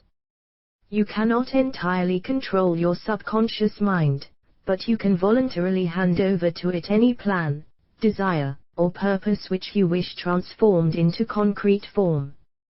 Read, again, instructions for using the subconscious mind, in the chapter on autosuggestion. There is plenty of evidence to support the belief that the subconscious mind is the connecting link between the finite mind of man and infinite intelligence. It is the intermediary through which one may draw upon the forces of infinite intelligence at will. It, alone, contains the secret process by which mental impulses are modified and changed into their spiritual equivalent. It, alone, is the medium through which prayer may be transmitted to the source capable of answering prayer. The possibilities of creative effort connected with the subconscious mind are stupendous and imponderable. They inspire one with awe. I never approach the discussion of the subconscious mind without a feeling of littleness and inferiority due, perhaps, to the fact that man's entire stock of knowledge on this subject is so pitifully limited. The very fact that the subconscious mind is the medium of communication between the thinking mind of man and infinite intelligence is, of itself, a thought which almost paralyzes one's reason. After you have accepted, as a reality, the existence of the subconscious mind, and understand its possibilities, as a medium for transmuting your desires into their physical or monetary equivalent, you will comprehend the full significance of the instructions given in the chapter on desire. You will also understand why you have been repeatedly admonished to make your desires clear, and to reduce them to writing. You will also understand the necessity of persistence in carrying out instructions. The 13 principles are the stimuli with which you acquire the ability to reach, and to influence your subconscious mind. Do not become discouraged, if you cannot do this upon the first attempt. Remember that the subconscious mind may be voluntarily directed only through habit, under the directions given in the chapter on faith. You have not yet had time to master faith. Be patient. Be persistent. A good many statements in the chapters on faith and autosuggestion will be repeated here, for the benefit of your subconscious mind. Remember, your subconscious mind functions voluntarily, whether you make any effort to influence it or not. This, naturally, suggests to you that thoughts of fear and poverty, and all negative thoughts serve as stimuli to your subconscious mind, unless you master these impulses and give it more desirable food upon which it may feed. The subconscious mind will not remain idle. If you fail to plant desires in your subconscious mind, it will feed upon the thoughts which reach it as the result of your neglect. We have already explained that thought impulses, both negative and positive, are reaching the subconscious mind continuously, from the 4 sources that were mentioned in the chapter on sex transmutation. For the present, it is sufficient if you remember that you are living daily, in the midst of all manner of thought impulses which are reaching your subconscious mind, without your knowledge. Some of these impulses are negative, some are positive. You are now engaged in trying to help shut oil the flow of negative impulses, and to aid in voluntarily influencing your subconscious mind, through positive impulses of desire. When you achieve this, you will possess the key which unlocks the door to your subconscious mind. Moreover, you will control that door so completely, that no undesirable thought may influence your subconscious mind. Everything which man creates, begins in the form of a thought impulse. Man can create nothing which he does not first conceive in thought. Through the aid of the imagination, thought impulses may be assembled into plans. The imagination, when under control, may be used for the creation of plans or purposes that lead to success in one's chosen occupation. All thought impulses, intended for transmutation into their physical equivalent, voluntarily planted in the subconscious mind, must pass through the imagination, and be mixed with faith. The mixing of faith with a plan, or purpose, intended for submission to the subconscious mind, may be done only through the imagination. From these statements, you will readily observe that voluntary use of the subconscious mind calls for coordination and application of all the principles. Ella Wheeler Wilcox gave evidence of her understanding of the power of the subconscious mind when she wrote, "You never can tell what a thought will do in bringing you hate or love, for thoughts are things, and their airy wings are swifter than carrier doves. They follow the law of the universe, each thing creates its kind, and they speed o'er the track to bring you back whatever went out from your mind." Mrs. Wilcox understood the truth, that thoughts which go out from one's mind, also imprint themselves deeply in one's subconscious mind, where they serve as a magnet, pattern, or blueprint by which the subconscious mind is influenced while translating them into their physical equivalent. Thoughts are truly things, for the reason that every material thing begins in the form of thought energy. The subconscious mind is more susceptible to influence by impulses of thought mixed with feeling or emotion, than by those originating solely in the reasoning portion of the mind. In fact, there is much evidence to support the theory, that only emotionalized thoughts have any action influence upon the subconscious mind. It is a well-known fact that emotion or feeling rules the majority of people. If it is true that the subconscious mind responds more quickly to, and is influenced more readily by thought impulses which are well mixed with emotion, it is essential to become familiar with the more important of the emotions. There are 7 major positive emotions, and 7 major negative emotions. The negatives voluntarily inject themselves into the thought impulses, which ensure passage into the subconscious mind. The positives must be injected, through the principle of autosuggestion, into the thought impulses which an individual wishes to pass on to his subconscious mind. Instructions have been given in the chapter on autosuggestion. These emotions, or feeling impulses, may be likened to yeast in a loaf of bread, because they constitute the action element, which transforms thought impulses from the passive to the active state. Thus may one understand why thought impulses, which have been well mixed with emotion, are acted upon more readily than thought impulses originating in cold reason. You are preparing yourself to influence and control the inner audience of your subconscious mind, in order to hand over to it the desire for money, which you wish transmuted into its monetary equivalent. It is essential, therefore, that you understand the method of approach to this inner audience. You must speak its language, or it will not heed your call. It understands best the language of emotion or feeling. Let us, therefore, describe here the 7 major positive emotions, and the 7 major negative emotions, so that you may draw upon the positives, and avoid the negatives, when giving instructions to your subconscious mind.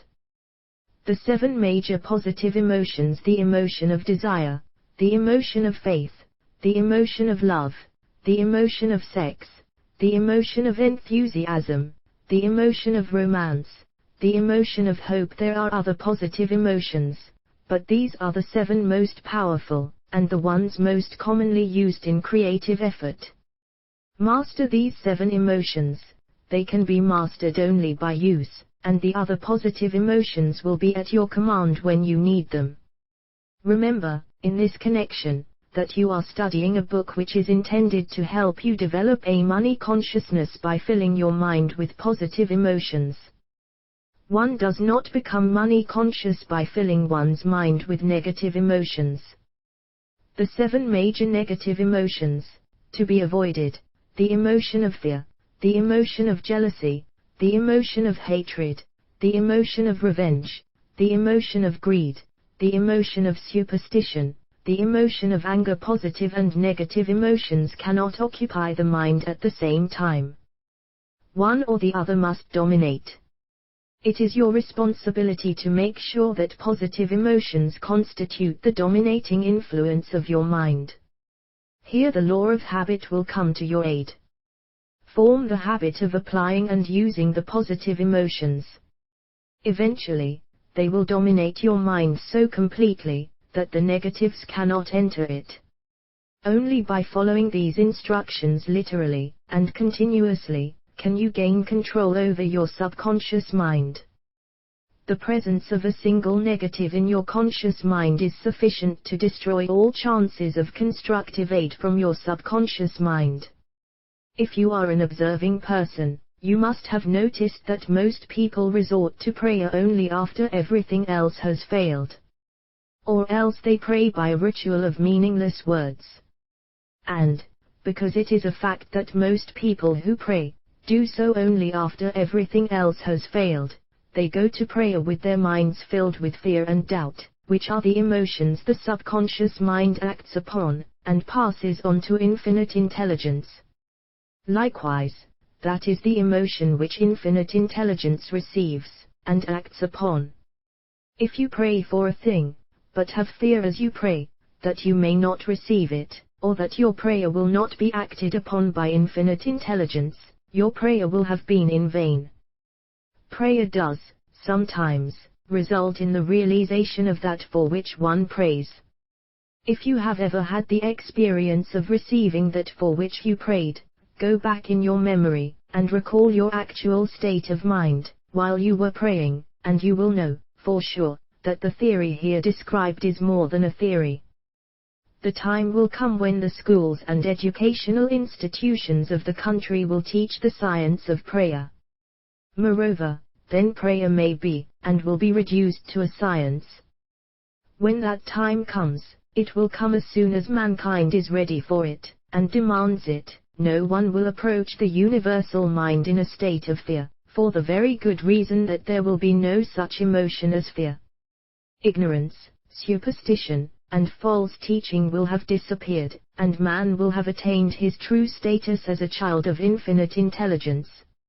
A few have already attained this blessing. If you believe this prophecy is far-fetched, take a look at the human race in retrospect. Less than 100 years ago, men believed the lightning to be evidence of the wrath of God, and feared it. Now, thanks to the power of faith, men have harnessed the lightning and made it turn the wheels of industry. Much less than 100 years ago, men believed the space between the planets to be nothing but a great void, a stretch of dead nothingness. Now, thanks to this same power of faith, men know that far from being either dead or a void, the space between the planets is very much alive, that it is the highest form of vibration known, excepting, perhaps, the vibration of thought.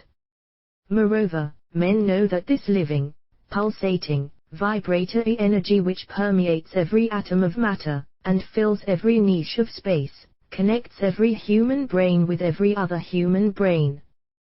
What reason have men to believe that this same energy does not connect every human brain with infinite intelligence? There are no toll gates between the finite mind of man and infinite intelligence. The communication costs nothing except patience, faith, persistence, understanding, and a sincere desire to communicate. Moreover, the approach can be made only by the individual himself. Paid prayers are worthless. Infinite intelligence does no business by proxy. You either go direct, or you do not communicate. You may buy prayer books and repeat them until the day of your doom, without avail. Thoughts which you wish to communicate to infinite intelligence must undergo transformation, such as can be given only through your own subconscious mind. The method by which you may communicate with infinite intelligence is very similar to that through which the vibration of sound is communicated by radio. If you understand the working principle of radio, you of course know that sound cannot be communicated through the ether until it has been stepped up or changed into a rate of vibration which the human ear cannot detect. The radio sending station picks up the sound of the human voice, and scrambles or modifies it by stepping up the vibration millions of times. Only in this way can the vibration of sound be communicated through the ether. After this transformation has taken place, the ether picks up the energy, which originally was in the form of vibrations of sound, carries that energy to radio receiving stations, and these receiving sets step that energy back down to its original rate of vibration so it is recognized as sound. The subconscious mind is the intermediary, which translates one's prayers into terms which infinite intelligence can recognize, presents the message, and brings back the answer in the form of a definite plan or idea for procuring the object of the prayer. Understand this principle, and you will know why mere words read from a prayer book cannot, and will never serve as an agency of communication between the mind of man and infinite intelligence. Before your prayer will reach infinite intelligence, a statement of the author's theory only, it probably is transformed from its original thought vibration into terms of spiritual vibration. Faith is the only known agency which will give your thoughts a spiritual nature. Faith and fear make poor bedfellows. Where one is found, the other cannot exist.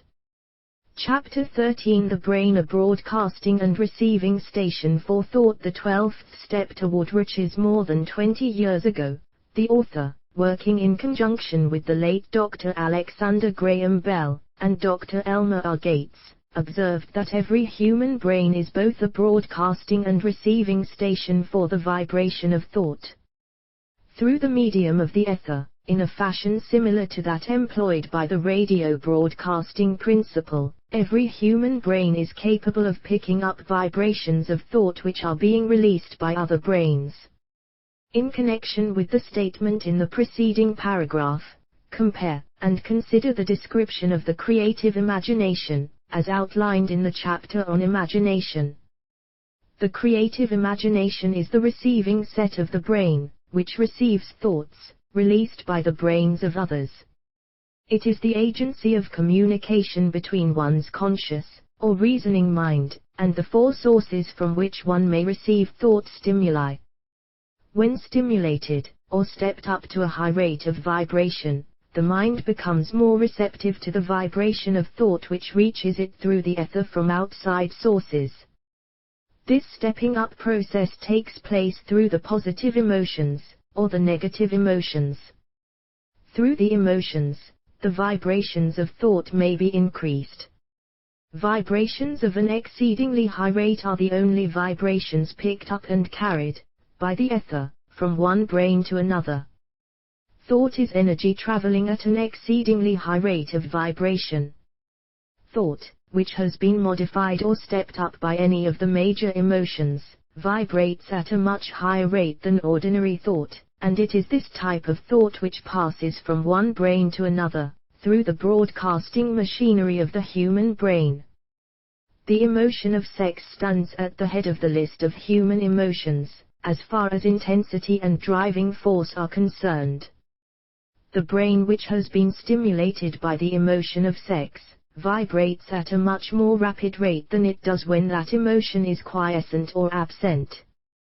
The result of sex transmutation is the increase of the rate of vibration of thoughts to such a pitch that the creative imagination becomes highly receptive to ideas, which it picks up from the ether. On the other hand, when the brain is vibrating at a rapid rate, it not only attracts thoughts and ideas released by other brains through the medium of the ether, but it gives to one's own thoughts that feeling which is essential before those thoughts will be picked up and acted upon by one's subconscious mind.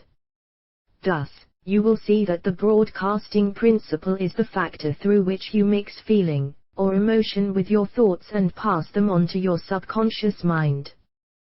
The subconscious mind is the sending station of the brain, through which vibrations of thought are broadcast.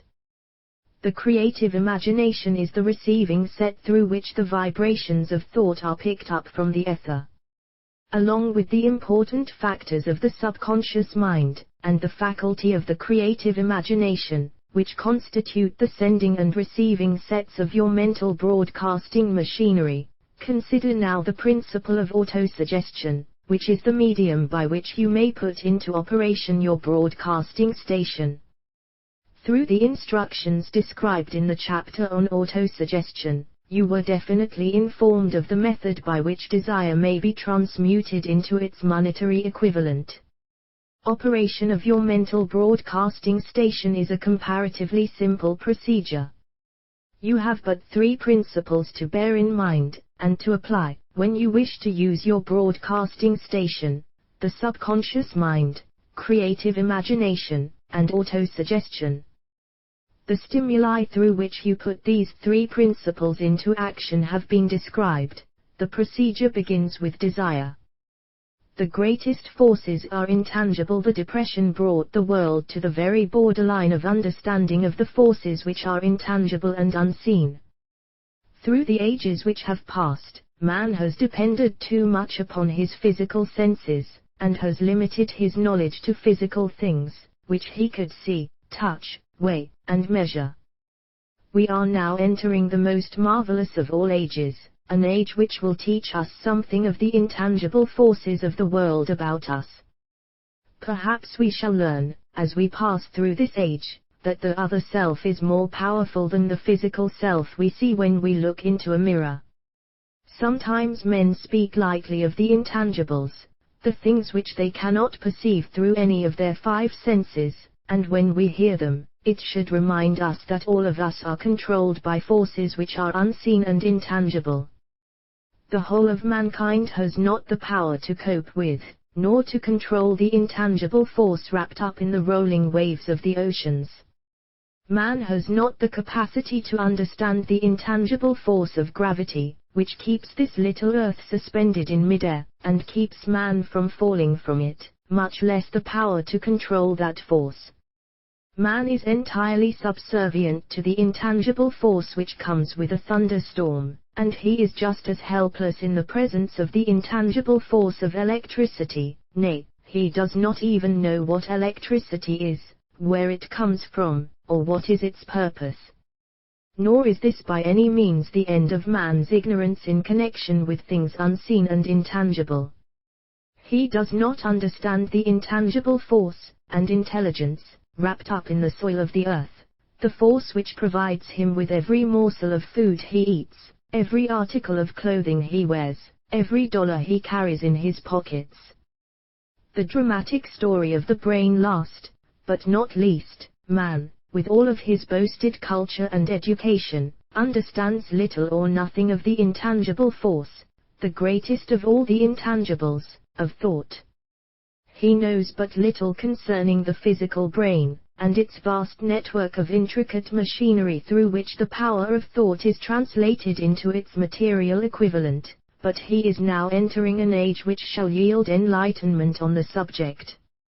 Already men of science have begun to turn their attention to the study of this stupendous thing called a brain, and, while they are still in the kindergarten stage of their studies, they have uncovered enough knowledge to know that the central switchboard of the human brain, the number of lines which connect the brain cells one with another, equal the figure 1, followed by 15 million ciphers.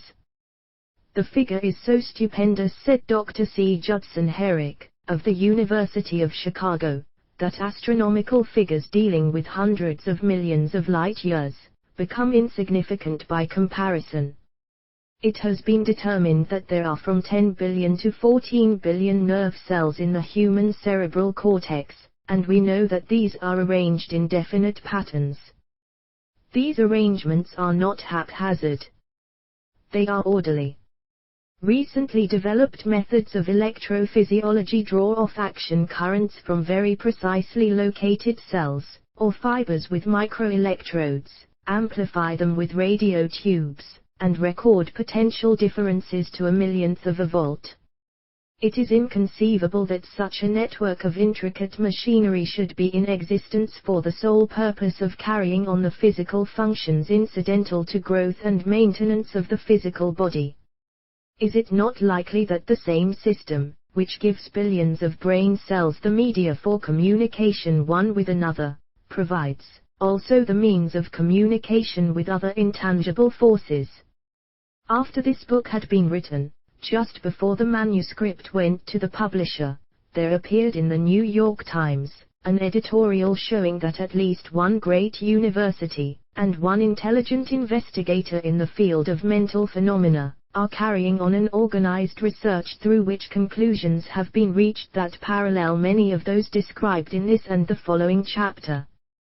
The editorial briefly analyzed the work carried on by Dr. Rhine and his associates at Duke University, viz., what is telepathy? A month ago we cited on this page some of the remarkable results achieved by Professor Rhine and his associates in Duke University from more than 100,000 tests to determine the existence of telepathy and clairvoyance. These results were summarized in the first 2 articles in Harper's Magazine. In the second, which has now appeared, the author, E. H. Wright, attempts to summarize what has been learned, or what it seems reasonable to infer, regarding the exact nature of these extrasensory modes of perception. The actual existence of telepathy and clairvoyance now seems to some scientists enormously probable as the result of Rhine's experiments.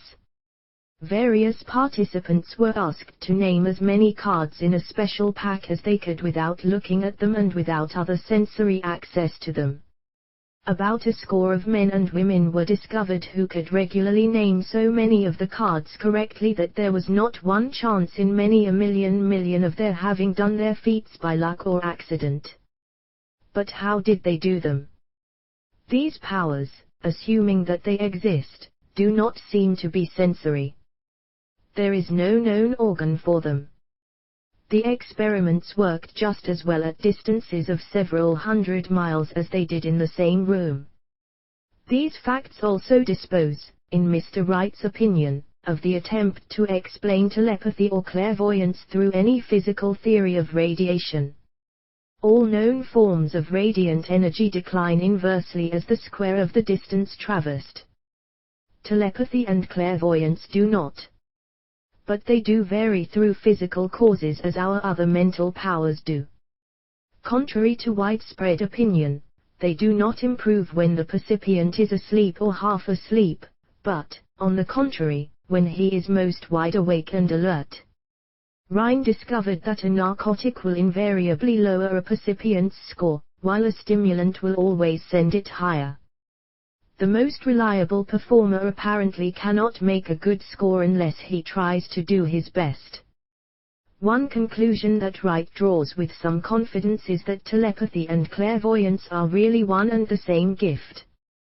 That is, the faculty that sees a card face down on a table seems to be exactly the same one that reads a thought residing only in another mind. There are several grounds for believing this. So far, for example, the 2 gifts have been found in every person who enjoys either of them.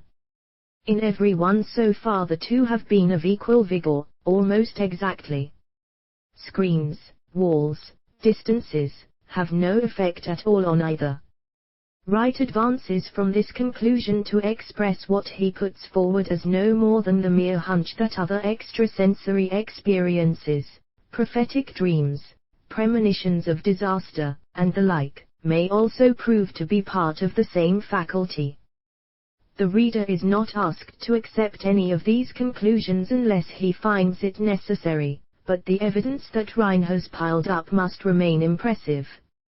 In view of Dr. Rhine's announcement in connection with the conditions under which the mind responds to what he terms extra-sensory modes of perception, I now feel privileged to add to his testimony by stating that my associates and I have discovered what we believe to be the ideal conditions under which the mind can be stimulated so that the sixth sense described in the next chapter can be made to function in a practical way. The conditions to which I refer consist of a close working alliance between myself and 2 members of my staff.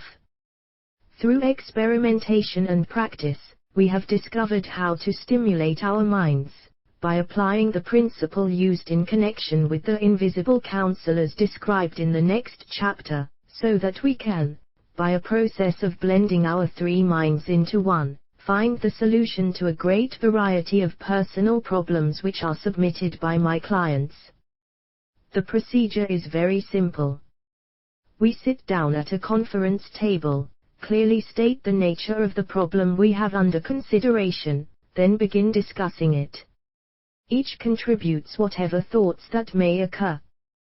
The strange thing about this method of mind stimulation is that it places each participant in communication with unknown sources of knowledge definitely outside his own experience.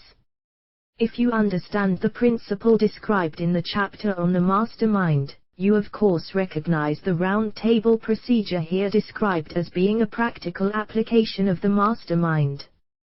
This method of mind stimulation, through harmonious discussion of definite subjects, between 3 people, illustrates the simplest and most practical use of the mastermind. By adopting and following a similar plan, any student of this philosophy may come into possession of the famous Carnegie formula briefly described in the introduction. If it means nothing to you at this time, mark this page and read it again after you have finished the last chapter. The depression was a blessing in disguise. It reduced the whole world to a new starting point that gives everyone a new opportunity. Chapter 14, The Sixth Sense, the door to the Temple of Wisdom, the 13th step toward riches. The 13th principle is known as the sixth sense, through which infinite intelligence may, and will communicate voluntarily, without any effort from, or demands by, the individual. This principle is the apex of the philosophy. It can be assimilated, understood, and applied only by first mastering the other 12 principles. The sixth sense is that portion of the subconscious mind which has been referred to as the creative imagination. It has also been referred to as the receiving set through which ideas, plans, and thoughts flash into the mind. The flashes are sometimes called hunches or inspirations. The sixth sense defies description. It cannot be described to a person who has not mastered the other principles of this philosophy, because such a person has no knowledge, and no experience with which the sixth sense may be compared. Understanding of the sixth sense comes only by meditation through mind development from within. The sixth sense probably is the medium of contact between the finite mind of man and infinite intelligence, and for this reason, it is a mixture of both the mental and the spiritual. It is believed to be the point at which the mind of man contacts the universal mind. After you have mastered the principles described in this book, you will be prepared to accept as truth a statement which may, otherwise, be incredible to you, namely, through the aid of the sixth sense, you will be warned of impending dangers in time to avoid them, and notified of opportunities in time to embrace them. There comes to your aid, and to do your bidding, with the development of the sixth sense, a guardian angel who will open to you at all times the door to the temple of wisdom. Whether or not this is a statement of truth, you will never know, except by following the instructions described in the pages of this book, or some similar method of procedure. The author is not a believer in, nor an advocate of miracles for the reason that he has enough knowledge of nature to understand that nature never deviates from her established laws. Some of her laws are so incomprehensible that they produce what appear to be miracles. The sixth sense comes as near to being a miracle as anything I have ever experienced, and it appears so, only because I do not understand the method by which this principle is operated. This much the author does know, that there is a power, or a first cause, or an intelligence, which permeates every atom of matter, and embraces every unit of energy perceptible to man, that this infinite intelligence converts acorns into oak trees, causes water to flow downhill in response to the law of gravity, follows night with day, and winter with summer, each maintaining its proper place and relationship to the other. This intelligence may, through the principles of this philosophy, be induced to aid in transmuting desires into concrete, or material form. The author has this knowledge, because experimented with it, and has experienced it. He has step by step, through the preceding chapters, you have been led to this, the last principle. If you have mastered each of the preceding principles, you are now prepared to accept, without being skeptical, the stupendous claims made here. If you have not mastered the other principles, you must do so before you may determine, definitely, whether or not the claims made in this chapter are fact or fiction. While I was passing through the age of hero worship, I found myself trying to imitate those whom I most admired. Moreover, I discovered that the element of faith, with which I endeavored to imitate my idols, gave me great capacity to do so quite successfully. I have never entirely divested myself of this habit of hero worship, although I have passed the age commonly given over to such. My experience has taught me that the next best thing to being truly great, is to emulate the great, by feeling and action, as nearly as possible. Long before I had ever written a line for publication, or endeavored to deliver a speech in public, I followed the habit of reshaping my own character, by trying to imitate the 9 men whose lives and life works had been most impressive to me. These 9 men were Emerson, Paine, Edison, Darwin, Lincoln, Burbank, Napoleon, Ford, and Carnegie. Every night, over a long period of years, I held an imaginary council meeting with this group whom I called my invisible counselors. The procedure was this. Just before going to sleep at night, I would shut my eyes, and see, in my imagination, this group of men seated with me around my council table. Here I had not only an opportunity to sit among those whom I considered to be great, but I actually dominated the group, by serving as the chairman.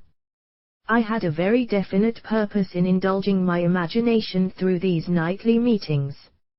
My purpose was to rebuild my own character so it would represent a composite of the characters of my imaginary counselors. Realizing, as I did, early in life, that I had to overcome the handicap of birth in an environment of ignorance and superstition, I deliberately assigned myself the task of voluntary rebirth through the method here described. Building character through autosuggestion. Being an earnest student of psychology, I knew, of course, that all men have become what they are, because of their dominating thoughts and desires.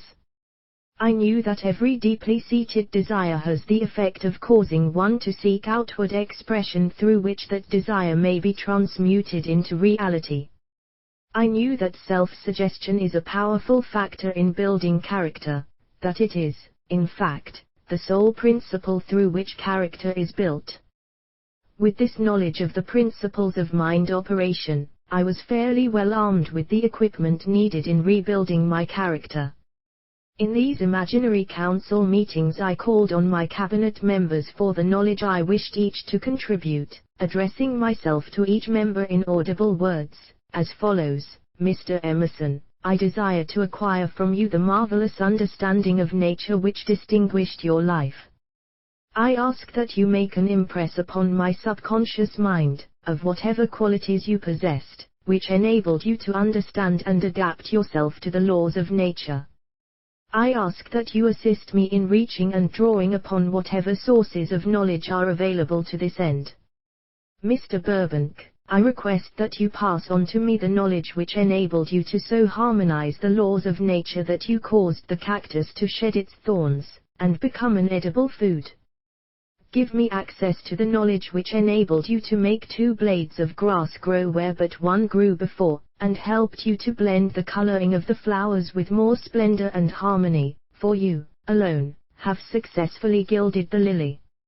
Napoleon, I desire to acquire from you, by emulation, the marvelous ability you possessed to inspire men, and to arouse them to greater and more determined spirit of action.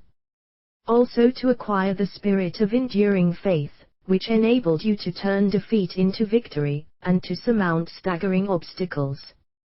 Emperor of fate, King of chance, man of destiny, I salute you. Mr. Payne, I desire to acquire from you the freedom of thought and the courage and clarity with which to express convictions, which so distinguished you. Mr. Darwin, I wish to acquire from you the marvelous patience and ability to study cause and effect, without bias or prejudice, so exemplified by you in the field of natural science. Mr. Lincoln, I desire to build into my own character the keen sense of justice, the untiring spirit of patience, the sense of humor, the human understanding, and the tolerance, which were your distinguishing characteristics. Mr. Carnegie, I am already indebted to you for my choice of a life work, which has brought me great happiness and peace of mind. I wish to acquire a thorough understanding of the principles of organized effort, which you used so effectively in the building of a great industrial enterprise.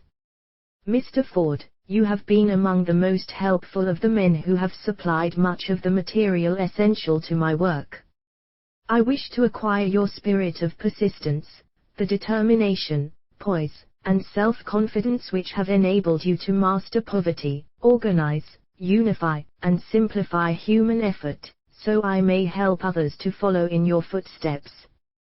Mr. Edison, I have seated you nearest to me, at my right, because of the personal cooperation you have given me, during my research into the causes of success and failure.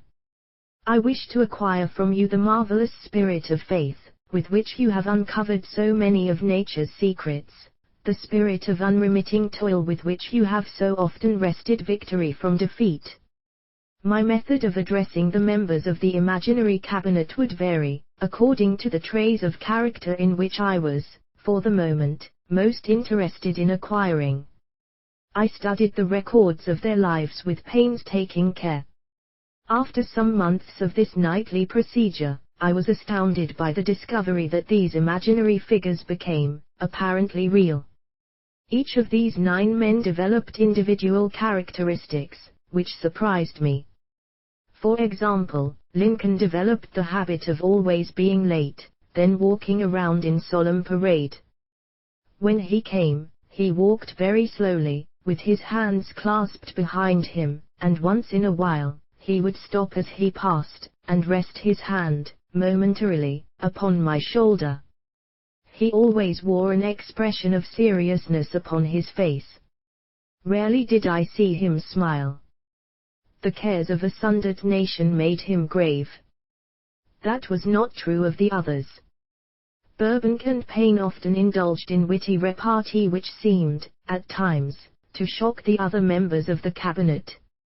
One night Payne suggested that I prepare a lecture on the age of reason and deliver it from the pulpit of a church which I formerly attended. Many around the table laughed heartily at the suggestion. Not Napoleon. He drew his mouth down at the corners and groaned so loudly that all turned and looked at him with amazement. To him the church was but a pawn of the state, not to be reformed, but to be used as a convenient inciter to mass activity by the people. On one occasion Burbank was late. When he came, he was excited with enthusiasm, and explained that he had been late, because of an experiment he was making, through which he hoped to be able to grow apples on any sort of tree. Paine chided him by reminding him that it was an apple which started all the trouble between man and woman. Darwin chuckled heartily as he suggested that Paine should watch out for little serpents, when he went into the forest to gather apples, as they had the habit of growing into big snakes. Emerson observed, "No serpents, no apples," and Napoleon remarked, "No apples, no state." Lincoln developed the habit of always being the last one to leave the table after each meeting. On one occasion, he leaned across the end of the table, his arms folded, and remained in that position for many minutes. I made no attempt to disturb him. Finally, he lifted his head slowly, got up and walked to the door, then turned around, came back, and laid his hand on my shoulder and said, "My boy, you will need much courage if you remain steadfast in carrying out your purpose in life. But remember, when difficulties overtake you, the common people have common sense. Adversity will develop it." One evening Edison arrived ahead of all the others. He walked over and seated himself at my left, where Emerson was accustomed to sit, and said, "You are destined to witness the discovery of the secret of life. When the time comes, you will observe that life consists of great swarms of energy, or entities, each as intelligent as human beings think themselves to be. These units of life group together like hives of bees, and remain together until they disintegrate, through lack of harmony. These units have differences of opinion, the same as human beings, and often fight among themselves.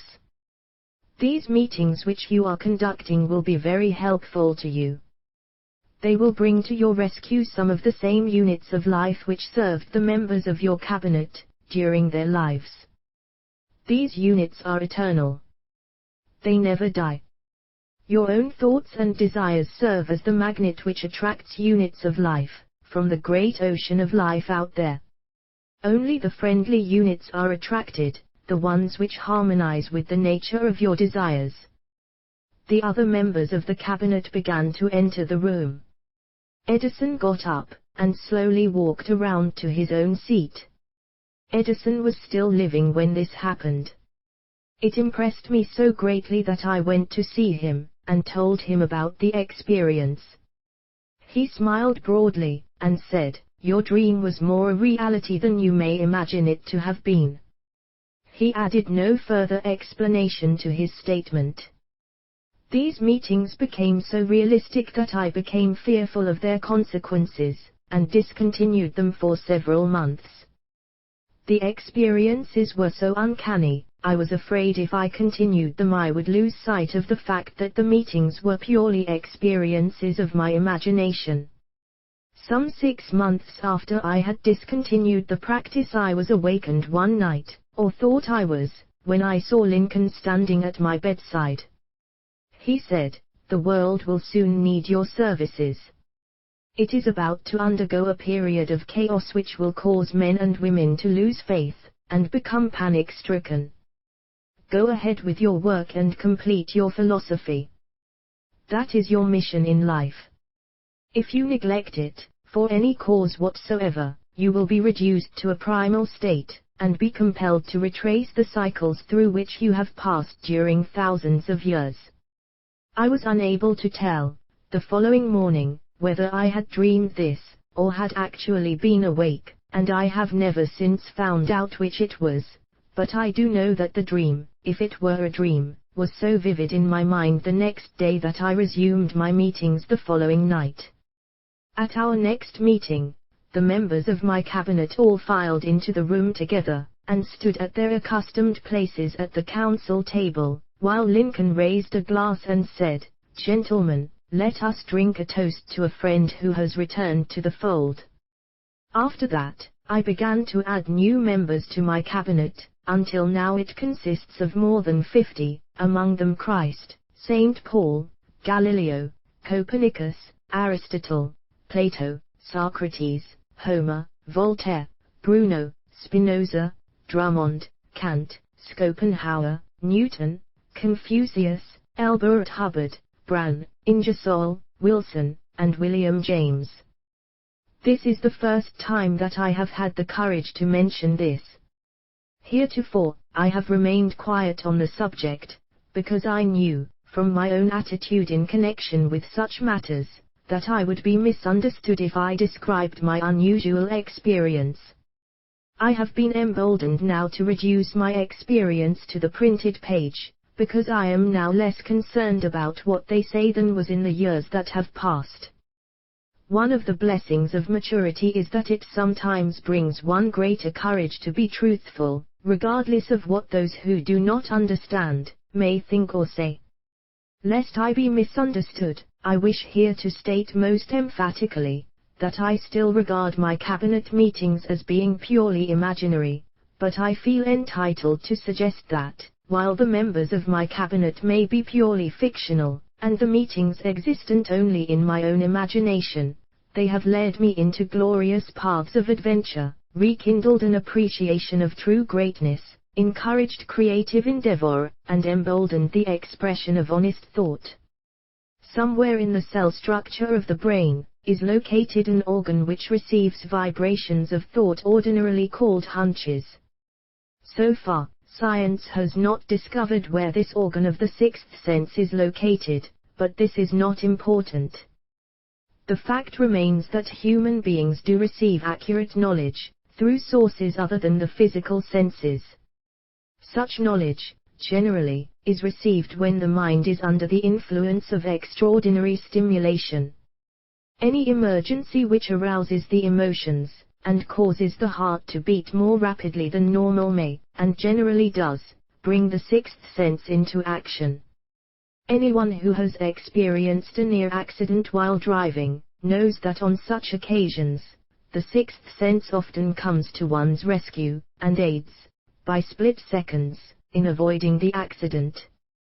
These facts are mentioned preliminary to a statement of fact which I shall now make, namely, that during my meetings with the invisible counselors I find my mind most receptive to ideas, thoughts, and knowledge which reach me through the sixth sense.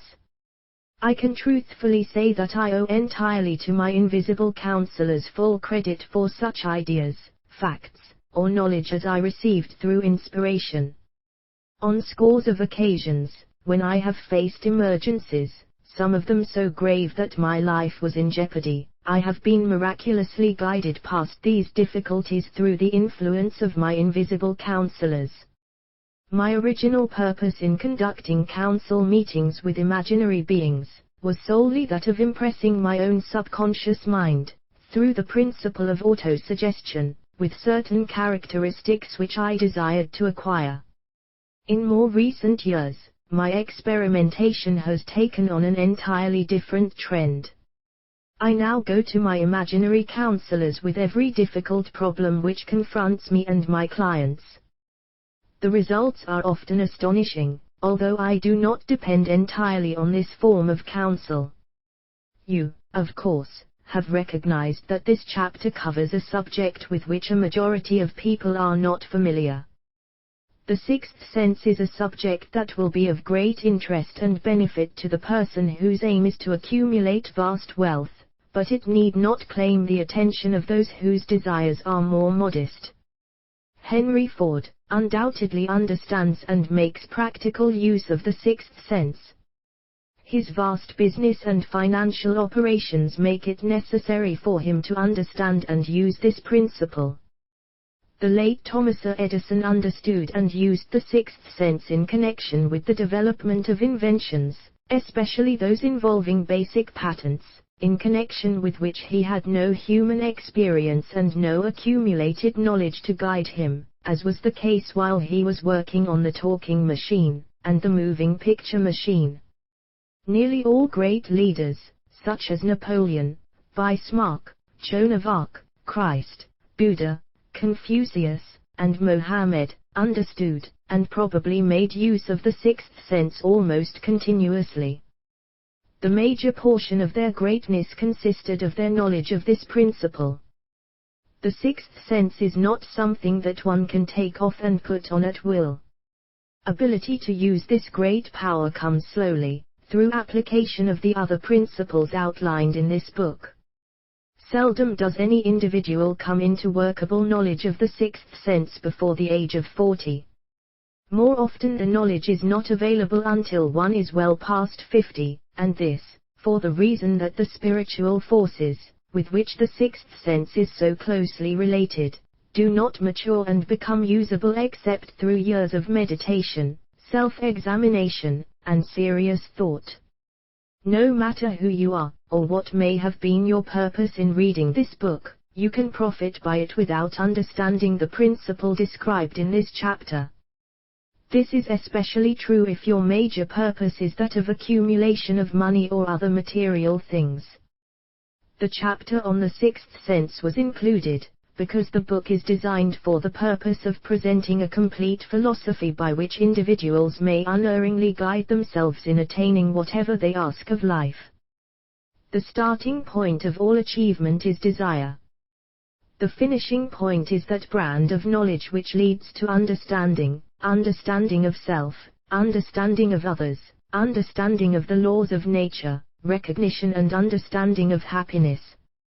This sort of understanding comes in its fullness only through familiarity with, and use of the principle of the sixth sense, hence that principle had to be included as a part of this philosophy, for the benefit of those who demand more than money.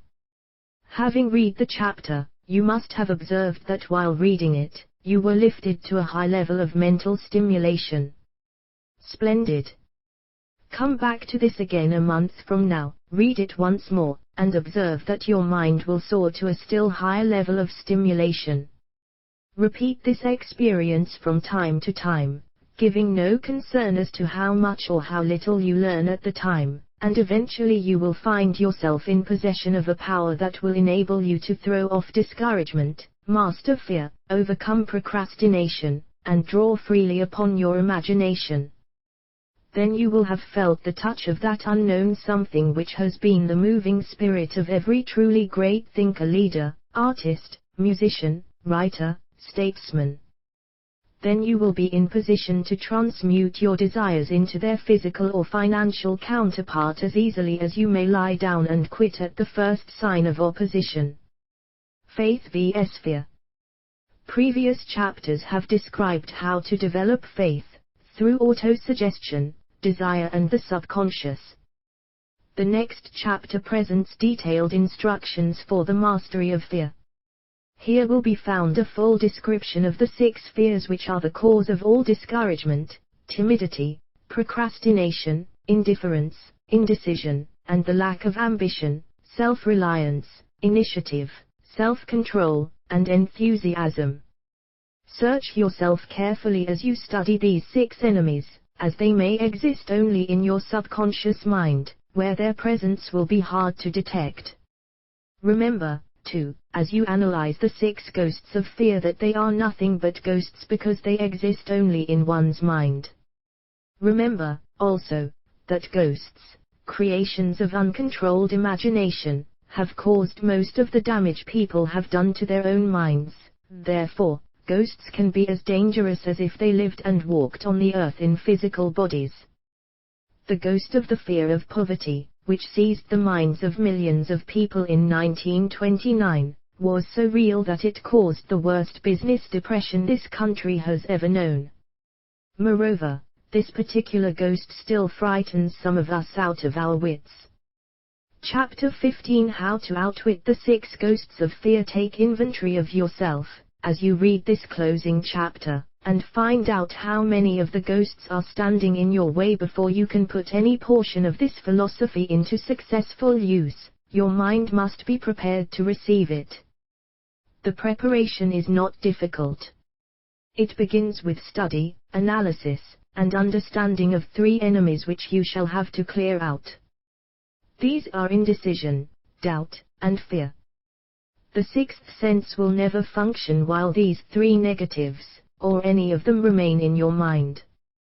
The members of this unholy trio are closely related. Where one is found, the other 2 are close at hand. Indecision is the seedling of fear. Remember this, as you read. Indecision crystallizes into doubt, the two blend and become fear. The blending process often is slow. This is one reason why these three enemies are so dangerous. They germinate and grow without their presence being observed. The remainder of this chapter describes an end which must be attained before the philosophy, as a whole, can be put into practical use. It also analyzes a condition which has, but lately, reduced huge numbers of people to poverty, and it states a truth which must be understood by all who accumulate riches, whether measured in terms of money or a state of mind of far greater value than money. The purpose of this chapter is to turn the spotlight of attention upon the cause and the cure of the 6 basic fears. Before we can master an enemy, we must know its name, its habits, and its place of abode. As you read, analyze yourself carefully, and determine which, if any, of the 6 common fears have attached themselves to you. Do not be deceived by the habits of these subtle enemies. Sometimes they remain hidden in the subconscious mind, where they are difficult to locate, and still more difficult to eliminate. The 6 basic fears. There are 6 basic fears, with some combination of which every human suffers at one tune or another. Most people are fortunate if they do not suffer from the entire 6. Named in the order of their most common appearance, they are the fear of poverty, the fear of criticism, the fear of poor health, the fear of loss of love of someone, the fear of old age, and the fear of death. All other fears are of minor importance. They can be grouped under these 6 headings. The prevalence of these fears, as a curse to the world, runs in cycles. For almost 6 years, while the Depression was on, we floundered in the cycle of fear of poverty. During the World War, we were in the cycle of fear of death. Just following the war, we were in the cycle of fear of ill health, as evidenced by the epidemic of disease which spread itself all over the world. Fears are nothing more than states of mind. One state of mind is subject to control and direction. Physicians, as everyone knows, are less subject to attack by disease than ordinary laymen, for the reason that physicians do not fear disease. Physicians, without fear or hesitation, have been known to physically contact hundreds of people, daily, who were suffering from such contagious diseases as smallpox, without becoming infected. Their immunity against the disease consisted, largely, if not solely, in their absolute lack of fear. Man can create nothing which he does not first conceive in the form of an impulse of thought. Following this statement, comes another of still greater importance, namely, man's thought impulses begin immediately to translate themselves into their physical equivalent, whether those thoughts are voluntary or involuntary.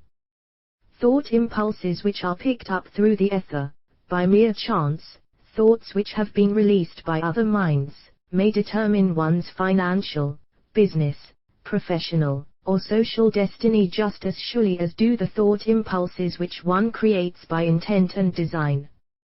We are here laying the foundation for the presentation of a fact of great importance to the person who does not understand why some people appear to be lucky while others of equal or greater ability, training, experience, and brain capacity, seem destined to ride with misfortune. This fact may be explained by the statement that every human being has the ability to completely control his own mind, and with this control, obviously, every person may open his mind to the tramp thought impulses which are being released by other brains, or close the doors tightly and admit only thought impulses of his own choice. Nature has endowed man with absolute control over but one thing, and that is thought. This fact, coupled with the additional fact that everything which man creates, begins in the form of a thought, leads one very near to the principle by which fear may be mastered. If it is true that all thought has a tendency to clothe itself in its physical equivalent, and this is true, beyond any reasonable room for doubt, it is equally true that thought impulses of fear and poverty cannot be translated into terms of courage and financial gain. The people of America began to think of poverty, following the Wall Street crash of 1929. Slowly, but surely that mass thought was crystallized into its physical equivalent, which was known as a depression. This had to happen, it is in conformity with the laws of nature. The fear of poverty. There can be no compromise between poverty and riches. The two roads that lead to poverty and riches travel in opposite directions. If you want riches, you must refuse to accept any circumstance that leads toward poverty. The word riches is here used in its broadest sense, meaning financial, spiritual, mental and material estates. The starting point of the path that leads to riches is desire. In Chapter 1, you received full instructions for the proper use of desire. In this chapter, on fear, you have complete instructions for preparing your mind to make practical use of desire. Here, then, is the place to give yourself a challenge which will definitely determine how much of this philosophy you have absorbed. Here is the point at which you can turn prophet and foretell, accurately, what the future holds in store for you. If, after reading this chapter, you are willing to accept poverty, you may as well make up your mind to receive poverty. This is one decision you cannot avoid. If you demand riches, determine what form, and how much will be required to satisfy you. You know the road that leads to riches. You have been given a road map which, if followed, will keep you on that road. If you neglect to make the start, or stop before you arrive, no one will be to blame, but you. This responsibility is yours. No alibi will save you from accepting the responsibility if you now fail or refuse to demand riches of life, because the acceptance calls for but one thing, incidentally, the only thing you can control, and that is a state of mind. A state of mind is something that one assumes. It cannot be purchased, it must be created. Fear of poverty is a state of mind, nothing else. But it is sufficient to destroy one's chances of achievement in any undertaking, a truth which became painfully evident during the Depression. This fear paralyzes the faculty of reason, destroys the faculty of imagination, kills off self-reliance, undermines enthusiasm, discourages initiative, leads to uncertainty of purpose, encourages procrastination, wipes out enthusiasm and makes self-control an impossibility. It takes the charm from one's personality, destroys the possibility of accurate thinking, diverts concentration of effort, it masters persistence, turns the willpower into nothingness, destroys ambition, beclouds the memory and invites failure in every conceivable form, it kills love and assassinates the finer emotions of the heart, discourages friendship and invites disaster in 100 forms, leads to sleeplessness, misery and unhappiness, and all this despite the obvious truth that we live in a world of overabundance of everything the heart could desire, with nothing standing between us and our desires, excepting lack of a definite purpose. The fear of poverty is, without doubt, the most destructive of the 6 basic fears. It has been placed at the head of the list, because it is the most difficult to master. Considerable courage is required to state the truth about the origin of this fear, and still greater courage to accept the truth after it has been stated. The fear of poverty grew out of man's inherited tendency to prey upon his fellow man economically. Nearly all animals lower than man are motivated by instinct, but their capacity to think is limited, therefore, they prey upon one another physically. Man, with his superior sense of intuition, with the capacity to think and to reason, does not eat his fellow man bodily, he gets more satisfaction out of eating him financially. Man is so avaricious that every conceivable law has been passed to safeguard him from his fellow man. Of all the ages of the world, of which we know anything, the age in which we live seems to be one that is outstanding because of man's money madness. A man is considered less than the dust of the earth, unless he can display a fat bank account, but if he has money, never mind how he acquired it, he is a king or a big shot, he is above the law, he rules in politics, he dominates in business, and the whole world about him bows in respect when he passes.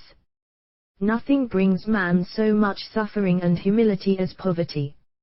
Only those who have experienced poverty understand the full meaning of this. It is no wonder that man fears poverty. Through a long line of inherited experiences man has learned, for sure, that some men cannot be trusted, where matters of money and earthly possessions are concerned.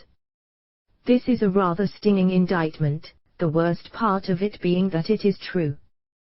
The majority of marriages are motivated by the wealth possessed by one, or both of the contracting parties. It is no wonder, therefore, that the divorce courts are busy. So eager is man to possess wealth that he will acquire it in whatever manner he can, through legal methods if possible, through other methods if necessary or expedient. Self-analysis may disclose weaknesses which one does not like to acknowledge. This form of examination is essential to all who demand of life more than mediocrity and poverty. Remember, as you check yourself point by point, that you are both the court and the jury, the prosecuting attorney and the attorney for the defense, and that you are the plaintiff and the defendant, also, that you are on trial. Face the facts squarely. Ask yourself definite questions and demand direct replies. When the examination is over, you will know more about yourself. If you do not feel that you can be an impartial judge in this self-examination, call upon someone who knows you well to serve as judge while you cross-examine yourself. You are after the truth. Get it, no matter at what cost, even though it may temporarily embarrass you. The majority of people, if asked what they fear most, would reply, "I fear nothing." The reply would be inaccurate, because few people realize that they are bound, handicapped, whipped spiritually and physically through some form of fear. So subtle and deeply seated is the emotion of fear that one may go through life burdened with it, never recognizing its presence. Only a courageous analysis will disclose the presence of this universal enemy. When you begin such an analysis, search deeply into your character. Here is a list of the symptoms for which you should look, symptoms of the fear of poverty: indifference. Commonly expressed through lack of ambition, willingness to tolerate poverty, acceptance of whatever compensation life may offer without protest, mental and physical laziness, lack of initiative, imagination, enthusiasm and self-control, indecision. The habit of permitting others to do one's thinking. Staying on the fence. Doubt. Generally expressed through alibis and excuses designed to cover up, explain away, or apologize for one's failures, sometimes expressed in the form of envy of those who are successful, or by criticizing them. Worry. Usually expressed by finding fault with others, a tendency to spend beyond one's income, neglect of personal appearance, scowling and frowning, intemperance in the use of alcoholic drink, sometimes through the use of narcotics, nervousness, lack of poise, self-consciousness and lack of self-reliance. Overcaution. The habit of looking for the negative side of every circumstance, thinking and talking of possible failure instead of concentrating upon the means of succeeding. Knowing all the roads to disaster, but never searching for the plans to avoid failure. Waiting for the right time to begin putting ideas and plans into action, until the waiting becomes a permanent habit. Remembering those who have failed, and forgetting those who have succeeded. Seeing the hole in the donut, but overlooking the donut. Pessimism, leading to indigestion, poor elimination, or intoxication, bad breath and bad disposition. Procrastination. The habit of putting off until tomorrow that which should have been done last year. Spending enough time in creating alibis and excuses to have done the job. This symptom is closely related to overcaution, doubt and worry. Refusal to accept responsibility when it can be avoided. Willingness to compromise rather than put up a stiff fight. Compromising with difficulties instead of harnessing and using them as stepping stones to advancement. Bargaining with life for a penny, instead of demanding prosperity, opulence, riches, contentment and happiness. Planning what to do if and when overtaken by failure, instead of burning all bridges and making retreat impossible.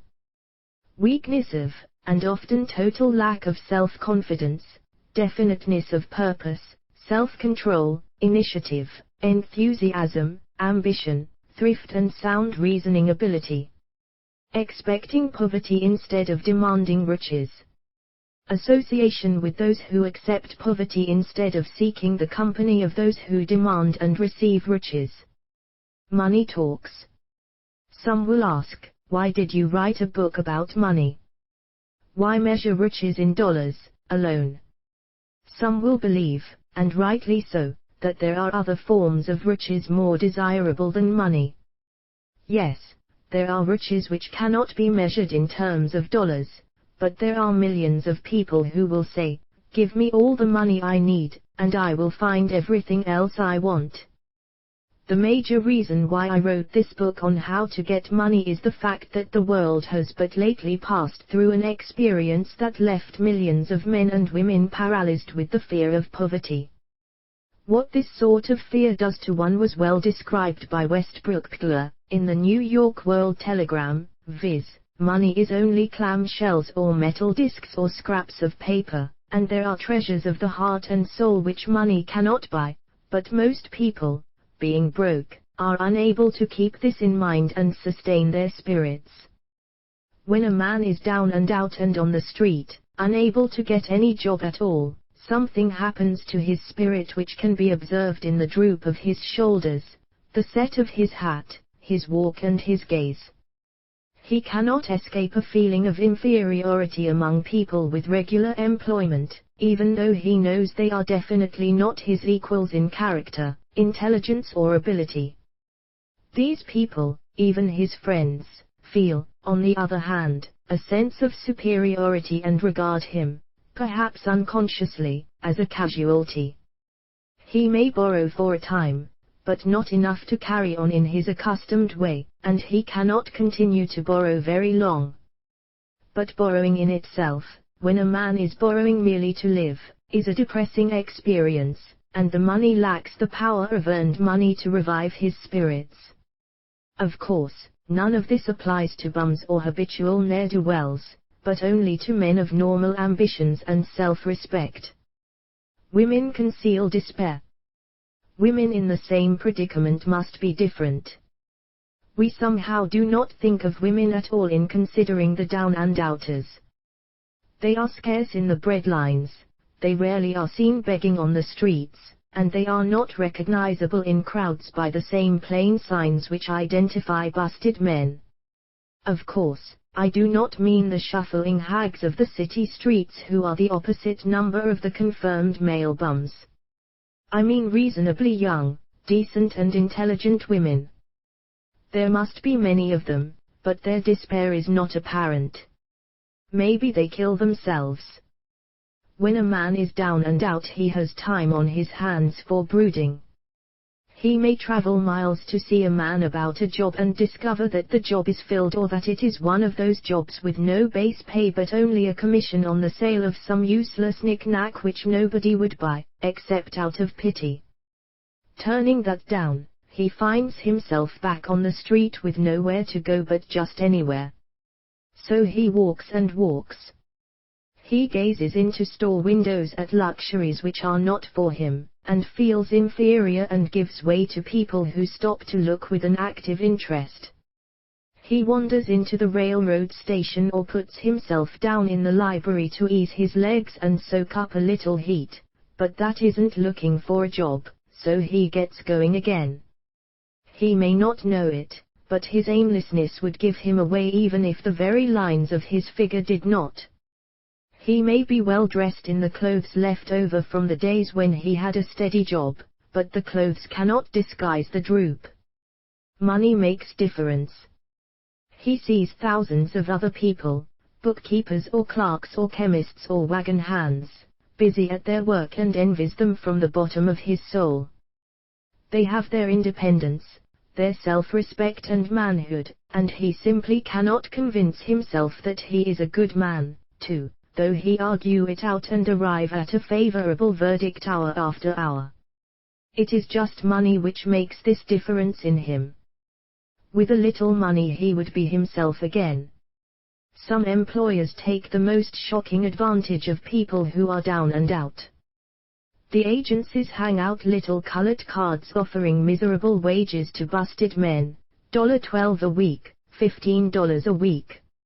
An $18 a week job is a plum, and anyone with $25 a week to offer does not hang the job in front of an agency on a colored card.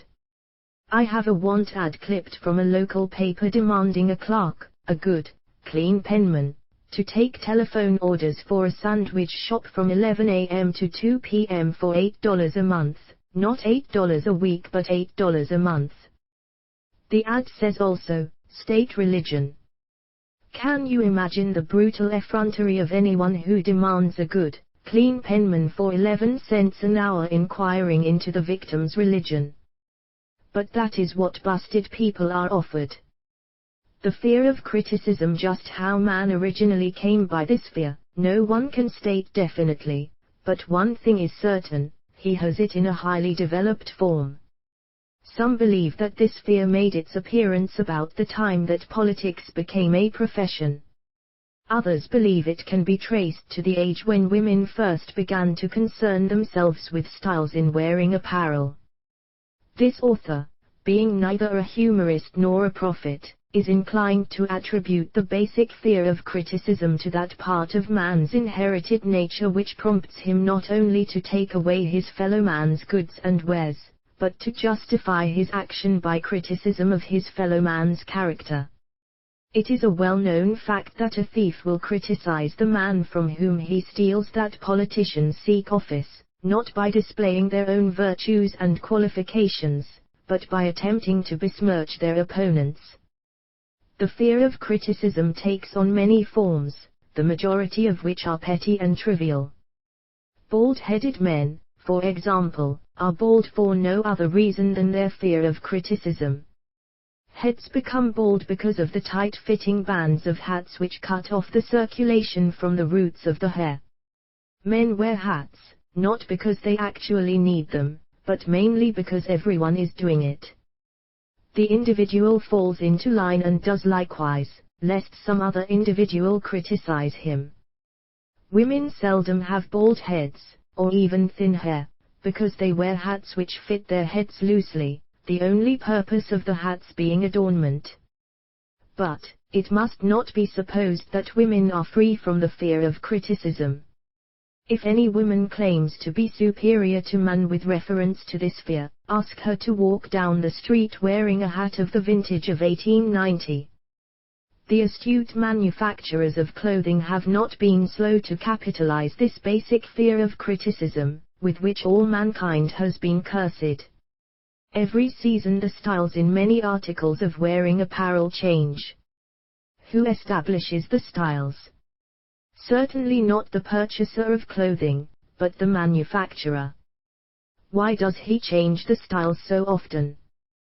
The answer is obvious. He changes the styles so he can sell more clothes. For the same reason the manufacturers of automobiles, with a few rare and very sensible exceptions, change styles of models every season. No man wants to drive an automobile which is not of the latest style, although the older model may actually be the better car. We have been describing the manner in which people behave under the influence of fear of criticism as applied to the small and petty things of life. Let us now examine human behavior when this fear affects people in connection with the more important events of human relationship. Take for example practically any person who has reached the age of mental maturity, from 35 to 40 years of age, as a general average, and if you could read the secret thoughts of his mind, you would find a very decided disbelief in most of the fables taught by the majority of the dogmatists and theologians a few decades back. Not often, however, will you find a person who has the courage to openly state his belief on this subject. Most people will, if pressed far enough, tell a lie rather than admit that they do not believe the stories associated with that form of religion which held people in bondage prior to the age of scientific discovery and education. Why does the average person, even in this day of enlightenment, shy away from denying his belief in the fables which were the basis of most of the religions a few decades ago? The answer is, because of the fear of criticism. Men and women have been burned at the stake for daring to express disbelief in ghosts. It is no wonder we have inherited a consciousness which makes us fear criticism. The time was, and not so far in the past, when criticism carried severe punishments. It still does in some countries.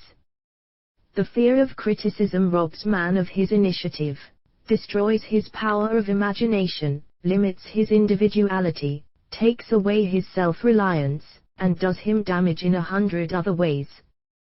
Parents often do their children irreparable injury by criticizing them. The mother of one of my boyhood chums used to punish him with a switch almost daily, always completing the job with the statement, "You'll land in the penitentiary before you are 20. He was sent to a reformatory at the age of 17. Criticism is the one form of service, of which everyone has too much. Everyone has a stock of it which is handed out, gratis, whether called for or not. One's nearest relatives often are the worst offenders. It should be recognized as a crime. In reality it is a crime of the worst nature, for any parent to build inferiority complexes in the mind of a child, through unnecessary criticism. Employers who understand human nature, get the best there is in men, not by criticism, but by constructive suggestion. Parents may accomplish the same results with their children. Criticism will plant fear in the human heart, or resentment, but it will not build love or affection. Symptoms of the fear of criticism. This fear is almost as universal as the fear of poverty, and its effects are just as fatal to personal achievement, mainly because this fear destroys initiative, and discourages the use of imagination.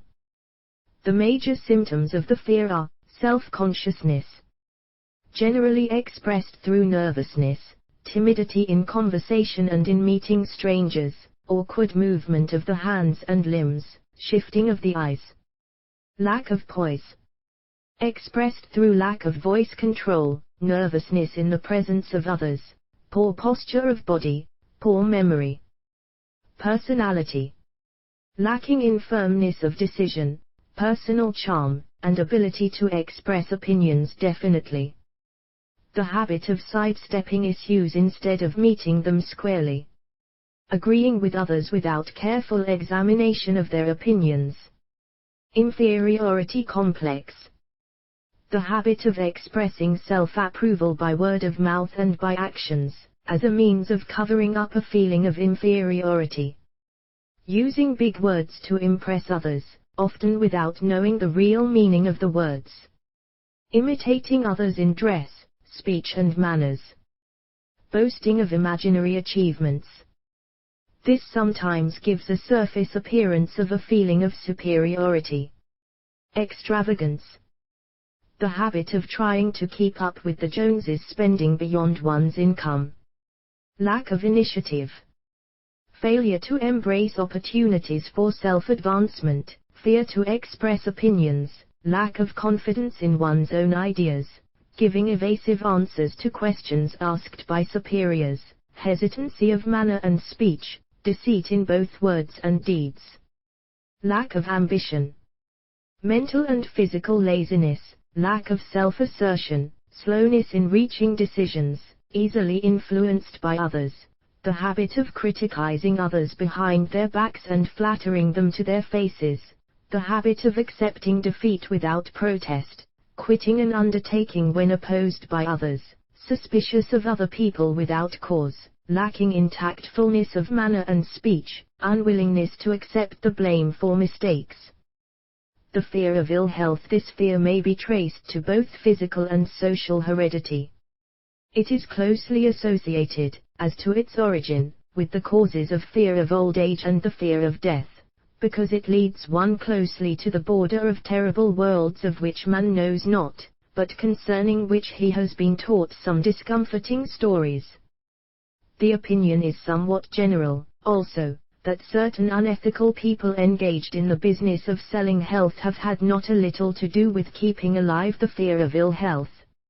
In the main, man fears ill health because of the terrible pictures which have been planted in his mind of what may happen if death should overtake him.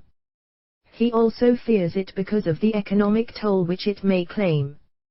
A reputable physician estimated that 75% of all people who visit physicians for professional service are suffering with hypochondria, imaginary illness. It has been shown most convincingly that the fear of disease, even where there is not the slightest cause for fear, often produces the physical symptoms of the disease feared. Powerful and mighty is the human mind. It builds or it destroys. Playing upon this common weakness of fear of ill health, dispensers of patent medicines have reaped fortunes. This form of imposition upon credulous humanity became so prevalent some 20 years ago that Collier's Weekly magazine conducted a bitter campaign against some of the worst offenders in the patent medicine business. During the flu epidemic which broke out during the World War, the mayor of New York City took drastic steps to check the damage which people were doing themselves through their inherent fear of ill health. He called in the newspaper men and said to them, "Gentlemen, I feel it necessary to ask you not to publish any scare headlines concerning the flu epidemic. Unless you cooperate with me, we will have a situation which we cannot control." The newspapers quit publishing stories about the flu, and within 1 month the epidemic had been successfully checked. Through a series of experiments conducted some years ago, it was proved that people may be made ill by suggestion. We conducted this experiment by causing 3 acquaintances to visit the victims, each of whom asked the question, "What ails you? You look terribly ill." The first questioner usually provoked a grin, and a nonchalant "Oh, nothing, I'm all right" from the victim. The second questioner usually was answered with the statement, "I don't know exactly, but I do feel badly." The third questioner was usually met with the frank admission that the victim was actually feeling ill. Try this on an acquaintance if you doubt that it will make him uncomfortable, but do not carry the experiment too far. There is a certain religious sect whose members take vengeance upon their enemies by the hexing method. They call it placing a spell on the victim. There is overwhelming evidence that disease sometimes begins in the form of negative thought impulse. Such an impulse may be passed from one mind to another, by suggestion, or created by an individual in his own mind. A man who was blessed with more wisdom than this incident might indicate, once said, "When anyone asks me how I feel, I always want to answer by knocking him down." Doctors send patients into new climates for their health, because a change of mental attitude is necessary. The seed of fear of ill health lives in every human mind. Worry, fear, discouragement, disappointment in love and business affairs cause this seed to germinate and grow. The recent business depression kept the doctors on the run, because every form of negative thinking may cause ill health. Disappointments in business and in love stand at the head of the list of causes of fear of ill health. A young man suffered a disappointment in love which sent him to a hospital. For months he hovered between life and death. A specialist in suggestive therapeutics was called in. The specialist changed nurses, placing him in charge of a very charming young woman who began, by pre-arrangement with the doctor, to make love to him the first day of her arrival on the job. Within 3 weeks the patient was discharged from the hospital, still suffering, but with an entirely different malady. He was in love again. The remedy was a hoax, but the patient and the nurse were later married. Both are in good health at the time of this writing. Symptoms of the fear of ill health. The symptoms of this almost universal fear are autosuggestion, the habit of negative use of self-suggestion by looking for, and expecting to find the symptoms of all kinds of disease, enjoying imaginary illness and speaking of it as being real, the habit of trying all fads and isms recommended by others as having therapeutic value, talking to others of operations, accidents and other forms of illness, experimenting with diets, physical exercises, reducing systems, without professional guidance, trying home remedies, patent medicines and quack remedies. Hypochondria, the habit of talking of illness, concentrating the mind upon disease, and expecting its appearance until a nervous break occurs.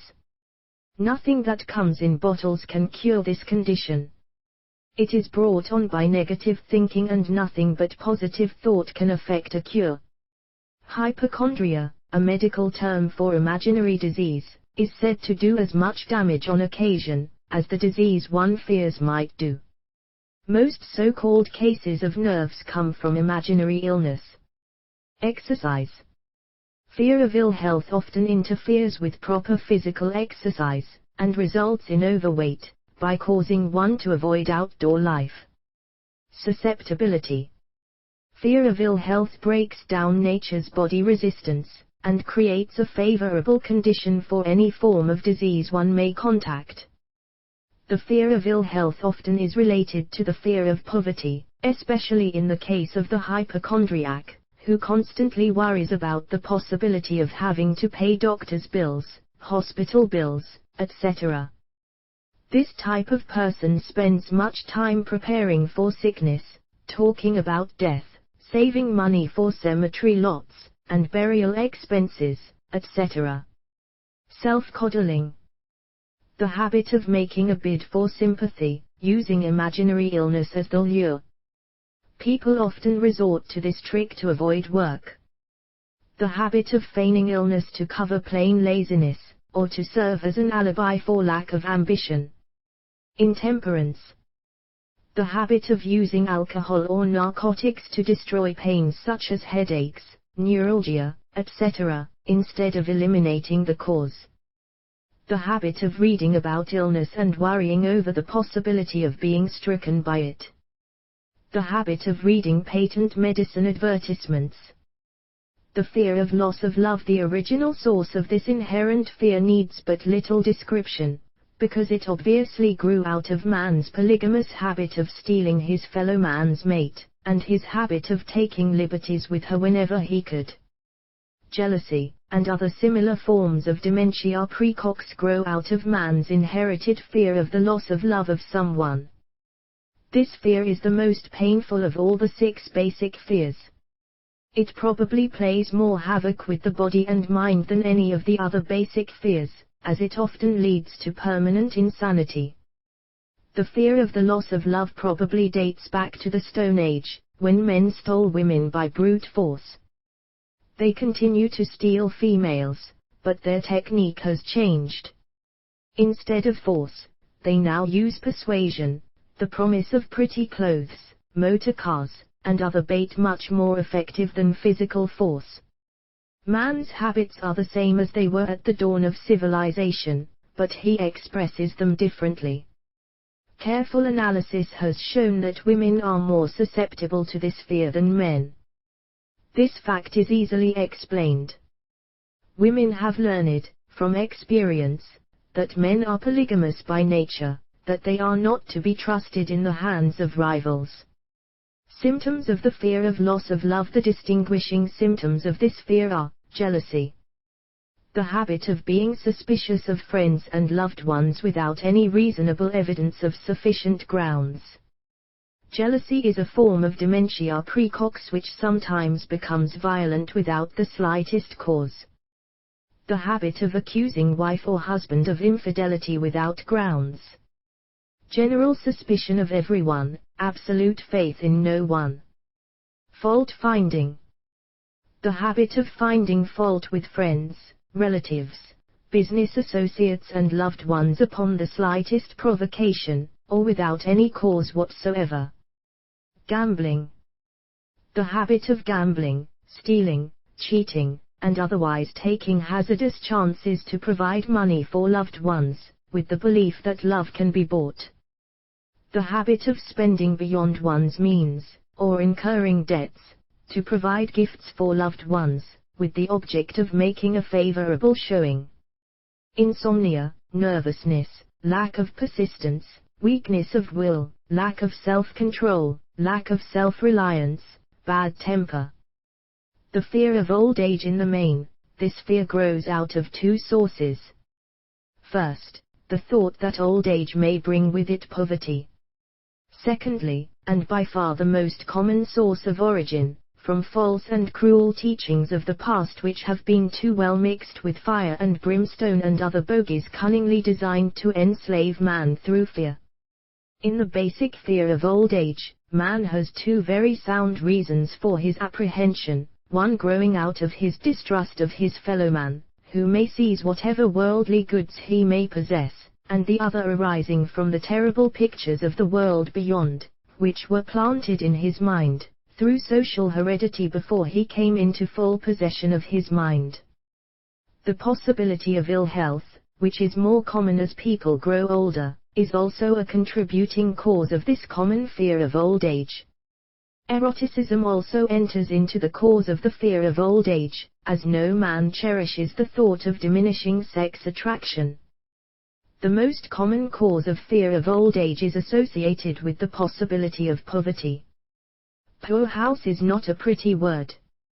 It throws a chill into the mind of every person who faces the possibility of having to spend his declining years on a poor farm. Another contributing cause of the fear of old age is the possibility of loss of freedom and independence, as old age may bring with it the loss of both physical and economic freedom. Symptoms of the fear of old age. The commonest symptoms of this fear are the tendency to slow down and develop an inferiority complex at the age of mental maturity, around the age of 40, falsely believing oneself to be slipping because of age. The truth is that man's most useful years, mentally and spiritually, are those between 40 and 60. The habit of speaking apologetically of oneself as being old merely because one has reached the age of 40, or 50, instead of reversing the rule and expressing gratitude for having reached the age of wisdom and understanding. The habit of killing off initiative, imagination, and self-reliance by falsely believing oneself too old to exercise these qualities. The habit of the man or woman of 40 dressing with the aim of trying to appear much younger, and affecting mannerisms of youth, thereby inspiring ridicule by both friends and strangers. The fear of death. To some this is the cruelest of all the basic fears. The reason is obvious. The terrible pangs of fear associated with the thought of death, in the majority of cases, may be charged directly to religious fanaticism. So-called heathen are less afraid of death than the more civilized. For hundreds of millions of years man has been asking the still unanswered questions, whence and whither? Where did I come from, and where am I going? During the darker ages of the past, the more cunning and crafty were not slow to offer the answer to these questions, for a price. Witness, now, the major source of origin of the fear of death. Come into my tent, embrace my faith, accept my dogmas, and I will give you a ticket that will admit you straight away into heaven when you die, cries a leader of sectarianism. Remain out of my tent, says the same leader, and may the devil take you and burn you throughout eternity. Eternity is a long time. Fire is a terrible thing. The thought of eternal punishment, with fire, not only causes man to fear death, it often causes him to lose his reason. It destroys interest in life and makes happiness impossible.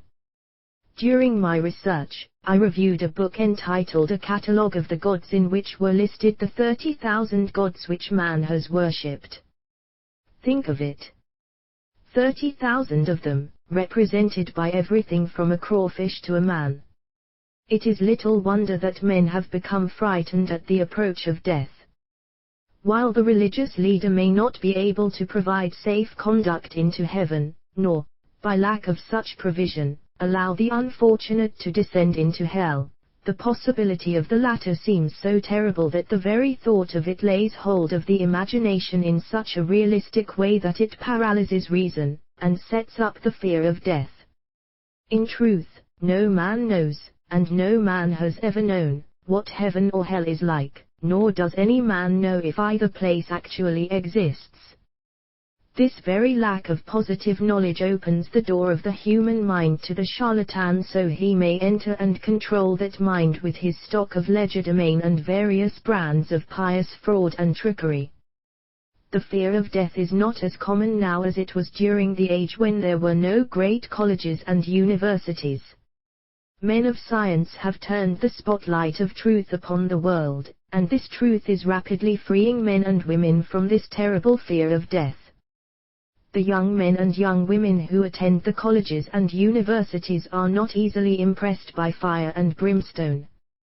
Through the aid of biology, astronomy, geology, and other related sciences, the fears of the Dark Ages which gripped the minds of men and destroyed their reason have been dispelled.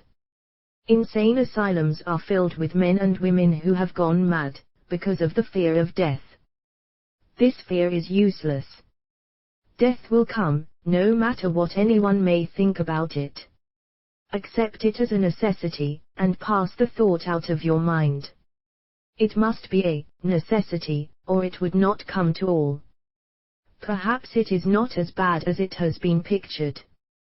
The entire world is made up of only two things, energy and matter. In elementary physics we learn that neither matter nor energy, the only two realities known to man, can be created nor destroyed. Both matter and energy can be transformed, but neither can be destroyed. Life is energy, if it is anything. If neither energy nor matter can be destroyed, of course life cannot be destroyed.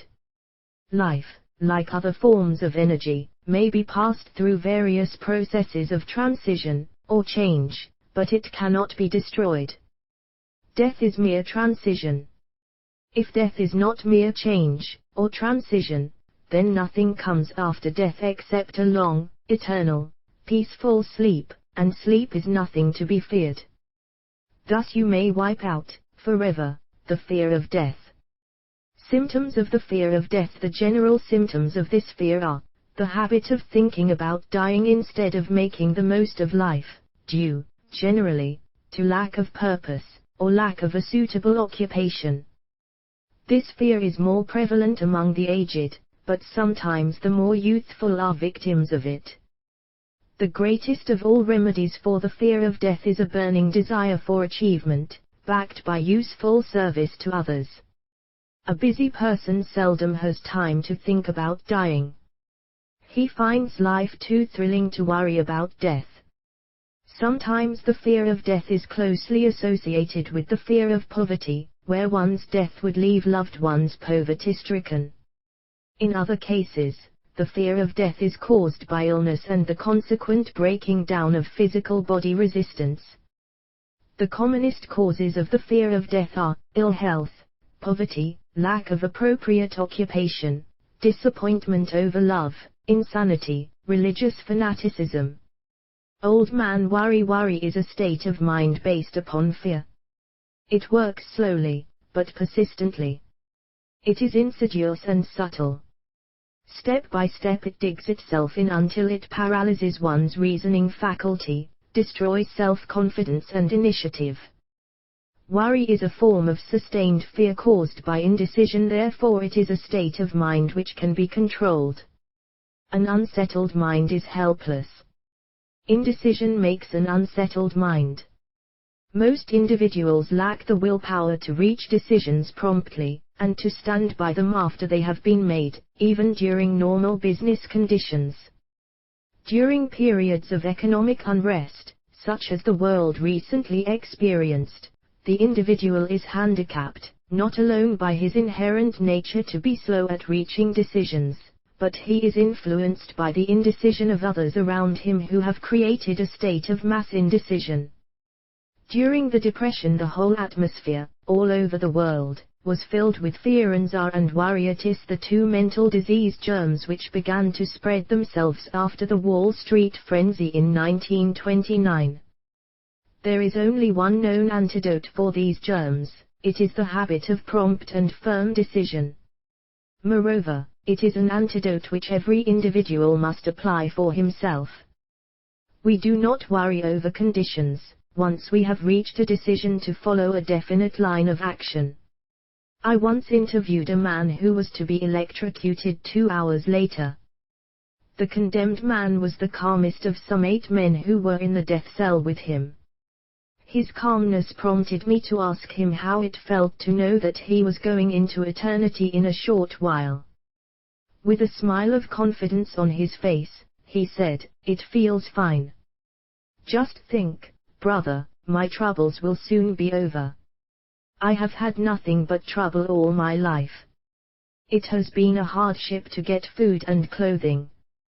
Soon I will not need these things. I have felt fine ever since I learned for certain that I must die. I made up my mind then, to accept my fate in good spirit." As he spoke, he devoured a dinner of proportions sufficient for 3 men, eating every mouthful of the food brought to him, and apparently enjoying it as much as if no disaster awaited him.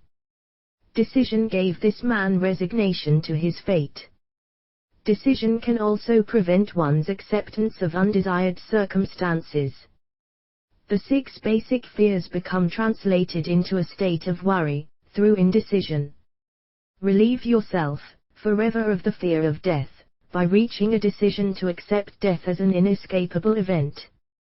Whip the fear of poverty by reaching a decision to get along with whatever wealth you can accumulate without worry. Put your foot upon the neck of the fear of criticism by reaching a decision not to worry about what other people think, do, or say. Eliminate the fear of old age by reaching a decision to accept it, not as a handicap, but as a great blessing which carries with it wisdom, self-control, and understanding not known to youth.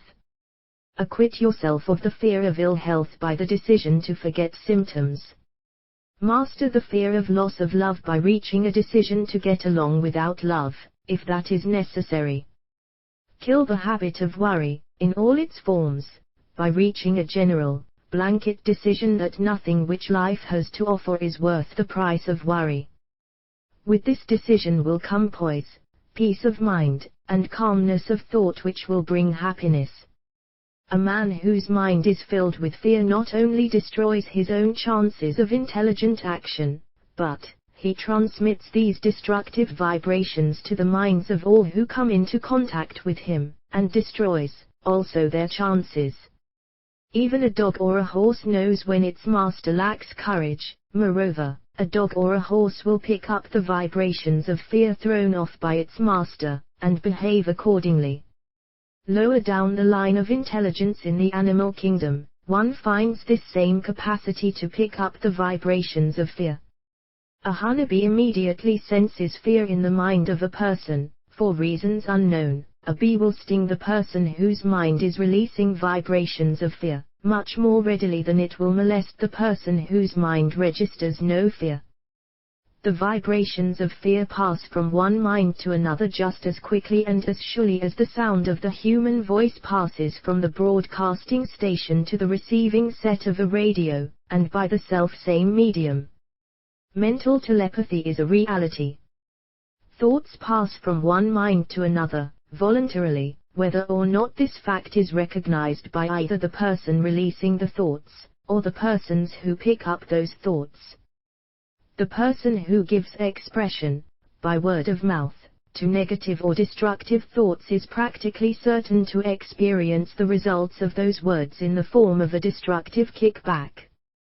The release of destructive thought impulses, alone, without the aid of words, produces also a kickback in more ways than one.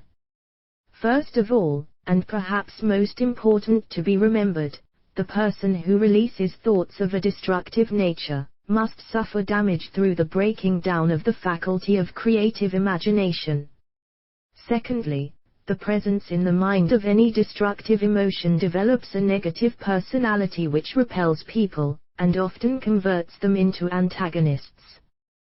The third source of damage to the person who entertains or releases negative thoughts lies in this significant fact: these thought impulses are not only damaging to others, but they imprint themselves in the subconscious mind of the person releasing them, and they become a part of his character.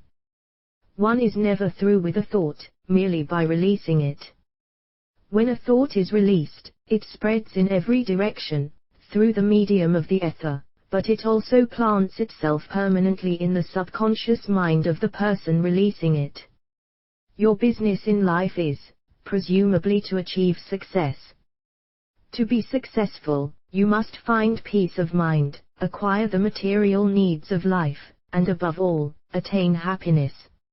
All of these evidences of success begin in the form of thought impulses. You may control your own mind, you have the power to feed it whatever thought impulses you choose. With this privilege goes also the responsibility of using it constructively. You are the master of your own earthly destiny just as surely as you have the power to control your own thoughts. You may influence, direct, and eventually control your own environment, making your life what you want it to be, or you may neglect to exercise the privilege which is yours, to make your life to order, thus casting yourself upon the broad sea of circumstance where you will be tossed hither and yon, like a chip on the waves of the ocean. The devil's workshop. The seventh basic evil. In addition to the 6 basic fears, there is another evil by which people suffer. It constitutes a rich soil in which the seeds of failure grow abundantly. It is so subtle that its presence often is not detected. This affliction cannot properly be classed as a fear. It is more deeply seated and more often fatal than all of the 6 fears. For want of a better name, let us call this evil susceptibility to negative influences. Men who accumulate great riches always protect themselves against this evil. The poverty-stricken never do. Those who succeed in any calling must prepare their minds to resist the evil.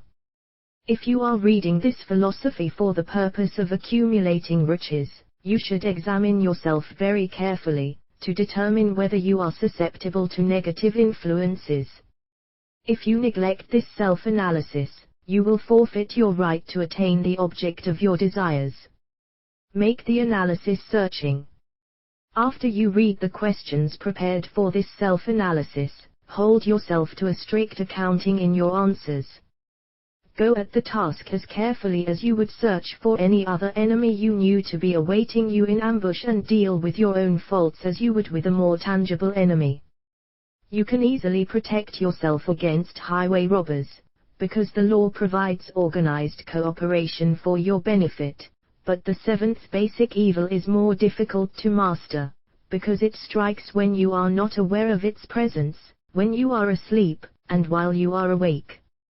Moreover, its weapon is intangible, because it consists of merely a state of mind. This evil is also dangerous because it strikes in as many different forms as there are human experiences. Sometimes it enters the mind through the well-meant words of one's own relatives. At other times, it bores from within, through one's own mental attitude. Always it is as deadly as poison, even though it may not kill as quickly. How to protect yourself against negative influences? To protect yourself against negative influences, whether of your own making, or the result of the activities of negative people around you, recognize that you have a willpower, and put it into constant use, until it builds a wall of immunity against negative influences in your own mind. Recognize the fact that you, and every other human being, are, by nature, lazy, indifferent, and susceptible to all suggestions which harmonize with your weaknesses. Recognize that you are, by nature, susceptible to all the 6 basic fears, and set up habits for the purpose of counteracting all these fears. Recognize that negative influences often work on you through your subconscious mind, therefore they are difficult to detect, and keep your mind closed against all people who depress or discourage you in any way. Clean out your medicine chest, throw away all pill bottles, and stop pandering to colds, aches, pains and imaginary illness. Deliberately seek the company of people who influence you to think and act for yourself. Do not expect troubles, as they have a tendency not to disappoint. Without doubt, the most common weakness of all human beings is the habit of leaving their minds open to the negative influence of other people. This weakness is all the more damaging, because most people do not recognize that they are cursed by it, and many who acknowledge it, neglect or refuse to correct the evil until it becomes an uncontrollable part of their daily habits. To aid those who wish to see themselves as they really are, the following list of questions has been prepared. Read the questions and state your answers aloud, so you can hear your own voice. This will make it easier for you to be truthful with yourself. Self-analysis test questions. Do you complain often of feeling bad, and if so, what is the cause? Do you find fault with other people at the slightest provocation? Do you frequently make mistakes in your work, and if so, why? Are you sarcastic and offensive in your conversation? Do you deliberately avoid the association of anyone, and if so, why? Do you suffer frequently with indigestion? If so, what is the cause? Does life seem futile and the future hopeless to you? If so, why? Do you like your occupation? If not, why? Do you often feel self-pity, and if so, why? Are you envious of those who excel you? To which do you devote most time, thinking of success, or of failure? Are you gaining or losing self-confidence as you grow older? Do you learn something of value from all mistakes? Are you permitting some relative or acquaintance to worry you? If so, why? Are you sometimes in the clouds and at other times in the depths of despondency? Who has the most inspiring influence upon you? What is the cause? Do you tolerate negative or discouraging influences which you can avoid? Are you careless of your personal appearance? If so, when and why? Have you learned how to drown your troubles by being too busy to be annoyed by them? Would you call yourself a spineless weakling if you permitted others to do your thinking for you? Do you neglect internal bathing until intoxication makes you ill-tempered and irritable? How many preventable disturbances annoy you, and why do you tolerate them? Do you resort to liquor, narcotics, or cigarettes to quiet your nerves? If so, why do you not try willpower instead? Does anyone nag you, and if so, for what reason? Do you have a definite major purpose, and if so, what is it, and what plan have you for achieving it? Do you suffer from any of the 6 basic fears? If so, which ones? Have you a method by which you can shield yourself against the negative influence of others? Do you make deliberate use of autosuggestion to make your mind positive? Which do you value most, your material possessions, or your privilege of controlling your own thoughts? Are you easily influenced by others, against your own judgment? Has today added anything of value to your stock of knowledge or state of mind?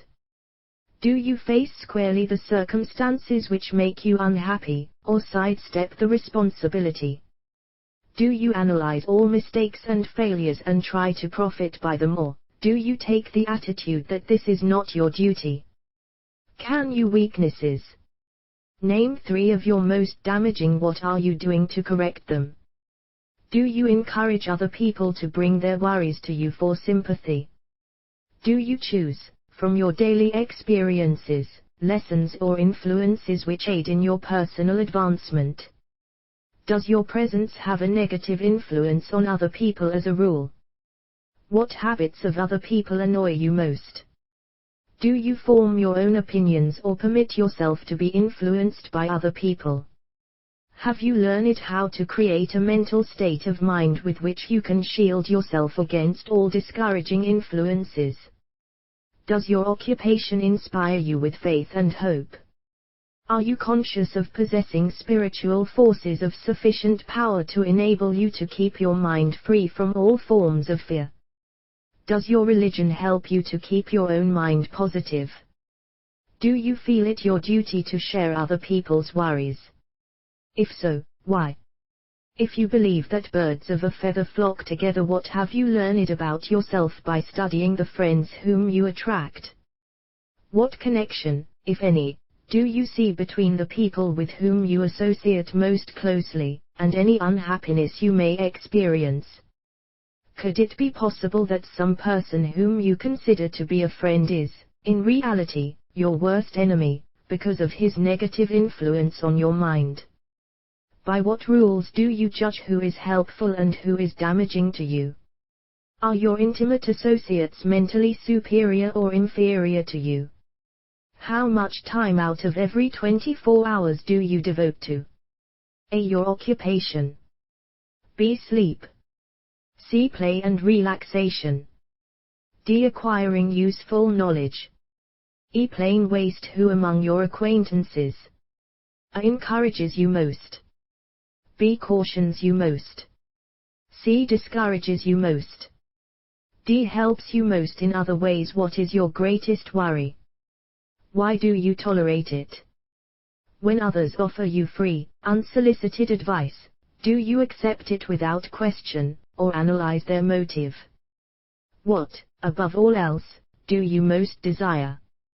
Do you intend to acquire it? Are you willing to subordinate all other desires for this one? How much time daily do you devote to acquiring it? Do you change your mind often? If so, why?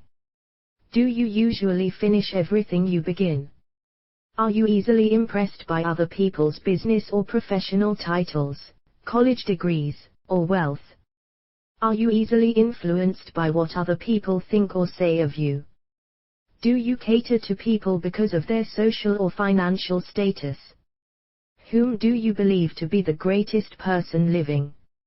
In what respect is this person superior to yourself? How much time have you devoted to studying and answering these questions? At least one day is necessary for the analysis and the answering of the entire list. If you have answered all these questions truthfully, you know more about yourself than the majority of people.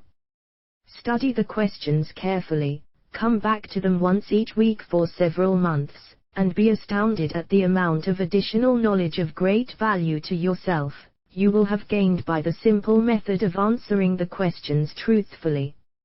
If you are not certain concerning the answers to some of the questions, seek the counsel of those who know you well, especially those who have no motive in flattering you, and see yourself through their eyes. The experience will be astonishing. You have absolute control over but one thing, and that is your thoughts. This is the most significant and inspiring of all facts known to man. It reflects man's divine nature. This divine prerogative is the sole means by which you may control your own destiny. If you fail to control your own mind, you may be sure you will control nothing else. If you must be careless with your possessions, let it be in connection with material things. Your mind is your spiritual estate. Protect and use it with the care to which divine royalty is entitled. You were given a willpower for this purpose. Unfortunately, there is no legal protection against those who, either by design or ignorance, poison the minds of others by negative suggestion. This form of destruction should be punishable by heavy legal penalties, because it may and often does destroy one's chances of acquiring material things which are protected by law. Men with negative minds tried to convince Thomas Edison that he could not build a machine that would record and reproduce the human voice, because they said, no one else had ever produced such a machine. Edison did not believe them. He knew that the mind could produce anything the mind could conceive and believe, and that knowledge was the thing that lifted the great Edison above the common herd. Men with negative minds told F.W. Woolworth he would go broke trying to run a store on 5 and 10 cent sales. He did not believe them. He knew that he could do anything, within reason, if he backed his plans with faith. Exercising his right to keep other men's negative suggestions out of his mind, he piled up a fortune of more than $100 million. Men with negative minds told George Washington he could not hope to win against the vastly superior forces of the British, but he exercised his divine right to believe. Therefore this book was published under the protection of the Stars and Stripes, while the name of Lord Cornwallis has been all but forgotten. Doubting Thomases scoffed scornfully when Henry Ford tried out his first crudely built automobile on the streets of Detroit. Some said the thing never would become practical. Others said no one would pay money for such a contraption. Ford said, "I'll belt the earth with dependable motor cars," and he did. His decision to trust his own judgment has already piled up a fortune far greater than the next 5 generations of his descendants can squander. For the benefit of those seeking vast riches, let it be remembered that practically the sole difference between Henry Ford and a majority of the more than 100,000 men who work for him, is this: Ford has a mind and controls it, the others have minds which they do not try to control. Henry Ford has been repeatedly mentioned, because he is an astounding example of what a man with a mind of his own, and a will to control it, can accomplish. His record knocks the foundation from under that time-worn alibi, "I never had a chance." Ford never had a chance, either, but he created an opportunity and backed it with persistence until it made him richer than Croesus. Mind control is the result of self-discipline and habit. You either control your mind or it controls you. There is no hallway compromise. The most practical of all methods for controlling the mind is the habit of keeping it busy with a definite purpose, backed by a definite plan. Study the record of any man who achieves noteworthy success, and you will observe that he has control over his own mind, moreover, that he exercises that control and directs it toward the attainment of definite objectives. Without this control, success is not possible. 57 famous alibis by old man. If people who do not succeed have one distinguishing trait in common, they know all the reasons for failure, and have what they believe to be airtight alibis to explain away their own lack of achievement. Some of these alibis are clever, and a few of them are justifiable by the facts. But alibis cannot be used for money. The world wants to know only one thing: have you achieved success? A character analyst compiled a list of the most commonly used alibis. As you read the list, examine yourself carefully, and determine how many of these alibis, if any, are your own property. Remember, too, the philosophy presented in this book makes every one of these alibis obsolete. If I didn't have a wife and family. If I had enough pool. If I had money. If I had a good education. If I could get a job. If I had good health. If I only had time. If times were better. If other people understood me. If conditions around me were only different. If I could live my life over again. If I did not fear what they would say. If I had been given a chance. If I now had a chance. If other people didn't have it in for me. If nothing happens to stop me. If I were only younger. If I could only do what I want. If I had been born rich. If I could meet the right people. If I had the talent that some people have. If I dared assert myself. If I only had embraced past opportunities. If people didn't get on my nerves. If I didn't have to keep house and look after the children. If I could save some money. If the boss only appreciated me. If I only had somebody to help me. If my family understood me. If I lived in a big city. If I could just get started. If I were only free. If I had the personality of some people. If I were not so fat. If my talents were known. If I could just get a break. If I could only get out of debt. If I hadn't failed. If I only knew how. If everybody didn't oppose me. If I didn't have so many worries. If I could marry the right person. If people weren't so dumb. If my family were not so extravagant. If I were sure of myself. If luck were not against me. If I had not been born under the wrong star. If it were not true that what is to be will be. If I did not have to work so hard. If I hadn't lost my money. If I lived in a different neighborhood. If I didn't have a past. If I only had a business of my own. If other people would only listen to me. If I had the courage to see myself as I really am, I would find out what is wrong with me, and correct it. Then I might have a chance to profit by my mistakes and learn something from the experience of others, for I know that there is something wrong with me, or I would now be where I would have been if I had spent more time analyzing my weaknesses, and less time building alibis to cover them. Building alibis with which to explain away failure is a national pastime. The habit is as old as the human race, and is fatal to success. Why do people cling to their pet alibis? The answer is obvious. They defend their alibis because they create them. A man's alibi is the child of his own imagination. It is human nature to defend one's own brainchild. Building alibis is a deeply rooted habit. Habits are difficult to break, especially when they provide justification for something we do. Plato had this truth in mind when he said, "The first and best victory is to conquer self." To be conquered by self is, of all things, the most shameful and vile. Another philosopher had the same thought in mind when he said, "It was a great surprise to me when I discovered that most of the ugliness I saw in others was but a reflection of my own nature."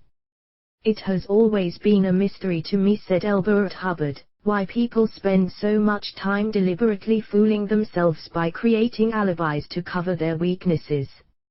If used differently, this same time would be sufficient to cure the weakness, then no alibis would be needed." In parting, I would remind you that life is a checkerboard, and the player opposite you is time. If you hesitate before moving, or neglect to move promptly, your men will be wiped off the board by time. You are playing against a partner who will not tolerate indecision. Previously you may have had a logical excuse for not having forced life to come through with whatever you asked, but that alibi is now obsolete, because you are in possession of the master key that unlocks the door to life's bountiful riches. The master key is intangible, but it is powerful. It is the privilege of creating, in your own mind, a burning desire for a definite form of riches. There is no penalty for the use of the key, but there is a price you must pay if you do not use it.